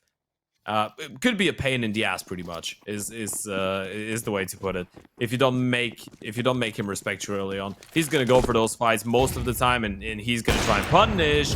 Same as that punish from Gafolo. He was ready for the peak. Detroit going for an attempted opening kill, but gets absolutely denied, and the smoke is gonna make sure that even if Hap wanted to actually think about going for a refrag, he'll have to wait out. Unless... The Fallers dumped all his util here. That's a big nade. Yeah. Well, that kind of confirms them as well that they were in the smoke. Looked more dangerous than it actually was. Yeah, but it gets a lot of information. It's not just that, right? You nade there, you know that there's somebody, because they've just fired, and it was towards top middle. You know that because Audience has heard it. You know that they were close rather than deeper towards Banana.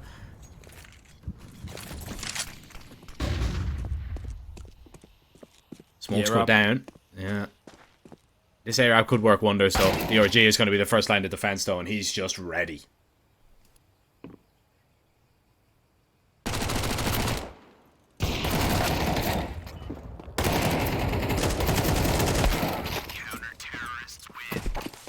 Alright. This was clean. DRG with a big triple, 4K in total for the IGO of the Sharks towards the back of the site. And look at the money now for Galoris. It's just non-existing.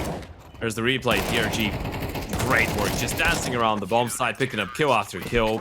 The first two ones headshots as well. There was the possibility of this play actually running out of control, but that was only if DRG loses the initial fight. And you know what? Now I've seen the AK, I actually agree. It looks like this plate. Yeah. I forgot the name already, but it does look like the plate. Does indeed. Oh my god. The Glocks towards middle. Gafolo. Nice little collateral there. And the Docks. The Glocks. Find any more success. Yeah. Who let the Glocks out? Well, I can tell you who put them back in their what place. Was the and that name was of the plate? What was it? What was the pub's name? I forgot. Wetherspoons. Okay. It's not a fancy place or anything like that. Do you know what I mean? It's just it's just a place. If you're anywhere from the UK, like it's it's not an ideal place, but it's cheap. You know what I mean? So it's happy days. Anyway. Okay. Sounds promising. A promising round here, promising hold, maybe in towards the apartments. Gafolo and Togs are kind of elbowing each other there to see who's gonna be the one posted on the angle. Banana control taken. Doc's gonna walk down here for free. He's just gonna now sit in this corner. The rotations are gonna be coming in back towards this bomb site, but Sharks need to hold. Dogs might catch a lovely timing. Oh, Doc claims a double, but all of a sudden Glories might have found a path in towards the site. Thankfully, Doc pushed through Banana to collect those kills, but he's been smoked off now. He's not going to be able to stop the bomb. He's not going to walk through the smoke again, is he? Oh, he is. He just does not respect him whatsoever, and he continues to get an unbelievable timing. DRG, great spray on the site, but eventually will be taken out of it. A 2 versus 2. Oh, but the bomb, it's been dropped. Audience out. He's going to try and lock in this round here if he can. They'll double up. Nice little jiggle. Koala will get away. A 1 versus 2. Needs to play it perfect. Yeah, he doesn't know that both of them are there, though. As far as he knows, there was only one, and Doc might have repositioned, but now he realizes that the first one is this. Needs the second headshot as well, but Artie is out, holds strong and stands tall for the double in the round. Great job. Really good job there. I mean, Doc, what a play from him. Ordian's out, collects that or the AWP. So Gafolo won't have to make that heavy investment, but I mean, just a great timing that Doc has found to push down Banana. He knows, okay, they've taken it with util. He can sit in this corner, but having the awareness that once that A play comes in, good communication from his teammates, he pushes down and just catches 2 people in the back, really throws that round up in the air. And Without him, that round would have been over because the A-hold was taken care of pretty quickly. I don't even believe either player got a single kill. I know Gafolo didn't for sure. I'm not sure about Togs in towards Boiler. Glory's looking to change it up a little bit. Triple nade towards the yellow wall on Banana, but it's only a little bit of tickle damage done to Doc. You have been able to counteract that aggression though in this round because you've taken the control. You've dropped Gafolo, and he's not usually the B player, is he? No, he's not, but he is the Oper, so there was a really big chance that they actually had, you know, somewhat of a setup going on with him. They are going to fall back, though. The lack of an AVP towards the A-bomb side makes it such a good idea to go back there, and it's just the setup of the rifles. Tox is going to spot him out right now. And for from the balcony, strikes first. Already is out with a double, falling down. Does he get a third? No, he doesn't. Hap with the denial. Manages to make it a double for himself. Has to get on the bomb plan and needs to do that quickly. Doc is already sprinting in towards the apartments, and DRG has pushed all the way in towards middle. I like this from Ninjas though. He's pushed all the way. He's seen nothing rotating towards CT. He's heard nothing rotating. But the problem is, if it comes down to a 1 versus 2 for him, he's only got a Tech 9 to defend here. Hap's already been spotted on the site. This is a big problem. That HE chips away a little bit out of his health. Flash over. Hap continued to be tagged down, and now this is a big problem here. They're going to waste a lot of time clearing it out. Yeah, they just need to smoke this bomb and, well, head down, get on it. You need to turn around and find the kill. And is there just about enough time for the defuse? I believe DRG has it, and he does. Sharks on fire for the very first time. And that's where it always kind of got iffy. If it was the rifle player towards long, yeah, 100%. It was definitely a chance. It was definitely an opportunity. But even just the awareness of DRG to, you know, get on the bomb, but put his head down. Yeah, back make turn. sure that, yeah, back turn. So it's so difficult to hit the headshot, and the Tech 9 can do nothing about it. Yeah, it was actually a little bit scrappy because Doc had to go and actually clear out pit there. So with his smoke, he wasn't in a position to throw the smoke towards the bomb in time. So there was a world where just 1 kill would have been enough there to win the round. He needed the insta headshot though with the Tech 9 long range, and that's just 2 RNG to rely on it. Kefalo was a little bit late with the peak, missed his timing, but was still a whisker away from getting the opener. Towards Banana we go though, and Doc is thinking about going for another fight. Thought about it. Probably wants that one back. No bomb with this hit. Glories are going to try and make their way into the site. Molly's going to go down. Hoax is going to be spotted. DRG now from the backside. He's even going to see a second. The T's, they don't want to fully commit to this one. They're just going to exchange a little bit of util. And Audience has actually forced them back with DRG. Togs knows that he's going to be under pressure in just a moment. At least one person may be exploring options, because 2 players have been confirmed towards that B bomb site. So he just needs to play his life and see if he can catch a player out. He must be absolutely terrified right now. He knows that there's a fight coming at any moment, but just it's a guessing game of where is it coming from. Yeah, but he's playing this one well. He's being really patient. Eventually, they're going to have to make noise. There goes the flash. Now he's heard the drop. He needs to time this peak perfectly. They're not clearing him out. Hap is not thinking about it, but he eventually will. And that kill is all the difference here. If Tox wins that fight, then the round is on. But Ardian has found a cheeky headshot because of the failed smoke. And that actually gives Sharks a chance here. Now, DRG hasn't really moved. He has to get a move on, and he's going to be a little bit late for the party. But Ardian's out with that kill has given them a chance. Oh, if he walks through this smoke on the right side, I don't believe Detroit is going to spot it. And, well, never mind. There goes that one. DRG now knows that the Opera is in towards the pit. Ninjas is probably towards the site somewhere. And he's just looking to see if Detroit is going to peek. But he's not in mini pit anymore. He has moved across. He's changed position. This round is as good as done for sure. And it's sealed with a Detroit up bullet. Sharks Flames extinguished just as soon as they get them. Yeah, big round by Hab, by the way. Some of those kills he's been getting towards the A-bomb side have just been giving them a fighting chance on that T side, really. That was Sharks getting 5 in a row on the CT side, and unless you win that previous one, a 9-3 was on the cards for sure. Now you can actually get away with 5. You still gotta think that after winning only 3 rounds a couple of days ago, or well, a couple of days, yesterday, on the CT side of Inferno. Sharks have shown some massive improvements. Oh, and there's the good old classic. I love that camera angle here. I love the fact that it's inside of the church as well.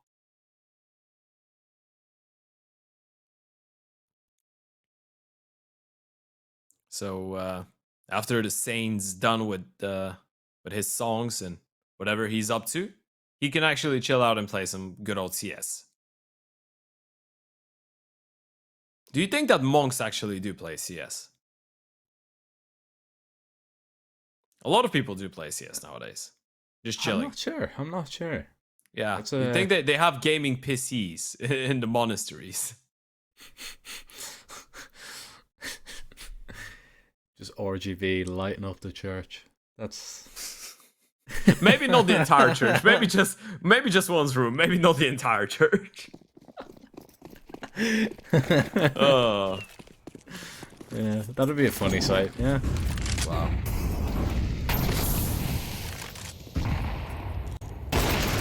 Oh, good follow. That's a lovely pick to find. Doc doing a little bit of damage onto Hoax. It's unconfirmed damage, but it will help. For sure.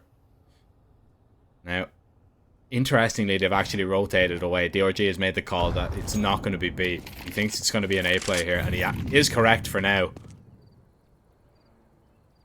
Again, very limited on what utility that Sharks do have. Doc is the man with the smokes. He's just playing for the information. He needs to just drop it and survive if they go B, but it's the A play here.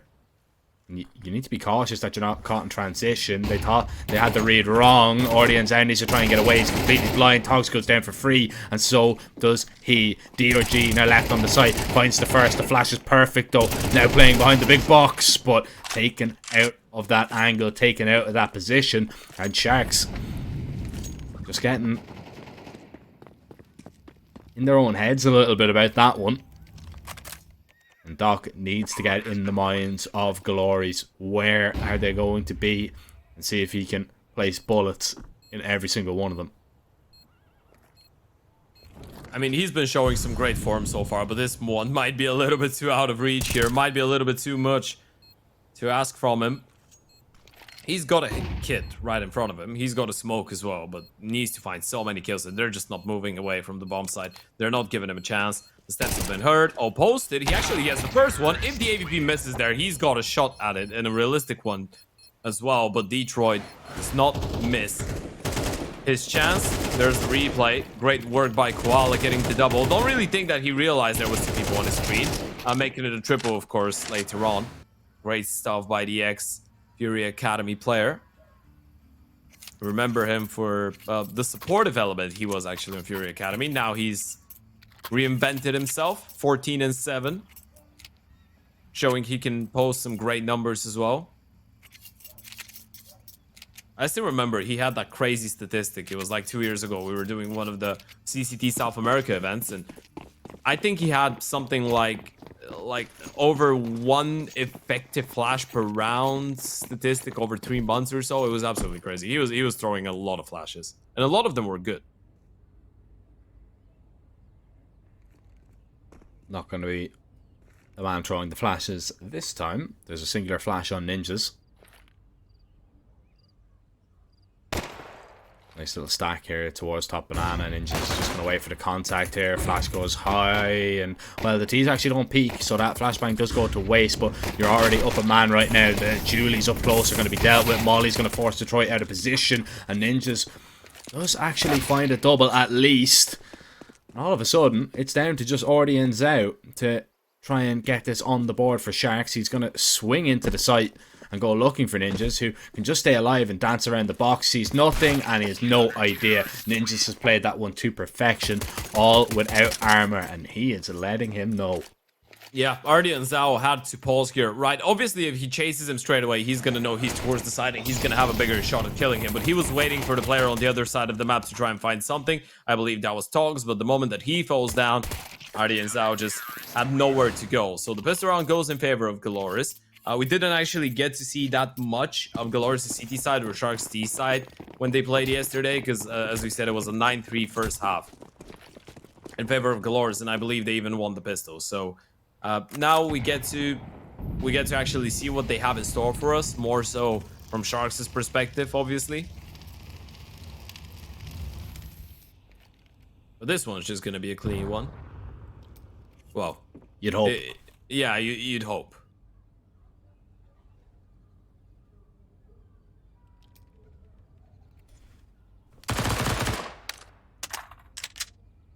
Any moment now. Yeah, right about now. There's a quick double. Farm up your cash here as well. Really nice for Hoax if he can get all of these kills.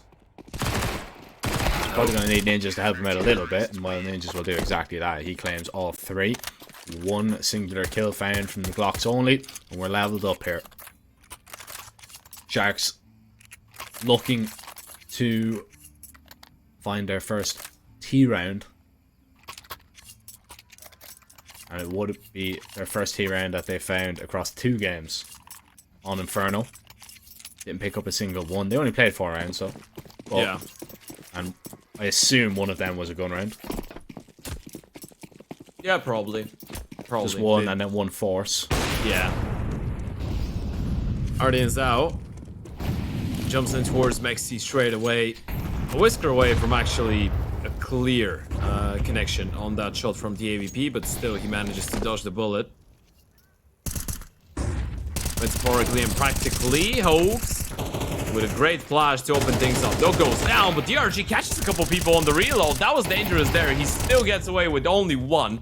It was the AVP in position to actually shut him down. That's a great reposition from Detroit, who fired already a shot in towards middle early on, and now has repositioned towards the B-bomb side. Seeing the Oper makes Togs realize that he can actually try and go for a play here. But wait a second, Gafolo's got in that refrag, and if they realize where Koala resides, this round could still be on. Both of them are quite tagged, so Koala, even 1 kill is going to do the magic right now, and he gets it as he's falling down, switches back to the AK, and Gafolo has to clutch it up in the 1 versus 3. He was great on the clutches yesterday, but this one is just a little bit too much. Still finds 1, gets the bomb plant, which is not going to be too bad for the Sharks, but the round goes in favor of the CTs.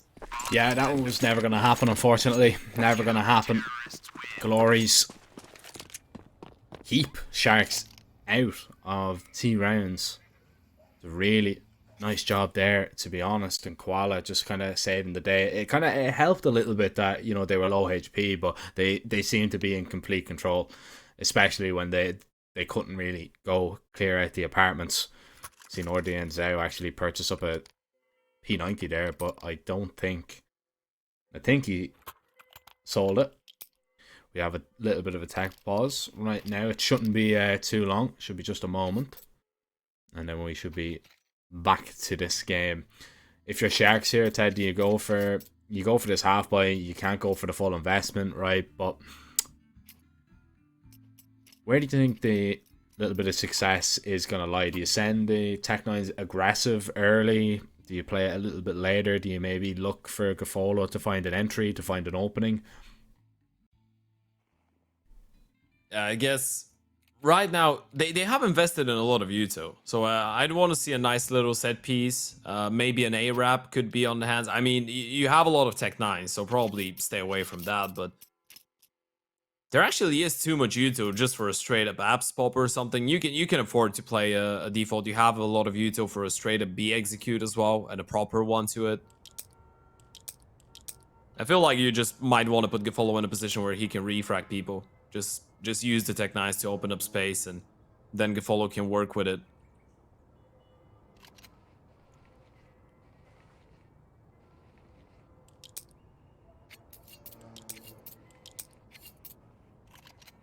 Attack is off. I mean, all of the damage that you can do in a round like that is going to be quite pivotal. It could help you out massively. You look at people like Hoax, like Hap, who are extremely low on money, so you get 2 or 3 kills in a round like this and you buy in the next. You've already laid out a pretty decent, pretty solid foundation for a successful T side here, potentially. And it is going to be the quick play in towards the A-bomb side, so the wrap could be on the cards. Let's see if this is really what they want to go for.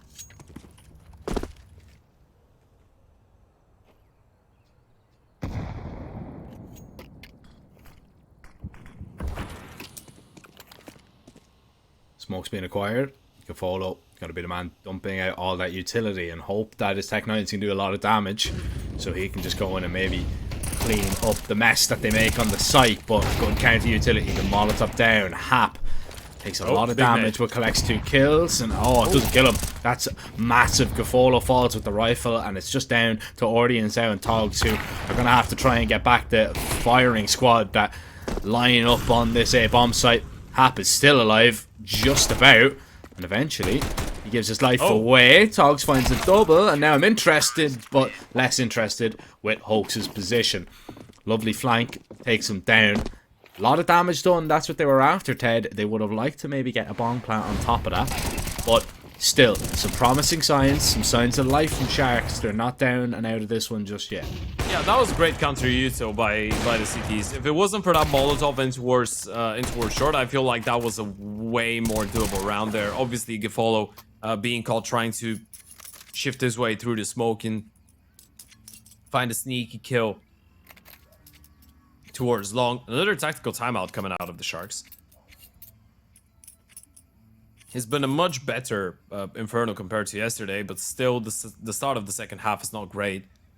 You've lost 4 in a row now. Now, truthfully, this is your first proper buy round that you're going to have, so you hope that this is going to be the starting point of potentially something successful.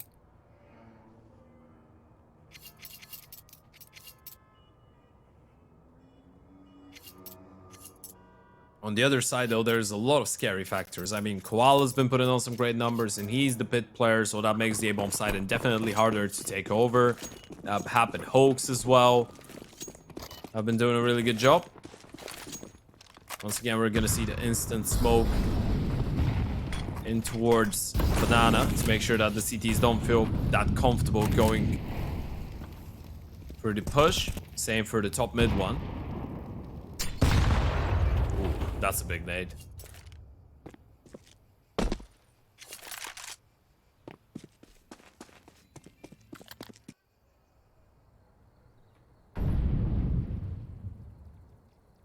Rotations go over towards B, so it's just going to be Detroit and Koala, I believe, locking this one down.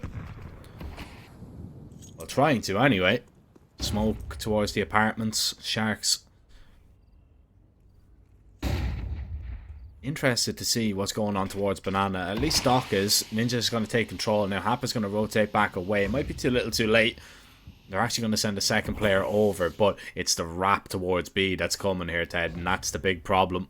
They don't know it just yet. Ninja's in a whole lot of trouble, and the same with Hoax. Hap was the player that has rotated on over. Detroit is going to try and walk down and find the bomb, and he has. Oh, that's a massive frag to find. Ordian's out, trying to keep the T's in this game, and now they're going to commit up towards A. They know that there's an opera on the site to jump across. Here comes the peak, and is this finally a Sharks T round? Well, Ninja's saying no. It means yes. Yeah, absolutely. I mean, in that scenario, there's nothing you can do about it. This is a really good round from the Sharks, by the way, because it felt like they left the door open to go B or A, depending on what the reaction would have been from the CTs, right? You send a couple players in towards CT. The moment that RDNZAL finds that first kill, bomb is towards middle. You still have presence, Banana. You have CT control. You have one player in the apartments. You're just waiting to see what happens. And the moment that the bomb gets dropped, you've kind of had the CTs make the decision for you where you have to go, right? Because then you had to fight to actually recover that. RDNZAL with another big kill in library.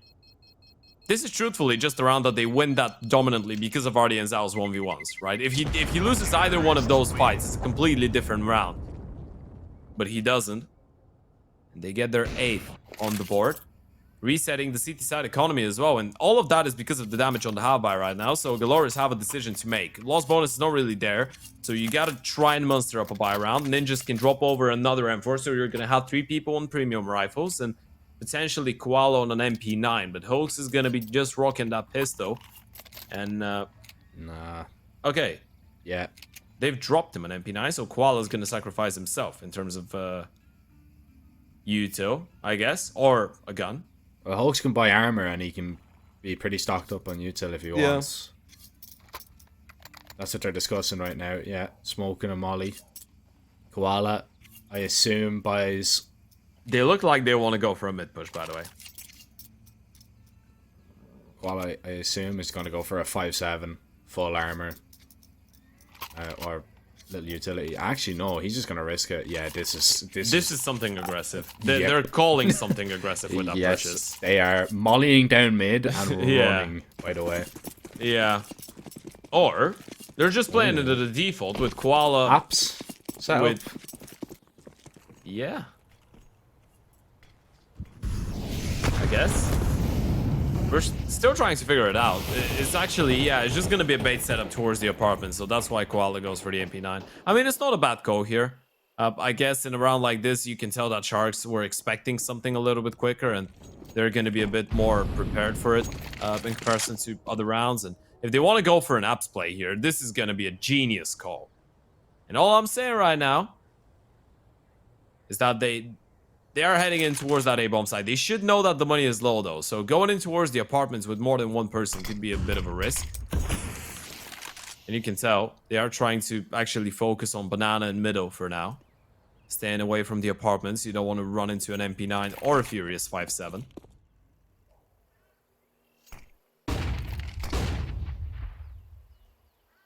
The timing of this flash is everything, and nobody made their way up. And then just drops that smoke.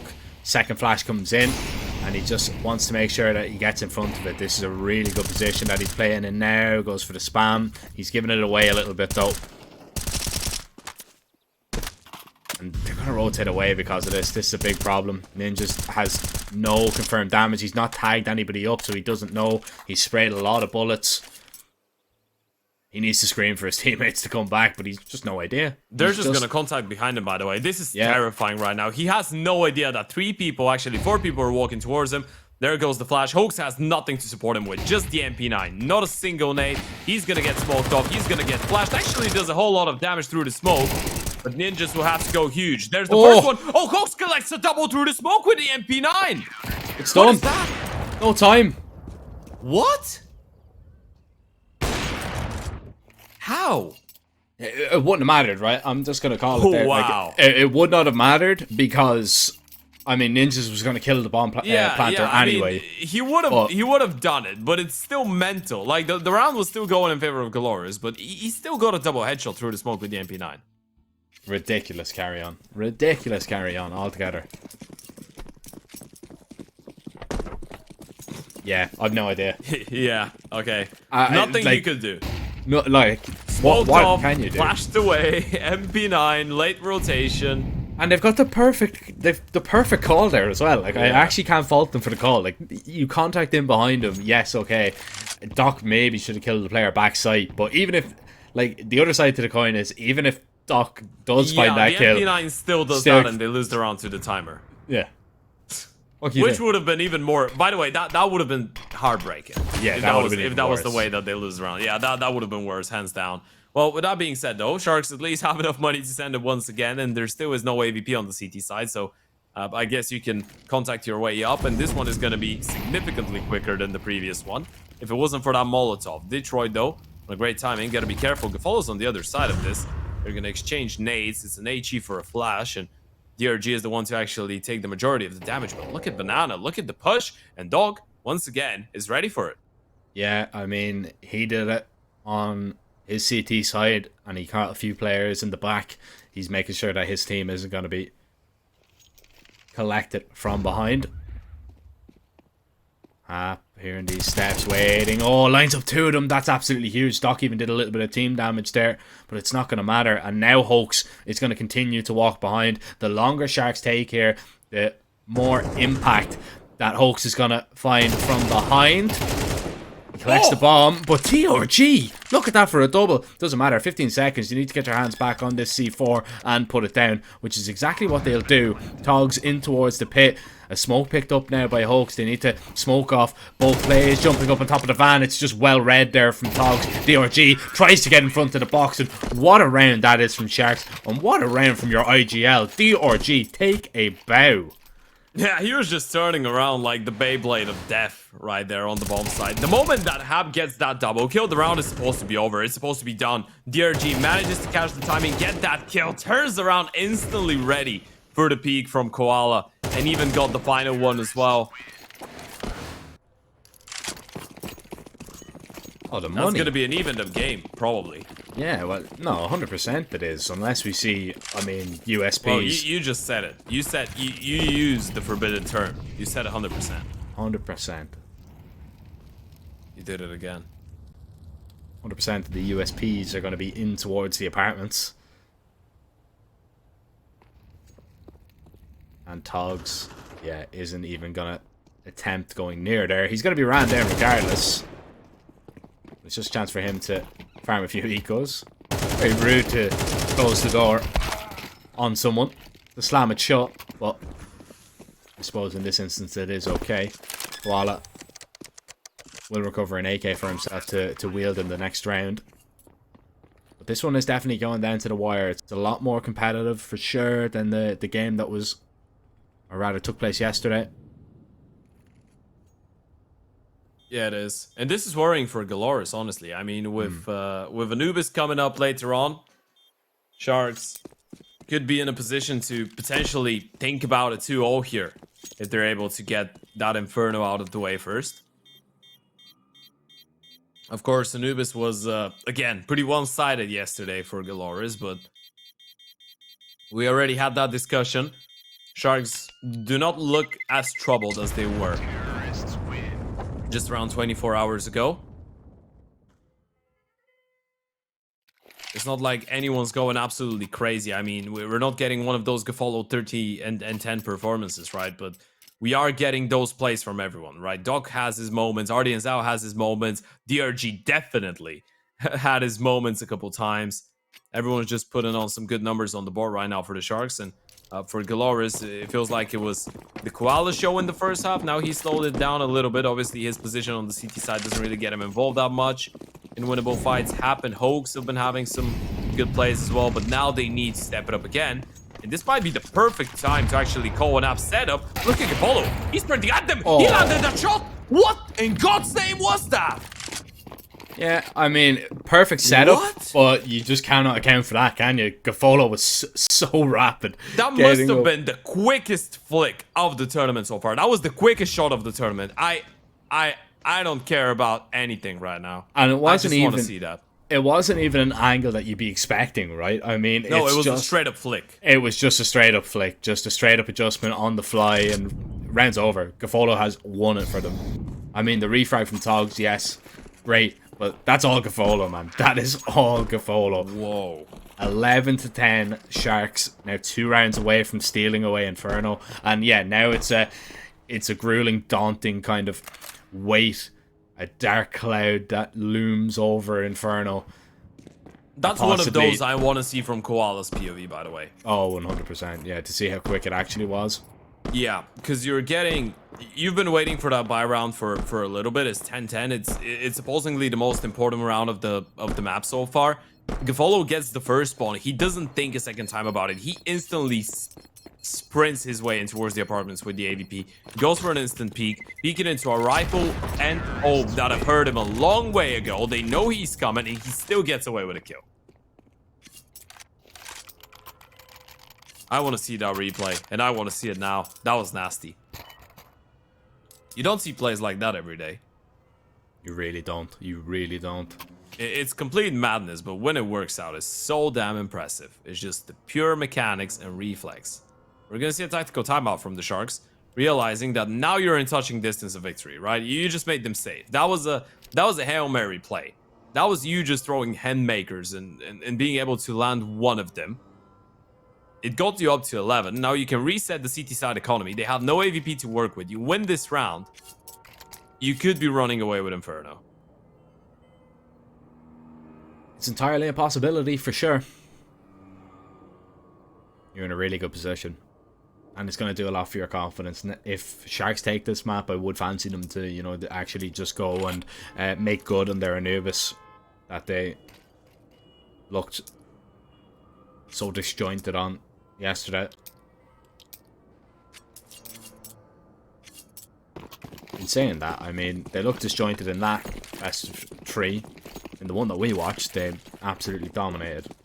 So, a little bit of food for thought, but we're not done with Inferno just yet. And Hulk's got this aggression all the way down. Massive. DRG. He's so sharp. he's coming out of a flashbang, so he kind of has vision, he kind of doesn't, and he still manages to hit that headshot. Yeah. That's ridiculous. It's like they have magnets attached to their heads, by the way, when they're fighting DRG. The last couple rounds, he's just been insane, and Gafolo even gets that kill. It's just going from bad to worse right now. Both Hap and Hoax, two of the players that have gone huge the most for the side of Galoris, and they've made the call. It's just the 3-man stack A, and it's not the right one. Sharks are heading in towards that B bomb side. That should be another save for Galoris and 12 rounds for Sharks. I don't even think you want to go aggressive right now if you're Galoris. You just want to stay towards the back of the side, stay put, wait for something to happen. And it's not the right one. Sadly, you haven't guessed right where the group is going to. Now they're going to hear the nades, they're going to hear the confirmation. But that's about it. The decision has been made. That's Sharks with 2 map points.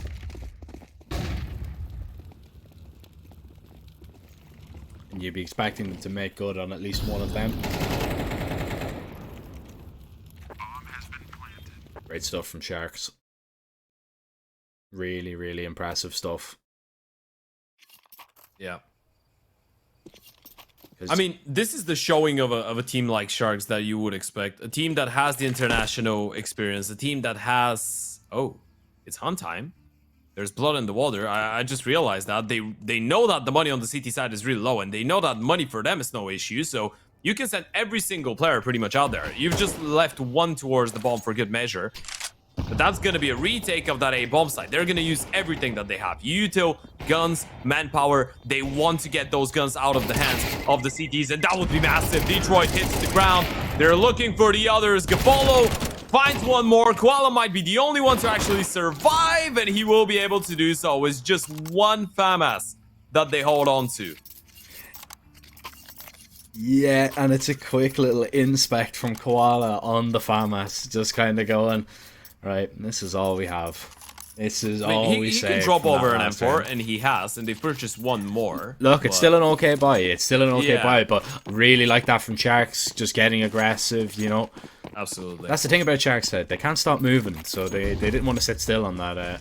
Oh yeah, it's not good for their health. If by not good for their health, we Means death. mean that they die, yeah. Yeah. Death is not great for your health.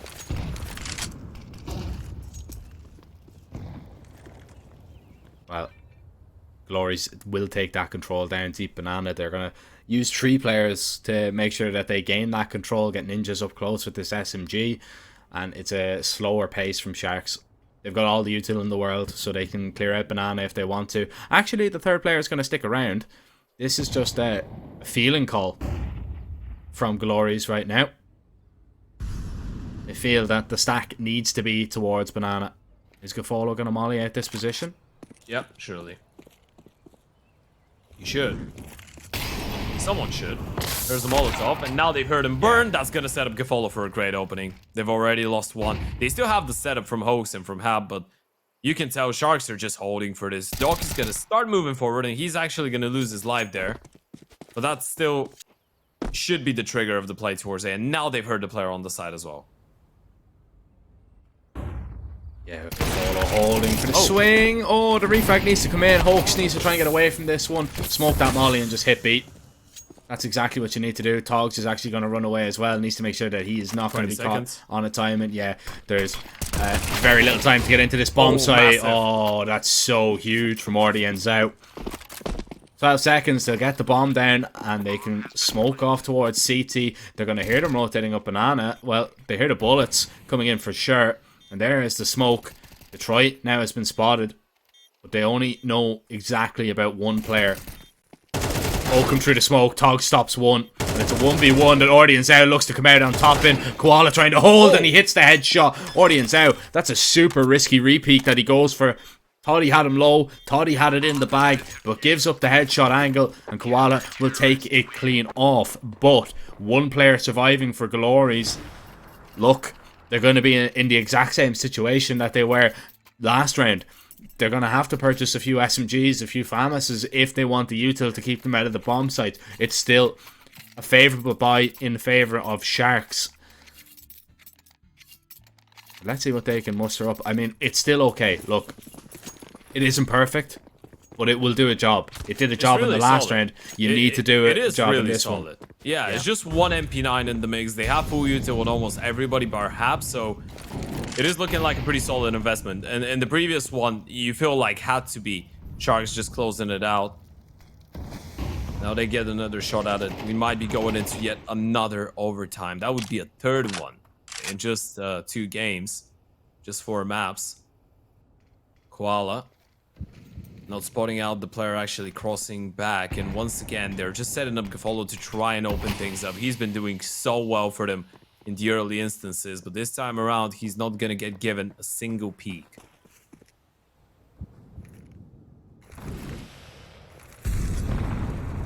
How risky is this, leaving the S&G solo B? What about this for a call? You gotta get proactive towards A.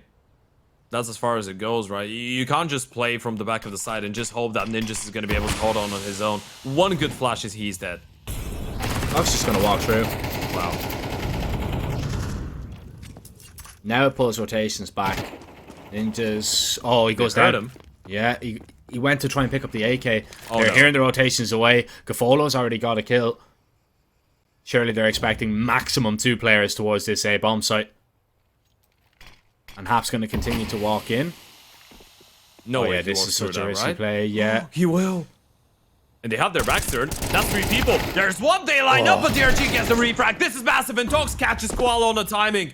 Surely that's gonna be it. Koala with a smoke in hand will go down, and it has to be Detroit to clutch it up in a 1 versus 3. One of them is extremely low, but surely this is where they fall. From winning 3 rounds yesterday on that same map against the same opponents to going full hero mode for the Sharks. And DRG leading the charge with 20 kills on the board. Detroit gonna start closing out the gap. He's got a kid to work with, but he has no health points left. Artie and Zal with the final headshot of the map, and it's 13-11 Sharks.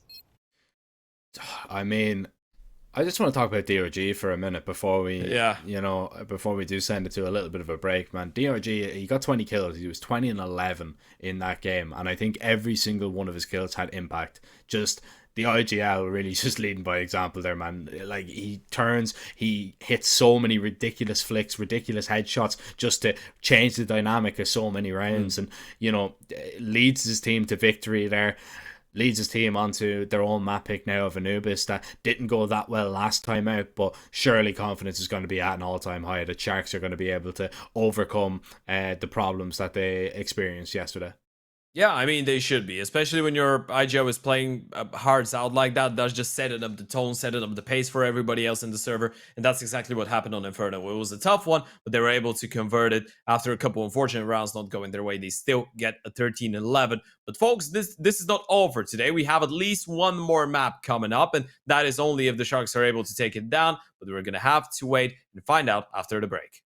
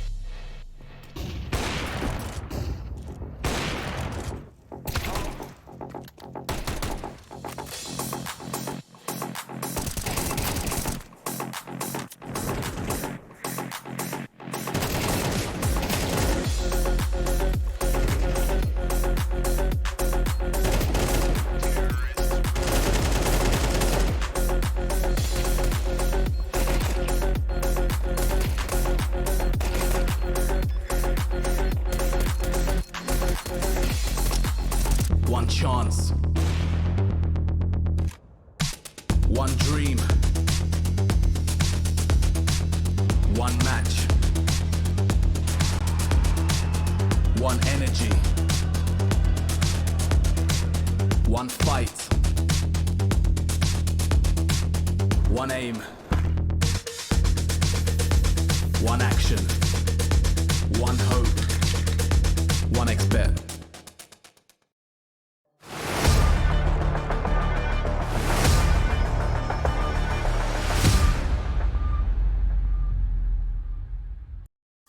Welcome back, ladies and gentlemen. We are just about ready to jump into an Anubis. Inferno had it all, to be honest. It was such a close game. Delighted to see, fight on both sides, but Sharks were able just to steal away that map pick at the end. The map pick of Glories, that is. Now they head over onto their own pick of Anubis, where, last time that they played each other, it was over in the first half. They only picked up one round, and it was game over pretty much from there. But the Sharks that we're seeing today, man, it's been a massive improvement from what we did see yesterday. And to be honest, I'm expecting a little bit of a different story now. If you want to look at yesterday as kind of like a day off, which was the angle that I actually went for before the start of this game, You did. I feel like you should. I mean, it was still a close game, so I'm not gonna go into it and be like, oh, I told you that was gonna happen, because the Inferno was still really close, right? The point I was making is I feel like there is no way that the Sharks get completely run down by Galores, which I don't really see, and I don't think Galores actually sees themselves as a significantly better team, right? It's not like it's a FaZe Clan Sharks type of difference, right? So you're not gonna get completely destroyed twice in a row on maps that you usually know how to play. So after their much better performance on map number 1, I feel like you're onto something here. I think going into Anubis, what Galores need to hope for is essentially for yesterday to repeat itself, right? You got to hope for a good start on the T side, some momentum to go your way, because apparently, and I'm actually going to side with Galores here a little bit and talk about what needs to happen in order for them to get to a third map rather. Yesterday, you did see that the Sharks are actually mortal when it comes down to Anubis, right? It might be happening every now and then, and it's quite a rarity because they played it 13 times, and that was only their second loss on it. And straight after that, we saw them obliterate W7M on it 13-5. But you know that they bleed. You know that they're mortal. You know you can take them down. Question is, can you do it again after just having lost your map pick in a pretty high intensity game as well? That's it, man. If you can do it again, if you can replicate that, I mean, it's a tough act to follow. Glories have set themselves up for, a kind of position that, nobody's expecting them to come out and blow them out of the water once again. 11 rounds on the T side was very impressive. I assume they're going to take 7. We're going to jump forward into this game because I believe we should be going live very, very shortly. And indeed, we're in here. T side for Glories once again. And I think, we're in agreement on that, Ted, right? I mean, we're not going to see 11, surely not, on the T side from Glories. No, I don't think so. And, one of the big reasons that I have to not expect this game to be another 5-13 is that actually, out of the 54 times that Sharks have played Anubis since the addition of the map to the map pool, actually, I think the least amount of rounds they've won in a single game is 5, actually. And that's happened 3 times. Once was on the 24th of October against Imperio, then it was against Bestia in November, and then yesterday. So this is quite a rarity. And with that being said, the pistol round has already started off, and Sharks already looking to actually level up their record from yesterday's game after picking up the pistol round. Dogs gonna shut down Koala. Hap swings through alone. He does have that smoke cover, so he does get away with that kill for free. Not even taking any damage either. Detroit is on the other side of the map with the bomb, however, and that's going to be a problem, especially now that he's lost all of his teammates. But he might get a bomb plant out of this, which is great. And not might, that's a certainty. He's going to get a bomb plant, and he can actually get himself into a position to do a whole lot of damage to the CTs here. I'm not going to go as far as saying he's going to win the round off it, but there is an opportunity for it to isolate some fights for sure. Yeah, it is a 1 versus 4. It is a bit of a step. He knows where they're coming from. He needs those headshots to be crisp if he needs to, if he wants to find this round. Though Flash is going to force him out of the angle, though, and it's a great execution. They have plenty of time for the defuse as well. DRG is already on it. DRG, for those of you that actually missed out on the previous map, I mean, if you're Sharks fans, you gotta rewind that previous map and watch it all over again, simply because of DRG's great plays. He was on 20 and 11 at the end of that Inferno, which is 1.27 rating, and it was absolutely crazy because he actually posted really good numbers on both the T and the CT side. It wasn't like he had a big discrepancy between his performance on either one of them. Obviously, the T side was a little bit better, but in general, great map played out by the IGL. Something that, you know, happens every now and then. DRG is that type of an odd, I guess, odd number, odd question mark. Is not a constant with him, never. I feel like sometimes he just has those moments where he's turned on and he just destroys everyone in the server. And then he's going to go silent once again. But every now and then he's going to have those games.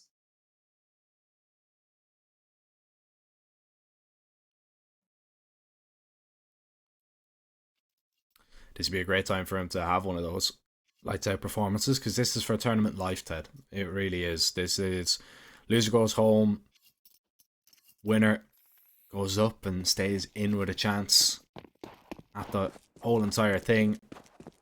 And, well, I mean, the playoffs are already shaping up to be quite a spectacle. But it's just a case of who's going to be there. This investment now, you can see Sharks are approaching this round with a lot of patience. They know that there's a force buy coming in this round because of the bomb plant. Flash out. Hap doesn't even want to take that fight on his own, and you don't blame him.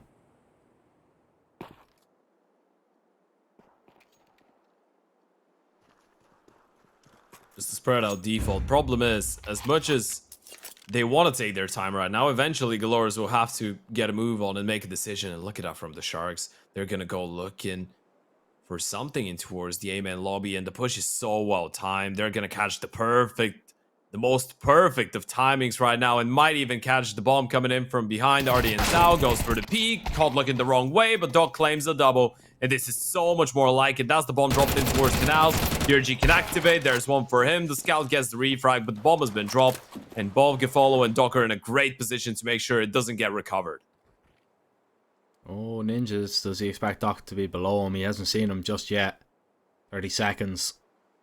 No reason for the CTs to peek, actually. No, none at all. Oh, Doc is going to be now just focused above him. Here comes the drop down. Ninjas didn't clear it. Detroit with a refrag, though. 20 seconds. This is a 1v1. This is so doable right now. He can get a bomb plant. And, oh, well, look. He's just going to get this bomb plant. Where's he going to go, though? It's so open. And Gafolo's been heard. He's going to move in. Is he going to be ready for this position at all? He sees his planted deep. Knows that he could possibly have gone towards CT. Didn't see him. Smoke is going to be deployed now. Gafolo goes down for free. Detroit, what a clutch. 3 kills in that round. And Galores now level this game up. The pistol. Sharks cannot capitalise. And it was Detroit to get the bomb plant in the other round as well. So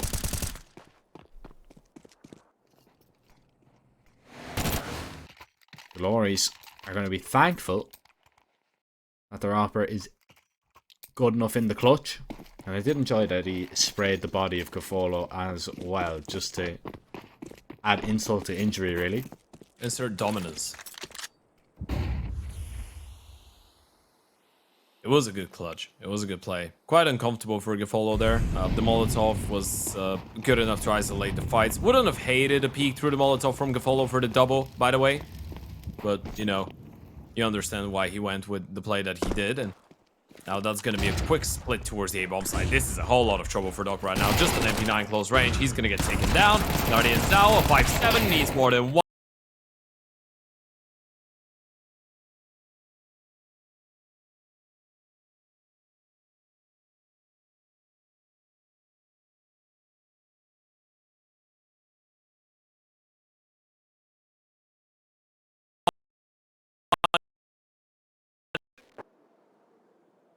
Make that just DRG.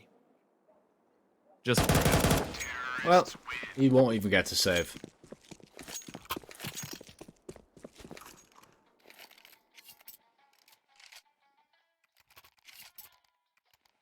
Galores now begin to step up the chase to really just apply the pressure.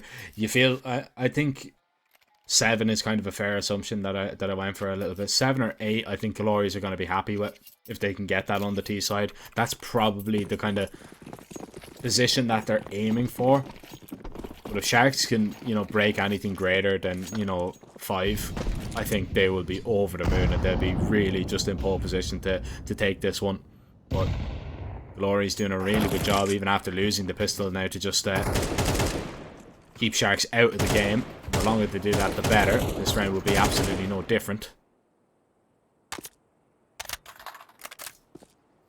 Just about how many kills those USPs can get. Oh, Togs up close with it. Zeus. He burns.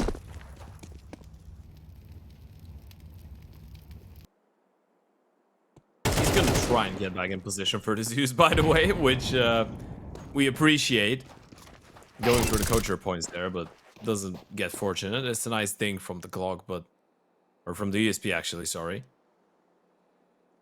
But Hap still confirms the kill. And it's just on to Gafolo, who's still hoping that he actually gets to find a cheeky kill and hold on to a rifle here. Daydreaming, some might say. He's gonna get a 1v1 here. And yeah, goes down straight away to the rifle. It's a clean one for Glorious, so money now. Building up. Stacking up the cash.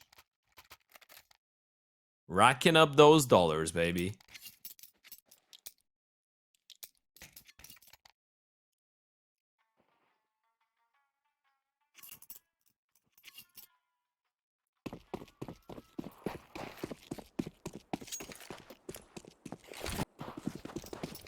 Let's see how this first gun round is actually going to go for the Sharks. They'd love to get this one under their belts, just for peace of mind, really. It's a lovely off angle though from Hoax, and Doc just walked right into it, completely unaware that that was a possibility, and I don't really blame him all that much. Just a lovely position to really take advantage of if you're a T. If you have that control. Koala now creeped in towards the corner to maybe find an opening. Detroit goes down. Do they realise Koala's up close? They're going to clear him out anyway, and it's an audience out double. He always seems to find the multi-kills in the right places, but now he's going to need to find a multi-kill with his teammate over towards middle. Gafolo down, audience out, collects yet another frag. And there's another one coming his way. But he doesn't want to take this one head on. Yeah, that's a great play right now. He's just holding the angle. If Hap clears him out, fair enough. He's at least won enough time for the other CT to move in closer towards CT, and Hap's gonna clear him out. This is a big find, but DRG's already up close. He might catch a timing. Hap with a double, and now this is a lot more dangerous. Artie and Zal felt like he did enough with the triple kill, but Talks might be in for the clutch here. He's gonna get double peek. Even if he finds the first one, peek from the side is gonna come in instantly, and Hoax nails him for the 4th round on the T side.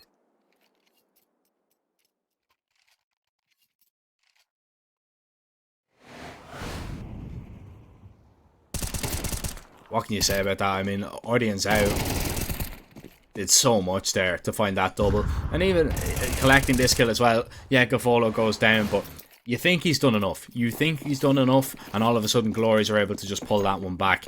And it's a little bit early to be really worried and really considering, you know, Sharks stumbling back into old form. It's going to be a fast up A play. As audience out. Let's see if he's going to be good enough to find a double this time around. The flash, he actually peeks right before it. And audience out. Already shining bright in a position that you wouldn't really expect all that much. But he stops that play from Glories completely. The AK is just going to be dropped away to make sure the CTs cannot recover it. They know they're up against a low buy. And Togs left alone for the moment, but look at the push here from the CTs. I like this. They're going to try and catch Hoax in the back. And if timing suits them, it could work out. Oh, and Hoax fell. Audience out once again, man. He is dominating. DRG missed the barrel of the up. Oh, no. He did.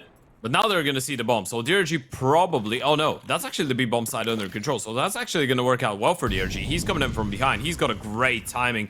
Unless they turn around, but they shouldn't be. They shouldn't be ready for a timing like that. Actually, the rifle goes back, but DRG still manages to win the fight onto Hap, and now this is big trouble. Detroit and Koala make that. Just Koala left on an AVP, and he's going to be good for one. Then good for... Shark keep alive. They hold on to the AVP, hold on to the AKs. They still want away. What a way to actually win their second here on the CT side. That one's going to hurt.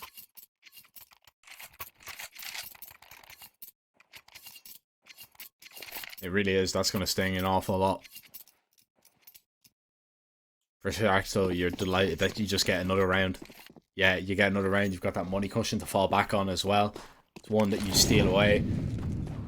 And it's going to have Glory's kind of second guessing going towards A in this game. Just challenging Ordi and Zhao. Gafolo's elbow is going to be spotted. Doc needs to get this smoke away and actually hits Ninjas on the head. Needs to do that with bullets and not the smoke, but he's just going to be surrounded. Ordi and Zhao needs another multi-kill once again. Oh, he even takes down 2 on his own. But it's not going to be enough. Not at all. Hogs taking damage in his own HE to try and get this back into a favourable fight, but that doesn't happen. DRG on a big flank. And I wonder if you just call this one off. I think you do. I think you've been bested here. You absolutely do. If Tox was fortunate enough to actually find a kill on that play, then you send it. DRG was in a good position. He's still going to move closer towards middle, by the way. He's still thinking about maybe giving this one a go. Probably just looking for the AVP as well. Yep, there you have it. He's going to pick that up. Make sure you collect all the util that might be around. And he's going to get one more nade off the ground. That's going to be 5 on the T side. At least they hold on to it. Because of the previous round, they actually are not going to have too bad economy going forward. It's going to be looking all right. Giving yourselves a saving grace. This is what this is about. Not running out of money in the worst of times. Which is around the mid halfway portion of the first half, let's say around 8, around 9, towards the latter stages. You run out of money on the CT side, then those are the chances for Galoris to actually open up a big difference. But here you have the chance to reinvest once again. You can get another one. Gafolo's been struggling, to be fair. I just noticed that. I was gonna say you put him on an AVP, but it's just been Artie and Zhao for the most part, and Doc maybe every now and then to step it up. Some of the other individuals on the Sharks, though, have been having a tough time here on the defensive side of things. Yeah, they have been. They really, really have been. Tog's going to try and play around this smoke. Hap has seen him. He's going to try and go for the pre-fire. And the AK is going to win that duel. Really struggling to find these openings unless it's from Ordi and Zhao.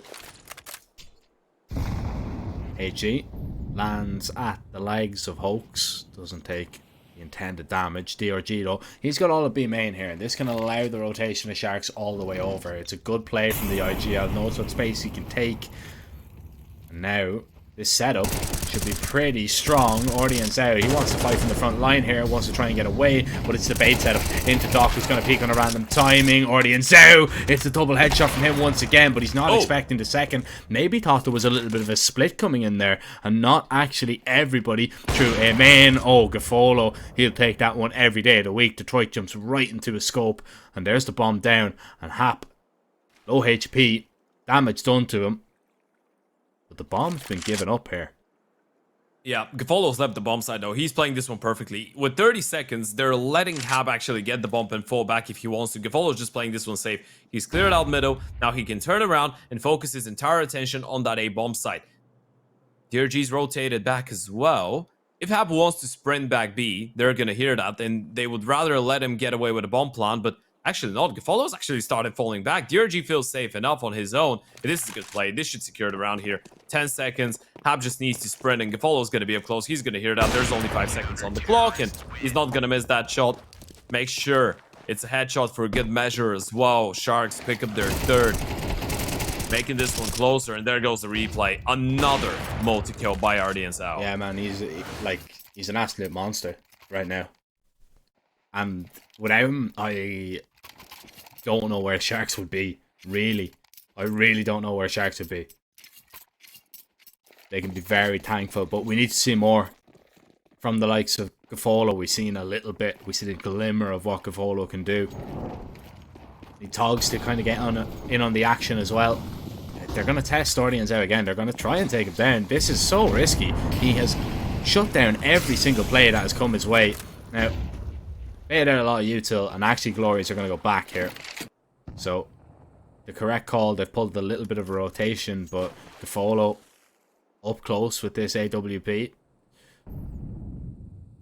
He's needs to find this kill and get away. Flash isn't going to be good enough. He connects on the first. Now DRG is going to take point. Gafolo risking it all, going for another little quick scope and up close. Detroit, all he needs to do is just go for the pre-fire. Gafolo's going to miss with the no scope. Detroit tries to get away with that AWP, and he has done exactly that.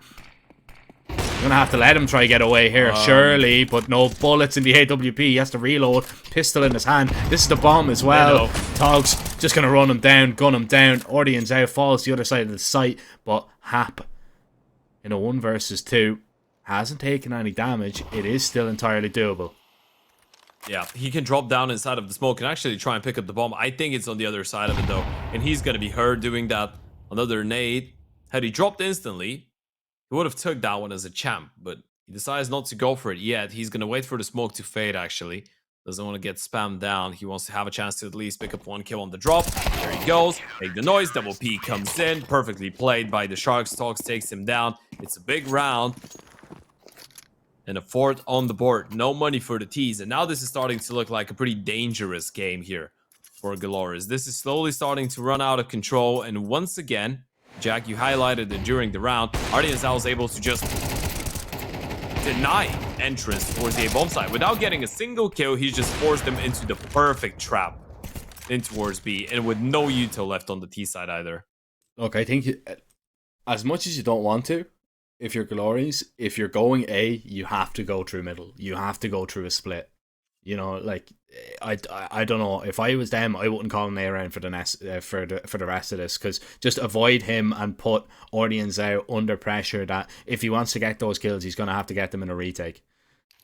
Try and hit B with an execute. Try and put the pressure. That one was more of a kind of, let's go towards A, but if they counter us with utility, let's run back B. It wasn't, you know, the initial, you know, idea behind things. And if I'm Glories here, I'm just calling, you know, maybe a little bit of a B pop, maybe pressure over towards middle. They've got lots of utility here. Yeah, they're just gonna run up mid. Triple nade window. Dog gonna deploy that Molotov and fall back, and once again they've been stopped. The protocol utility from the Sharks has been expert so far, and there's another one as well.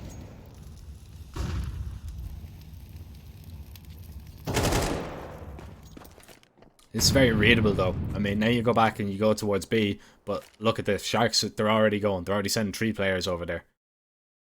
Right now it's being extremely readable, but the issue is, see with that smoke over towards A, they've lost all that information, so people can now walk behind them in Temple, and this is something that Sharks really need to be cautious about. That's why they're taking liberties. They're pushing in, clearing towards Dark, clearing towards the canal scene. If they find anything, they've seen nothing, they're going to worry about their behind, and, well, that kill is good enough, but are they expecting the second? And the answer right now is no.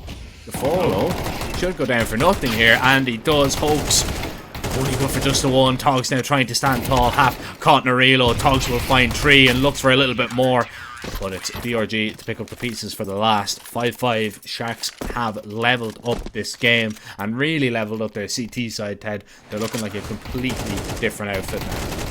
Goosebumps at the moment that actually Gafolo turns around after getting the first kill, right? You look at the Tech 9 approaching and you're getting nervous. What happens if he lands the instant headshot? It's not like we haven't seen highlights like those. You get the kill, you turn around, you land an instant ding onto the second player, you just finish him off with a couple body shots, and then everyone just jumps out through the B main smoke. There is a world where Galore is still that one away, but Togs just says no. A massive flick from him, a big double. And another tactical timeout for the Sharks.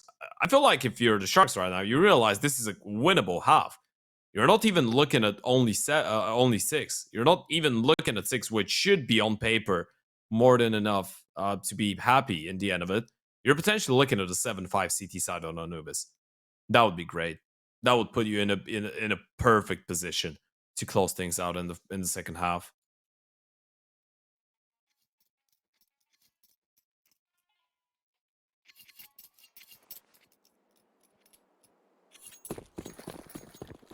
Then you go over onto your favourite T side with all the confidence in the world. It's a dangerous place to be for Glories right now.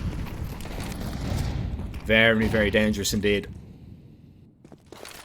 The Eagles, let's see if they're going to be able to silence the Sharks here, but opening frag found from Gafolo. Hogs risking it a little bit going for a peek like that, but look at all the info he's going to gather towards the canals, and you can see that against the pistols, they're going to line up nades, but they're also going to try and open up the distance a little bit here as well. You don't want to be caught up close against a play like this, because a pop could be coming at any moment.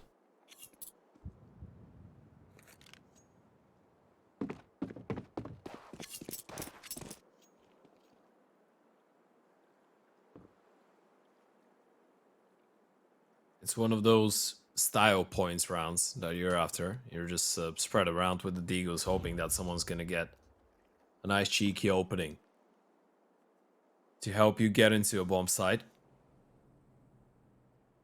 Already starting to creep their way in towards B, where DRG and Togs have been fairly solid so far, posted on the angles with the rifles. Any moment now they should be able to spot them out. Togs gets the first one. The rest should just follow suit. That's the bomb as well, so if Ninjas goes down, this is pretty much the round over. He was 1 HP away from death, and Tox is going to make sure that 1 becomes a big fat 0. Dog does the same to Koala, and that's going to be the end of it all. A clean round for Sharks in the penultimate round of the first half as they approach round number 12 with massive ambitions for potentially a 7-5 half. Yeah, and it's not just Ordians out now. We're seeing Sharks, the rest of them kind of get into it. Gafolo's getting a little bit of confidence. Togs as well. Everybody is playing well on the Shark side, and Glories, yes, they haven't had the money, they haven't had the funds, they haven't really had the buys, so you can't be super critical about them. But they need to try and find an entry here. You see Hoax is going to try and drop down aggressively. Folo is actually going to be the man taking point towards A main. Detroit was looking for that angle. Oh, Hoax going to walk through the smoke. DRG not quick enough on the reaction. Now the B play might be triggered. Hap up close through a smoke of his own. And Togs is ready towards jail. The spray down good enough for just the 1. But they have the information. Doc still towards the back of the site. Big reposition, big maneuver, bombs dropped, and Dog, they've lost track of him, by the way. He can just go for the peak. They're not going to be looking. That's a big play from Dog. Just down another, and Detroit needs the clutch, but it's not going to happen. Artie and Zhao is the one to put the finishing touches on that masterpiece of a CT side from the Sharks, and on 15 and 7, it feels like he's done more than enough to move his teammates closer to victory.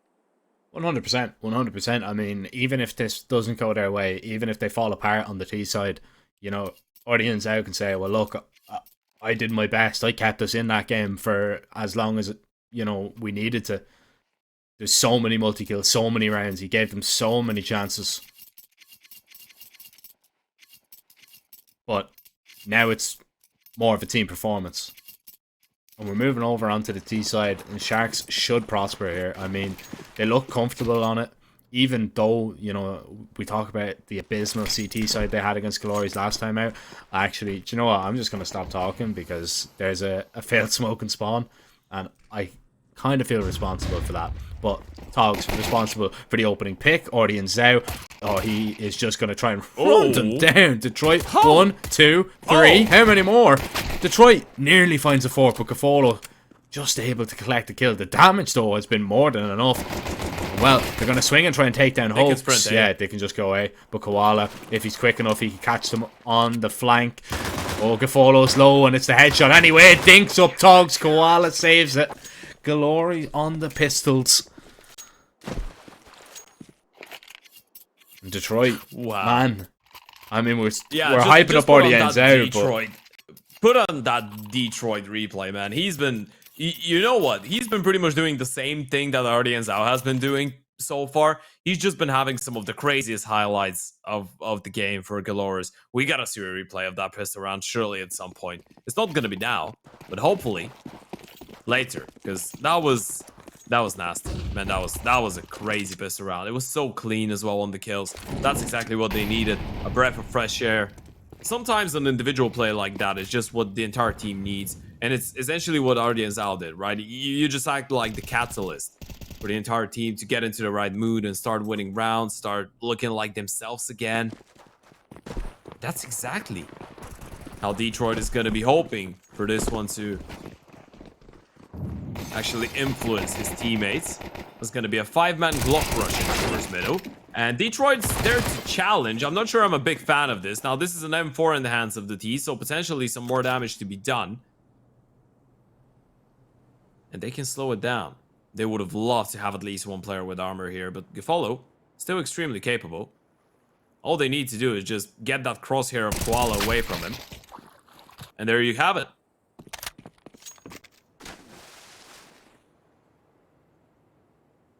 The gun has been lost a little bit here. Actually, Togs is going to pick it up now. It's in the water. Yeah. Thank God he had his metal detector with him. Yeah. I mean, the water is crystal clear, so you're probably going to see it. Unless it was buried under sand or something, but... Yeah, that's what I mean. Yeah. This round is not crystal clear. Clean cut whatsoever, though. I mean, they're going A. The MP9 is on A. That's hoax. If they clear him out, this is such a pre-fireable angle, by the way. If they clear him out, this could be an instant headshot, but they won. First kill is going to be his, and now this is a lot harder for Gapolo to actually get as a kill. Hoax up close, manages to get a second one. The only moment in which I was worried there is if the first person actually decides to check out if someone's hiding in towards mages. Oh, there's the replay. Look at that. Yeah, I mean, so clean on the first two, and yeah, right. Beautiful, beautiful shots. Thank you very much. See, we have the best production in the world. I'm pretty certain of it. At least top 5. If we don't want to get ahead of ourselves, right? No, they are the best. Number 1. They are the best. Number 1.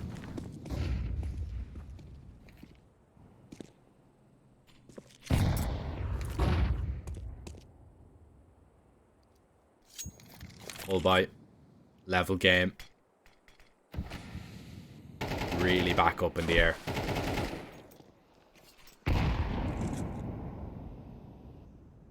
Very slow approach from Sharks.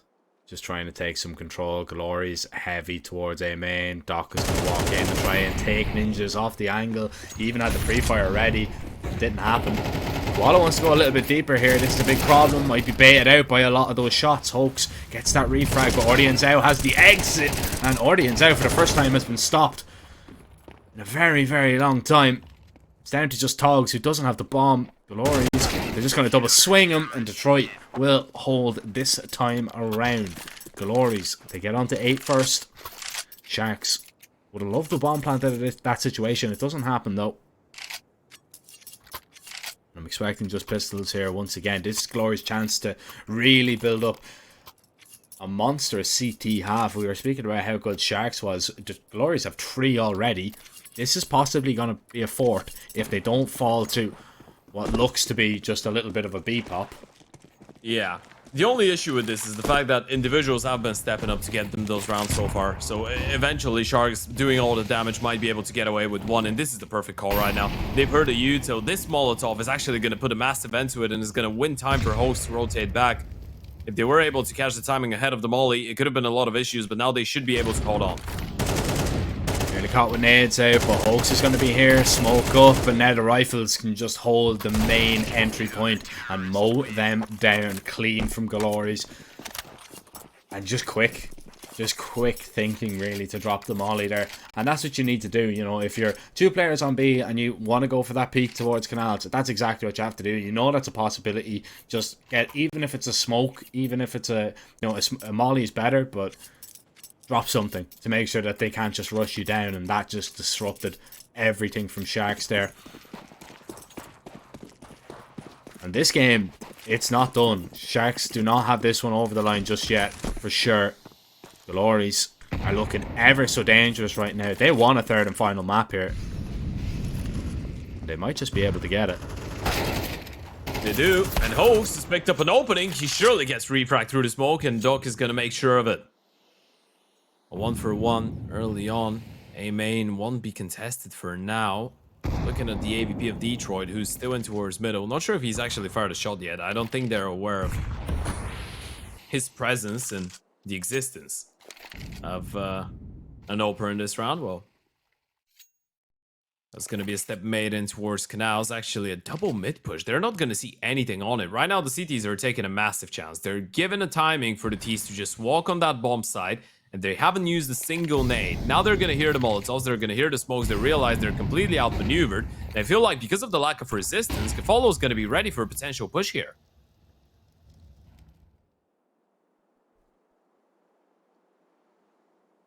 Yeah, he's going to be aware of this. They need to be so careful about Detroit in this position. They don't have any smoke or molly towards camera. They can get the bomb down here for sure, and nobody really needs to peek. They know that it's a possibility that somebody's going to be there. Here comes the flash. Nobody behind it though. 3 players on the flank. Follow going to be completely blinded for now, and well, Dogs helps him out a little bit, but spots both players. That's exactly what they were after. Audience Hours dealt with that mid threat. That's the save. Yeah, they're getting out of there. They're happy with their 2 AKs, and I don't blame them, because this is still very risky. You could understand, you know, there's arguments for both if they want to go and try and get it. But they don't. They don't want to force anything. And that is Sharks just getting a little bit closer. Glories finally stopped for the first time on their CT side.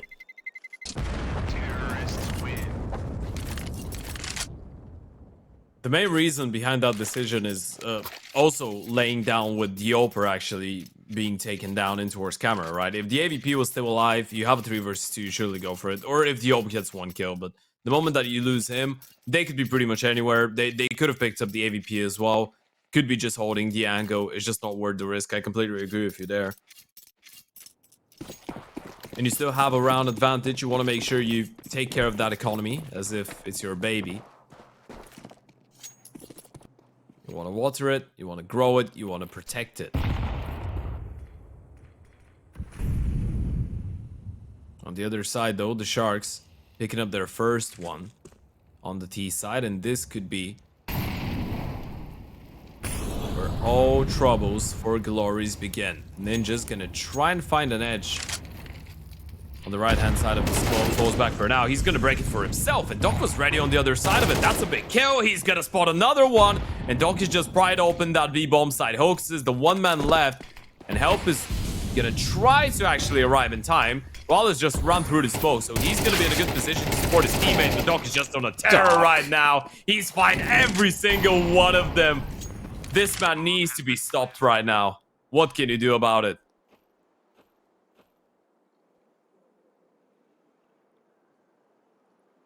Well, is there a doctor in the house? There is, but instead of healing pain and helping, he's inflicting it onto Glories. Well, to be fair, you don't really feel anything once you're dead. So that's true. He's killed 4 of them. So all 4 of them right now are not feeling any pain. They're in a better place. Yeah, they might be feeling regrets, but that's not, it's not physical pain. Something that we're looking for as well, that we highlighted in the pre-game. Oh, Detroit even goes down as well. It just goes from bad to worse for Glories. But Doc and his entries, we haven't really said his name all that much, but that's what he's capable of. On the T side, just running in, just finding those. Even the double opening would have been fine, right? I mean, naded this.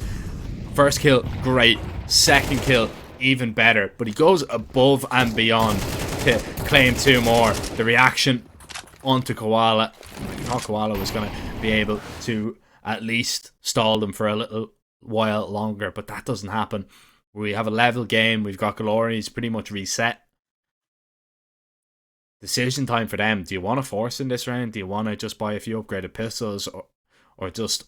You gotta half buy it. Yeah, you really do have to half buy it. That would be too big of a risk. It's 2,400 coming into your bank accounts as well, so I don't even know if you want to like buy all that much. Hap on a hero rifle.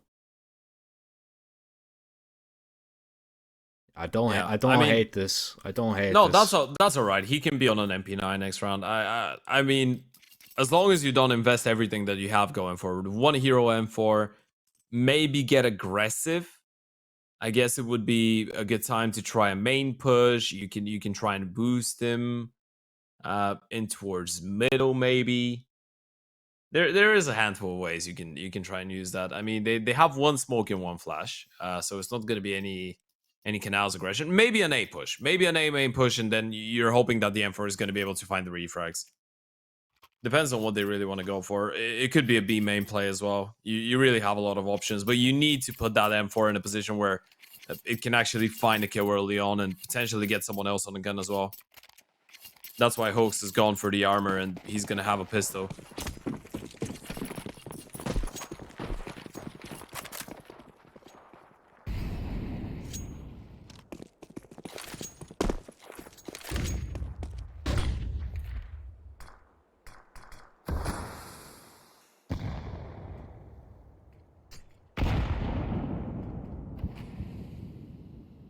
Nice little details there that they're just nading everything. If you notice, they've thrown, what, 4 HEs just across the map in all the positions that a pistol stack could be, just to soften them up. But none of them really connect. Hap. Oh, if he peeks here, this could be great. There's the jiggle. Here comes the swing, the bait and switch, but it doesn't work out. The rifle dropped. Sharks are just going to take their time here. They know that they're just walking into pistols. Jump through DRG, gathering that information, clearing everywhere on the site. Hoax has been found out. And Koala is still waiting, trying to Zeus somebody, bait somebody in, but it was never going to happen. Very wishful thinking. And Sharks, 9 turns to 10. And they have pretty much 1 foot in the door. You would feel they're just that step closer now. I'd say one. I'd go as far as to say 1 buy round away right now, because you're going to be up 10-9. You win 1 more buy round, you're up 11, unless they save, right? If they save a couple of guns, then it might be just buy rounds up until the end. But 1 more buy round, and you're probably going up to 12.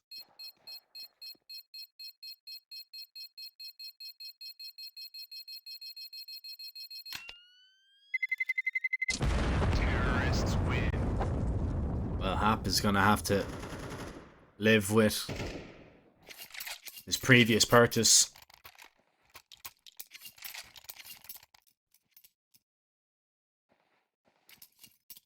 Actually, surviving isn't all that bad, you know. You see what they have purchased up.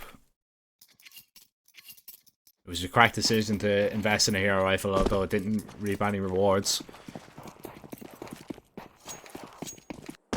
We've got to try it on an AWP here, so this really could be a difference maker. He's gonna usually be the man that takes a lot of the pressure on. Oh, the jumping jiggle peek from Hoax, and Gafolo hits that.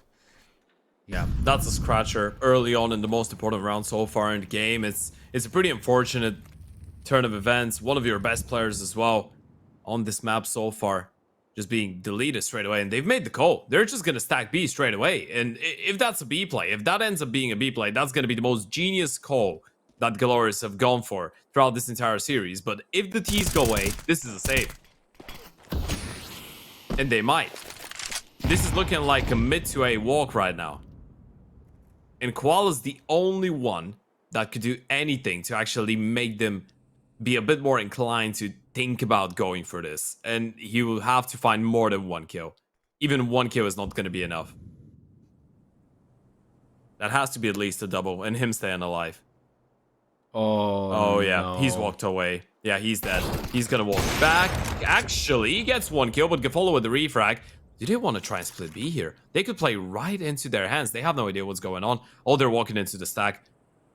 This is perfect for Galorius. I'm not sure if they're actually ready for this. They won't be able to believe their luck. Any moment now, the T's are gonna just walk out and straight into the M4. The kill goes in favor of DRG. There's 2 more though. Are they gonna be ready for them? Hap still in towards the back of the site. Hasn't made his presence known. Now he's gonna announce it. DRG finds another one, and there goes the AVP, but all of them fall down. This is actually worst case scenario. The Sharks walk straight into the trap, but they get every single kill. At least if they go A here, the CTs get to save their guns, but now all of them just go down. Worst case scenario. Worst case scenario.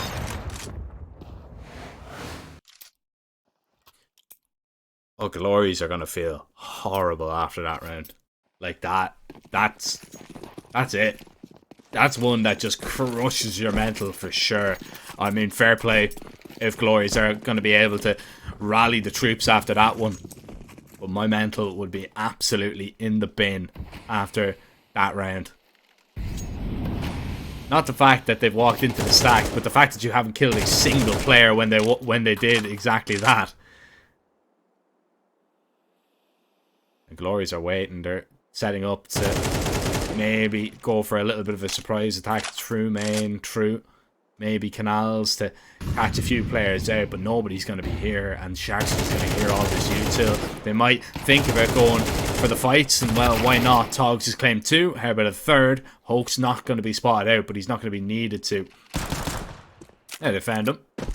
Yeah, no, he did underestimate the situation a little bit. He did become a bit too greedy. He could have just run off with his teammate there, knowing he's low on HP, but yeah, he's gonna get taken down, which is an AK that Hoax should actually try to hold on to here. He's already heard the steps behind him.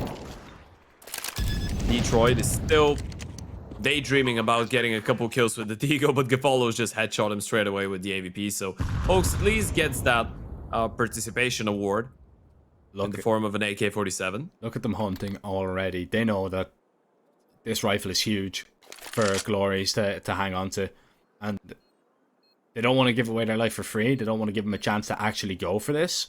But they know that if they take this out of his hands, it's huge. And now they know exactly where he is. They know he's not going for it. They can just run at him. Smoke down. Hoax is going to try and play around it. DRG just walks through that for sure. 100%. Well, he's actually spamming it. Gafolo's going to be flashed. Charge. Yep, there goes the flash. There's the dodge. Gafolo doesn't miss. Sharks officially on fire. Up to 12 rounds and 3 map and match points to secure their spot into the playoffs. As the final team to actually make it into the playoffs, we have Fluxo, La Rugoneta, Case, Bestia, Imperial, Solid, and W7M already qualified for that next stage, for the knockout stage.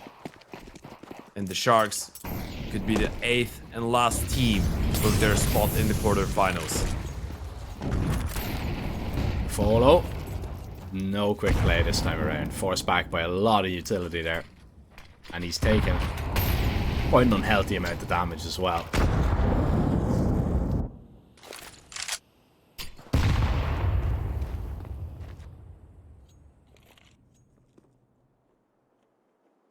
Yeah, you could tell. They wanted to go for the early peaks, but they just got denied by the util. Only problem that I'm having with this is the fact that the CTs have only 2 smokes left on minute 15. And once again, it's going to be the mid walk, and no one is taking this one into account. They might know it's a possibility, but they have no manpower. And if Koala falls down, that means that Hoax is going to be all alone, taking on 4 Ts running at him. Koala wants to get aggressive, get ahead of the play. And rightly so. He finds that kill. He sees nothing though. They've spotted out. No players towards middle. Now they've heard the AK. Doc's going to try and walk in. Detroit, he locks into. Follow should go down here for free as well. And indeed he will. That's a clean one from Glories. 12 to 10. They survive a little bit of a scare, but you still need to be perfect for 2 more rounds to just stay alive in the event. You need to force an overtime. Sharks switched up the tempo, switched up the approach, but it was almost like, you know, once that plan was foiled, they had nothing else behind it. That was the play, and if that doesn't work out, then they were kind of left scratching their heads on what to do next. Yeah, you get 2 more chances. Once again, quite quick, this time in towards the A-bomb side, and they're actually going to push through the util. Koala's going to get put under a lot of pressure. He's deploying all of his utility. All of the flashes, all of the nades, and this is a good play because they didn't actually intend committing, judging by the bomb still being in towards the top of mid. They just wanted to make him nervous. They just want to run them dry out of Yuto, and Arden Zhao goes for another peek with the flash, doesn't see anything. Once again, quite dynamic early on in the first 25 to 30 seconds and taking some of the space, but after that, they just slow it down and wait to see if they can actually punish something around the map. Lurk smoke is good. It's going to make them uncomfortable, but Koala has all this information. He's seeing nothing come through with that. Unless he's hiding in the smoke, which is very unlikely. They should just be concerned right now with what's going on over towards B. But it's the double fake. Oh, Gafolo knows Ninjas is going to